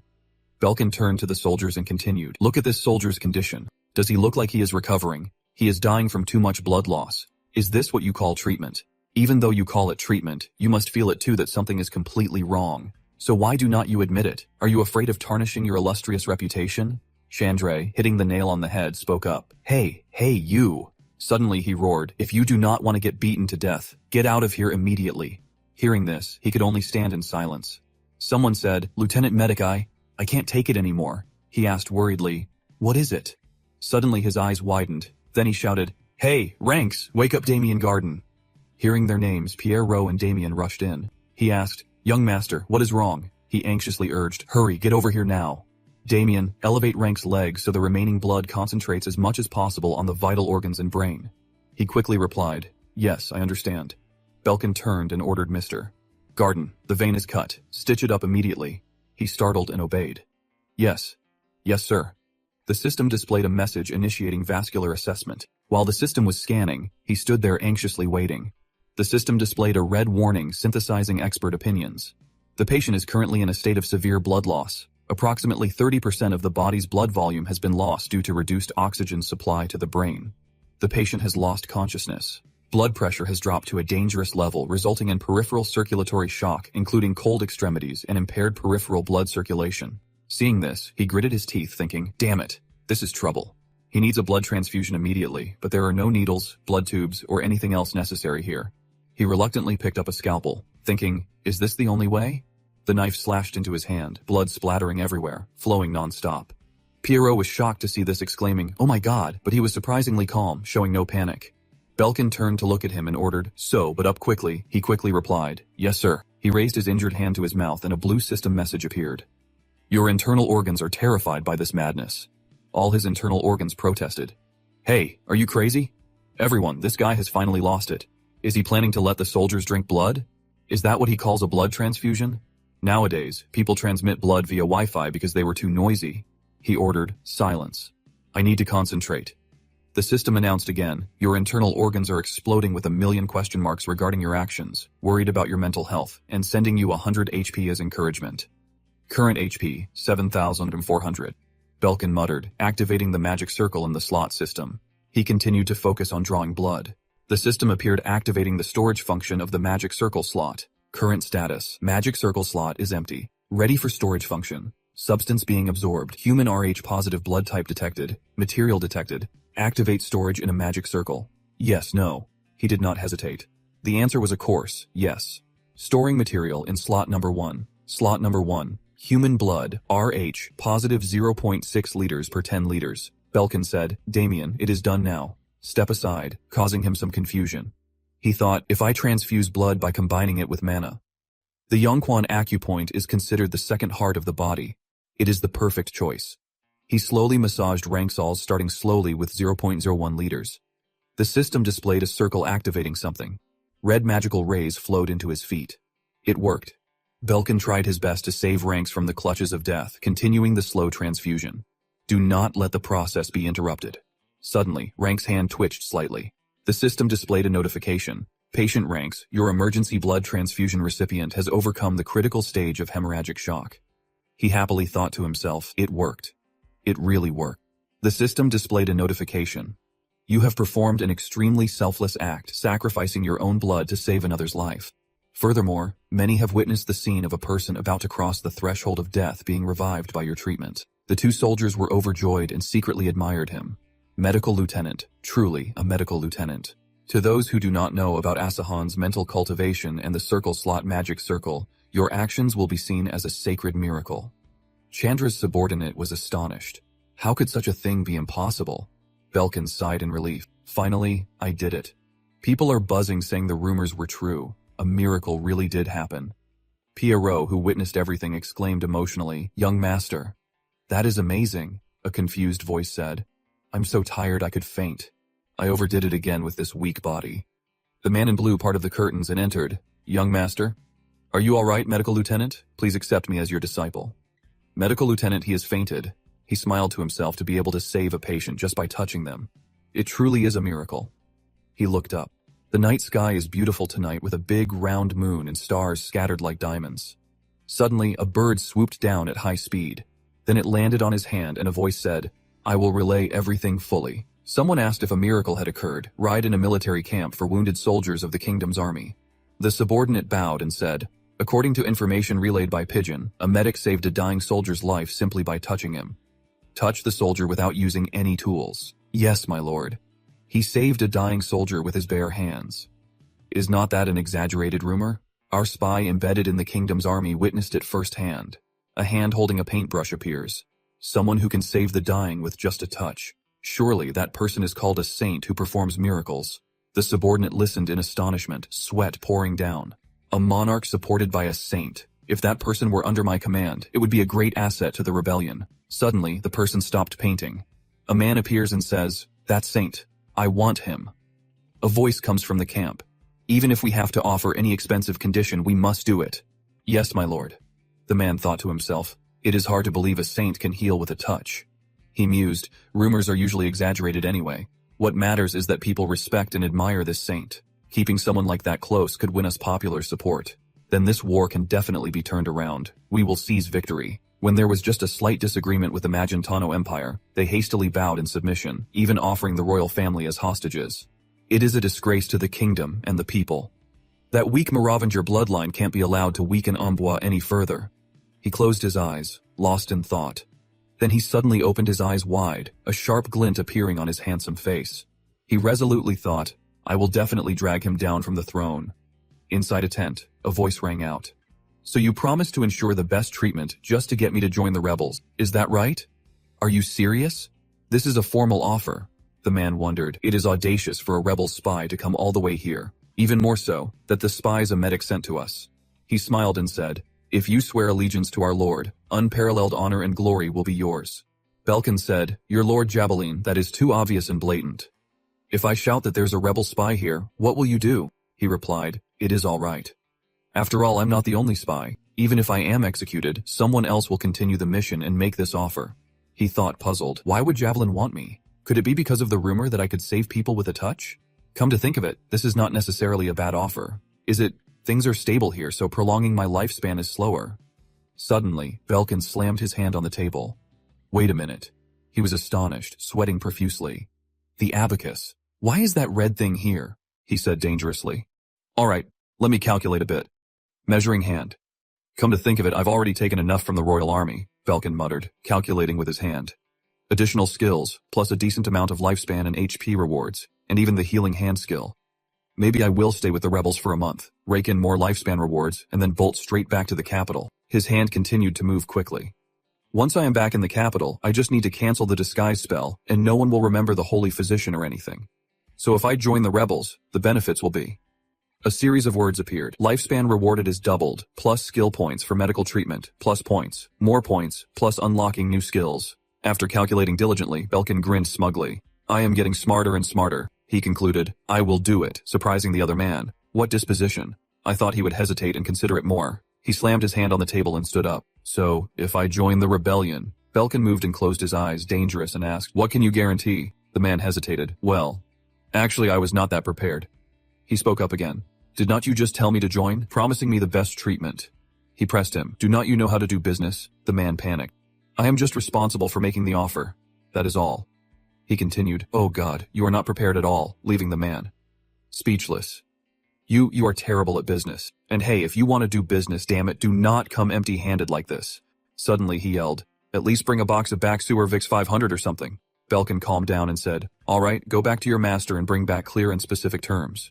The man replied, I understand. Continue and do not dawdle. This is putting a lot of pressure on me, you know. Betrayal is not easy, understand. He panicked, fell silent, and stood up. He pressed. Right. The man replied fearfully. Yes. Yes. Of course, sir. Belkin sat laughing triumphantly, feet on the table, waving his hand saying, if you understand, then hurry up and go. Stepping out of the tent, he breathed a sigh of relief. He put his hand under his chin and thought, is he really a saint, or just a madman? The night sky was full of stars, and from inside the tent a voice said, Damien, Garden, I have something to say. Belkin added, I am thinking about joining the rebels. The two men sat in silence listening. Piero asked in a panic, are you feverish, sir? Damien also asked, have you really lost your mind? He calmly replied, no, I am serious. Rebel spies come here every day. They promise houses and land and a lot of money too. Hearing this, he said angrily, if you are really serious, I want to stop you. Belkin asked, puzzled why Damien explained, because morally it is wrong. You came here with the intention of helping, on boys with goodwill, diligently caring for the wounded soldiers of the kingdom's army. Yet now you plan to join the rebels. Does that make any sense? Hearing him, Belkin calmly replied with a single word. Damien stood up in confusion and asked, really? Why are you like this? Belkin calmly said, are not the rebel soldiers also people of Amboise? As the Prince of Magentano, I have no obligation to be loyal to the Amboise kingdom's army. The rebels or the kingdom's army to me are just foreign powers. He thought, it is absurd, but there's a reason to acknowledge it. Then he continued, our treatment camp has been quiet lately, has not it? Hardly any new wounded arriving. That is because both sides are just probing and facing off at Fort Valois. Our camp has mostly passed the critical stage and entered a period of stability. The work with the Royal Army seems almost complete. Now we just need to go over there and treat the abandoned wounded, then return to Magentano. Belkin eagerly urged, let us go. Damien helplessly replied, I understand. What the boss says goes. It is the life of a mercenary. What can you do? He smiled approvingly. All right, you've thought it through. Pierrot, standing to one side, thought emotionally, Your Highness, I am truly moved. Those who need treatment are not allies or enemies, but simply patients. He sat there furiously scribbling something down. Suddenly, he asked for help. Garden, please deliver this to the princess for me. He said in surprise, could it be? A love letter? Belkin impatiently smacked him on the head. What love letter? I need to inform the princess that I am returning to Magentano. I can't just disappear. I will also send a letter asking them to send royal jelly wine to the capital via dawn carriage service. I did not want the wounded soldiers to find out, so let us prepare quickly. The next morning, the carriage rolled away from the kingdom of Amboise. Everyone who read Belkin's letter was moved and reluctant to part with him. Sir, we have not had a chance to thank you yet. Sitting in the carriage, he turned back and whispered, live well, you rewards of the royal army. 3 days later, in a desolate kingdom, the trees were withered and lifeless. A soldier came out and instructed, the Lord is inside. He has ordered that only the army doctor is allowed in, so please go in alone. Damien said worriedly, Your Highness, but he is the leader of the rebels. Are you really okay going in alone? Belkin cheerfully replied, it is okay. If they want me, they would not dare hurt me. Besides, have Kazim. Do not worry. Kazim, he is just standing there helpless. He walked inside. A man stood there waiting. It is a pleasure to meet you, Belkin thought. You must be Jabeline, the patriot so crazy about restoring Amboise. He took a step forward and said, and thank you for coming. The rebel leader Jabeline Flambert of Amboise smiled and added, the military doctor known as a saint. He extended his hand. Belkin thought with some trepidation, what immense pressure. Then he also extended his hand. They shook hands and he said, it is a pleasure to meet you too, the heart of the revolution. He replied, I'm glad you're willing to join my cause. I welcomed you with respect. So from now on, you won't have to do difficult tasks like dealing with soldiers' blood. He hesitantly replied, it is okay. I am fine. Then he continued, instead, there is something you must do. Belkin asked puzzled, something I must do. A moment later, Belkin walked outside. Damien asked worriedly, what is wrong? Seeing him not answer, he angrily shouted. He glanced around fearfully. Belkin raised his hand, gesturing shhh, confusing him. He waved his hand saying, because someone might be eavesdropping on us, I will use signals, Piero understood the problem and asked, so they have no intention of trading soldiers for you to heal? Damien gritted his teeth in anger. I told you, we should just go back to the capital. Belkin was so annoyed he was about to explode. I still can't believe it. He lamented, crying, who knew he would use me to promote his revolutionary spirit? The revolutionary soldiers saw them gesticulating wildly and were filled with confusion. Back to the previous scene, Belkin asked, what should we do? Javelin said, now I'm going to give you an important mission. His golden eyes became sharp and terrifying. He continued, that is to declare to the whole world that someone as noble as you supports my revolutionary spirit. Together, we will build a new world. In 10 days, at the plains overlooking Balua Fortress, you just need to stand there and declare according to my instructions. How about that? Great, right? He was sweating bullets, thinking great for who? Belkin forced a smile, thinking, oh man, I am done for. I did not expect to be used like this. I have to run away right now. He pulled his hand from the handshake. He said, I have something to say. The other man coldly replied, speak. Belkin pretended to be embarrassed and continued, my girlfriend said, if I do not see her before the end of the week, she will break up with me. Javelin remained cold and said bluntly, you do not have a girlfriend. Hearing that, he stood motionless like a statue. In fact, he was single. The man said, you want to go see your girlfriend for a bit? Well, something like that, right? He kept calm while worried, replying, that is right. Jabalin turned his face away and continued, if it is an arranged marriage, you probably won't come back here. He panicked on O. The man added, Medic Rakul, I know your heart. You want to fulfill your duty taking care of the wounded soldiers. He turned and walked away, saying, but I hope you understand. I can't give you that task right now. It would be very troublesome if your involvement with the rebel army was exposed before your announcement. Then you asked, do you think my announcement will be less impactful if my identity is revealed beforehand? He was a little pleased that you understood. You guessed right. Javelin turned his head back. Your announcement must be shocking enough to the Revolutionary Army. Belkin wondered, then why do not you have me announce my support right now? He turned abruptly because the time is not ripe yet. You asked confused the time. What time? He replied, Rachel. I mean when you truly support me. I hope your declaration of support contains even a little sincerity. No. It must have sincerity. His face darkened because only then can we move the people. Belkin became quite panicked. What do you mean? Javelin smiled dangerously. I will give you 10 days to deeply experience the rebel army. Then you will sympathize with my deals and goals. At that time, your declaration of support will surely have some sincerity. He continued, are you worried about not fulfilling your duty as a medic? You trembled, sweat dripping down, muttering, that is not what I was thinking. Javelin added, seeing how uneasy you are, I will let you fulfill your duty. From now on, you'll be my personal physician by my side 24/7. Belkin's eyes widened. Well, I am done for. Back to reality, he is crying and scribbling something, which is why he is in this mess. For now on, I have to sleep with that guy. Damien then asked, you two have to share a room. What are we going to do now? He replied, there is no other way but to run straight back to the capital. But there is a problem. On the way here, I saw this place is heavily guarded. Even if we choose the darkest time of night, a secret escape seems impossible. Damien continued. Moreover, he is sticking to U-247, so there is no escape at all. Belkin said helplessly, I know. He thought to himself, this place is guarded so tightly, it is suffocating. If Damien was not a sword saint, a secret escape would be impossible. He reassured Pierrot and Damien, just trust me. I will take care of this. He finished reading and turned to leave. I trust you, and now look how miserable we are. He turned around and the man wondered, what are you going to do? Belkin held up the paper saying, well, we still have to play the part. He drew back the curtain, ready to leave, his eyes brimming with tears, looking worried. It is late, so I'm going to bed. Pierrot and Damien sat with their heads bowed, thinking together, there's no way out. Late at night, a full moon and stars appeared in the sky over a luxurious and magnificent castle. The soldier entered holding a piece of paper in his hand. He bowed. Your wise majesty, Estelian said. It is very late, he said, a little afraid. I had to collect and compile the information, so I deserve to die. The man wondered. Information. Report quickly. He continued. Your Majesty, this is the 107th periodic report.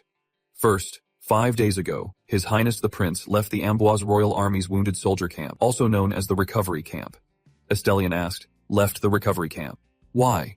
He replied, upon initially receiving the report, we could not discern His Highness's purpose, so gathering and analyzing further information took some time. He did not wait any longer and asked.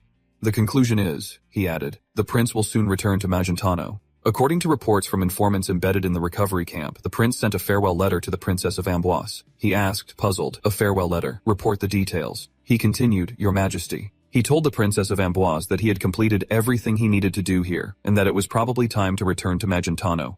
In addition, he asked her to forward a large barrel of soaked wine to Magentano. Estelian asked, Is that all? He quickly replied, Yes, Your Majesty. That concludes today's report. He calmly said, I see. You may leave. He bowed his head. I'm deeply grateful. I shall take my leave. He rested his chin in his hand, lost in thought. Then Estelian breathed quickly. Suddenly he burst out laughing. Now my son has returned. Hurry back and show me you're safe and sound. He laughed loudly, echoing through the room, startling the guards outside. Turning to Belkin, who was lying pale, he thought, at this rate, I will never make it back to the capital. He cried silently. Life really is. Suddenly Jabalin spoke. You are awake. Belkin sat up abruptly. I will start the morning examination right away. Then he thought, he is watching me 24/7. He replied, no. There is no need. I'm a sword saint.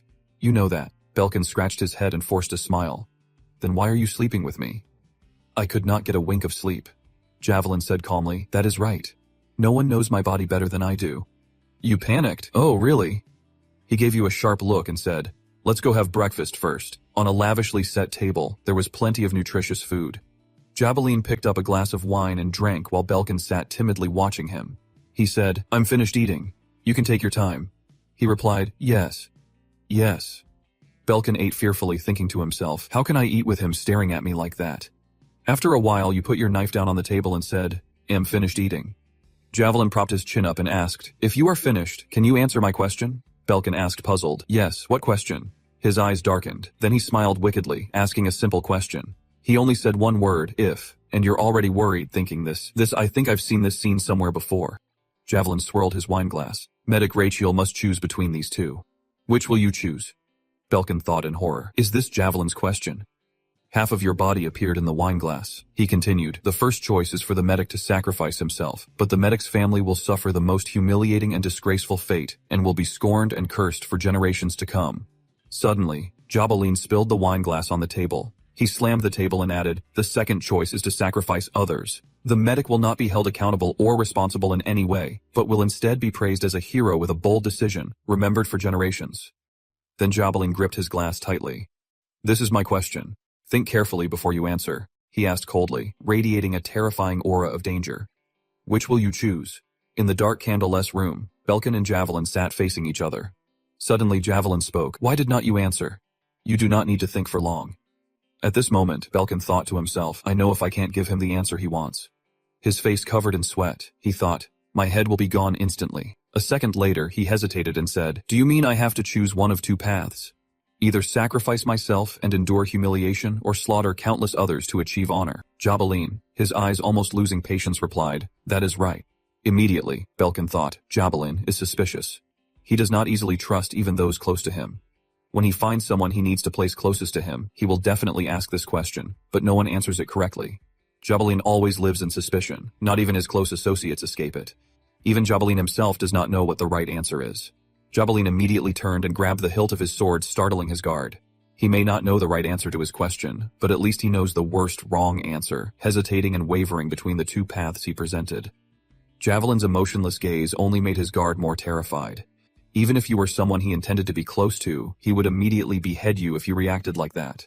Jabrin was cold-blooded and merciless, leaving his opponent lifeless. After ending your life with his own hands, he coldly sheathed his sword. Back in reality, Jabrin looked directly at Belkin and said, could it be? You can't make a decision. At this moment, Belkin silently pondered the answer he wanted, then muttered under his breath, damn. The next second, he angrily slammed his hand on the table and shouted, damn it! This is too damn much. Jabalren could not believe his ears at the other's answer. The next second, he abruptly stood up and reached for his sword.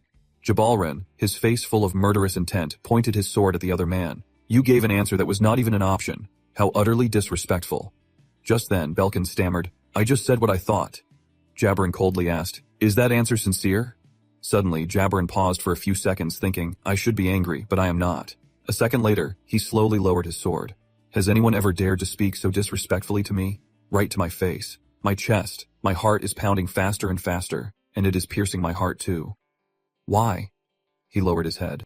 I must be confused because I heard the answer to the question I have yearned to find my whole life at the moment of near death from someone else's mouth. Contrasting with the other person's state, Belkin thought in fear, first, survive. Suddenly, Jabrin sat down, reached out, and poured wine, saying, so that is how it is.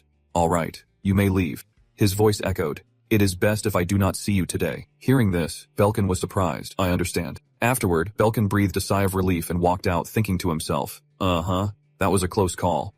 But now, how do I escape? Suddenly, a soldier appeared and called to him, Medic Lachul, this way please. Belkin asked in surprise, where are we going?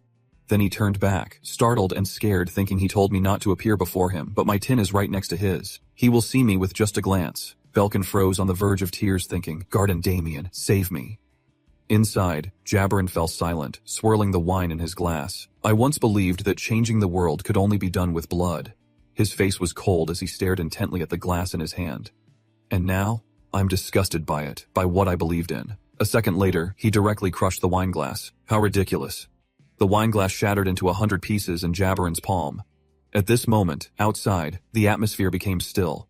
Garden, hiding behind a bush, said anxiously, Damien, should not we get His Highness out of here? He left Jabarin and has been the next tent for 3 days. Garden, crouching down, whispered, for His Highness to have to serve someone like that is unacceptable. Damien, hiding behind a large tree, replied, there is no other way right now. We can only trust in His Highness. Suddenly, Damien turned around alert. A soldier carrying a lantern approached and shouted, who is there? The moment he opened his eyes, the scene in front of him was empty. Next, he left saying, what was that, a stray cat below? Garden and Damien kept their heads down. Damien thought to come all this way and have to do this. Early the next morning when the sun was high, Belkin poked his head out, observing his surroundings, thinking, judging by the guards, that guy must still be inside. He has not come out for 2 days. If it is now, I might be able to escape. Suddenly, a voice rang out. Today, I want to take a walk. Belkin fearfully looked up and stammered. Yes. Greetings, sir. Facing him was the cold Jabarin. He looked at his subordinate. You stay here. The soldier bowed. Yes, sir. Then he turned back and said in a murderous tone, Medic la cool, how long are you going to keep me waiting? Belkin, sweating profusely, replied, I will prepare immediately.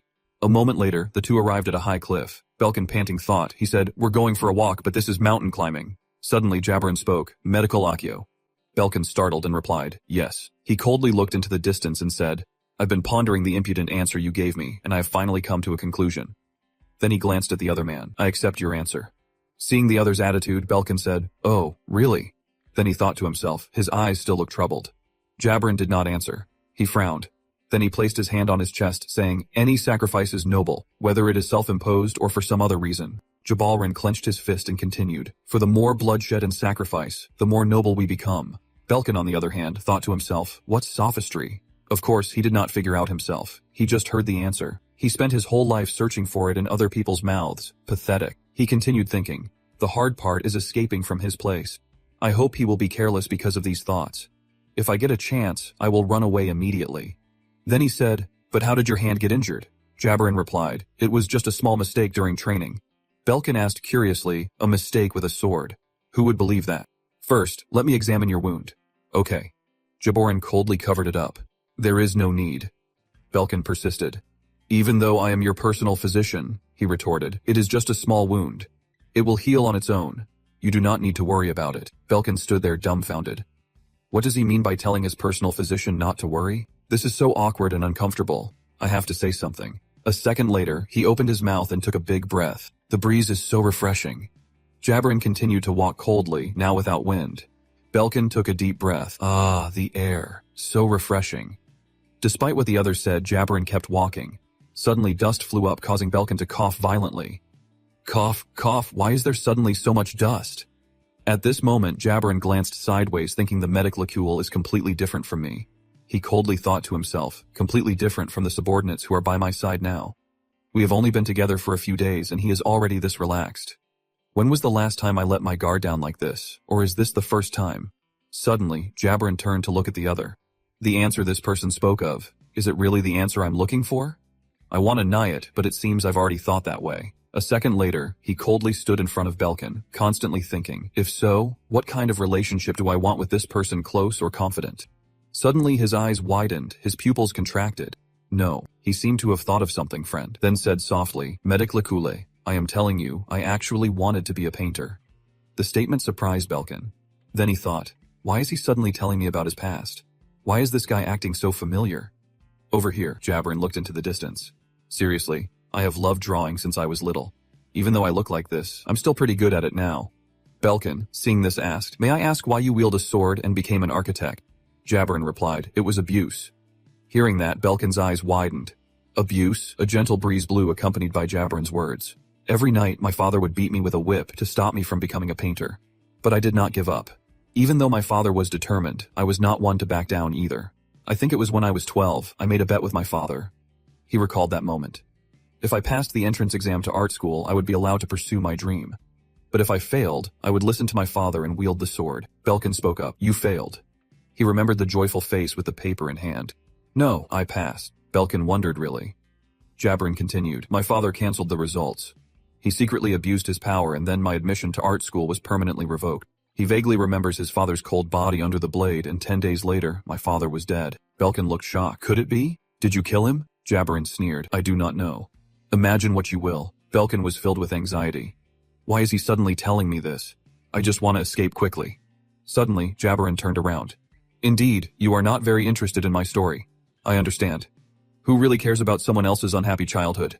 Belkin quickly said, No, Then he held out his hand and said, Never mind, take a look at my wound. It seems to be getting worse. Belkin looked down at his hand thinking he just said he did not need it. Then he said, Yes. He carefully unwrapped the bandage, his eyes a little hesitant. Jabarin quickly asked what is wrong. He looked at the swollen wound, thinking it looks like it is about to become cellulitis. Suddenly, eyes flashed with light, location of the wound confirmed. Let me examine it in detail. System, activate pulse diagnosis. System announcement scanning. Pulse diagnosis complete.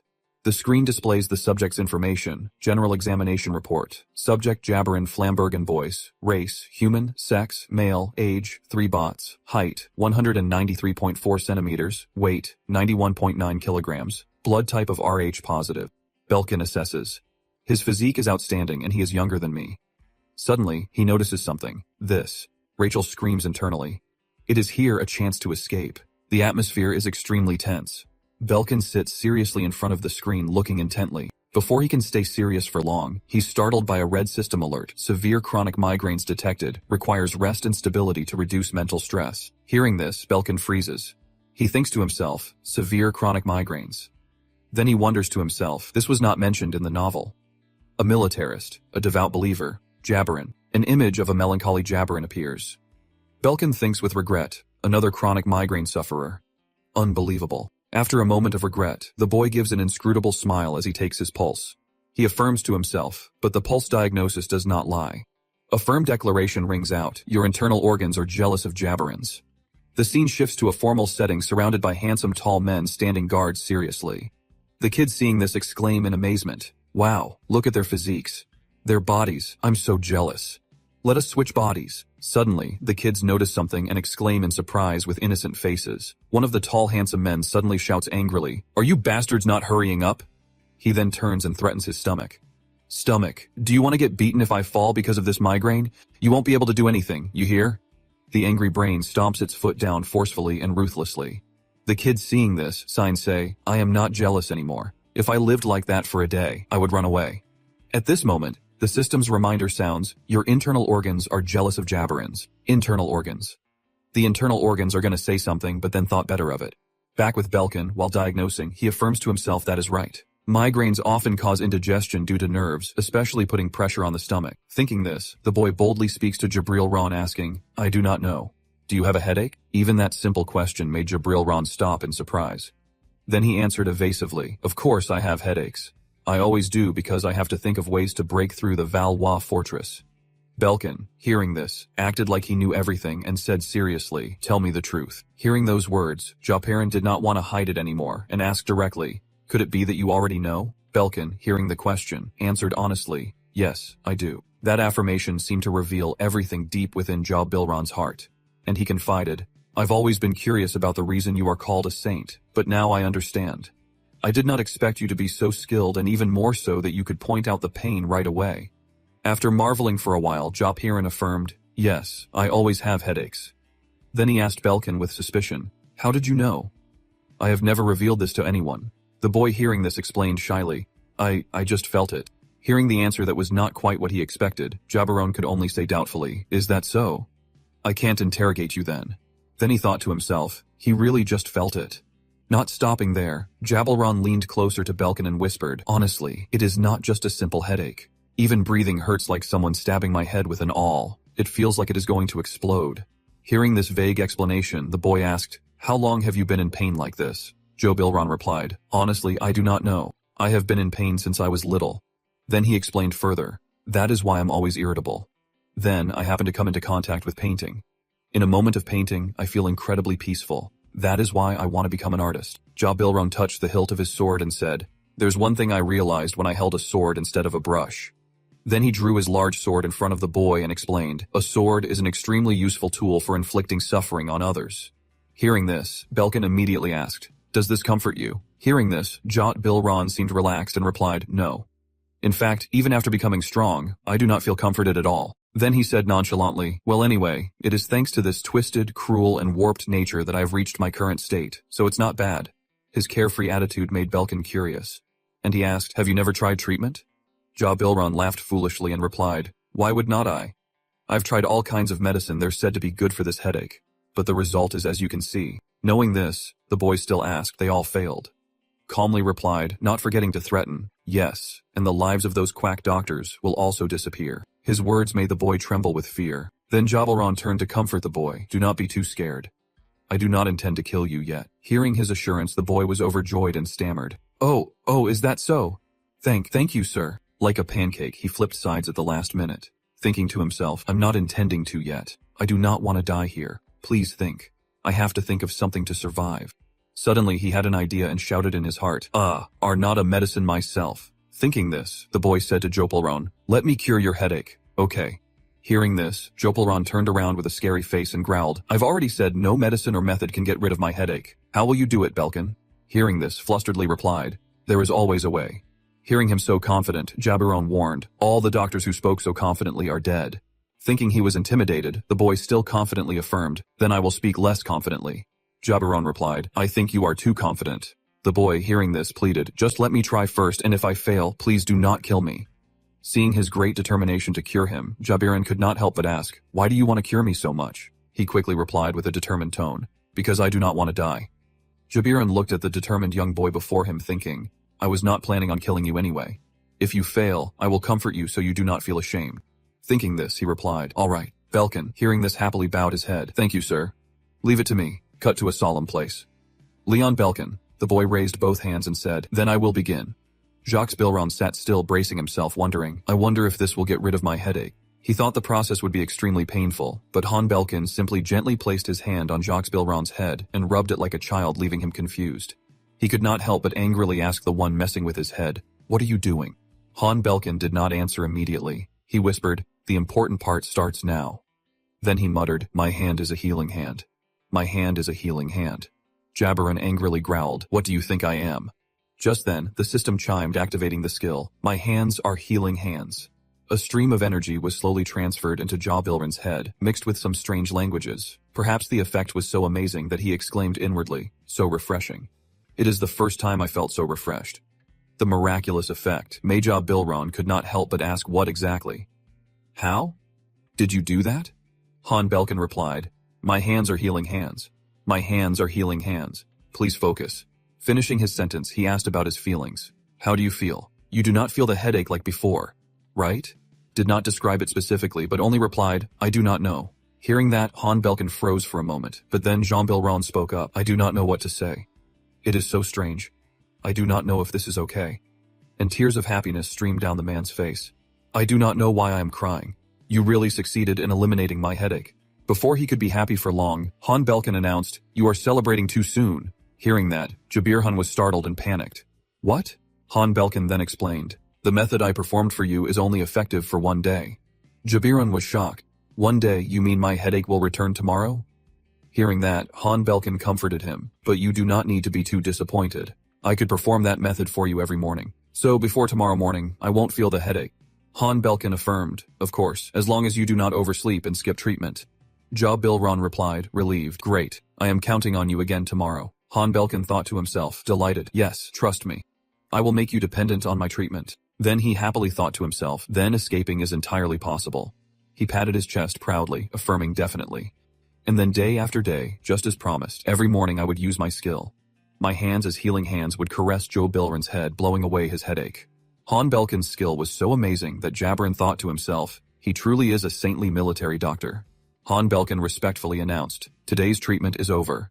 Jabiron smiled brightly at him and thought, excellent, I didn't want to go back to that pain again. He secretly affirmed, now I am completely dependent on this man's treatment. Without him, I absolutely cannot endure that headache. Han Belkin, no different from him, also thought to himself, all right now, I am ready. He then stepped forward and said, I have something important to tell you. Jabiron asked, surprised, important, what is it? Han Belkin explained, tonight, I have to perform an important prayer. Jabiron was surprised. What kind of prayer? Belkin added, so I can continue treating you every morning. I absolutely must perform a prayer tonight. Jabiron asked, explain further. Belkin stated bluntly. To be frank, the treatment I give you is not free. I am treating you with a blessing from heaven. Once a month, I have to draw cold water, then kneel and sincerely pray to the moon from the moment it rises until it completely sets. Then looking worried, he replied, if I do not perform this prayer ritual, will I lose my ability to heal? Jabrin anxiously asked, at least for a month until the next full moon. Han Belkin affirmed, yes, I swear on my honor. Then he added with a threatening tone, moreover, while I am praying, no one could see me. If anyone sees me praying, I will lose my ability to heal. Belkin then requested, so I need a place where no one can see me and where I can pray in peace. I have already chosen a location. I hope you can fully prepare it for the prayer. Hearing this, Jabrin sweated profusely and thought, if this man's words are true, I will have to endure that headache again. I do not want to go back to those terrible days. There is no other way. After thinking, he turned and said, all right, quickly tell me the location. I will prepare everything. Thank you, sir. Thank you. On the contrary, I should be thanking you. A loud voice. No one is allowed to turn around. Yes, sir. Jabrin said, I will be waiting below with the soldiers. Belkin replied, I will see you in the morning. Then he added, if you're worried, we'll run away. You do not have to be because I also find it beneficial to treat you. Jabrin was moved and replied, thank you. With the arrangements complete, Belkin then opened the fake prayer and began reading it as if it were real, praying to heaven and earth. Gazing at the moon, I find the night so bleak.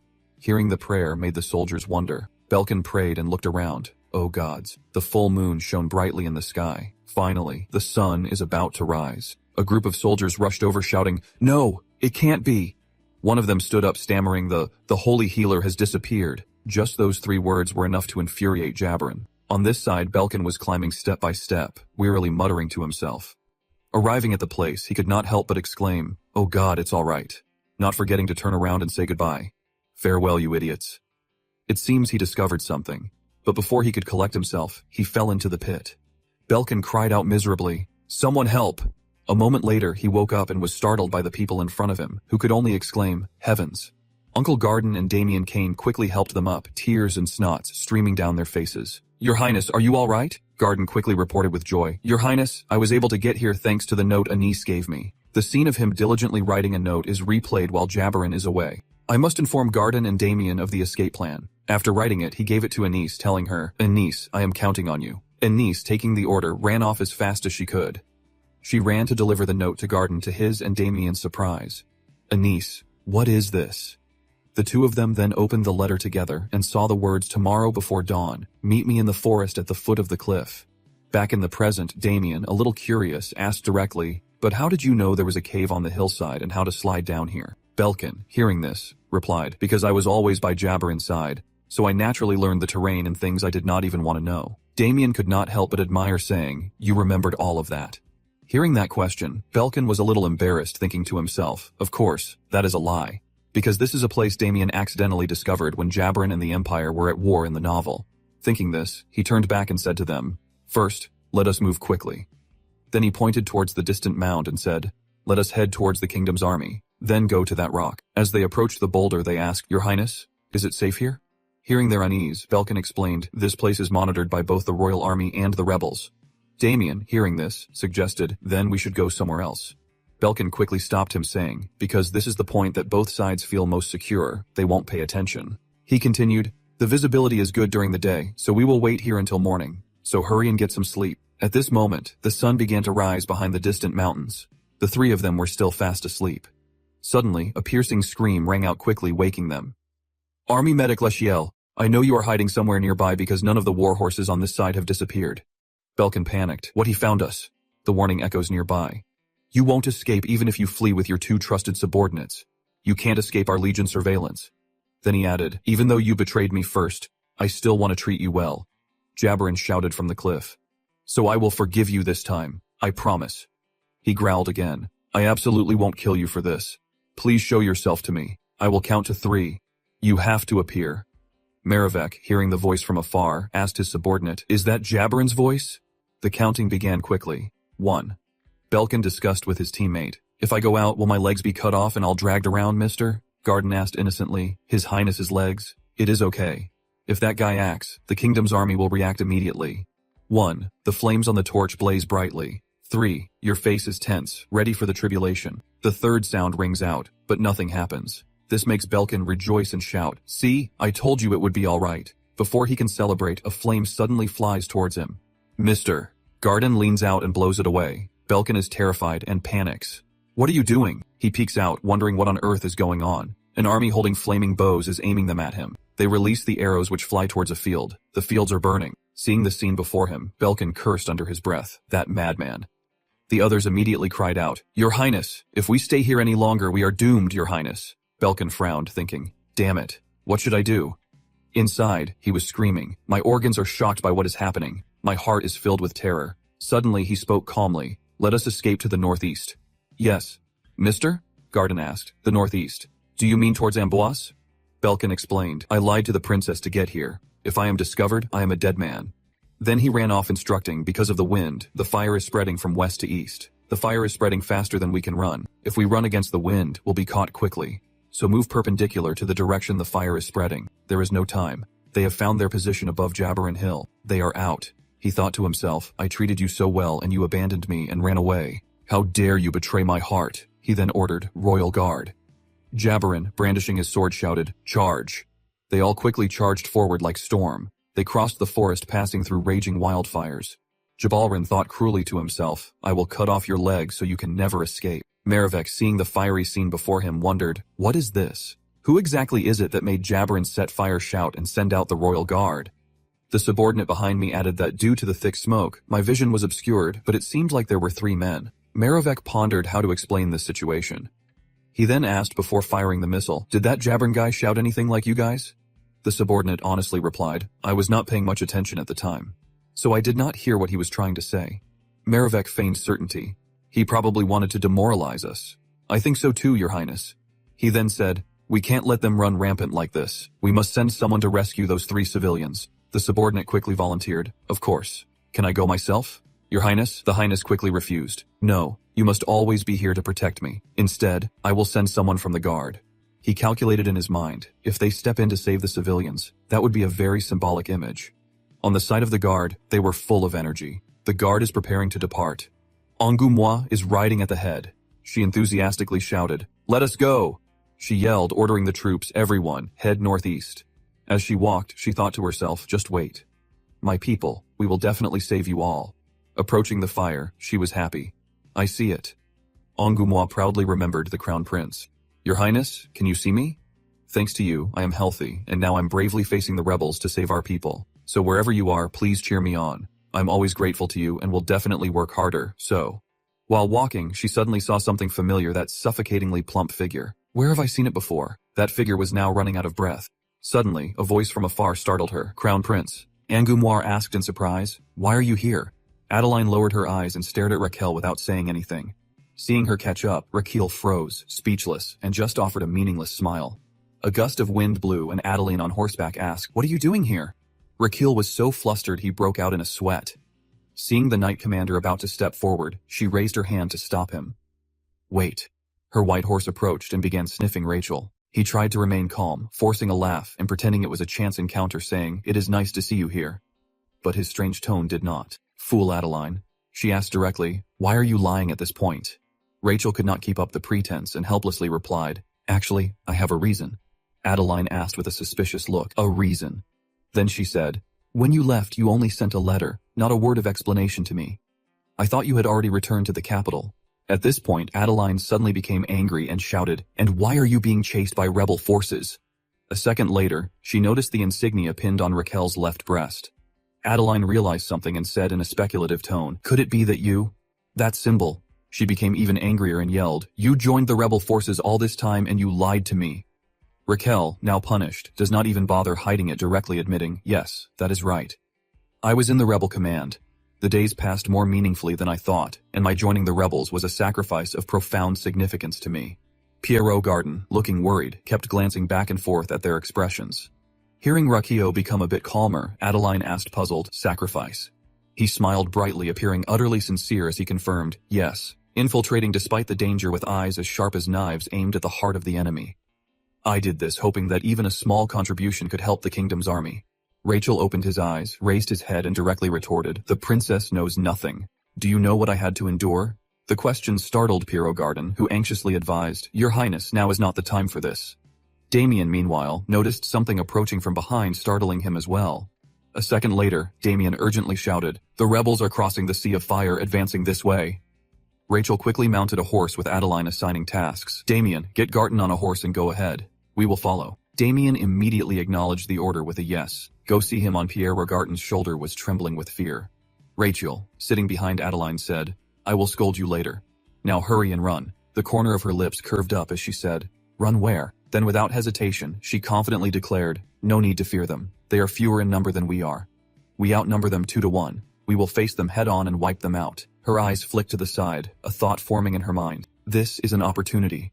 If we destroy them, it will set a good example and boost morale. Unexpectedly, Rachel grabbed her shoulder from behind and shouted, "If we fight, we will all die because Jabarin is personally hunting me." As soon as that name was uttered, Adeline's expression froze, her eyes widening, still in disbelief.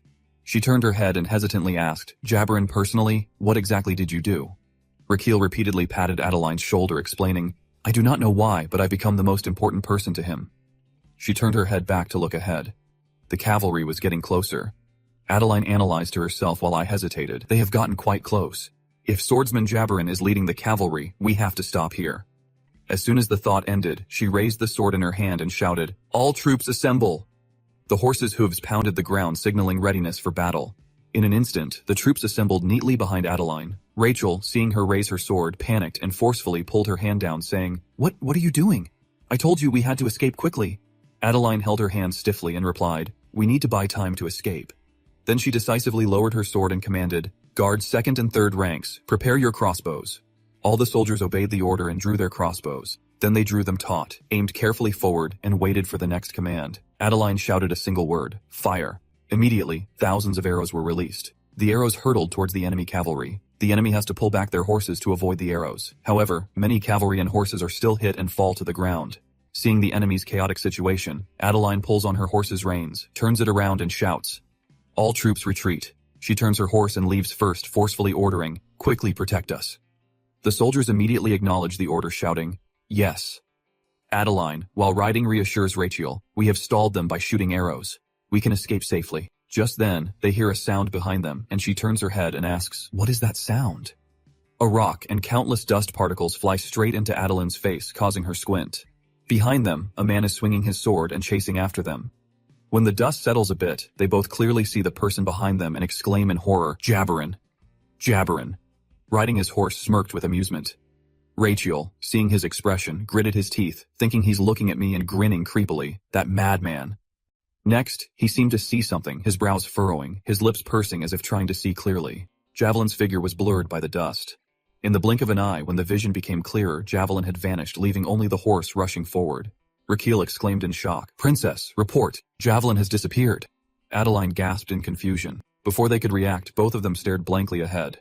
Javelin was blocking their path. He slammed his sword in the ground, causing the ground to sink in a wide area. Even Adeline's horse fell backward. Rachel, seeing the scene before him, retreated in fear. Javelin, without even pulling his sword from the ground, lowered his head and said in a deep voice, "You must be very happy to have deceived me. Are not you?" This balm-like attitude made Rachel even more afraid, and he could not help but tremble. Sure enough, as soon as he finished speaking, Javelin drew his sword and threatened, "I'll make sure you can't even think about running away." He smiled slightly and swung his sword, rushing forward. Rachel frantically closed his eyes and covered his face with his hands, inwardly crying out, "Help! Help me!" However, as Javelin rushed closer to Rachel, he suddenly saw something. The next second, Raquel was thrown high into the air and a loud explosion rang out from the ground below. It was Damien who had managed to arrive in time. Javelin's blade and his collided, and the two were silently exerting force. Javelin, with a calm expression, asked without hesitation, "You seem to be the medic's guard." He inwardly assessed, "Is that all this guy's got? Judging by his skill, he's probably just a mid-level swordsman."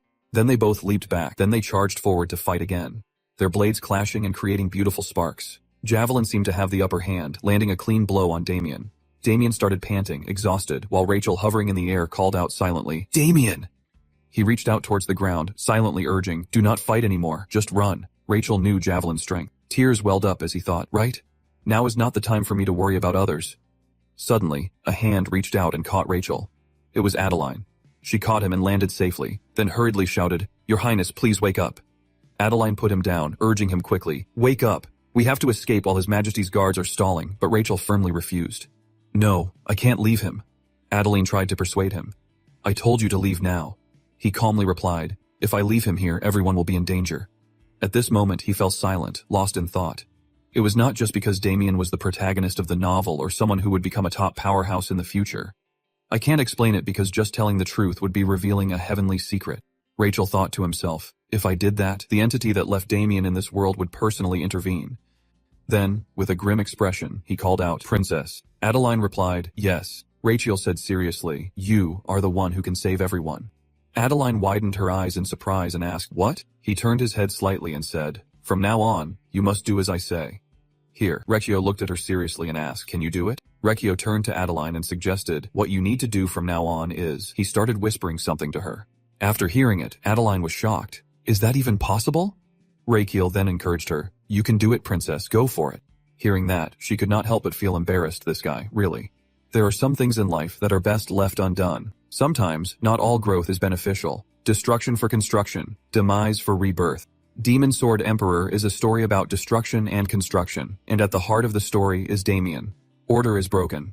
Damien grows up in the ruins of a fallen empire, growing up and then destroying the world once more, leading to the rebirth of all things. This is the destiny that Damien must bear, and he must obey this destiny. The male lead thought to himself, this Damien if I leave you here. He watched the retreating figure and pondered. You'll be cornered into a dangerous situation with no escape, and eventually you will realize your true nature. That entity will act, and this world will come to an end. The pieces will fall apart. So I always find every reason to take you out of the arena and keep you by my side. Even though we have been through so much, I thought that when you were around, fragments of memories would appear, and you would not have to go through the adversities like in novels. But now, look who has ended up like this. A resounding voice startled Rachel, bringing him back to his senses. Damien, looking at the opponent in front of him, he told himself, now is not the time to tremble with fear. Compared to Damien awakening, the crazy things I did in Crema were better. At this moment, Rachel turned to TH and asked, Princess, are you ready? She flustered just a moment. Then Adeline switched to serious mode and replied, ready. At this moment, a group of knights are preparing to clash. The two sides' weapons collide. Damien pants, frowning forward. His opponent is also ready to engage with Damien. Are you tired already? The two of them immediately clash, exchanging moves, but then Javelin gets a shock. Wait, this guy. Looking at the skills Damien is displaying, he exclaims, I thought he was just defending, but every time he uses this, he neutralizes my attacks. Javelin quickly retreats on high alert. How can he do that? Right? There are always guys like that. He smirks slightly. Guys who are constantly growing. Javelin lowers his sword decisively, but all I have to do is crush them. His eyes flashed with murderous intent. I will let you taste this. Immediately, Javelin shot forward. Then he circled behind Damien. A downward slash forced him to dodge, thinking that is terrifying power. Javelin sheathed his sword and praised Damien. You actually dodged that. Not bad. He continued disdainfully. You have lasted quite a while. I guess I will finish you off. But Damien resolutely took up his weapon, challenging. I can still fight. Javelin glanced down at him scornfully. All talk. On his side, Damien could not help but break out in a cold sweat and shiver. Another fierce battle unfolded between the two. Finally, the sword broke in two right in front of Damien. He then took a direct punch from Javelin. Damien was beaten to a pulp. He fell backwards in pain. Javelin approached Damien step by step. This boring game was coming to an end. That last blow left Damien gasping for air. Javelin raised his sword and shouted, It is over! Damien was extremely unwilling. I never thought I would end up in a place like this. He lowered his head and cursed inwardly. Damn it. Damien closed his eyes tightly, accepting his fate. Suddenly his pupils widened. Damien looked ahead in shock. What is this? Something's not right. The sword was thrust straight towards him, making Damien wonder. I feel like time has stopped. The sword was close to his body. It is aimed at my heart, but I am not worried or scared. What is going on? Javelin tightened his grip on his sword. Then he noticed something was off. What? What's going on? Damien coughed. He clutched his chest, power surging within him. His eyes were changing too. This sight confused Javelin. This guy, his mana flow is too erratic. Just then a loud voice boomed. Princess, throw it away! Javelin immediately turned. That voice. Adeline followed the secret command, shouting, Okay, I am doing it. She frowned, covered her mouth, and took a deep breath. Then he threw the boulder with all his might. Seeing the boulder coming, Javelin remained calm. What can you do to me with this crap? A simple sword strike sliced through the boulder. As it split in two, Recchio rushed forward. He transformed into a flying machine and yelled, Javelin. Javelin froze stiffly for a moment. My hand. Rachel powerfully released mana and shouted the rest of his catchphrase before hitting him. It is medicine. But seeing him land flat on the ground, he could not help but get angry. Medic Rachel? How dare you? The consequence of that nasty fall is he doing push-ups? Suddenly, Javelin noticed something. The system then announced Skill Healing Hands Level 3 activated. Patient Javelin's headache has subsided. Javelin felt like he was floating in a vast, relaxing ocean. That is right, that is the feeling.